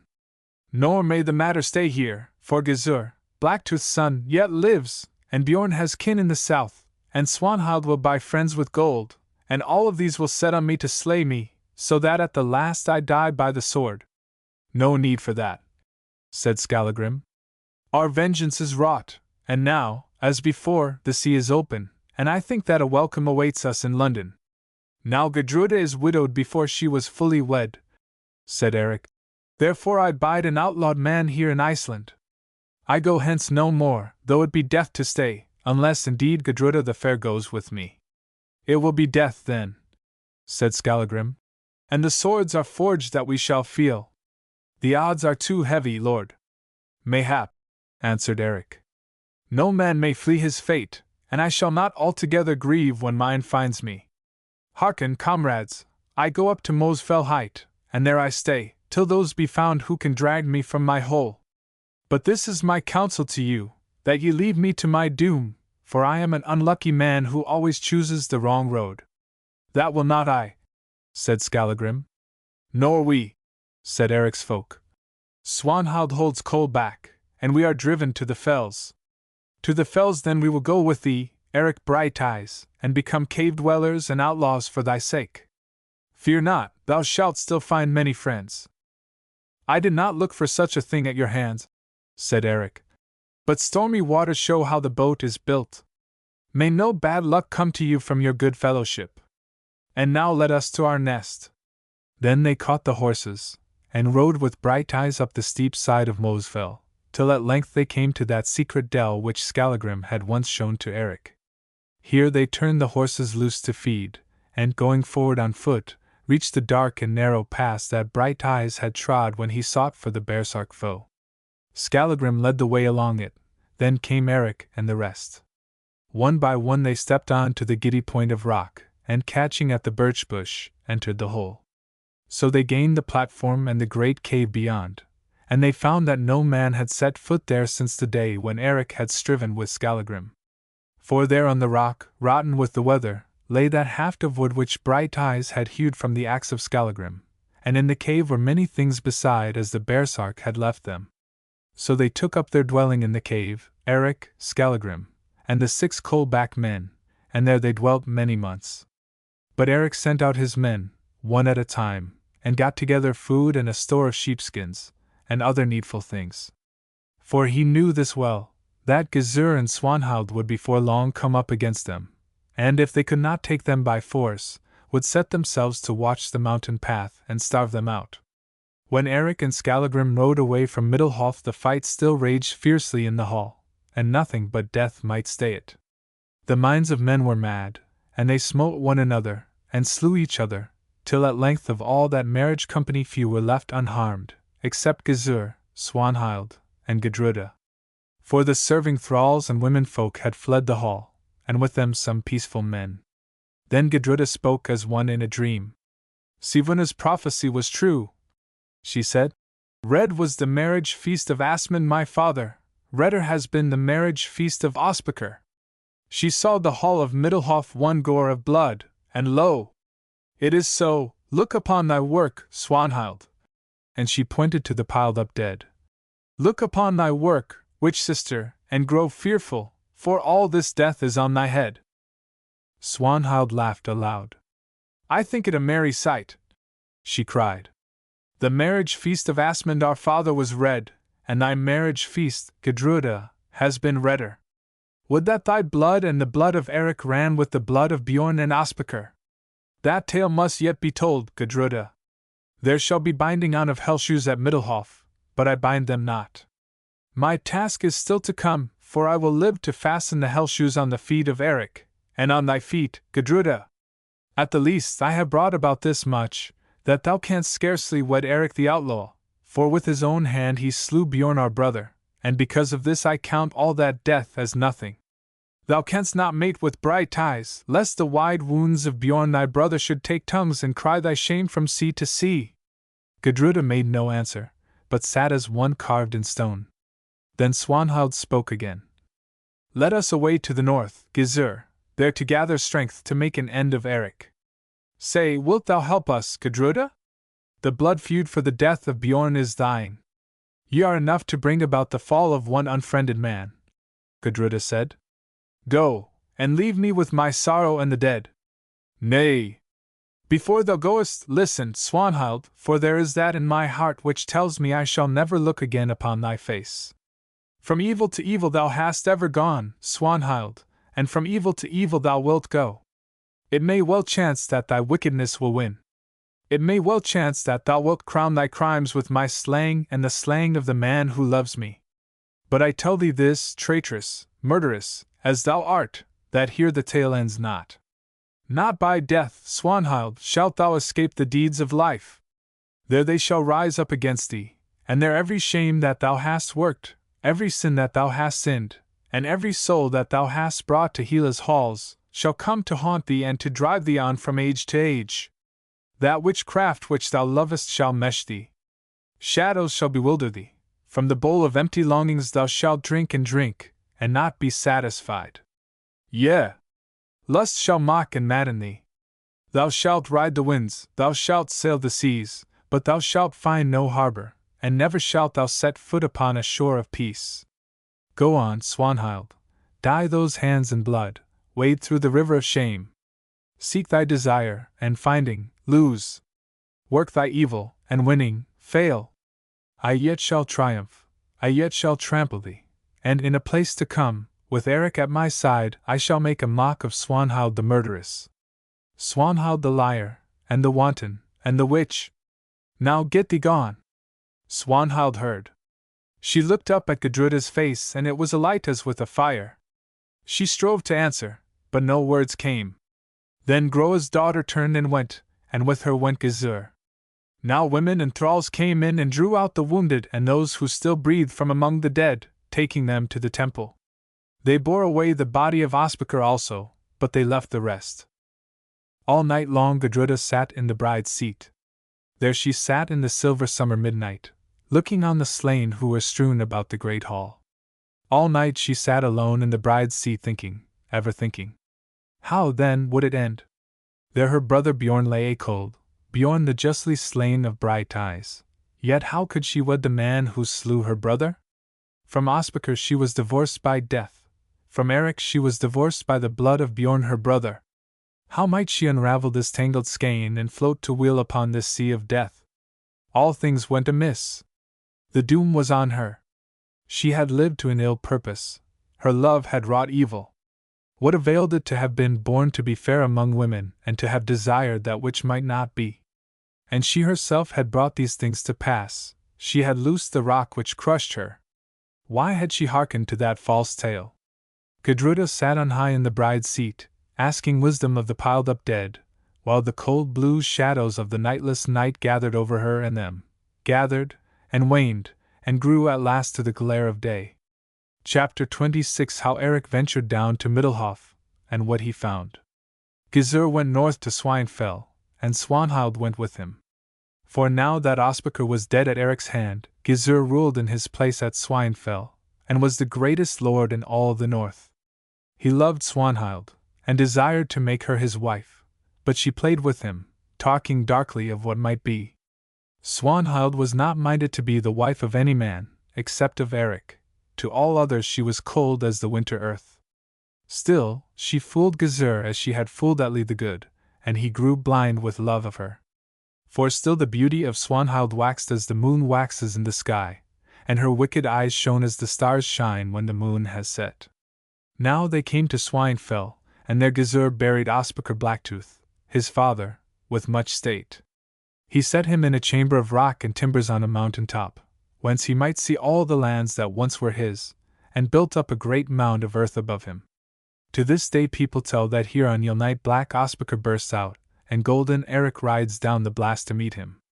Then come the clang of swords, and groans, and the sound of riven helms, till presently Brighteyes passes southward on the wind, bearing in his hand the half of a cloven shield.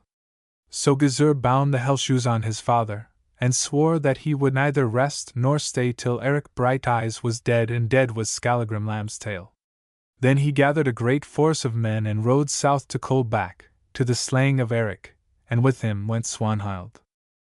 Gudruda sat alone in the haunted hall of Middelhof and brooded on her love and on her fate. Eric, too, sat in Mosfell cave and brooded on his evil chance. His heart was sick with sorrow, and there was little that he could do except think about the past.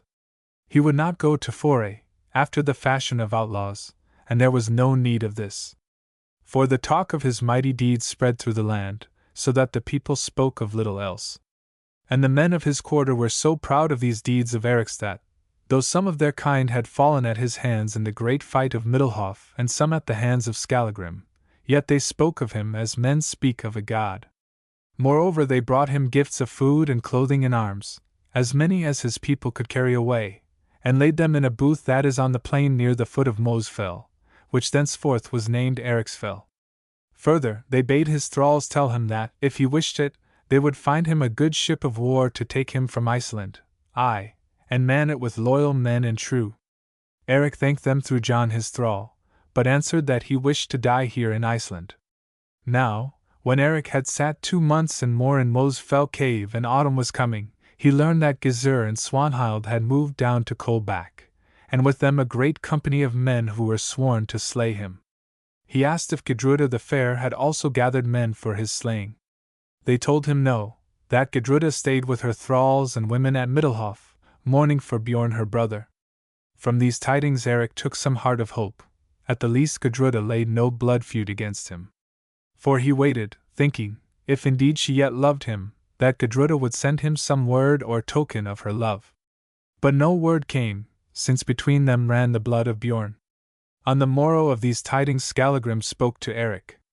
"This is my counsel, lord," he said, "that we ride out by night and fall on the folk of Gizur at Coldback, and burn the stead over them, putting them to the sword.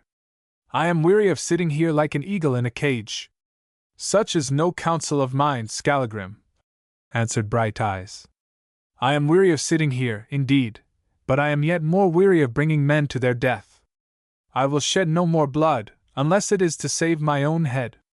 When the people of Gizur come to seek me on Mosfell, they shall find me here, but I will not go to them." "Thy heart is out of thee, lord," said Skallagrim. "Thou wast not wont to speak thus." "Aye, Skallagrim," said Eric, "the heart is out of me. Yet I ride from Mosfell today." "Whither, lord?" "To Middelhof, to have speech with Gudruda the Fair." "Like enough, then, thou wilt be silent thereafter." "It well may be," said Eric. "Yet I will ride. I can bear this doubt no longer." "Then I shall come with thee," said Skallagrim. "As thou wilt," answered Eric.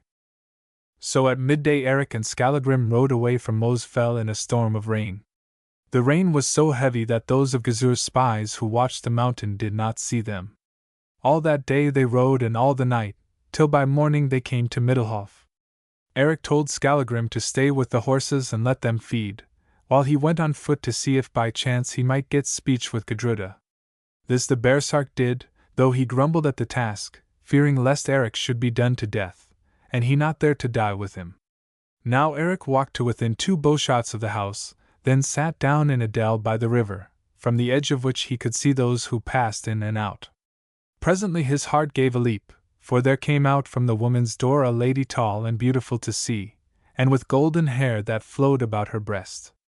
It was Gudruda, and he saw that she bore a napkin in her hand. Then Eric knew, according to her custom on the warm mornings, that she came alone to bathe in the river, as she had always done from a child.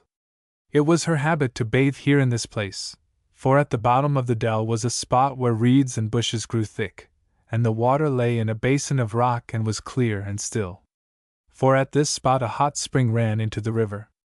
Eric went down the dell, hid himself close in the bushes and waited, for he feared to speak with Gudruda in the open field. A while passed, and presently the shadow of the lady crept over the edge of the dell. Then she came herself in that beauty which since her day has not been known in Iceland. Her face was sad and sweet, her dark and lovely eyes were sad. On she came, till she stood within a spear's length of where Eric lay, crouched in the bush, and looking at her through the hedge of reeds. Here a flat rock overhung the water, and Gudruda sat herself on this rock, and shaking off her shoes, dipped her white feet in the water. Then suddenly she threw aside her cloak, baring her arms, and gazing upon the shadow of her beauty in the mirror of the water, sighed and sighed again, while Eric looked at her with a bursting heart, for as yet he could find no words to say. Now she spoke aloud. "Of what used to be so fair?" she said. "Oh, wherefore was I born so fair to bring death to many and sorrow on myself and him I love?" And she shook her golden hair about her arms of snow, and, holding the napkin to her eyes, wept softly. But it seemed to Eric that between her sobs she called upon his name. Now Eric could no longer bear the sight of Gudruda weeping. While she wept, hiding her eyes, he rose from behind the screen of reeds and stood beside her in such fashion that his shadow fell upon her. She felt the sunlight pass and looked up. Lo! It was no cloud, but the shape of Eric, and the sun glittered on his golden helm and hair. "Eric!" Gudruda cried. "Eric!" Then, remembering how she was attired, snatching her cloak, she threw it about her arms and thrust her wet feet into her shoes. "Out upon thee!" she said. "Is it not enough, then, that thou shouldst break thy troth for Swanhild's sake, that thou shouldst slay my brother and turn my hall to shambles? Wouldst now steal upon me thus? Methought that thou didst weep and call upon my name, Gudruda," he said humbly. "By what right art thou here to hearken to my words?" she answered. "Is it, then, strange that I should speak the name of him who slew my brother? Is it strange that I should weep over that brother whom thou didst slay? Get thee gone, Brighteyes, before I call my folk to kill thee! Call on, Gudruda. I set little price upon my life. I laid it in the hands of chance when I came from Mosfeld to speak with thee, and now I will pay it down if so it pleases thee. Fear not, thy thralls shall have an easy task, for I shall scarcely care to hold my own. Say, shall I call for thee? Hush! Speak not so loud. Folk may hear thee, Eric, and then thou wilt be in danger.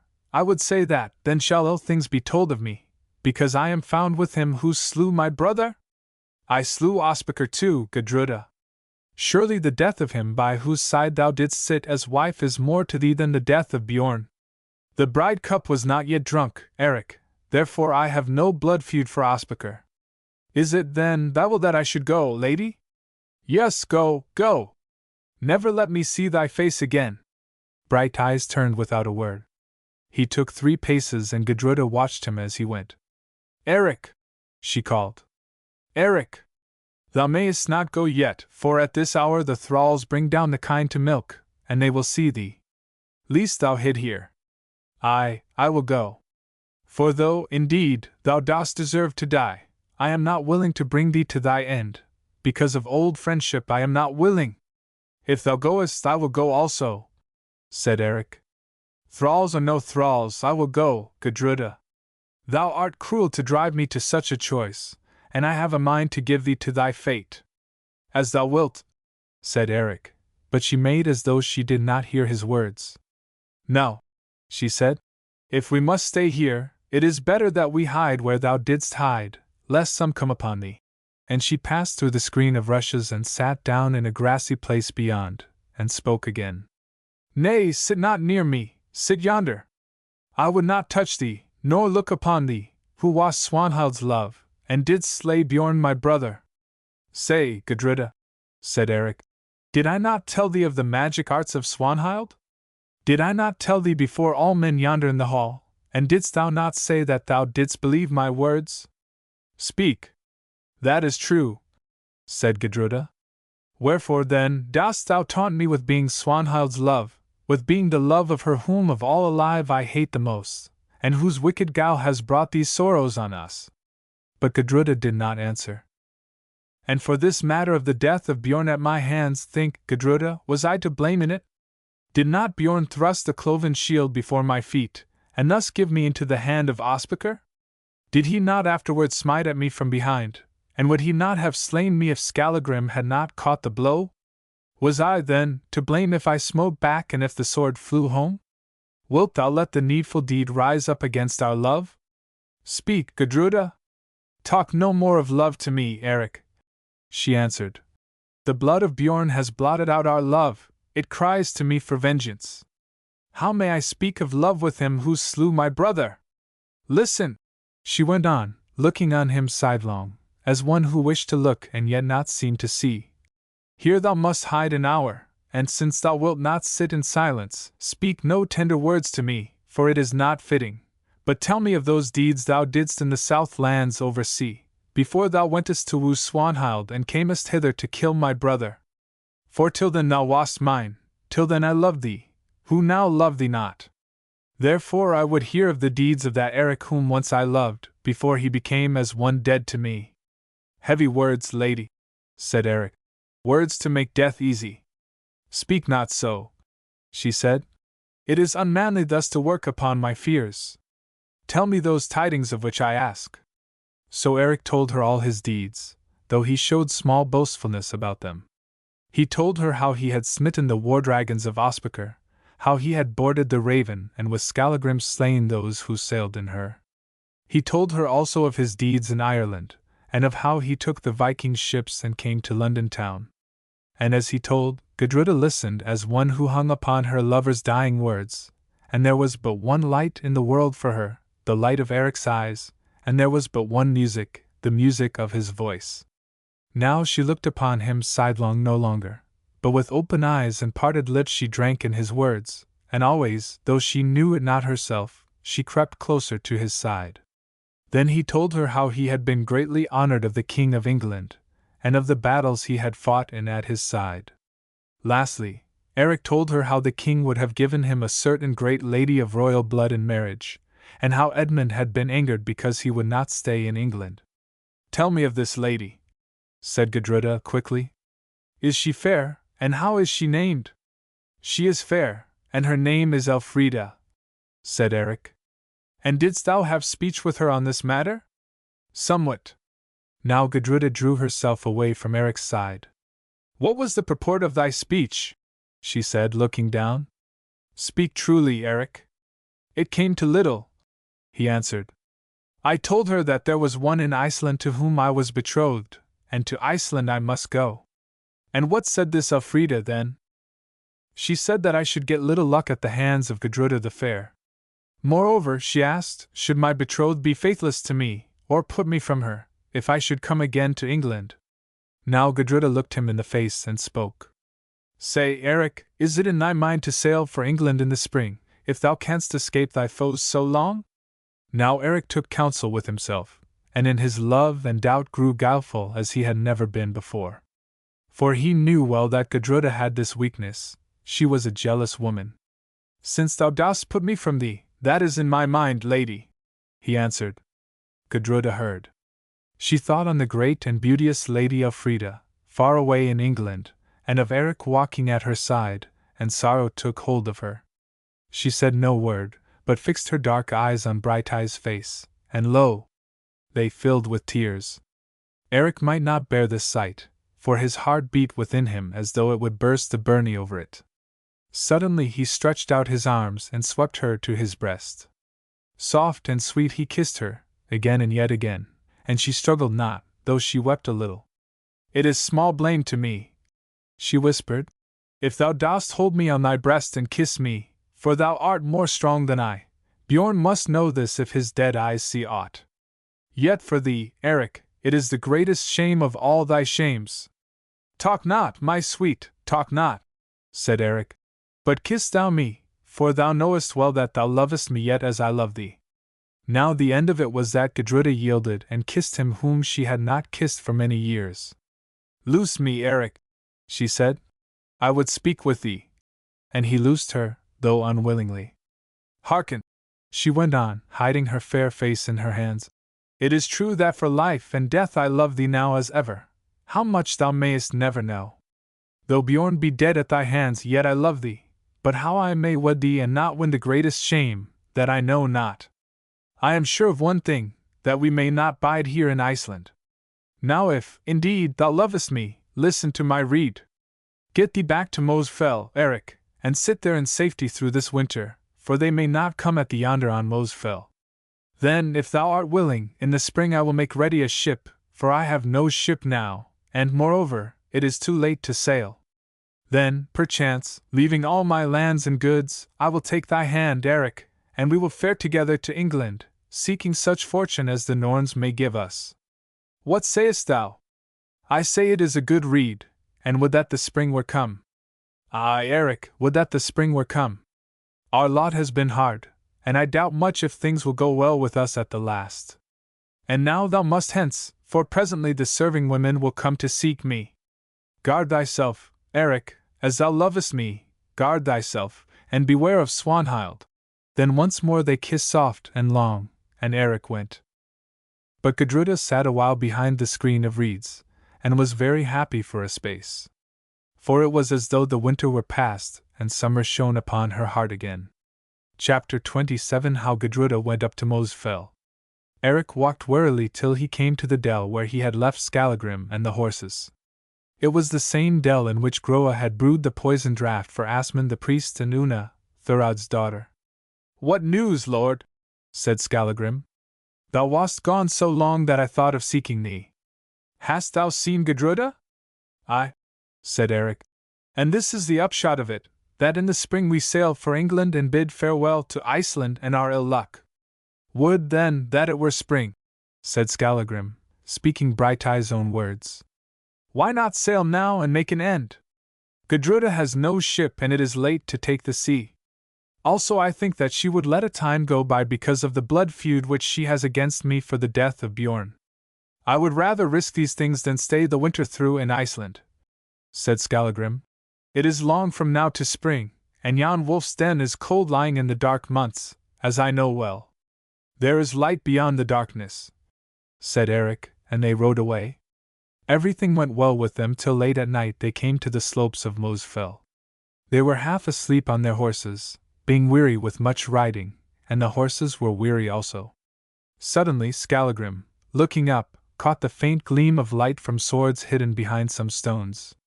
"Awake, lord!" he cried. "Here are foes ahead." Gizur's folk behind the stones heard his voice and came out from their ambush. There were 6 of them, and they formed in line before the pair.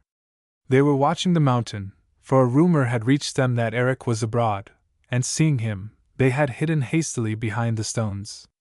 "Now what counsel shall we take?" said Eric, drawing white fire. "We have often stood against men more than 6, and sometimes we have left more men than 6 to mark where we stood," answered Skallagrim. "It is my counsel that we ride at them." "So be it," said Eric, and he spurred his weary horse with his heels. Now when the 6 saw Eric and Skallagrim charge on them boldly, they wavered, and the end of it was that they broke and fled to either side before a blow was struck. For it had come to this pass, so great was the terror of the names of Eric Brighteyes and Skallagrim Lambstail, that no 6 men dared to stand before them in open fight. So the path being clear they rode on up the slope. But when they had gone a little way, Skallagrim turned his horse, and mocked those who had lain in ambush, saying, "Ye fight well, ye carles of Gizur, Ospakar's son! Ye are heroes, surely! Say now, mighty men, will ye stand there if I come down alone against you?" At these words the men grew mad with wrath, and flung their spears. Skallagrim caught one on his shield and it fell to the earth, but another passed over his head and struck Eric on the left shoulder, near the neck, making a deep wound. Feeling the spear fast in him, Eric grasped it with his right hand, drew it forth, and turning, hurled it so hard that the man before it got his death from the blow, for his shield did not serve to stay it. Then the rest fled. Skallagrim bound up Eric's wound as well as he could, and they went on to the cave. But when Eric's folk, watching above, saw the fight, they ran down and met him. Now the hurt was bad and Eric bled much. Still, within 10 days it healed up for the time. But a little while after Eric's wound was skinned over, the snows set in on Mosfell, and the days grew short and the nights long. Once Gizur's men to the number of 50 came halfway up the mountain to take it, but, when they saw how strong the place was, they feared, and went back, and after that returned no more, though they always watched the fell. It was very dark and lonesome there upon the fell. For a while Eric kept in good heart, but as the days went by he grew troubled. For since he was wounded this had come upon him, that he feared the dark, and the death of Atli at his hand, and Atli's words weighed more and more upon his mind. They had no candles on the fell, yet, rather than stay in the blackness of the cave, Eric would wrap sheepskins about him and sit by the edge of that gulf down which the head of the baresark had foretold his fall, and look out at the wide plains and fells and ice mountains, gleaming in the silver shine of the northern lights or in the white beams of the stars. It chanced that Eric had bidden the men who stayed with him to build a stone hut upon the flat space of rock before the cave, and to roof it with turfs. He had done this that work might keep them in heart, also that they might have a place to store such goods as they had gathered. Now there was one stone lying near that no 2 men of their number could move, except Skallagrim and one other. One day, while it was light, Eric watched these 2 rolling the stone along to where it must stand, and it was slow work. Presently they stayed to rest. Then Eric came and putting his hands beneath the stone, lifted, and while men wondered, he rolled the mass alone, to where it should be set as the cornerstone of the hut. "Ye are all children," he said, and laughed merrily. "Aye, when we set our strength against thine lord," answered Skallagrim. "But look, the blood runs from thy neck, the spear wound has broken out afresh." "So it is, surely," said Eric. Then he washed the wound and bound it up, thinking little of the matter. But that night, according to his custom, Eric sat on the edge of the gulf and looked at the winter lights as they played over Hekla's snows. He was sad and heavy at heart, for he thought of Gudruda and wondered much if they should live to Wednesday. Remembering Atli's words, he had little faith in his good luck. Now as Eric sat and thought, the bandage on his neck slipped, so that the hurt bled, and the frost got hold of the wound and froze it, and froze his long hair to it also, in such fashion that when he went to the cave where all men slept, he could not loose his hair from the sore, but lay down with it frozen to him. On the morrow the hair was caked so fast about his neck that it could only be freed by shearing it. But this Eric would not suffer. None, he said, should shear his hair, except Gudruda. Thus he had sworn, and when he broke the oath misfortune had come of it. He would break that vow no more, if it cost him his life. For sorrow and his ill luck had taken so great a hold of Eric's mind that in some ways he was scarcely himself. So it came to pass that he fell more and more sick, till at length he could not rise from his bed in the cave, but lay there all day and night, staring at the little light which pierced the gloom. Still, he would not suffer that anyone should touch his hair. And when one stole upon him sleeping, thinking so to cut it before he woke, and come at the wound, suddenly he sat up and dealt the man such a buffet on the head that he went near to death from it. Then Skallagrim spoke. "On this matter," he said, "it seems that Brighteyes is mad. He will not suffer that any touch his hair, except Gudruda, and yet if his hair is not shorn, he must die, for the wound will fester under it. Nor may we cut it by strength, for then he will kill himself in struggling. It is come to this then, either Gudruda must be brought hither or Eric will shortly die." "That may not be," they answered. How can the Lady Gudruda come here across the snows, even if she will come? Come she can, if she has the heart, said Skallagrim, though I put little trust in women's hearts. Still, I ride down to Middlehof, and thou, John, shalt go with me. For the rest, I charge you watch your lord, for, if I come back and find anything amiss, that shall be the death of some, and if I do not come back but perish on the road, yet I will haunt you. Now John liked not this task, still, for love of Eric and fear of Skallagrim, he set out with the baresark. They had a hard journey through the snowdrifts and the dark, but on the third day they came to Middlehof, knocked upon the door and entered. Now it was supper time, and people, sitting at meat, saw a great black man, covered with snow and rime, stalk up the hall, and after him another smaller man, who groaned with the cold, and they wondered at the sight. Gudruda sat on the high seat, and the firelight beat upon her face. Who comes here? She said. One who would speak with thee, lady, answered Skallagrim. Here is Skallagrim the baresark, said a man. He is an outlaw, let us kill him. Aye, it is Skallagrim, he answered, and if there is killing to be done, why here's that which shall do it. And he drew out his axe and smiled grimly. Then all held their peace, for they feared the axe of Skallagrim. Lady, he said, I do not come for slaying or such child's play, I come to speak a word in thine ear. But first I ask a cup of mead and a morsel of food, for we have spent 3 days in the snows. So they ate and drank. Then Gudruda bade the baresark draw near and tell her his tale. Lady, said he, Eric, my lord, lies dying on Mosfell. Gudruda turned white as the snow. Dying? Eric lies dying? She said. Why then art thou here? For this cause, lady, I think that thou canst save him, if he is not already sped. And he told her all the tale. Now Gudruda thought a while. This is a hard journey, she said, and it does not become a maid to visit outlaws in their caves. Yet I am come to this, that I will die before I shrink from anything that may save the life of Eric. When must we ride, Skallagrim? This night, said the baresark. This night while the men sleep, for now night and day are almost the same. The snow is deep and we have no time to lose if we would find Brighteyes living. Then we will ride tonight, answered Gudruda. Afterwards, when people slept, Gudruda the fair summoned her women, and bade them say to all who asked for her that she lay sick in bed. But she called 3 trusty thralls, bidding them bring 2 pack horses laden with hay, food, drugs, candles made of sheep's fat, and other goods, and ride with her. Then, all being ready, they rode away secretly up Stonefell, Gudruda on her horse Blackmane, and the others on good geldings that had been hay-fed in the yard, and by daylight they passed up Horsehead Heights.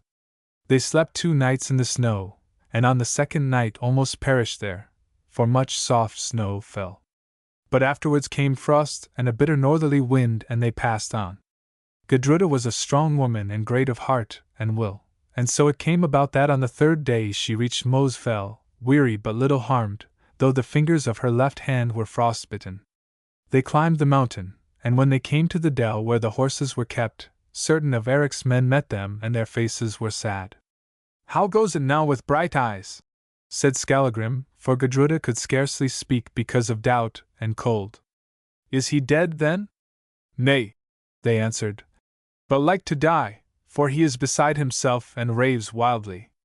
Push on, quoth Gudruda. Push on, lest it be too late.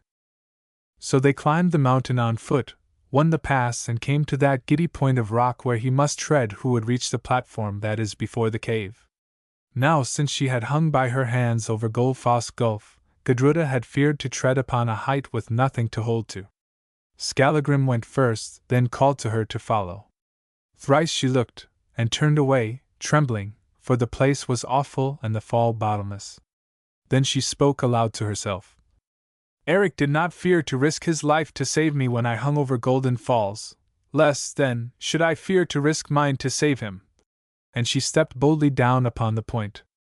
But when she stood there, over the giddy height, shivers ran along her body, and her mind grew dark. She clutched at the rock, gave one low cry, and began to fall. Indeed, she would have fallen and been lost, had not Skallagrim, lying on his breast in the narrow hole, stretched out his arms, caught her by the cloak and kirtle, and dragged her to him. Presently her senses came back. "I am safe," she gasped, "but by a very little. Methinks that here in this place I must live and die, for I can never tread yonder rock again." "Thou shalt pass it safe enough, lady, with a rope round thee," said Skallagrim, and led the way to the cave. Gudruda entered, forgetting all things in her love of Eric. A great fire of turf burned in the mouth of the cave to temper the bitter wind and frost, and by its light Gudruda saw her love through the smoke reek. He lay upon a bed of skins at the far end of the cave, and his bright grey eyes were wild, his wan face was white, and now of a sudden it grew red with fever, and then was white again. He had thrown the sheepskins from his mighty chest, the bones of which stood out grimly. His long arms were thrust through the locks of his golden hair, and on one side of his neck the hair clung to him, and it was but a black mass. He raved loudly in his madness. "Touch me not, carles, touch me not! Ye think me spent and weak, but by Thor! If ye touch my hair, I will loosen the knees of some. Gudruda alone shall shear my hair. I have sworn, and I will keep the oath that I once broke. Give me snow! Snow! My throat burns! Heap snow on my head, I bid you. You will not? Ye mock me, thinking me weak. Where, then, is white fire? I have yet a deed to do. Who comes yonder? Is it a woman's shape, or is it but a smoke wraith? 'Tis Swanhild the fatherless who walks the waters. Begone, Swanhild, thou witch! Thou hast worked evil enough upon me. Nay, it is not Swanhild, it is Elfrida. Lady, here in England I may not stay. In Iceland I am at home. Yea, things go crossly. Perchance in this garden we may speak again." Now Gudruda could bear his words no longer, but ran to him and knelt beside him. "Peace, Eric," she whispered. "Peace. It is I, thy love. It is Gudruda, who am come to thee." He turned his head and looked upon her strangely. No, he said. "It is not Gudruda the fair. She will have little to do with outlaws, and this is too rough a place for her to come to. It is dark also, and at least speaks in the darkness. If thou art Gudruda, give me a sign. Why comest thou here, and where is Skallagrim? Ah, that was a good fight. But he should never have slain the steersman. The axe goes first and Skallagrim follows after. Ha ha! I, Swanhild, will mingle tears. Give me the cup. Why, what is this? Thou art a fire, a glory glows about thee, and from thee floats a scent like the scent of the Iceland meads in May. Eric! Eric! Cried Gudruda. I am come to shear thy hair, as thou didst swear that I alone should do. Now I know that thou art Gudruda, said the crazed man. Cut, but let not those knaves touch my head, lest I should slay them. Then Gudruda drew out her shears, and without more ado shore off Brighteyes' golden locks. It was no easy task, for they were thick as a horse's mane, and glued to the wound. Yet when she had cut them, she loosened the hair from the flesh with water which she heated upon the fire. The wound was in a bad state and blue, still Eric never winced while she dragged the hair from it. Then she washed the sore clean, and put sweet ointment on it, and covered it with napkins. This done, she gave Eric broth and he drank. Then, laying her hand upon his head, she looked into his eyes and bade him sleep. And presently he slept, which he had scarcely done for many days, slept like a little child. Eric slept for a day and a night. But at that same hour of the evening, when he had fallen asleep, Gudruda, watching him by the light of a taper that was set upon a rock, saw him smile in his dreams. Presently he opened his eyes and stared at the fire which glowed in the mouth of the cave, and the great shadows that fell upon the rocks. Strange! She heard him murmur. It is very strange! But I dreamed I slept, and that Gudruda the fair leaned over me as I slept. Where, then, is Skallagrim? Perhaps I am dead and that is Hela's fire. And he tried to lift himself upon his arm, but fell back from faintness, for he was very weak. Then Gudruda took his hand, and leaning over him, spoke. Hush, Eric, she said. That was no dream, for I am here. Thou hast been sick to death, Eric, but now, if thou wilt rest, things shall go well with thee. Thou art here, said Eric, turning his white face towards her. Do I still dream, or how comest thou here to Mo's Fell, Gudruda? I came through the snows, Eric, to cut thy hair, which clung to the festering wound, for in thy madness thou wouldst not suffer anyone to touch it. Thou camest through the snows, over the snows, to nurse me, Gudruda? Thou must love me much then. And he was so weak that, as he spoke, the tears rolled down Eric's cheeks. Then Gudruda kissed him, weeping also, and laying her face by his, bade him be at peace, for she was there to watch him. Chapter 28 How Swanhild Won Tidings of Eric. Now Eric's strength came back to him, and his heart opened in the light of Gudruda's eyes like a flower in the sunshine. For all day long she sat at his side, holding his hand and talking to him, and they found much to say. But on the 5th day from the day of his awakening she spoke thus. Eric, now I must go back to Middelhof. Thou art safe, and it is not well that I should stay here. Not yet, Gudruda, he said. Leave me not yet. Yes, love, I must leave thee. The moon is bright, the sky has cleared, and the snow is hard with frost and fit for the hoofs of horses. I must go before more storms come. Listen now, in the 2nd week of spring, if all is well, I will send thee a messenger with words of token, then shalt thou come down secretly to Middelhof, and there, Eric, we will be Wednesday then, on the next day, we will sail for England in a trading ship that I shall get ready, to seek our fortune there. It will be a good fortune if thou art by my side, said Eric. So good that I doubt greatly if I may find it, for I am Eric the Unlucky. Swanhild must yet be reckoned with, Gudruda. Yes, thou art right, thou must go hence, Gudruda, and swiftly, though it grieves me much to part with thee. Then Eric called Skallagrim and bade him make things ready to ride down to Middelhof with the lady Gudruda. This Skallagrim did swiftly, and afterwards Eric and Gudruda kissed and parted, and they were sad at heart to part. Now on the 5th day after the going of Gudruda, Skallagrim came back to Mo's Fell somewhat cold and weary. And he told Eric, who could now walk and grew strong again, that he and John had ridden with Gudruda the Fair to Horsehead Heights, seeing no man, and had left her there to go on with her thralls. He had come back also seeing no one, for the weather was too cold for the men of Gizur to watch the fell in the snows. Now Gudruda came safely to Middelhof, having been 11 days gone, and found that few had visited the house, and that these had been told that she lay sick abed. Her secret had been well kept, and though Swanhild had no lack of spies, many days went by before she learned that Gudruda had gone up to Mo's Fell to nurse Eric. After this Gudruda began to make ready for her flight from Iceland. She called in the moneys that she had out at interest, and with them bought from a certain chapman a good trading ship which lay in its shed under the shelter of Westman Isles. This ship she began to make ready for sea so soon as the heart of the winter was broken, putting it about that she intended to send her on a trading voyage to Scotland in the spring. And also to give color to this tale she bought many pelts and other goods, such as chapmen deal in. Thus the days passed on, not so badly for Gudruda, who strove to fill their emptiness in making ready for the full and happy time, but for Eric in his cave they were very heavy, for he could find nothing to do except to sleep and eat, and think of Gudruda, whom he might not see. For Swanhild also, sitting at Coldback, the days did not go well. She was weary of the courting of Gizur, whom she played with as a cat plays with a rat, and her heart was sick with love, hate, and jealousy. For she well knew that Gudruda and Eric still clung to each other, and found means of greeting, if not of speech.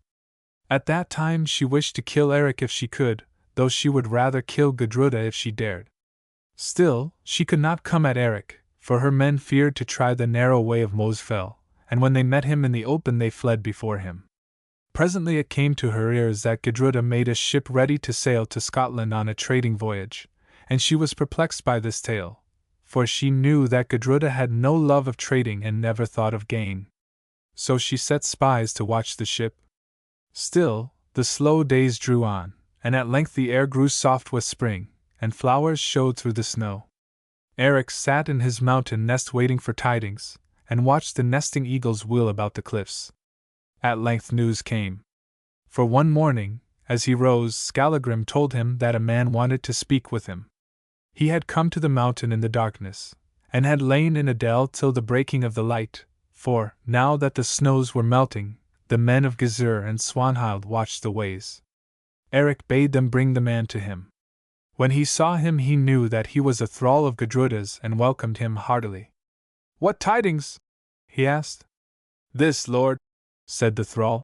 "Gudruda the Fair bids me say that she is well and that the snows melt on the roof of Middlehof." Now this was the signal word that had been agreed upon between Eric and Gudruda, that she should send him when all was ready. "Good," said Eric. "Ride back to Gudruda the Fair and say that Eric Brighteyes is well, but on Hekla the snows melt not." By this answer he meant that he would be with her presently, though the thrall could make nothing of it. Then Skallagrim asked tidings of the man, and learned that Swanhild was still at Middlehof, and with her Gizur, and that they gave out that they wished to make an end of waiting and slay Eric. "First snare your bird, then wring his neck," laughed Skallagrim. Then Eric did this. Among his men were some who he knew were not willing to sail from Iceland, and John, his thrall, was of them, for John did not love the angry sea. He bade these bide a while on Mosfell and make fires nightly on the platform of rock which is in front of the cave, that the spies of Gizur and Swanhild might be deceived by them, and think that Eric was still on the fell. Then, when they heard that he had sailed, they were to come down and hide themselves with friends till Gizur and his following rode north. But he told 2 of the men who would sail with him to make ready. That night before the moon rose Eric said farewell to John and the others who stayed on Mosfell, and rode away with Skallagrim and the 2 who went with him. They passed the plain of black sand in safety, and so on to Horsehead Heights. Now at length, as the afternoon drew on to evening, from Stonefell's crest they saw the hall of Middlehof before them, and Eric's heart swelled in his breast. Yet they must wait till darkness fell before they dared enter the place, lest they should be seen and notice of their coming should be carried to Gizur and Swanhild. And this came into the mind of Eric, that of all the hours of his life that hour of waiting was the longest. Scarcely, indeed, could Skallagrim hold him back from going down the mountain side, he was so set on coming to Gudruda whom he should wed that night. At length the darkness fell, and they went on. Eric rode swiftly down the rough mountain path, while Skallagrim and the 2 men followed grumbling, for they feared that their horses would fall. At length they came to the place, and riding into the yard, Eric sprang from his horse and strode to the women's door. Now Gudruda stood in the porch, listening, and while he was yet some way off, she heard the clang of Brighteyes' harness, and the color came and went upon her cheek. Then she turned and fled to the high seat of the hall, and sat down there. Only 2 women were left in Middlehof with her, and some thralls who tended the kine and horses. But these slept, not in the hall, but in an outhouse. Gudruda had sent the rest of her people down to the ship to help in the lading, for it was given out that the vessel sailed on the morrow. She had done this that there might be no talk of the coming of Eric to Middlehof. Now Brighteyes came to the porch, and, finding the door wide, walked in. But Skallagrim and the men stayed without a while, and tended the horses. A fire burned upon the center hearth in the hall, and threw shadows on the paneling. Eric walked on by its light, looking to left and right, but seeing neither man nor woman. Then a great fear took him lest Gudruda should be gone, or perhaps slain of Swanhild, Groa's daughter, and he trembled at the thought. He stood by the fire, and Gudruda, watching from the shadow of the high seat, saw the dull light glow upon his golden helm, and a sigh of joy broke from her lips. Eric heard the sigh and looked, and as he looked a stick of pitchy driftwood fell into the fire, and flared up fiercely. Then he saw. There, in the carved high seat, robed all in bridal white, sat Gudruda the Fair, his love. Her golden hair flowed about her breast, her white arms were stretched towards him, and on her sweet face shone such a look of love as he had never seen. "Eric!" she whispered softly, and the breath of her voice ran down the empty paneled hall, that from all sides seemed to answer. "Eric!" Slowly he drew near to her. He saw nothing but the glory of Gudruda's face and the light shining on Gudruda's hair. He heard nothing save the sighing of her breath. He knew nothing except that before him sat his fair bride, one after many years. Now he had climbed the high seat, and now, wrapped in each other's arms, they sat and gazed into each other's eyes, and lo! The air of the great hall rolled round them a sea of glory, and sweet voices whispered in their ears. Now Freya smiled upon them and led them through her gates of love, and they were glad that they had been born. Thus then they were wed. Now the story tells that Swanhild spoke with Gizur, Ospakar's son, in the house at Kolbak. "I tire of this slow play," she said. "We have tarried here for many weeks, and Atli's blood yet cries out for vengeance, and cries for vengeance the blood of Black Ospakar, thy father, and the blood of many another, dead at great Eric's hand." "I tire also," said Gizur, "and I am much needed in the north. I say this to thee, Swanhild, that, hadst thou not so strictly laid it on me that Eric must die ere thou weddest me, I had flitted back to Swanhild before now, and there bided my time to bring Brighteyes to his end." "I will never wed thee, Gizur, till Eric is dead," said Swanhild fiercely. "How shall we come at him then?" he answered. "We may not go up that mountain path, for two men can hold it against all our strength, and folk do not love to meet Eric and Skallagrim in a narrow way. The place has been badly watched," said Swanhild. "I am sure of this, that Eric has been down to Middlehof and seen Gudruda, my half-sister. She is shameless, who still holds commune with him who slew her brother and my husband. Death should be her reward, and I am minded to slay her because of the shame that she has brought upon our blood." "That is a deed which thou wilt do alone, then," said Gizur, "for I will have no hand in the murder of that fair maid, no, nor will any who live in Iceland." Swanhild glanced at him strangely. "Hearken, Gizur," she said. "Gudruda makes a ship ready to sail with goods to Scotland and bring a cargo thence before winter comes again. Now I find this strange, for never before did I know Gudruda turn her thoughts to trading. I think that she has it in her mind to sail from Iceland with this outlaw Eric, and seek a home overseas, and that I will not bear." "It may be," said Gizur, "and I should not be sorry to see the last of Brighteyes, for I think that more men will die at his hand before he stiffens in his barrow." "Thou art cowardly-hearted, thou son of Ospakar," Swanhild said. "Thou sayest thou lovest me and wouldst win me to wife. I tell thee that there is but one road to my arms, and it leads over the corpse of Eric.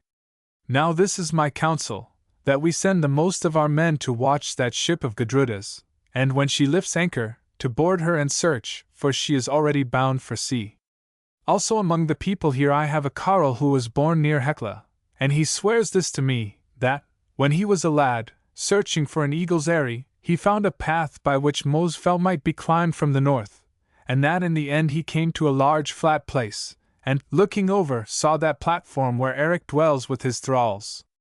But he could not see the cave, because of the overhanging brow of the rock. Now we will do this, thou and I, and the carle alone, no more, for I do not wish that our search should be noised abroad. Tomorrow at the dawn we will ride away from Mosfell, and passing under Hekla, come round the mountain and see if this path may still be scaled. For if so, we will return with men and make an end of Brighteyes." This plan pleased Gizur, and he said that it should be so. So very early on the following morning Swanhild, having sent many men to watch Gudruda's ship, rode away secretly with Gizur and the thrall, and before it was again dawn they were on the northern slopes of Mosfell. It was on this same night that Eric went down from the mountain to wed Gudruda. For a while the climbing was easy, but at length they came to a great wall of rock, 100 fathoms high, on which no fox might find a foothold, nor anything that had not wings. "Here now is an end of our journey," said Gizur, "and I only pray this, that Eric may not ride round the mountain before we are down again." For he did not know that Brighteyes already rode hard for Middlehof. "Not so," said the thrall. "If only I can find the place by which, some 30 summers ago, I won yonder rift, and through it the crest of the fell." And he pointed to a narrow cleft in the face of the rock high above their heads, that was clothed with grey moss. Then he moved to the right and searched, peering behind stones and birch bushes, till presently he held up his hand and whistled. They passed along the slope and found him standing by a little stream of water which welled from beneath a great rock. "Here is the place," the man said. "I see no place," answered Swanhild. Still, it is there, lady. And he climbed on to the rock, drawing her after him. At the back of it was a hole, almost overgrown with moss. Here is the path, he said again. Then it is one that I have no mind to follow, answered Swanhild. Gizur, go thou with the man and see if his tale is true. I will stay here till ye come back. Then the thrall let himself down into the hole and Gizur went after him. But Swanhild sat there in the shadow of the rock, her chin resting on her hand, and waited. Presently, as she sat, she saw two men ride round the base of the fell, and strike off to the right towards a turf booth which stood the half of an hour's ride away. Now Swanhild was the keenest-sighted of all women of her day in Iceland, and when she looked at these two men she knew one of them for John, Eric's thrall, and she knew the horse also. It was a white horse with black patches, that John had ridden for many years. She watched them go till they came to the booth, and it seemed to her that they left their horses and entered. Swanhild waited upon the side of the fell for nearly 2 hours in all. Then, hearing a noise above her, she looked up, and there, black with dirt and wet with water, was Gizur, and with him was the thrall. What luck, Gizur? She asked. This, Swanhild, Eric may hold Mosfell no more, for we have found a way to bolt the fox. That is good news, then, said Swanhild. Say on. Yonder hole, Swanhild, leads to the cleft above, having been cut through the cliff by fire, or perhaps by water. Now up that cleft a man may climb, though hardly, as by a difficult stair, till he comes to the flat crest of the fell. Then, crossing the crest, on the further side, perhaps 6 fathoms below him, he sees that space of rock where is Eric's cave, but he cannot see the cave itself, because the brow of the cliff hangs over. And so it is that, if any come from the cave on to the space of rock, it will be an easy matter to roll stones upon them from above and crush them. Now when Swanhild heard this she laughed aloud. Eric shall mock us no more, she said, and his might can avail nothing against rocks rolled on him from above. Let us go back to Kolbak and summon men to make an end of Brighteyes. So they went on down the mountain till they came to the place where they had hidden their horses. Then Swanhild remembered John and the other man whom she had seen riding to the booth, and she told Gizur of them. Now, she said, we will snare these birds, and perchance they will twitter tidings when we squeeze them. So they turned and rode for the booth, and drawing near, they saw 2 horses grazing without. Now they got off their horses, and creeping up to the booth, looked in through the door which was ajar. And they saw this, that one man sat on the ground with his back to the door, eating stockfish, while John made bundles of fish and meal ready to tie on the horses. For it was here that those of his quarter who loved Eric brought food to be carried by his men to the cave on Mosfell. Now Swanhild touched Gizur on the arm, pointing first to the man who sat eating the fish and then to the spear in Gizur's hand. Gizur thought a while, for he shrank from this deed. Then Swanhild whispered in his ear, Slay the man and seize the other, I would learn tidings from him. So Gizur cast the spear, and it passed through the man's heart, and he was dead at once. Then he and the thrall leapt into the booth and threw themselves on John, hurling him to the ground, and holding swords over him. Now John was a man of small heart, and when he saw his plight and his fellow dead he was afraid, and prayed for mercy. If I spare thee, knave, said Swanhild, thou shalt do this. Thou shalt lead me up Mosfell to speak with Eric. I may not do that, lady, groaned John, for Eric is not on Mosfell. Where is he, then? asked Swanhild. Now John saw that he had said an unlucky thing, and answered, Nay, I know not. Last night he rode from Mosfell with Skallagrim Lamb's tail. Thou liest, knave, said Swanhild. Speak, or thou shalt be slain. Slay on, groaned John, glancing at the swords above him, and shutting his eyes. For, though he feared much to die, he had no will to make known Eric's plans. Look not at the swords, thou shalt not die so easily. Hearken, speak, and speak truly, or thou shalt seek Hela's lap after this fashion. And bending down, she whispered in his ear, then laughed aloud. Now John grew faint with fear, his lips turned blue, and his teeth chattered at the thought of how he should be made to die. Still, he would say nothing. Then Swanhild spoke to Gizur and the thrall, and bade them bind him with a rope, tear the garments from him, and bring snow. They did this, and pushed the matter to the drawing of knives. But when he saw the steel, John cried aloud that he would tell all. Now thou takest good counsel, said Swanhild. Then in his fear John told how Eric had gone down to Middelhof to wed Gudruda, and thence to fly with her to England. Now Swanhild was mad with wrath, for she had sooner died than that this should come about. Let us away, she said to Gizur. But first kill this man. Nay, said Gizur, I will not do that. He has told his tidings, let him go free. Thou art chicken-hearted, said Swanhild, who, after the fashion of witches, had no mercy in her. At the least, he shall not go hence to warn Eric and Gudruda of our coming. If thou wilt not kill him, then bind him and leave him. So John was bound, and there in the booth he sat 2 days before anyone came to loose him. Whither away? Said Gizur to Swanhild.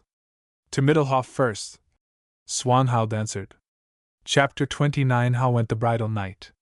Now Eric and Gudruda sat silent in the high seat of the hall at Middelhof till they heard Skallagrim enter by the women's door.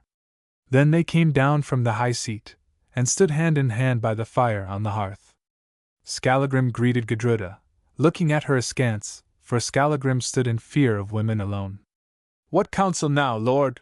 Said the baresark. Tell us thy plans, Gudruda, said Eric, for as yet no word had passed between them of what they should do. This is my plan, Eric, she answered. First that we eat, then that thy men take horse and ride hence through the night to where the ship lies, bearing word that we will be there at dawn when the tide serves, and bidding the mate make everything ready for sailing. But thou and I and Skallagrim will stay here till tomorrow is 3 hours old, and this because I have tidings that Gizur's folk will search the ship tonight. Now, when they search and do not find us, they will go away. Then, at the dawning, thou and I and Skallagrim will row on board the ship as she lies at anchor, and slipping the cable, put to sea before they know we are there, and so bid farewell to Swanhild and our woes. Yet it is a risk for us to sleep here alone, said Eric. There is little danger, said Gudruda.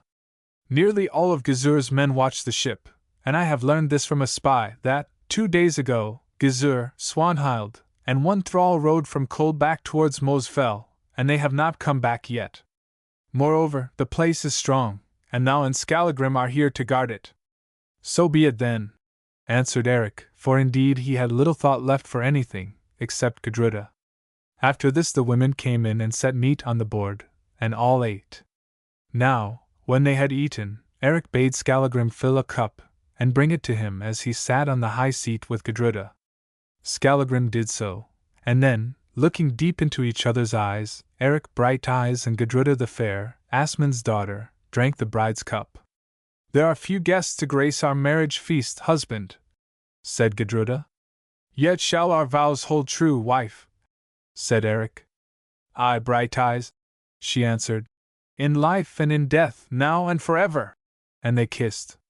It is time for us to be going, methinks, growled Skallagrim to those about him. We are not wanted here. Then the men who were to go on to the ship rose, fetched their horses, and rode away. Also they caught the horses of Skallagrim, Eric, and Gudruda, saddled them and, slipping their bridles, made them fast in a shed in the yard, giving them hay to eat. Afterwards Skallagrim barred the men's door and the women's door, and going to Gudruda, asked where he should stay the night till it was time to ride for the sea. In the store chamber, she answered, for there is a shutter of which the latch has gone.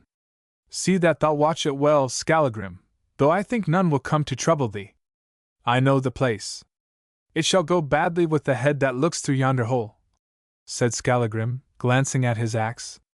Now Gudruda forgot this, that in the store chamber were casks of strong ale. Then Gudruda told him to wake them when the morrow was 2 hours old, for Eric had neither eyes nor words except for Gudruda alone, and Skallagrim went. The women went also to their shut bed at the end of the hall, leaving Brighteyes and Gudruda alone. Eric looked at her. Where do I sleep tonight? He asked. Thou sleepest with me, husband, she answered soft. For nothing except death shall come between us any more. Now Skallagrim went to the storeroom, and sat down with his back against the cask. His heart was heavy in him, for he boded no good of this marriage. Moreover, he was jealous. Skallagrim loved but one thing in the world truly, and that was Eric Brighteyes, his lord. Now he knew that henceforth he must take a second place, and that for one thought which Eric gave to him, he would give 10 to Gudruda. Therefore Skallagrim was very sad at heart. "A pest upon the women," he said to himself, "for from them comes all evil. Brighteyes owes his ill luck to Swanhild and this fair wife of his, and that is scarcely done with yet. Well, well, 'tis nature, but would that we were safe at sea. Had I my will, we had not slept here tonight. But they are newly wed, and well, 'tis nature. Better the bride loves to lie abed than to ride the cold wolds and seek the common deck." Now, as Skallagrim grumbled, fear gathered in his heart, he knew not of what. He began to think on trolls and goblins. It was dark in the storeroom, except for a little line of light that crept through the crack of the shutter. At length he could bear the darkness and his thoughts no longer, but rising, threw the shutter wide and let the bright moonlight pour into the chamber, whence he could see the hillside behind, and watch the shadows of the clouds as they floated across it. Again Skallagrim sat down against his cask, and as he sat it moved, and he heard the wash of ale inside it. "That is a good sound," said Skallagrim, and he turned and smelt at the cask. "Aye, and a good smell, too. We tasted little ale yonder on Moe's Fell, and we shall find less at sea." Again he looked at the cask. There was a spigot in it, and lo! on the shelf stood horn cups. "It surely is on draught," he said, "and now it will stand till it goes sour. 'Tis a pity, but I will not drink. I fear ale, ale is another man. No, I will not drink." And all the while his hand went up to the cups upon the shelf. "Eric is better lain yonder in Gudruda's chamber than I am here alone with evil thoughts and trolls," he said. "Why, what fish was that we ate at supper? My throat is cracked with thirst. If there were water now I'd drink it, but I see none. Well, 1 cup to wish them joy. There is no harm in a cup of ale." And he drew the spigot from the cask and watched the brown drink flow into the cup. Then he lifted it to his lips and drank, saying, "Skoll! Skoll!" Nor did he cease till the horn was drained. "This is wondrous good ale," said Skallagrim as he wiped his grizzled beard.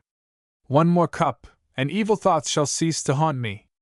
Again he filled, drank, sat down, and for a while was merry. But presently the black thoughts came back into his mind.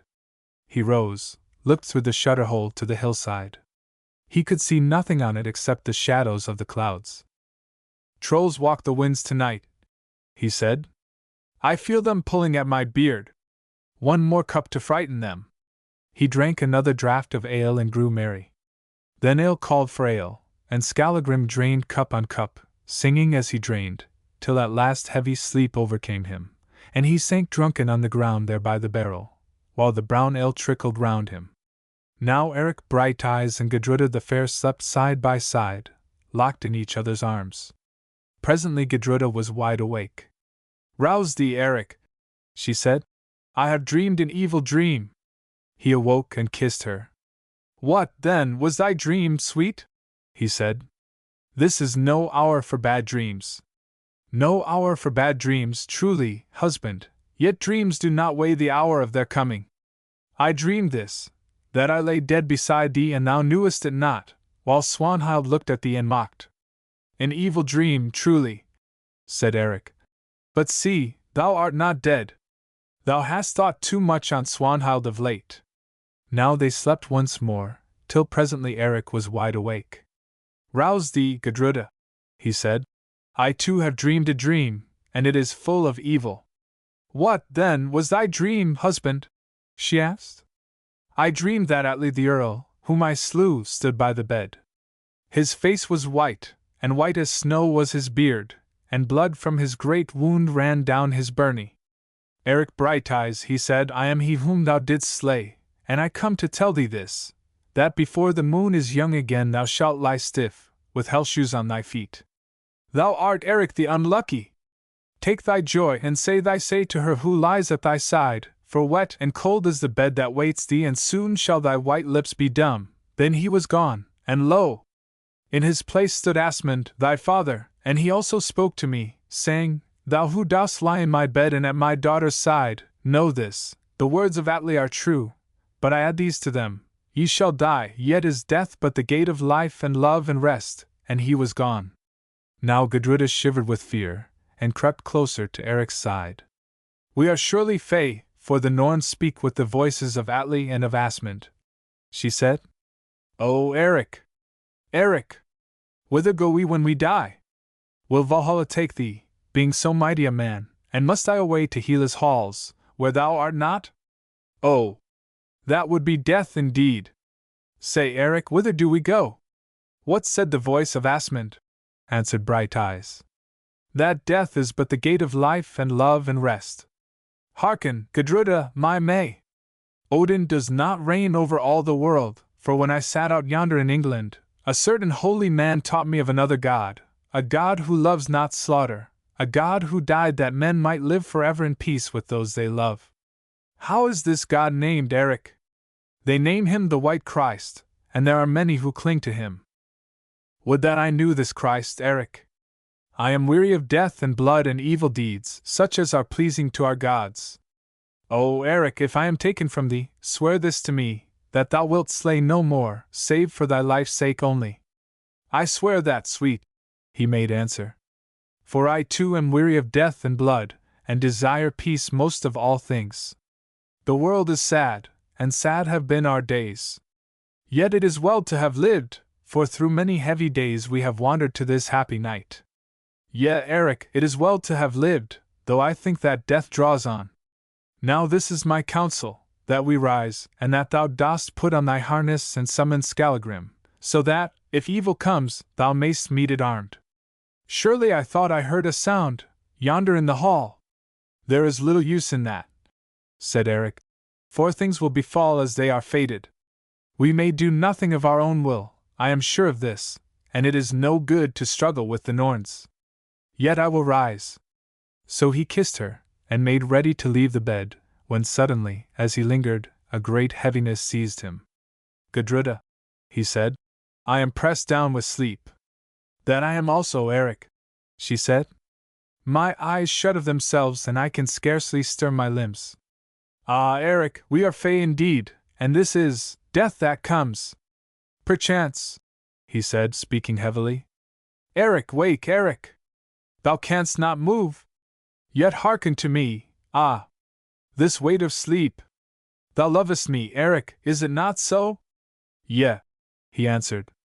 Now and forever thou lovest me, and wilt cleave to me always wherever we go. Surely, sweet. Oh, sweet, farewell, he said, and his voice sounded like the voice of one who speaks across the water.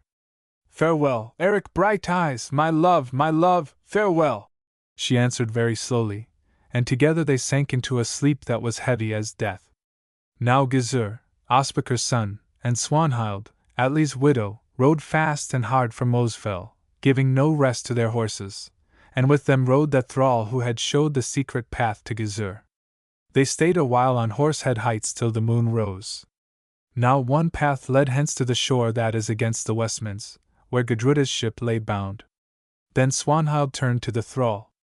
Her beautiful face was fierce, and she had said few words all this while, but in her heart raged a fire of hate and jealousy which shone through her blue eyes. Listen, she said to the thrall. Thou shalt ride hence to the bay where the ship of Gudruda the Fair lies at anchor. Thou knowest where our folk are in hiding. Thou shalt speak thus to them. Before it is dawn they must take boats, and board Gudruda's ship and search her. And if they find Eric, the outlaw, aboard, they shall slay him, if they may. That will be no easy task, said the thrall. And if they find Gudruda, they shall keep her prisoner. But if they find neither the one nor the other, they shall do this. They shall drive the crew ashore, killing as few as may be, and burn the ship. It is an ill deed thus to burn another ship, said Gizur. Good or ill, it shall be done, answered Swanhild fiercely. Thou art a lawman, and well canst thou meet the suit, Moreover, Gudruda has wedded an outlaw and shall suffer for her sin. Now go, and see thou tarry not, or thy back shall pay the price." The man rode away swiftly. Then Gizur turned to Swanhild, asking, "Whither then go we?" "I have said to Middelhof." "That is into the wolf's den, if Eric and Skallagrim are there." He answered, "I have little chance against the two of them." "Nay, nor against the one, Gizur. Why, if Eric's right hand were hewn from him, and he stood unarmed, he would still slay thee with his left, as, swordless, he slew Ospakar thy father. Yet I shall find a way to come at him, if he is there." Then they rode on, and Gizur's heart was heavy for fear of Eric and Skallagrim the baresark. So fiercely did they ride that, within 1 hour after midnight, they were at the stead of Middelhof. "We will leave the horses here in the field," said Swanhild. So they leaped to earth and, tying the reins of the horses together, left them to feed on the growing grass. Then they crept into the yard and listened. Presently there came a sound of horses stamping in the far corner of the yard. They went thither, and there they found a horse and 2 geldings saddled, but with the bits slipped, and on the horse was such a saddle as women use. "Eric Brighteyes, Skallagrim Lamb's Tail, and Gudruda the Fair," whispered Swanhild, naming the horses and laughing evilly. "The birds are within. Now to snare them." "Were it not best to meet them by the ship?" asked Gizur. "Nay, thou fool, if once Eric and Skallagrim are back to back, and white fire is aloft, how many shall be dead before they are down, thinkest thou? We shall not find them sleeping twice." "It is shameful to slay sleeping men," said Gizur. "They are outlaws," she answered. "Hearken, Ospakar's son. Thou sayest thou dost love me and wouldst wed me. Know this, that if thou dost fail me now, I will never look upon thy face again, but will name thee niddering in all men's ears." Now Gizur loved Swanhild much, for she had thrown her glamour on him as once she did on Atli, and he thought of her day and night. For there was this strange thing about Swanhild that, though she was a witch and wicked, being both fair and gentle, she could lead all men, except Eric, to love her. But of men she loved Eric alone. Then Gizur held his peace, but Swanhild spoke again. "It will be of no use to try the doors, for they are strong. Yet when I was a child before now I have passed in and out the house at night by the storeroom casement. Follow me, Gizur." Then she crept along the shadow of the wall, for she knew it every stone, till she came to the storeroom, and lo! The shutter stood open, and through it the moonlight poured into the chamber. Swanhild lifted her head above the sill and looked, then started back. "Hush!" she said. "Skallagrim lies asleep within." "Pray the gods he wake not," said Gizur beneath his breath, and turned to go. But Swanhild caught him by the arm, then gently raised her head and looked again, long and steadily. Presently she turned and laughed softly. "Things go well for us," she said. "The sot lies drunk. We have nothing to fear from him. He lies drunk in a pool of ale." Then Gizur looked. The moonlight poured into the little room, and by it he saw the great shape of Skallagrim. His head was thrown back, his mouth was wide. He snored loudly in his drunken sleep, and all about him ran the brown ale, for the spigot of the cask lay upon the floor. In his left hand was a horn cup, but in his right he still grasped his axe. "Now we must enter," said Swanhild. Gizur hung back, but she sprang upon the sill lightly as a fox, and slid thence into the storeroom. Then Gizur must follow, and presently he stood beside her in the room, and at their feet lay drunken Skallagrim. Gizur looked first at his sword, then on the baresark, and lastly at Swanhild. "Nay," she whispered, "touch him not. Perchance he would cry out, and we seek higher game. He has that within him which will hold him fast for a while. Follow where I shall lead." She took his hand and, gliding through the doorway, passed along the passage till she came to the great hall. Swanhild could see well in the dark, and moreover she knew the road. Presently they stood in the empty hall. The fire had burnt down, but 2 embers yet glowed upon the hearth, like red and angry eyes. For a while Swanhild stood still listening, but there was nothing to hear. Then she drew near to the shut bed where Gudruda slept, and, with her ear to the curtain, listened once more. Gizur came with her, and as he came his foot struck against a bench and stirred it. Now Swanhild heard murmured words and the sound of kisses. She started back, and fury filled her heart. Gizur also heard the voice of Eric saying, "I will rise." Then he would have fled, but Swanhild caught him by the arm. "Fear not," she whispered. "They shall soon sleep sound." He felt her stretch out her arms, and presently he saw this wonderful thing: the eyes of Swanhild glowing in the darkness, as the embers glowed upon the hearth. Now they glowed brightly, so brightly that he could see the outstretched arms and the hard white face beneath them, and now they grew dim, of a sudden to shine bright again. And all the while she hissed words through her clenched teeth. Thus she hissed, fierce and low. Then thrice she tossed her hands aloft, saying.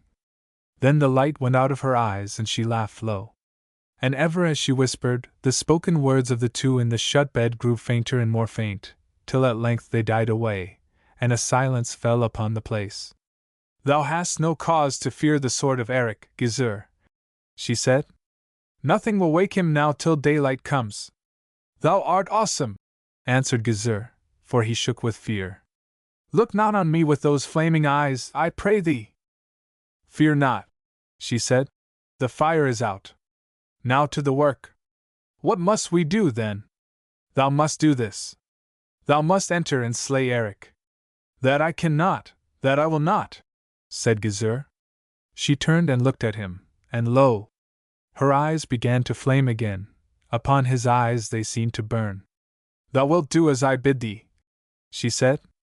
"With Eric's sword thou shalt slay Eric, else I will curse thee where thou art, and bring such evil on thee as thou knowest not of." "Look not so, Swanhild," he said. "Lead on, I come." Now they creep into the shut chamber of Gudruda. It is so dark that they can see nothing, and nothing can they hear except the heavy breathing of the sleepers. This is to be told, that at this time Swanhild had it in her mind to kill, not Eric but Gudruda, for thus she would smite the heart of Brighteyes. Moreover, she loved Eric, and while he lived she might yet win him, but Eric dead must be Eric lost. But on Gudruda she would be bitterly avenged, Gudruda, who, for all her scheming, had yet been a wife to Eric. Now they stand by the bed. Swanhild puts out her hand, draws down the clothes, and feels the breast of Gudruda beneath, for Gudruda slept on the outside of the bed. Then she searches by the head of the bed and finds white fire which hung there, and draws the sword. "Here lies Eric on the outside," she says to Gizur, "and here is white fire. Strike and strike home, leaving white fire in the wound." Gizur takes the sword and lifts it. He is sore at heart that he must do such a coward deed, but the spell of Swanhild is upon him, and he may not flinch from it. Then a thought takes him, and he also puts down his hand to feel. It lights upon Gudruda's golden hair, that hangs about her breast and falls from the bed to the ground. "Here is woman's hair," he whispers. "No," Swanhild answers. "It is Eric's hair. The hair of Eric is long, as thou hast seen." Neither of them knows that Gudruda cut Eric's locks when he lay sick on Mosfell, though Swanhild knows well that it is not Brighteyes whom she bids Gizur slay. Then Gizur, Ospakar's son, lifts the sword, and the faint starlight struggling into the chamber gathers and gleams upon the blade. Thrice he lifts it, and thrice he draws it back. Then with an oath he strikes, and drives it home with all his strength. From the bed beneath there comes one long sigh and a sound as of limbs trembling against the bedgear. Then all is still. "It is done," he says faintly. Swanhild puts down her hand once more. Lo! It is wet and warm. Then she bends herself and looks, and behold! The dead eyes of Gudruda glare up into her eyes. She can see them plainly, but none know what she read there. At the least it was something that she loved not, for she reels back against the paneling, then falls upon the floor. Presently, while Gizur stands as one in a dream, she rises, saying, "I am avenged of the death of Atli. Let us hence, let us hence swiftly. Give me thy hand, Gizur, for I am faint." So Gizur gives her his hand and they pass thence. Presently they stand in the storeroom, and there lies Skallagrim, still plunged in his drunken sleep. "Must I do more murder?" asks Gizur hoarsely. Nay, Swanhild says. I am sick with blood. Leave the knave. They pass out by the casement into the yard and so until they find their horses. Lift me, Gizur, I can no more, says Swanhild. He lifts her to the saddle. Whither away? He asks. To Kolbak, Gizur, and thence to cold death. Thus did Gudruda, Eric's bride and Asmund's daughter, the fairest woman who ever lived in Iceland, die on her marriage night by the hand of Gizur, Ospakar's son, and through the hate and witchcraft of Swanhild the fatherless, her half-sister. Chapter 30 How the Dawn Came. The dawn broke over Middelhof. Slowly the light gathered in the empty hall. It crept slowly into the little chamber where Eric slept, and Gudruda slept also with a deeper sleep. Now the two women came from their chamber at the far end of the hall, and drew near the hearth, shivering, for the air was cold. They knelt by the fire, blowing at the embers till the sticks they cast upon them crackled to a blaze. It seems that Gudruda is not yet gone, said one to the other. I thought she should ride away with Eric before the dawn. Newly wed lie long abed, laughed the other. I am glad to see the blessed light, said the first woman. For last night I dreamed that once again this hall ran red with blood, as at the marriage feast of Ospakar. Ah, answered the other. It will be well for the south when Eric Brighteyes and Gudruda are gone over sea, for their loves have brought much bloodshed upon the land. Well, indeed, sighed the first. Had Asmund the priest never found Groa, Rant's gift, singing by the sea, Valhalla had not been so full today. Mindest thou the day he brought her here? I remember it well, she answered, though I was but a girl at the time. Still, when I saw those dark eyes of hers, just such eyes as Swanhild's, I knew her for a witch, as all Finn women are. It is an evil world. My husband is dead by the sword, dead are both my sons, fighting for Eric, dead is Una, Thurod's daughter, Asmund, my lord, is dead, and dead is Bjorn, and now Gudruda the fair, whom I have rocked to sleep, leaves us to go over sea. I may not go with her, for my daughter's sake, yet I almost wish that I too were dead. That will come soon enough, said the other, who was young and fair. Now the witch sleep began to roll from Eric's heart, though his eyes were not yet open. But the talk of the women echoed in his ears, and the words, dead? Dead? Dead? Fell heavily on his slumbering sense. At length he opened his eyes, only to shut them again, because of a bright gleam of light that ran up and down something at his side. Heavily he wondered what this might be, that shone so keen and bright, that shone like a naked sword. Now he looked again. Yes, it was a sword which stood by him upon the bed, and the golden hilt was like the hilt of white fire. He lifted up his hand to touch it, thinking that he dreamed. Lo! His hand and arm were red. Then he remembered, and the thought of Gudruda flashed through his heart. He sat up, gazing down into the shadow at his side. Presently the women at the fire heard a sound as of a great man falling to earth. What is that noise? Said one. Eric leaping from his bed, answered the other. He has slept too long, as we have also. As they spoke, the curtain of the shut bed was pushed away, and through it staggered Eric in his night gear, and lo! The left side of it was red. His eyes were wide with horror, his mouth was open, and his face was white as ice. He stopped, looking at them, made as though to speak, and could not. Then, while they shrank from him in terror, he turned, and walking like a drunken man, staggered from the hall down that passage which led to the store chamber. The door stood wide, the shutter was wide, and on the floor, soaked in the dregs of ale, Skallagrim yet lay snoring, his axe in one hand and a cup in the other. Eric looked and understood. Awake, drunkard! He cried, in so terrible a voice that the room shook. Awake, and look upon thy work! Skallagrim sat up yawning. Forsooth, my head swims, he said. Give me ale, I am thirsty. Never wilt thou look on ale again, Skallagrim, when thou hast seen that which I have to show, said Eric in the same dread voice. Then Skallagrim rose to his feet and gaped upon him. What means this, lord? Is it time to ride? And say, why is thy shirt red with blood? Follow me, drunkard, and look upon thy work, Eric said again. Then Skallagrim grew altogether sober, and grasping his axe, followed after Brighteyes, sore afraid of what he might see. They went down the passage, past the high seat of the hall, till they came to the curtain of the shut bed, and after them followed the women. Eric seized the curtain in his hand, rent it from its fastenings, and cast it on the ground. Now the light flowed in and struck upon the bed.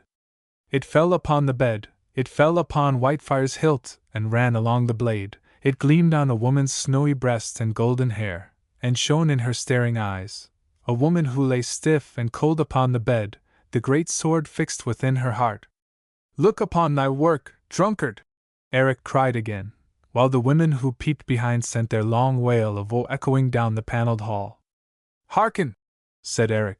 While thou didst lie wallowing in thy swine's sleep, foes crept across thy carcass, and this is their handiwork. Yonder she lies who was my bride, now is Gudruda the fair a death wife who last night was my bride.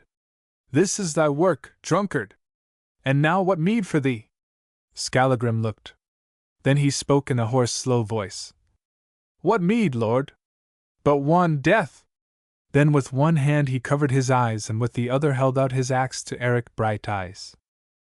Eric took the axe, and while the women ran thence screaming, he whirled it thrice about his head. Then he smote down towards the skull of Skallagrim, but as he smote it seemed to him that a voice whispered in his ear, Thy oath! And he remembered that he had sworn to slay no more, save for his own life's sake. The mighty blow was falling and he might only do this, loose the axe before it clove Skallagrim in twain. He loosed and away the great axe flew. It passed over the head of Skallagrim, and sped like light across the wide hall, till it crashed through the paneling on the further side, and buried itself to the haft in the wall beyond.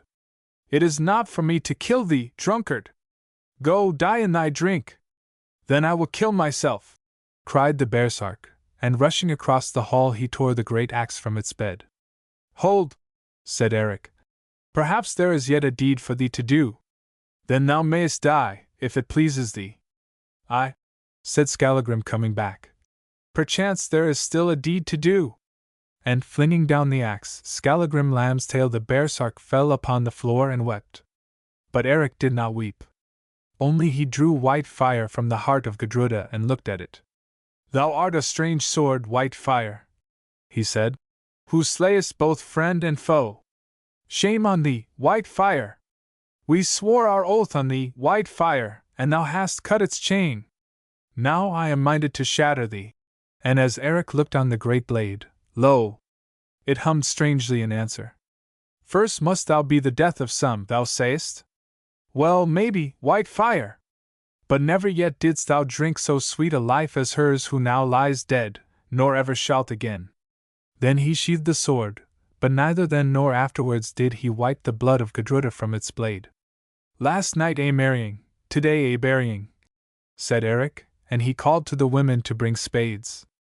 Then, having clothed himself, he went to the center of the hall, and brushing away the sand, broke the hard clay flooring, dealing great blows on it with an axe.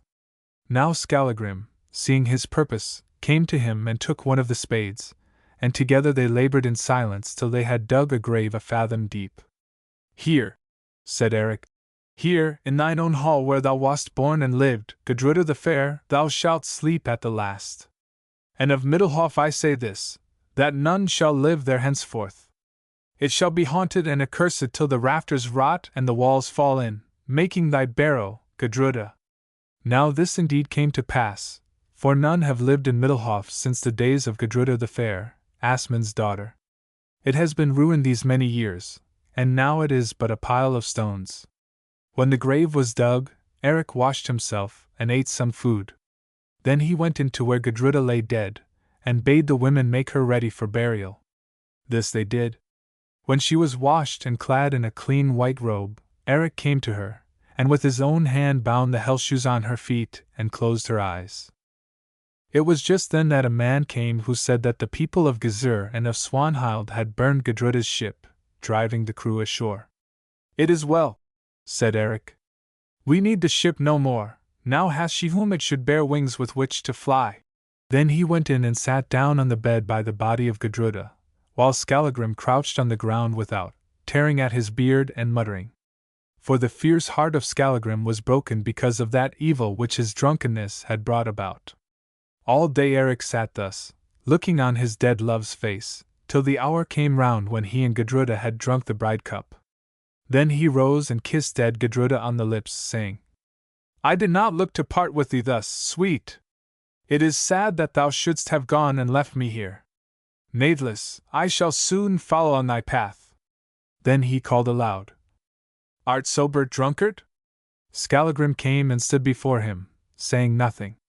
Take thou the feet of her whom thou didst bring to death, and I will take her head. So they lifted up Gudruda and bore her to the grave. Then Eric stood near the grave, and, taking dead Gudruda in his arms, looked upon her face by the light of the fire and of the candles that were set about. He looked thrice, then sang aloud. Then he laid her in the grave, and having shrouded a sheet over her, they filled it in together, hiding Gudruda the fair from the sight of men forever. Afterwards Eric armed himself, and this Skallagrim did also. Then he strode from the hall, and Skallagrim followed him. In the yard those horses were still tied that should have carried them to the ship, and on one was the saddle of Gudruda. She had ridden on this horse for many years, and loved it much, for it would follow her like a dog. Eric looked at him, then said aloud, Gudruda may need thee where she is, Blackmane, for so the horse was named. At the least, none shall ride thee more. And he snatched the axe from the hand of Skallagrim and slew the horse at a blow.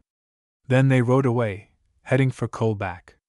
The night was wild and windy, and the sky dark with scudding clouds, through which the moon peeped out at times. Eric looked up, then spoke to Skallagrim. A good night for burning, drunkard. Aye, lord, the flames will fly briskly, answered Skallagrim. How many, thinkest thou, walked over thee, drunkard, when thou didst lie yonder in the ale? I know not, groaned Skallagrim. But I found this in the soft earth without, the print of a man's and a woman's feet, and this on the hillside, the track of 2 horses ridden hard. Gizur and Swanhild, drunkard, said Eric. Swanhild cast us into deep sleep by witchcraft, and Gizur dealt the blow. Better for him that he had never been born than that he has lived to deal that coward's blow. Then they rode on, and when midnight was a little while gone they came to the stead at Coldback. Now this house was roofed with turves, and the windows were barred so that none could pass through them. Also in the yard were faggots of birch and a stack of hay. Eric and Skallagrim tied their horses in a dell that is to the north of the stead and crept up to the house. All was still, but a fire burnt in the hall, and, looking through a crack, Eric could see many men sleeping about it. Then he made signs to Skallagrim, and together, very silently, they fetched hay and faggots, piling them against the north door of the house, for the wind blew from the north. Now Eric spoke to Skallagrim, bidding him stand, axe in hand, by the south door, and slay those who came out when the reek began to smart them, but he went himself to fire the pile. When Brighteyes had made all things ready for the burning, it came into his mind that, perhaps, Gizur and Swanhild were not in the house. But he would not hold his hand for this, for he was mad with grief and rage. So once more he prepared for the deed, when again he heard a voice in his ear, the voice of Gudruda, and it seemed to say, Thine oath, Eric! Remember thine oath! Then he turned and the rage went out of his heart. Let them seek me on Mosfell, he said. I will not slay them secretly and by reek, the innocent and the guilty together. And he strode round the house to where Skallagrim stood at the south door, axe aloft, and watching. Does the fire burn, lord? I see no smoke, whispered Skallagrim. Nay, I have made none. I will shed no more blood, except to save my life. I leave vengeance to the Norns. Now Skallagrim thought that Brighteyes was mad, but he dared say nothing. So they went to their horses, and when they found them, Eric rode back to the house. Presently they drew near, and Eric told Skallagrim to stay where he was, and riding on to the house, smote heavy blows upon the door, just as Skallagrim once had smitten, before Eric went up to Mosfell. Now Swanhild lay in her shut bed, but she could not sleep, because of what she saw in the eyes of Gudruda. Little may she ever sleep again, for when she shuts her eyes once more she sees that which was written in the dead eyes of Gudruda. So, as she lay, she heard the blows upon the door, and sprang frightened from her bed. Now there was tumult in the hall, for every man rose to his feet in fear, searching for his weapons. Again the loud knocks came. "It is the ghost of Eric!" cried one, for Gizur had given out that Eric was dead at his hand in fair fight. "Open!"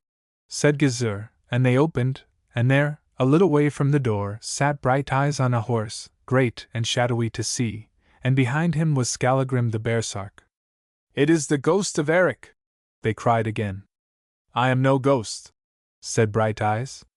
"I am no ghost, ye men of Swanhild.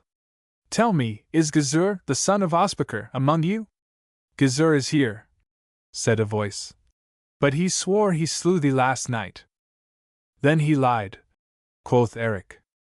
"Gizur did not slay me, he murdered Gudruda the fair as she lay asleep at my side. See!" And he drew white fire from its scabbard and held it in the rays of the moon that now shone out between the cloud rifts. "White fire is red with Gudruda's blood, Gudruda slaughtered in her sleep by Gizur's coward hand." Now men murmured, for this seemed to them the most shameful of all deeds. But Gizur, hearing, shrank back aghast. "Listen again," said Eric. "I was minded but now to burn you all as ye slept. Aye, the firing is piled against the door. Still, I held my hand, for I have sworn to slay no more, except to save my life. Now I ride hence to Mosfell.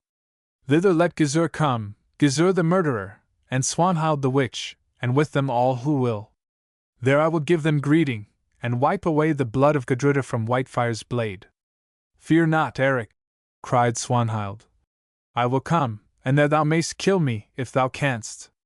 "Against thee, Swanhild," said Eric, "I lift no hand. Do thy worst, I leave thee to thy fate and the vengeance of the Norns. I am no woman-slayer. But to Gizur the murderer I say, come." Then he turned and went, and Skallagrim went with him. "Up, men, and cut Eric down!" cried Gizur, seeking to cover his shame. But no man stirred. Chapter 31 How Eric sent away his men from Mosfell. Now Eric and Skallagrim came to Mosfell in safety, and during all that ride Brighteyes spoke no word. He rode in silence, and in silence Skallagrim rode after him. The heart of Skallagrim was broken because of the sorrow which his drunkenness had brought about, and the heart of Eric was buried in Gudruda's grave. On Mosfell Eric found 4 of his own men, 2 of whom had been among those that the people of Gizur and Swanhild had driven from Gudruda's ship before they fired her. For no fight had been made on the ship. There also he found John, who had been loose from his bands in the booth by one who heard his cries as he rode past. Now when John saw Brighteyes he told him all, and fell at Eric's feet and wept because he had betrayed him in his fear. But Eric spoke no angry word to him. Stooping down he raised him, saying, "Thou wast never overstout of heart, John, and thou art scarcely to be blamed because thou didst speak rather than die in torment, though perhaps some had chosen so to die and not to speak. Now I am a luckless man, and all things happen as they are fated, and the words of Atli come true, as was to be looked for. The Norns, against whom none may stand, did but work their will through thy mouth, John, so grieve no more for that which cannot be undone." Then he turned away, but John wept long and loudly. That night Eric slept well and dreamed no dreams.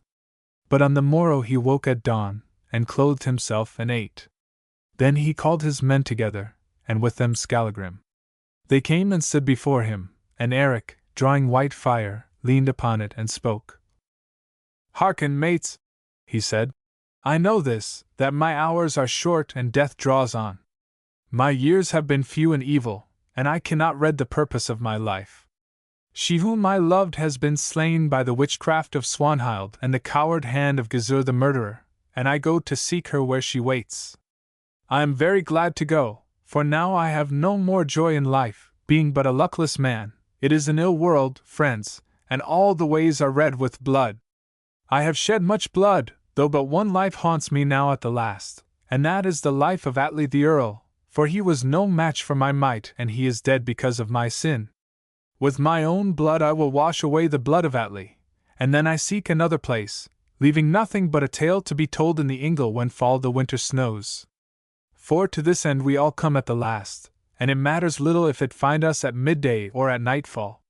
We live in sorrow, we die in pain and darkness, for this is the curse that the gods have laid upon men, and each must taste it in his season. But I have sworn that no more men shall die for me. I will fight the last great fight alone, for I know this, I shall not easily be overcome, and with my fallen foes I will tread on Bifrost Bridge. Therefore, farewell. When the bones of Eric Brighteyes lie in their barrow, or are picked by ravens on the mountain side, Gizur will not trouble to hunt out those who clung to him, if indeed Gizur shall live to tell the tale. Nor need ye fear the hate of Swanhild, for she aims her spears at me alone.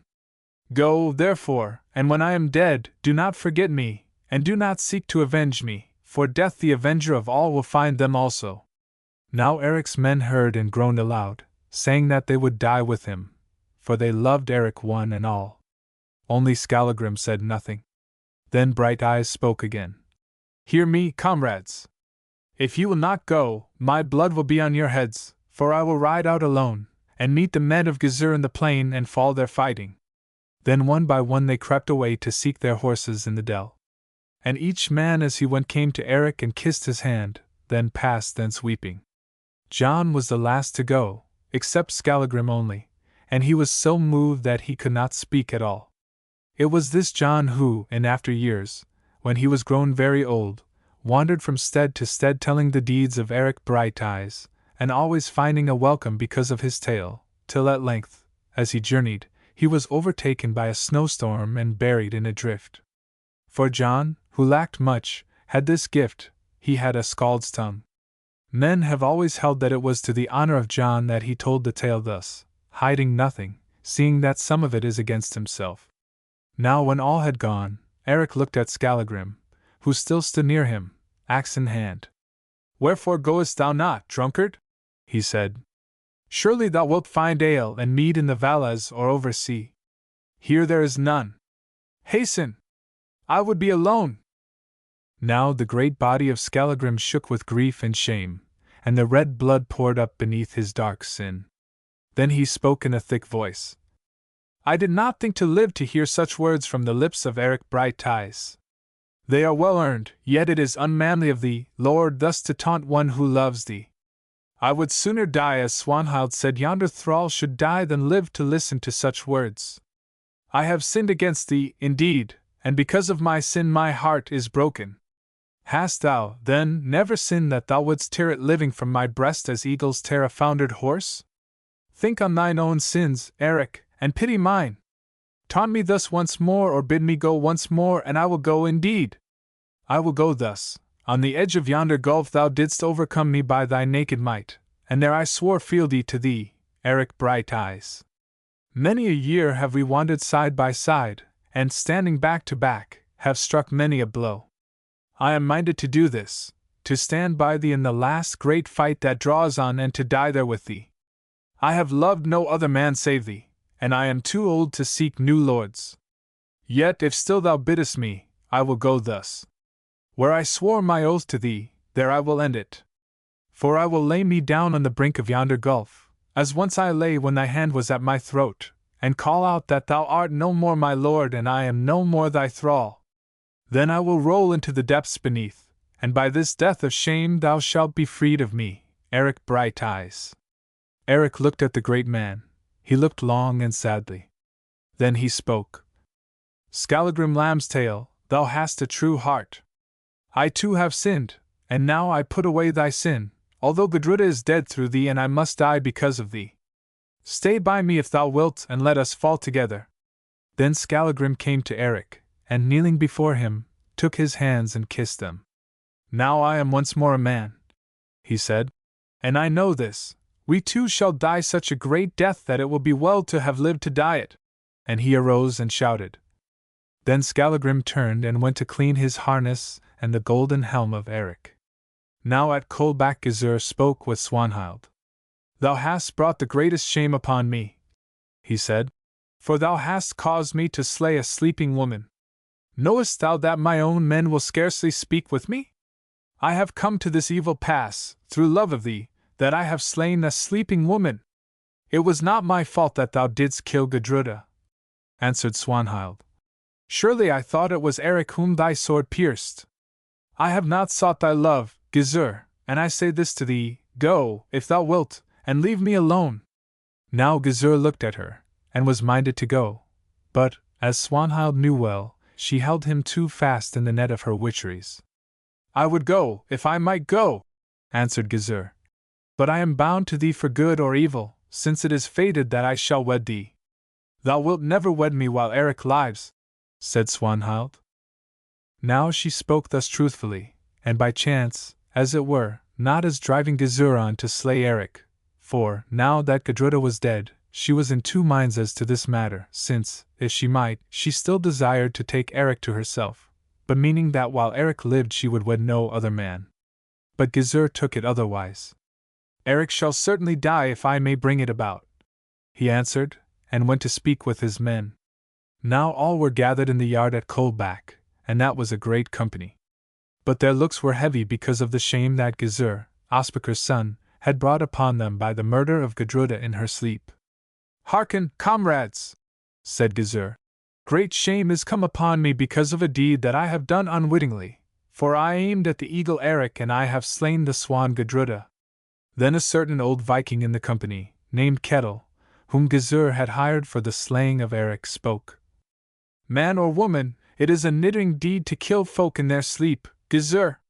It is murder, and no less, and small luck can be hoped for from the stroke. Now Gizur felt that his people looked on him askance and heavily, and knew that it would be hard to show them that he was driven to this deed against his will, and by the witchcraft of Swanhild. So, as was his nature, he turned to guile for shelter, like a fox to his hole, and spoke to them with the tongue of a lawman, for Gizur had great skill in speech. That tale was not all true which Eric Brighteyes told you, he said. He was mad with grief, and moreover it seems that he slept, and only woke to find Gudruda dead. It came about thus. I stood with the lady Swanhild, and was about to call aloud on Eric to arm himself, and come forth and meet me face to face. Then, Lord, methinks thou hadst never met another foe, quoth the Viking Kettle who had spoken first. When of a sudden, went on Gizur, taking no note of Kettle's words, one clothed in white sprang from the bed and rushed on me. Then I, thinking that it was Eric, lifted sword not to smite, but to ward him away, but the linen wearer met the sword and fell down dead. Then I fled, fearing lest men should wake and trap us, and that is all the tale. It was no fault of mine if Gudruda died upon the sword. Thus he spoke, but still men looked doubtfully upon him, for his eye was the eye of a liar, and Eric, as they knew, did not lie. It is hard to find the truth between lawman's brain and tongue, said the old Viking Kettle. Eric is no lawman, but a true man, and he sang another song. I would slay Eric indeed, for between him and me there is a blood feud, since my brother died at his hand when, with white fire for a crook, Brighteyes drove armed men like sheep down the hall of Middlehof, I and swordless slew Ospakar. Yet I say that Eric is a true man, and whether or no thou art true, Gizur the lawman, that thou knowest best, thou and Swanhild the fatherless, Groa's daughter. If thou didst slay Gudruda as thou tellest, say, how came Gudruda's blood on Whitefire's blade? How did it chance, Gizur, that thou heldest Whitefire in thy hand and not thine own sword? Now I tell thee this, either thou shalt go up against Eric and clear thyself by blows, or I leave thee, and methinks there are others among this company who will do the same, for we have no wish to be partners with murderers and their wickedness. Aye, a good word, said many who stood by. Let Gizur go up with us to Mosfell, and there stand face to face with Eric and clear himself by blows. I ask no more, said Gizur. We will ride tonight. But much more shalt thou get, liar, quoth Kettle to himself. For that hour when thou lookest once again on Whitefire shall be thy last. So Gizur and Swanhild made ready to go up against Eric. That day they rode away with a great company, 101 in all, and this was their plan. They sent 6 men with that thrall who had shown them the secret path, bidding him guide them to the mountain top. Then, when they were come thither, and heard the shouts of those who sought to gain the platform from the south, They were to watch till Eric and his folk came out from the cave, and shoot them with arrows from above or crush them with stones. But if perchance Eric left the platform and came to meet his foes in the narrow pass, then they must let themselves down with ropes from the height above, and creeping after him round the rock, must smite him in the back. Moreover, in secret, Gizur promised a great reward of 10 hundreds in silver to him who should kill Eric, for he did not long to stand face to face with him alone. Swanhild also in secret made promise of reward to those who should bring Eric to her, bound, but living, and she bade them do this, to bear him down with shields and tie him with ropes. So they rode away, the 7 who should climb the mountain from behind going first, and on the morrow morning they crossed the sand and came to Mosfell. Chapter 32 How Eric and Skallagrim grew fey. Now the night came down upon Mosfell, and of all nights this was the strangest. The air was quiet and heavy, yet no rain fell. It was so silent, moreover, that, did a stone slip upon the mountain side or a horse neigh far off on the plains, the sound of it crept up the fell and was echoed from the crags. Eric and Skallagrim sat together on the open space of rock that is before the cave, and great heaviness and fear came into their hearts, so that they had no desire to sleep. "Methinks the night is ghost-ridden," said Eric, "and I am fey, for I grow cold, and it seems to me that one strokes my hair." "It is ghost-ridden, lord," answered Skallagrim. "Trolls are abroad, and the godkind gather to see Eric die." For a while they sat in silence, then suddenly the mountain heaved up gently beneath them. Thrice it seemed to heave like a woman's breast, and left them frightened. "Now the dwarf folk come from their caves," quoth Skallagrim, "and great deeds may be looked for, since they are not drawn to the upper earth by a little thing." Then once more they sat silent, and thick darkness came down upon the mountain, hiding the stars. "Look!" said Eric of a sudden, and he pointed to Hekla. Skallagrim looked, and lo! The snowy dome of Hekla was aglow with a rosy flame like the light of dawn. "Winter lights," said Lambstail, shuddering. "Death lights," answered Eric. "Look again!" They looked, and behold! In the rosy glow there sat 3 giant forms of fire, and their shapes were the shapes of women. Before them was a loom of blackness that stretched from earth to sky, and they wove at it with threads of flame. They were splendid and terrible to see. Their hair streamed behind them like meteor flames, their eyes shone like lightning, and their breasts gleamed like the polished bucklers of the gods. They wove fiercely at the loom of blackness, and as they wove they sang. The voice of the one was as the wind whistling through the pines, the voice of the other was as the sound of rain hissing on deep waters, and the voice of the third was as the moan of the sea. They wove fearfully and they sang loudly, but what they sang might not be known. Now the web grew and the woof grew, and a picture came upon the loom, a great picture written in fire. Behold! It was the semblance of a storm-awakened sea, and a giant ship fled before the gale, a dragon of war, and in the ship were piled the corses of men, and on these lay another corse, as one lies upon a bed. They looked, and the face of the corse grew bright. It was the face of Eric, and his head rested upon the dead heart of Skallagrim. Clinging to each other, Eric and Skallagrim saw the sight of fear that was written on the loom of the Norns. They saw it for a breath. Then, with a laugh like the wail of wolves, the shapes of fire sprang up and rent the web asunder. Then the first passed upward to the sky, the second southward towards Middelhof, but the third swept over Mosfell, so that the brightness of her flaming form shone on the rock where they sat by the cave, and the lightning of her eyes was mirrored in the byrnie of Skallagrim and on Eric's golden helm. She swept past, pointing downwards as she went, and lo! She was gone, and once more darkness and silence lay upon the earth. Now this sight was seen of John the Thrall also, and he told it in his story of the deeds of Eric. For John lay hid in a secret place on Mosfell, waiting for tidings of what came to pass. For a while Eric and Skallagrim clung to each other. Then Skallagrim spoke. "We have seen the Valkyries," he said. "Nay," answered Eric. "We have seen the Norns, who are come to warn us of our doom. We shall die tomorrow." "At the least," said Skallagrim.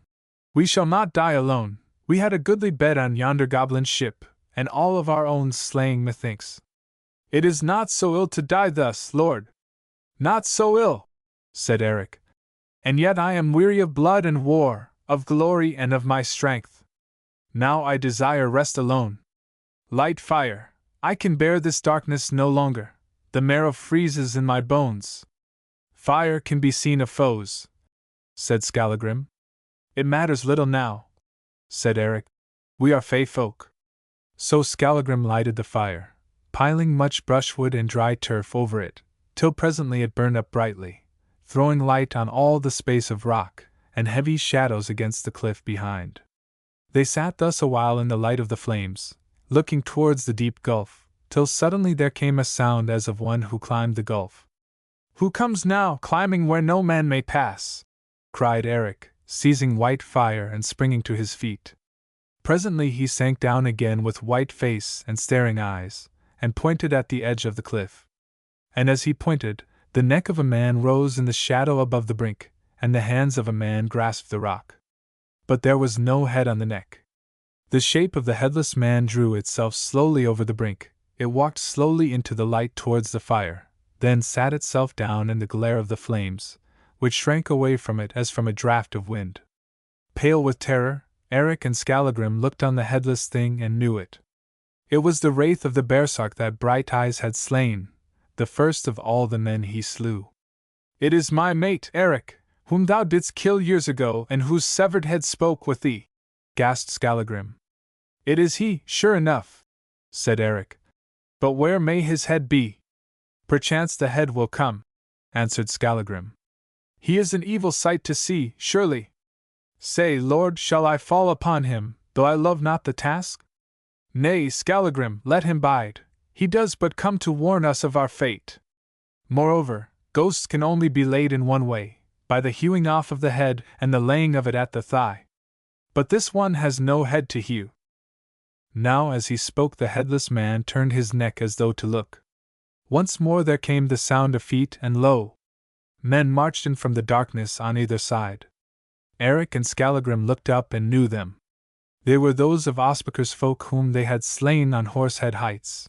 All their wounds were on them, and in front of them marched Mord, Ospakar's son. The ghosts gazed upon Eric and Skallagrim with cold dead eyes, then they too sat down by the fire. Now once more there came the sound of feet, and from every side men poured in who had died at the hands of Eric and Skallagrim. First came those who fell on that ship of Ospakar's which Eric sank by Westman's, then the crew of the Raven who had perished upon the sea path. Even as the man died, so did each ghost come. Some had been drowned and their harness dripped water. Some had died of spear thrusts, and the spears were yet fixed in their breasts. Some had fallen beneath the flash of white fire and the weight of the axe of Skallagrim, and there they sat, looking on their wide wounds. Then came more and more. There were those whom Eric and Skallagrim had slain upon the seas, those who had fallen before them in the English wars, and all that company who had been drowned in the waters of the Penland Firth when the witchcraft of Swanhild had brought the Gudruda to her wreck. Now here we have a goodly crew, said Eric at length. Is it done, thinkest thou, or will Mosfell send forth more dead? As he spoke the wraith of a grey-headed man drew near. He had but one arm, for the other was hewn from him, and the byrnie on his left side was red with blood. Welcome, Earl Atli, cried Eric. Sit thou over against me, who tomorrow shall be with thee. The ghost of the Earl seated itself and looked on Eric with sad eyes, but it spake never a word. Then came another company, and at their head stalked black Ospakar. These be they who died at Middlehof, cried Eric. Welcome, Ospakar! That marriage feast of thine went ill. Now methinks we are overdone with trolls, said Skallagrim. But see! Here come more. As he spoke, Hall of Lithdale came, and with him Call the Half-Witted, and others. And so it went on till all the men whom Eric and Skallagrim had slain, or who had died because of them, or at their side, were gathered in deep ranks before them. Now it is surely done, said Eric. There is yet a space, said Skallagrim, pointing to the other side of the fire. And hell holds many dead. Even as the words left his lips there came a noise of the galloping of horses' hoofs, and one clad in white rode up. It was a woman, for her golden hair flowed down about her white arms. Then she slid from the horse and stood in the light of the fire, and behold! Her white robe was red with blood, a great sword was set in her heart, and the face and eyes were the face and eyes of Gudruda the Fair, and the horse she rode was Blackmane, that Eric had slain. Now when Brighteyes saw her he gave a great cry.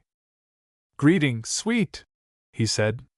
"I am no longer afraid, since thou comest to bear me company. Thou art dear to my sight, I even in yon death sheet.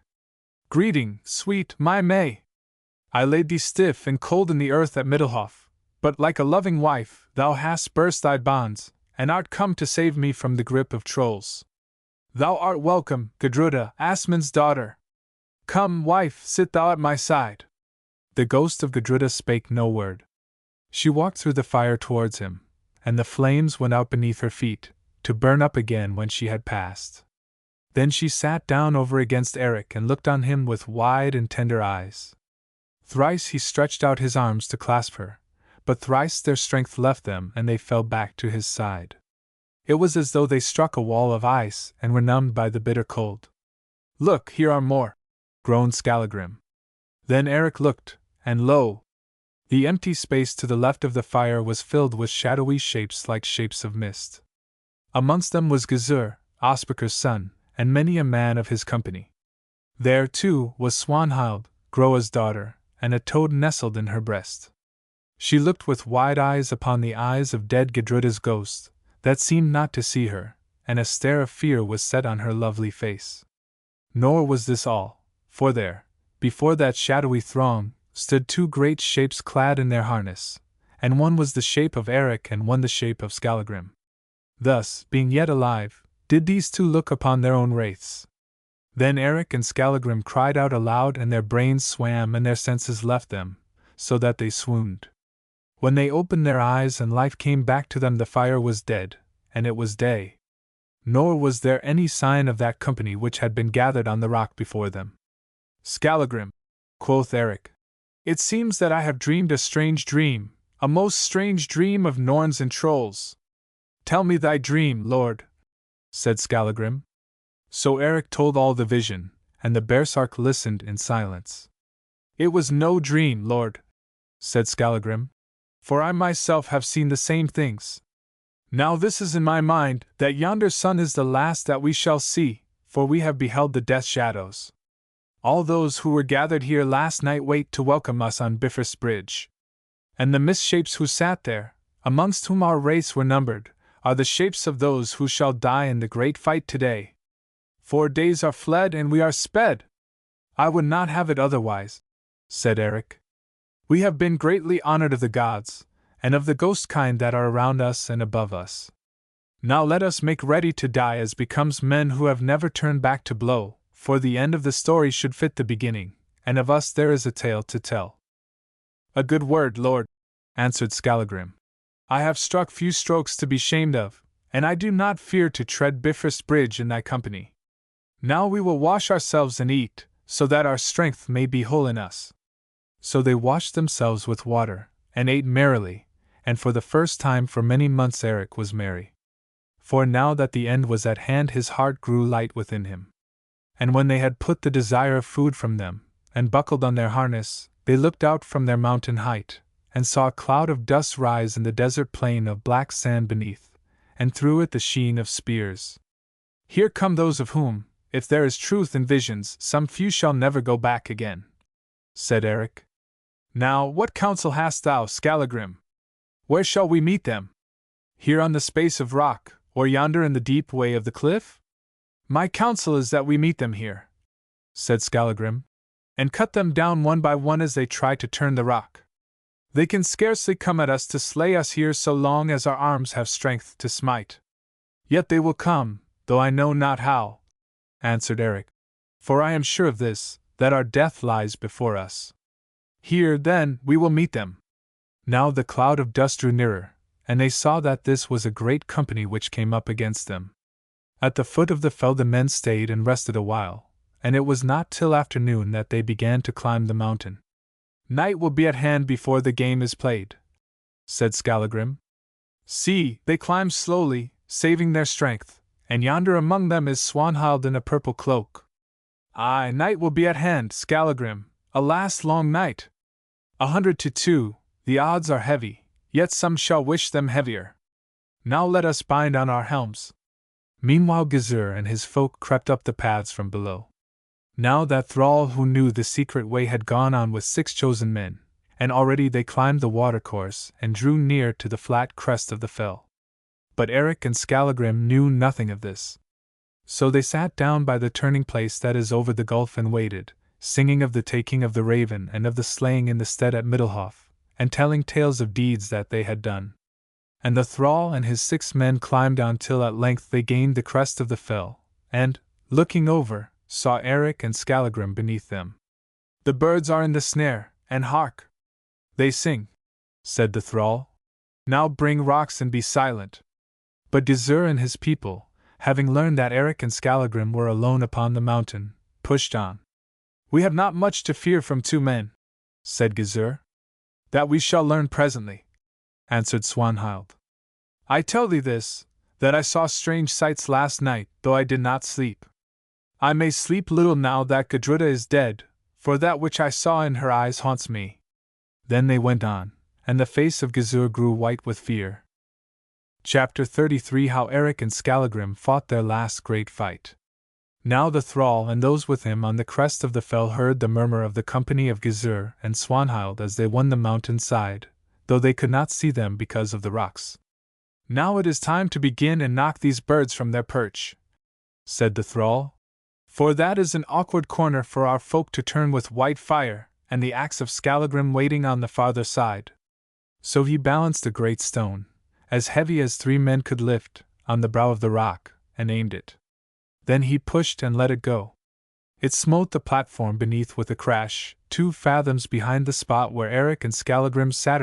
Then it flew into the air, and just as Brighteyes turned at the sound, it struck the wings of his helm, and bursting the straps, tore the golden helm piece from his head and carried it away into the gulf beneath. Skallagrim looked up and saw what had come about. They have gained the crest of the fell, he cried. Now we must fly into the cave or down the narrow way and hold it. Down the narrow way, then, said Eric, and while rocks, spears, and arrows rushed between and around them, they stepped onto the stone and won the path beyond. It was clear, for Gizur's folk had not yet come, and they ran nearly to the mouth of it, where there was a bend in the way, and stood there side by side. Thou wast at death's door then, lord, said Skallagrim. Headpiece is not head, answered Eric. But I wonder how they won the crest of the fell. I have never heard tell of any path by which it might be gained. There they are at the least, said Skallagrim. Now this is my will, that thou shouldst take my helm. I am baresark and put little trust in harness, but rather in my axe and strength alone. I will not do that, said Eric. Listen, I hear them come. Presently the tumult of voices and the tramp of feet grew clearer, and after a while Gizur, Swanhild, and the men of their following turned the corner of the narrow way, and lo! There before them, within 3 paces of them, stood Eric and Skallagrim shoulder to shoulder, and the light poured down upon them from above. They were terrible to see, and the light shone brightly on Eric's golden hair and Whitefire's flashing blade, and the shadows lay dark on the black helm of Skallagrim and in the fierce black eyes beneath. Back surged Gizur and those with him. Skallagrim would have sprung upon them, but Eric caught him by the arm, saying, A truce to thy baresark ways! Rush not and move not! Let us stand here till they overwhelm us. Now those behind Gizur cried out to know what ailed them that they pushed back. Only this, said Gizur, that Eric Brighteyes and Skallagrim Lambstail stand like 2 grey wolves and hold the narrow way. Now we shall have fighting worth the telling of, quoth Kettle the Viking. On, Gizur, Ospakar's son, and cut them down. Hold, said Swanhild. I will speak with Eric first. And together with Gizur and Kettle, she passed round the corner of the path and came face to face with those who stood at bay there. Now yield, Eric, she cried. Foes are behind and before thee. Thou art trapped, and hast little chance of life. Yield thee, I say, with thy black wolfhound, so perchance thou mayest find mercy even at the hands of her whose husband thou didst wrong and slay. It is not my way to yield, lady, answered Eric, and still less perchance is it the way of Skallagrim. Least of all will we yield to thee who, after working many ills, didst throw me in a witch sleep, and to him who slew the wife sleeping at my side. Hearken, Swanhild, here we stand, awaiting death, nor will we take mercy from thy hand. For know this, we shall not die alone. Last night as we sat on Mosfell we saw the Norns weave our web of fate upon their loom of darkness. They sat on Helka's dome and wove their pictures in living flame, then rent the web and flew upward and southward and westward, crying our doom to sky and earth and sea. Last night as we sat by the fire on Mosfell all the company of the dead were gathered round us, aye, and all the company of those who shall die today. Thou wast there, Gizur the murderer, Ospakar's son. Thou wast there, Swanhild the witch, Groa's daughter. Thou wast there, Kettle Viking, with many another man, and there were we two also. Valkyries have kissed us and death draws near. Therefore, talk no more, but come and make an end. Greeting, Gizur, thou woman murderer! Draw nigh! Draw nigh! Out sword! Up shield! And on, thou son of Ospakar! Swanhild spoke no more, and Gizur had no word. On, Gizur! Eric calls thee, quoth Kettle Viking, but Gizur slunk back, not forward.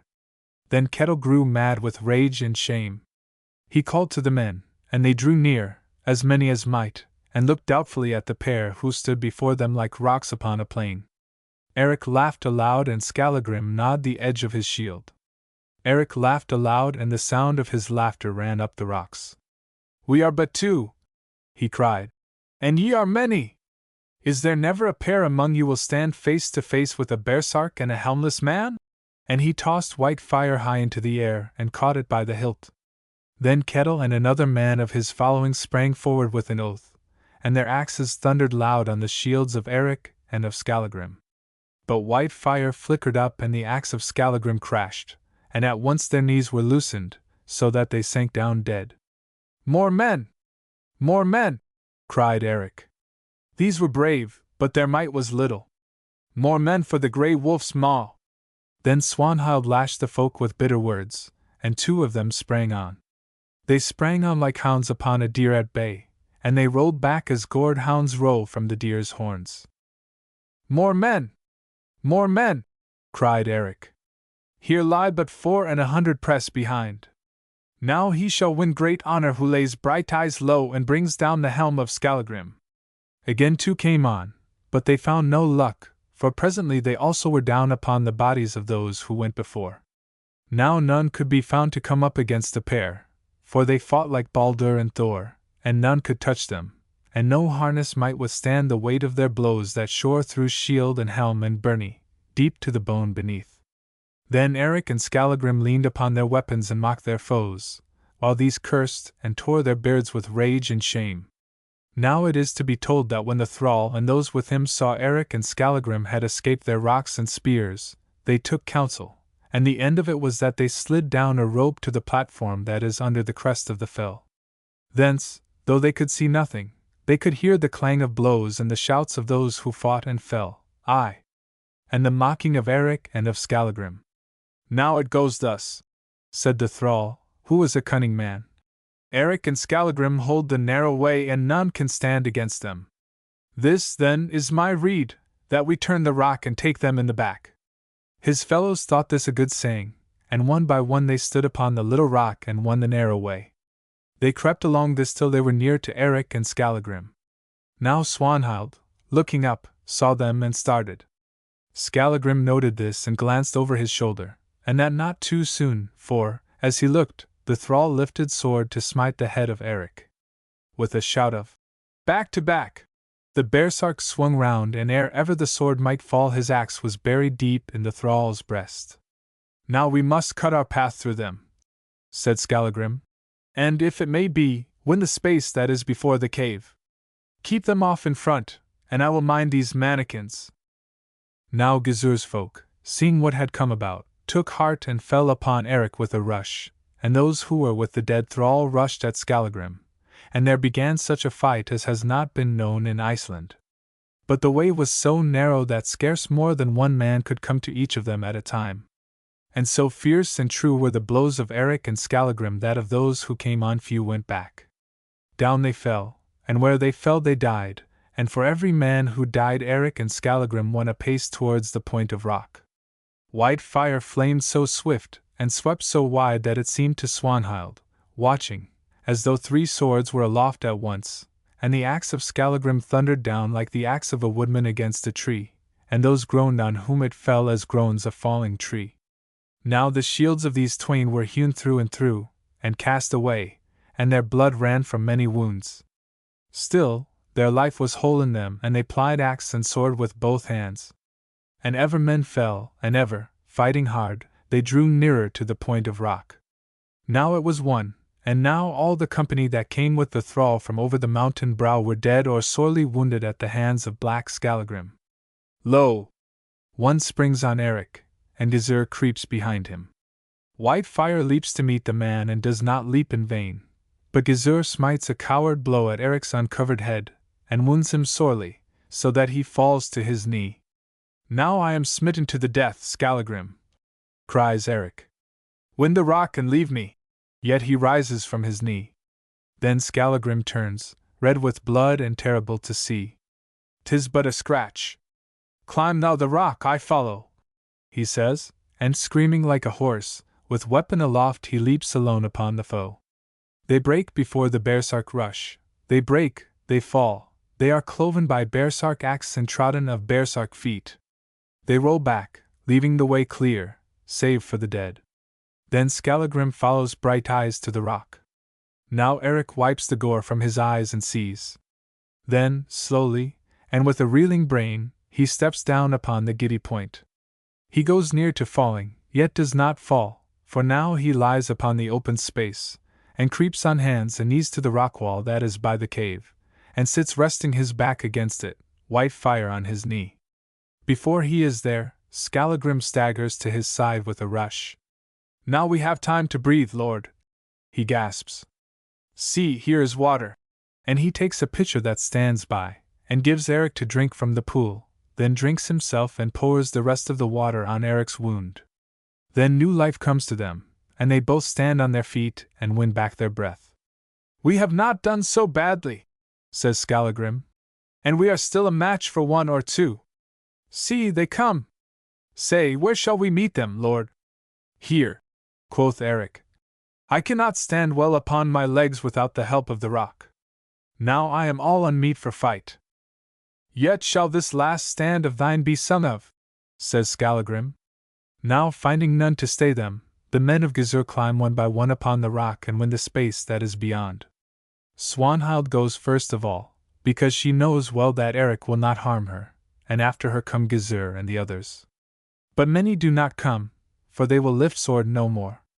Now Swanhild draws near and looks on Eric and mocks him in the fierceness of her heart and the rage of her wolf love. No, she says, now are Brighteyes' dim eyes. What? Weepest thou, Eric? Aye, Swanhild, he answered. I weep tears of blood for those whom thou hast brought to doom. She draws nearer and speaks low to him. Hearken, Eric. Yield thee. Thou hast done enough for honor, and thou art not smitten to the death of yonder cowardly hound. Yield, and I will nurse thee back to health and bear thee hence, and together we will forget our hates and woes. Not twice may a man lie in a witch's bed, said Eric, and my troth is plighted to other than thee, Swanhild. She is dead, says Swanhild. Yes, she is dead, Swanhild, and I go to seek her amongst the dead, I go to seek her and to find her. But the face of Swanhild grew fierce as the winter sea. Thou hast put me away for the last time, Eric. Now thou shalt die, as I have promised thee and as I promised Gudruda the fair. So shall I the more quickly find Gudruda and lose sight of thy evil face, Swanhild the harlot. Swanhild the murderess. Swanhild the witch. For I know this, thou shalt not escape, thy doom draws on also, and haunted and accursed shalt thou be forever. Fare thee well, Swanhild, we shall meet no more, and the hour comes when thou shalt grieve that thou wast ever born. Now Swanhild turned and called to the folk. Come, cut down these outlaw rogues and make an end. Come, cut them down, for night draws on. Then once more the men of Gizur closed in upon them. Eric smote thrice, and thrice the blow went home. Then he could smite no more, for his strength was spent with toil and wounds, and he sank upon the ground. For a while Skallagrim stood over him like a she-bear o'er her young and held the mob at bay. Then Gizur, watching, cast a spear at Eric. It entered his side through a cleft in his byrnie and pierced him deep. I am sped, Skallagrim Lambstail, cried Eric in a loud voice, and all men drew back to see giant Brighteyes die. Now his head fell against the rock and his eyes closed. Then Skallagrim, stooping, drew out the spear and kissed Eric on the forehead. Farewell, Eric Brighteyes, he said. Iceland shall never see such another man, and few have died so great a death. Tarry a while, Lord, tarry a while, I come, I come. Then crying, Eric! Eric! The baresark fit took him, and once more and for the last time Skallagrim rushed screaming upon the foe, and once more they rolled to earth before him. To and fro he rushed, dealing great blows, and ever as he went they stabbed and cut and thrust at his side and back, for they dared not stand before him, till he bled from 100 wounds. Now, having slain 3 more men, and wounded 2 others, Skallagrim might no more.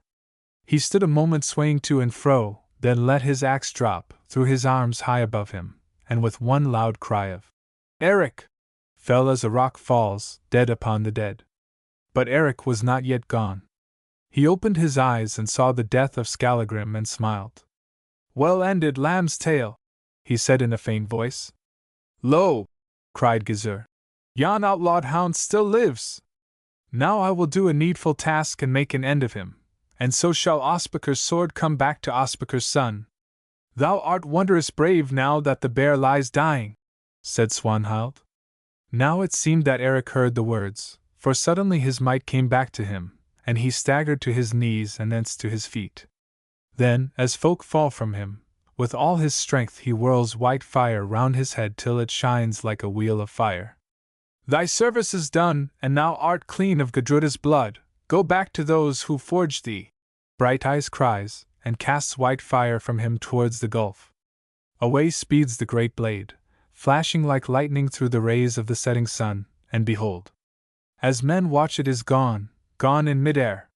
Since that day no such sword as white fire has been known in Iceland. Now slay thou me, Gizur, says the dying Eric. Gizur comes on with little eagerness, and Eric cries aloud. Swordless I slew thy father, swordless, shieldless, and wounded to the death I will yet slay thee, Gizur the murderer! And with a loud cry he staggered towards him. Gizur smites him with his sword, but Eric does not stay, and while men wait and wonder, Brighteyes sweeps him into his great arms, sweeps him up, lifts him from the ground and reels on. Eric reels on to the brink of the gulf. Gizur sees his purpose, struggles and shrieks aloud. But the strength of the dying Eric is more than the strength of Gizur. Now Brighteyes stands on the dizzy edge, and the light of the passing sun flames about his head. And now, bearing Gizur with him, he hurls himself out into the gulf, and lo! The sun sinks. Men stand wondering, but Swanhild cries aloud. Nobly done, Eric! Nobly done! So I would have seen thee die who of all men wast the first. This then was the end of Eric Brighteyes the Unlucky, who of all warriors that have lived in Iceland was the mightiest, the goodliest, and the best beloved of women, and of those who clung to him. Now, on the morrow, Swanhild caused the body of Eric to be searched for in the cleft, and there they found it, floating in water and with the dead Gizur yet clasped in its bare grip. Then she cleansed it, and clothed it again in its rent armor, and bound on the hell-shoes, and it was carried on horses to the seaside, and with it were borne the bodies of Skallagrim Lambstail the baresark, Eric's thrall, and of all those men whom they had slain in the last great fight on Moe's Fell, that is now named Eric's Fell. Then Swanhild drew her long dragon of war, in which she had come from Orkneys, from its shed over against Westman Isles, and in the center of the ship, she piled the bodies of the slain in the shape of a bed, and lashed them fast. And on this bed she laid the corpse of Eric Brighteyes, and the breast of black Skallagrim the baresark was his pillow, and the breast of Gudruda, Ospakar's son, was his footrest. Then she caused the sails to be hoisted, and went alone aboard the long ship, the rails of which were hung with the shields of the dead men. And when at evening the breeze freshened to a gale that blew from the land, she cut the cable with her own hand, and the ship leapt forward like a thing alive, and rushed out in the red light of the sunset towards the open sea. Now ever the gale freshened, and folk, standing on Westman Heights, saw the long ship plunge past, dipping her prow beneath the waves and sending the water in a rain of spray over the living Swanhild, over the dead Eric and those he lay upon. And by the head of Eric Brighteyes, her hair streaming on the wind, stood Swanhild the witch, clad in her purple cloak, and with rings of gold about her throat and arms.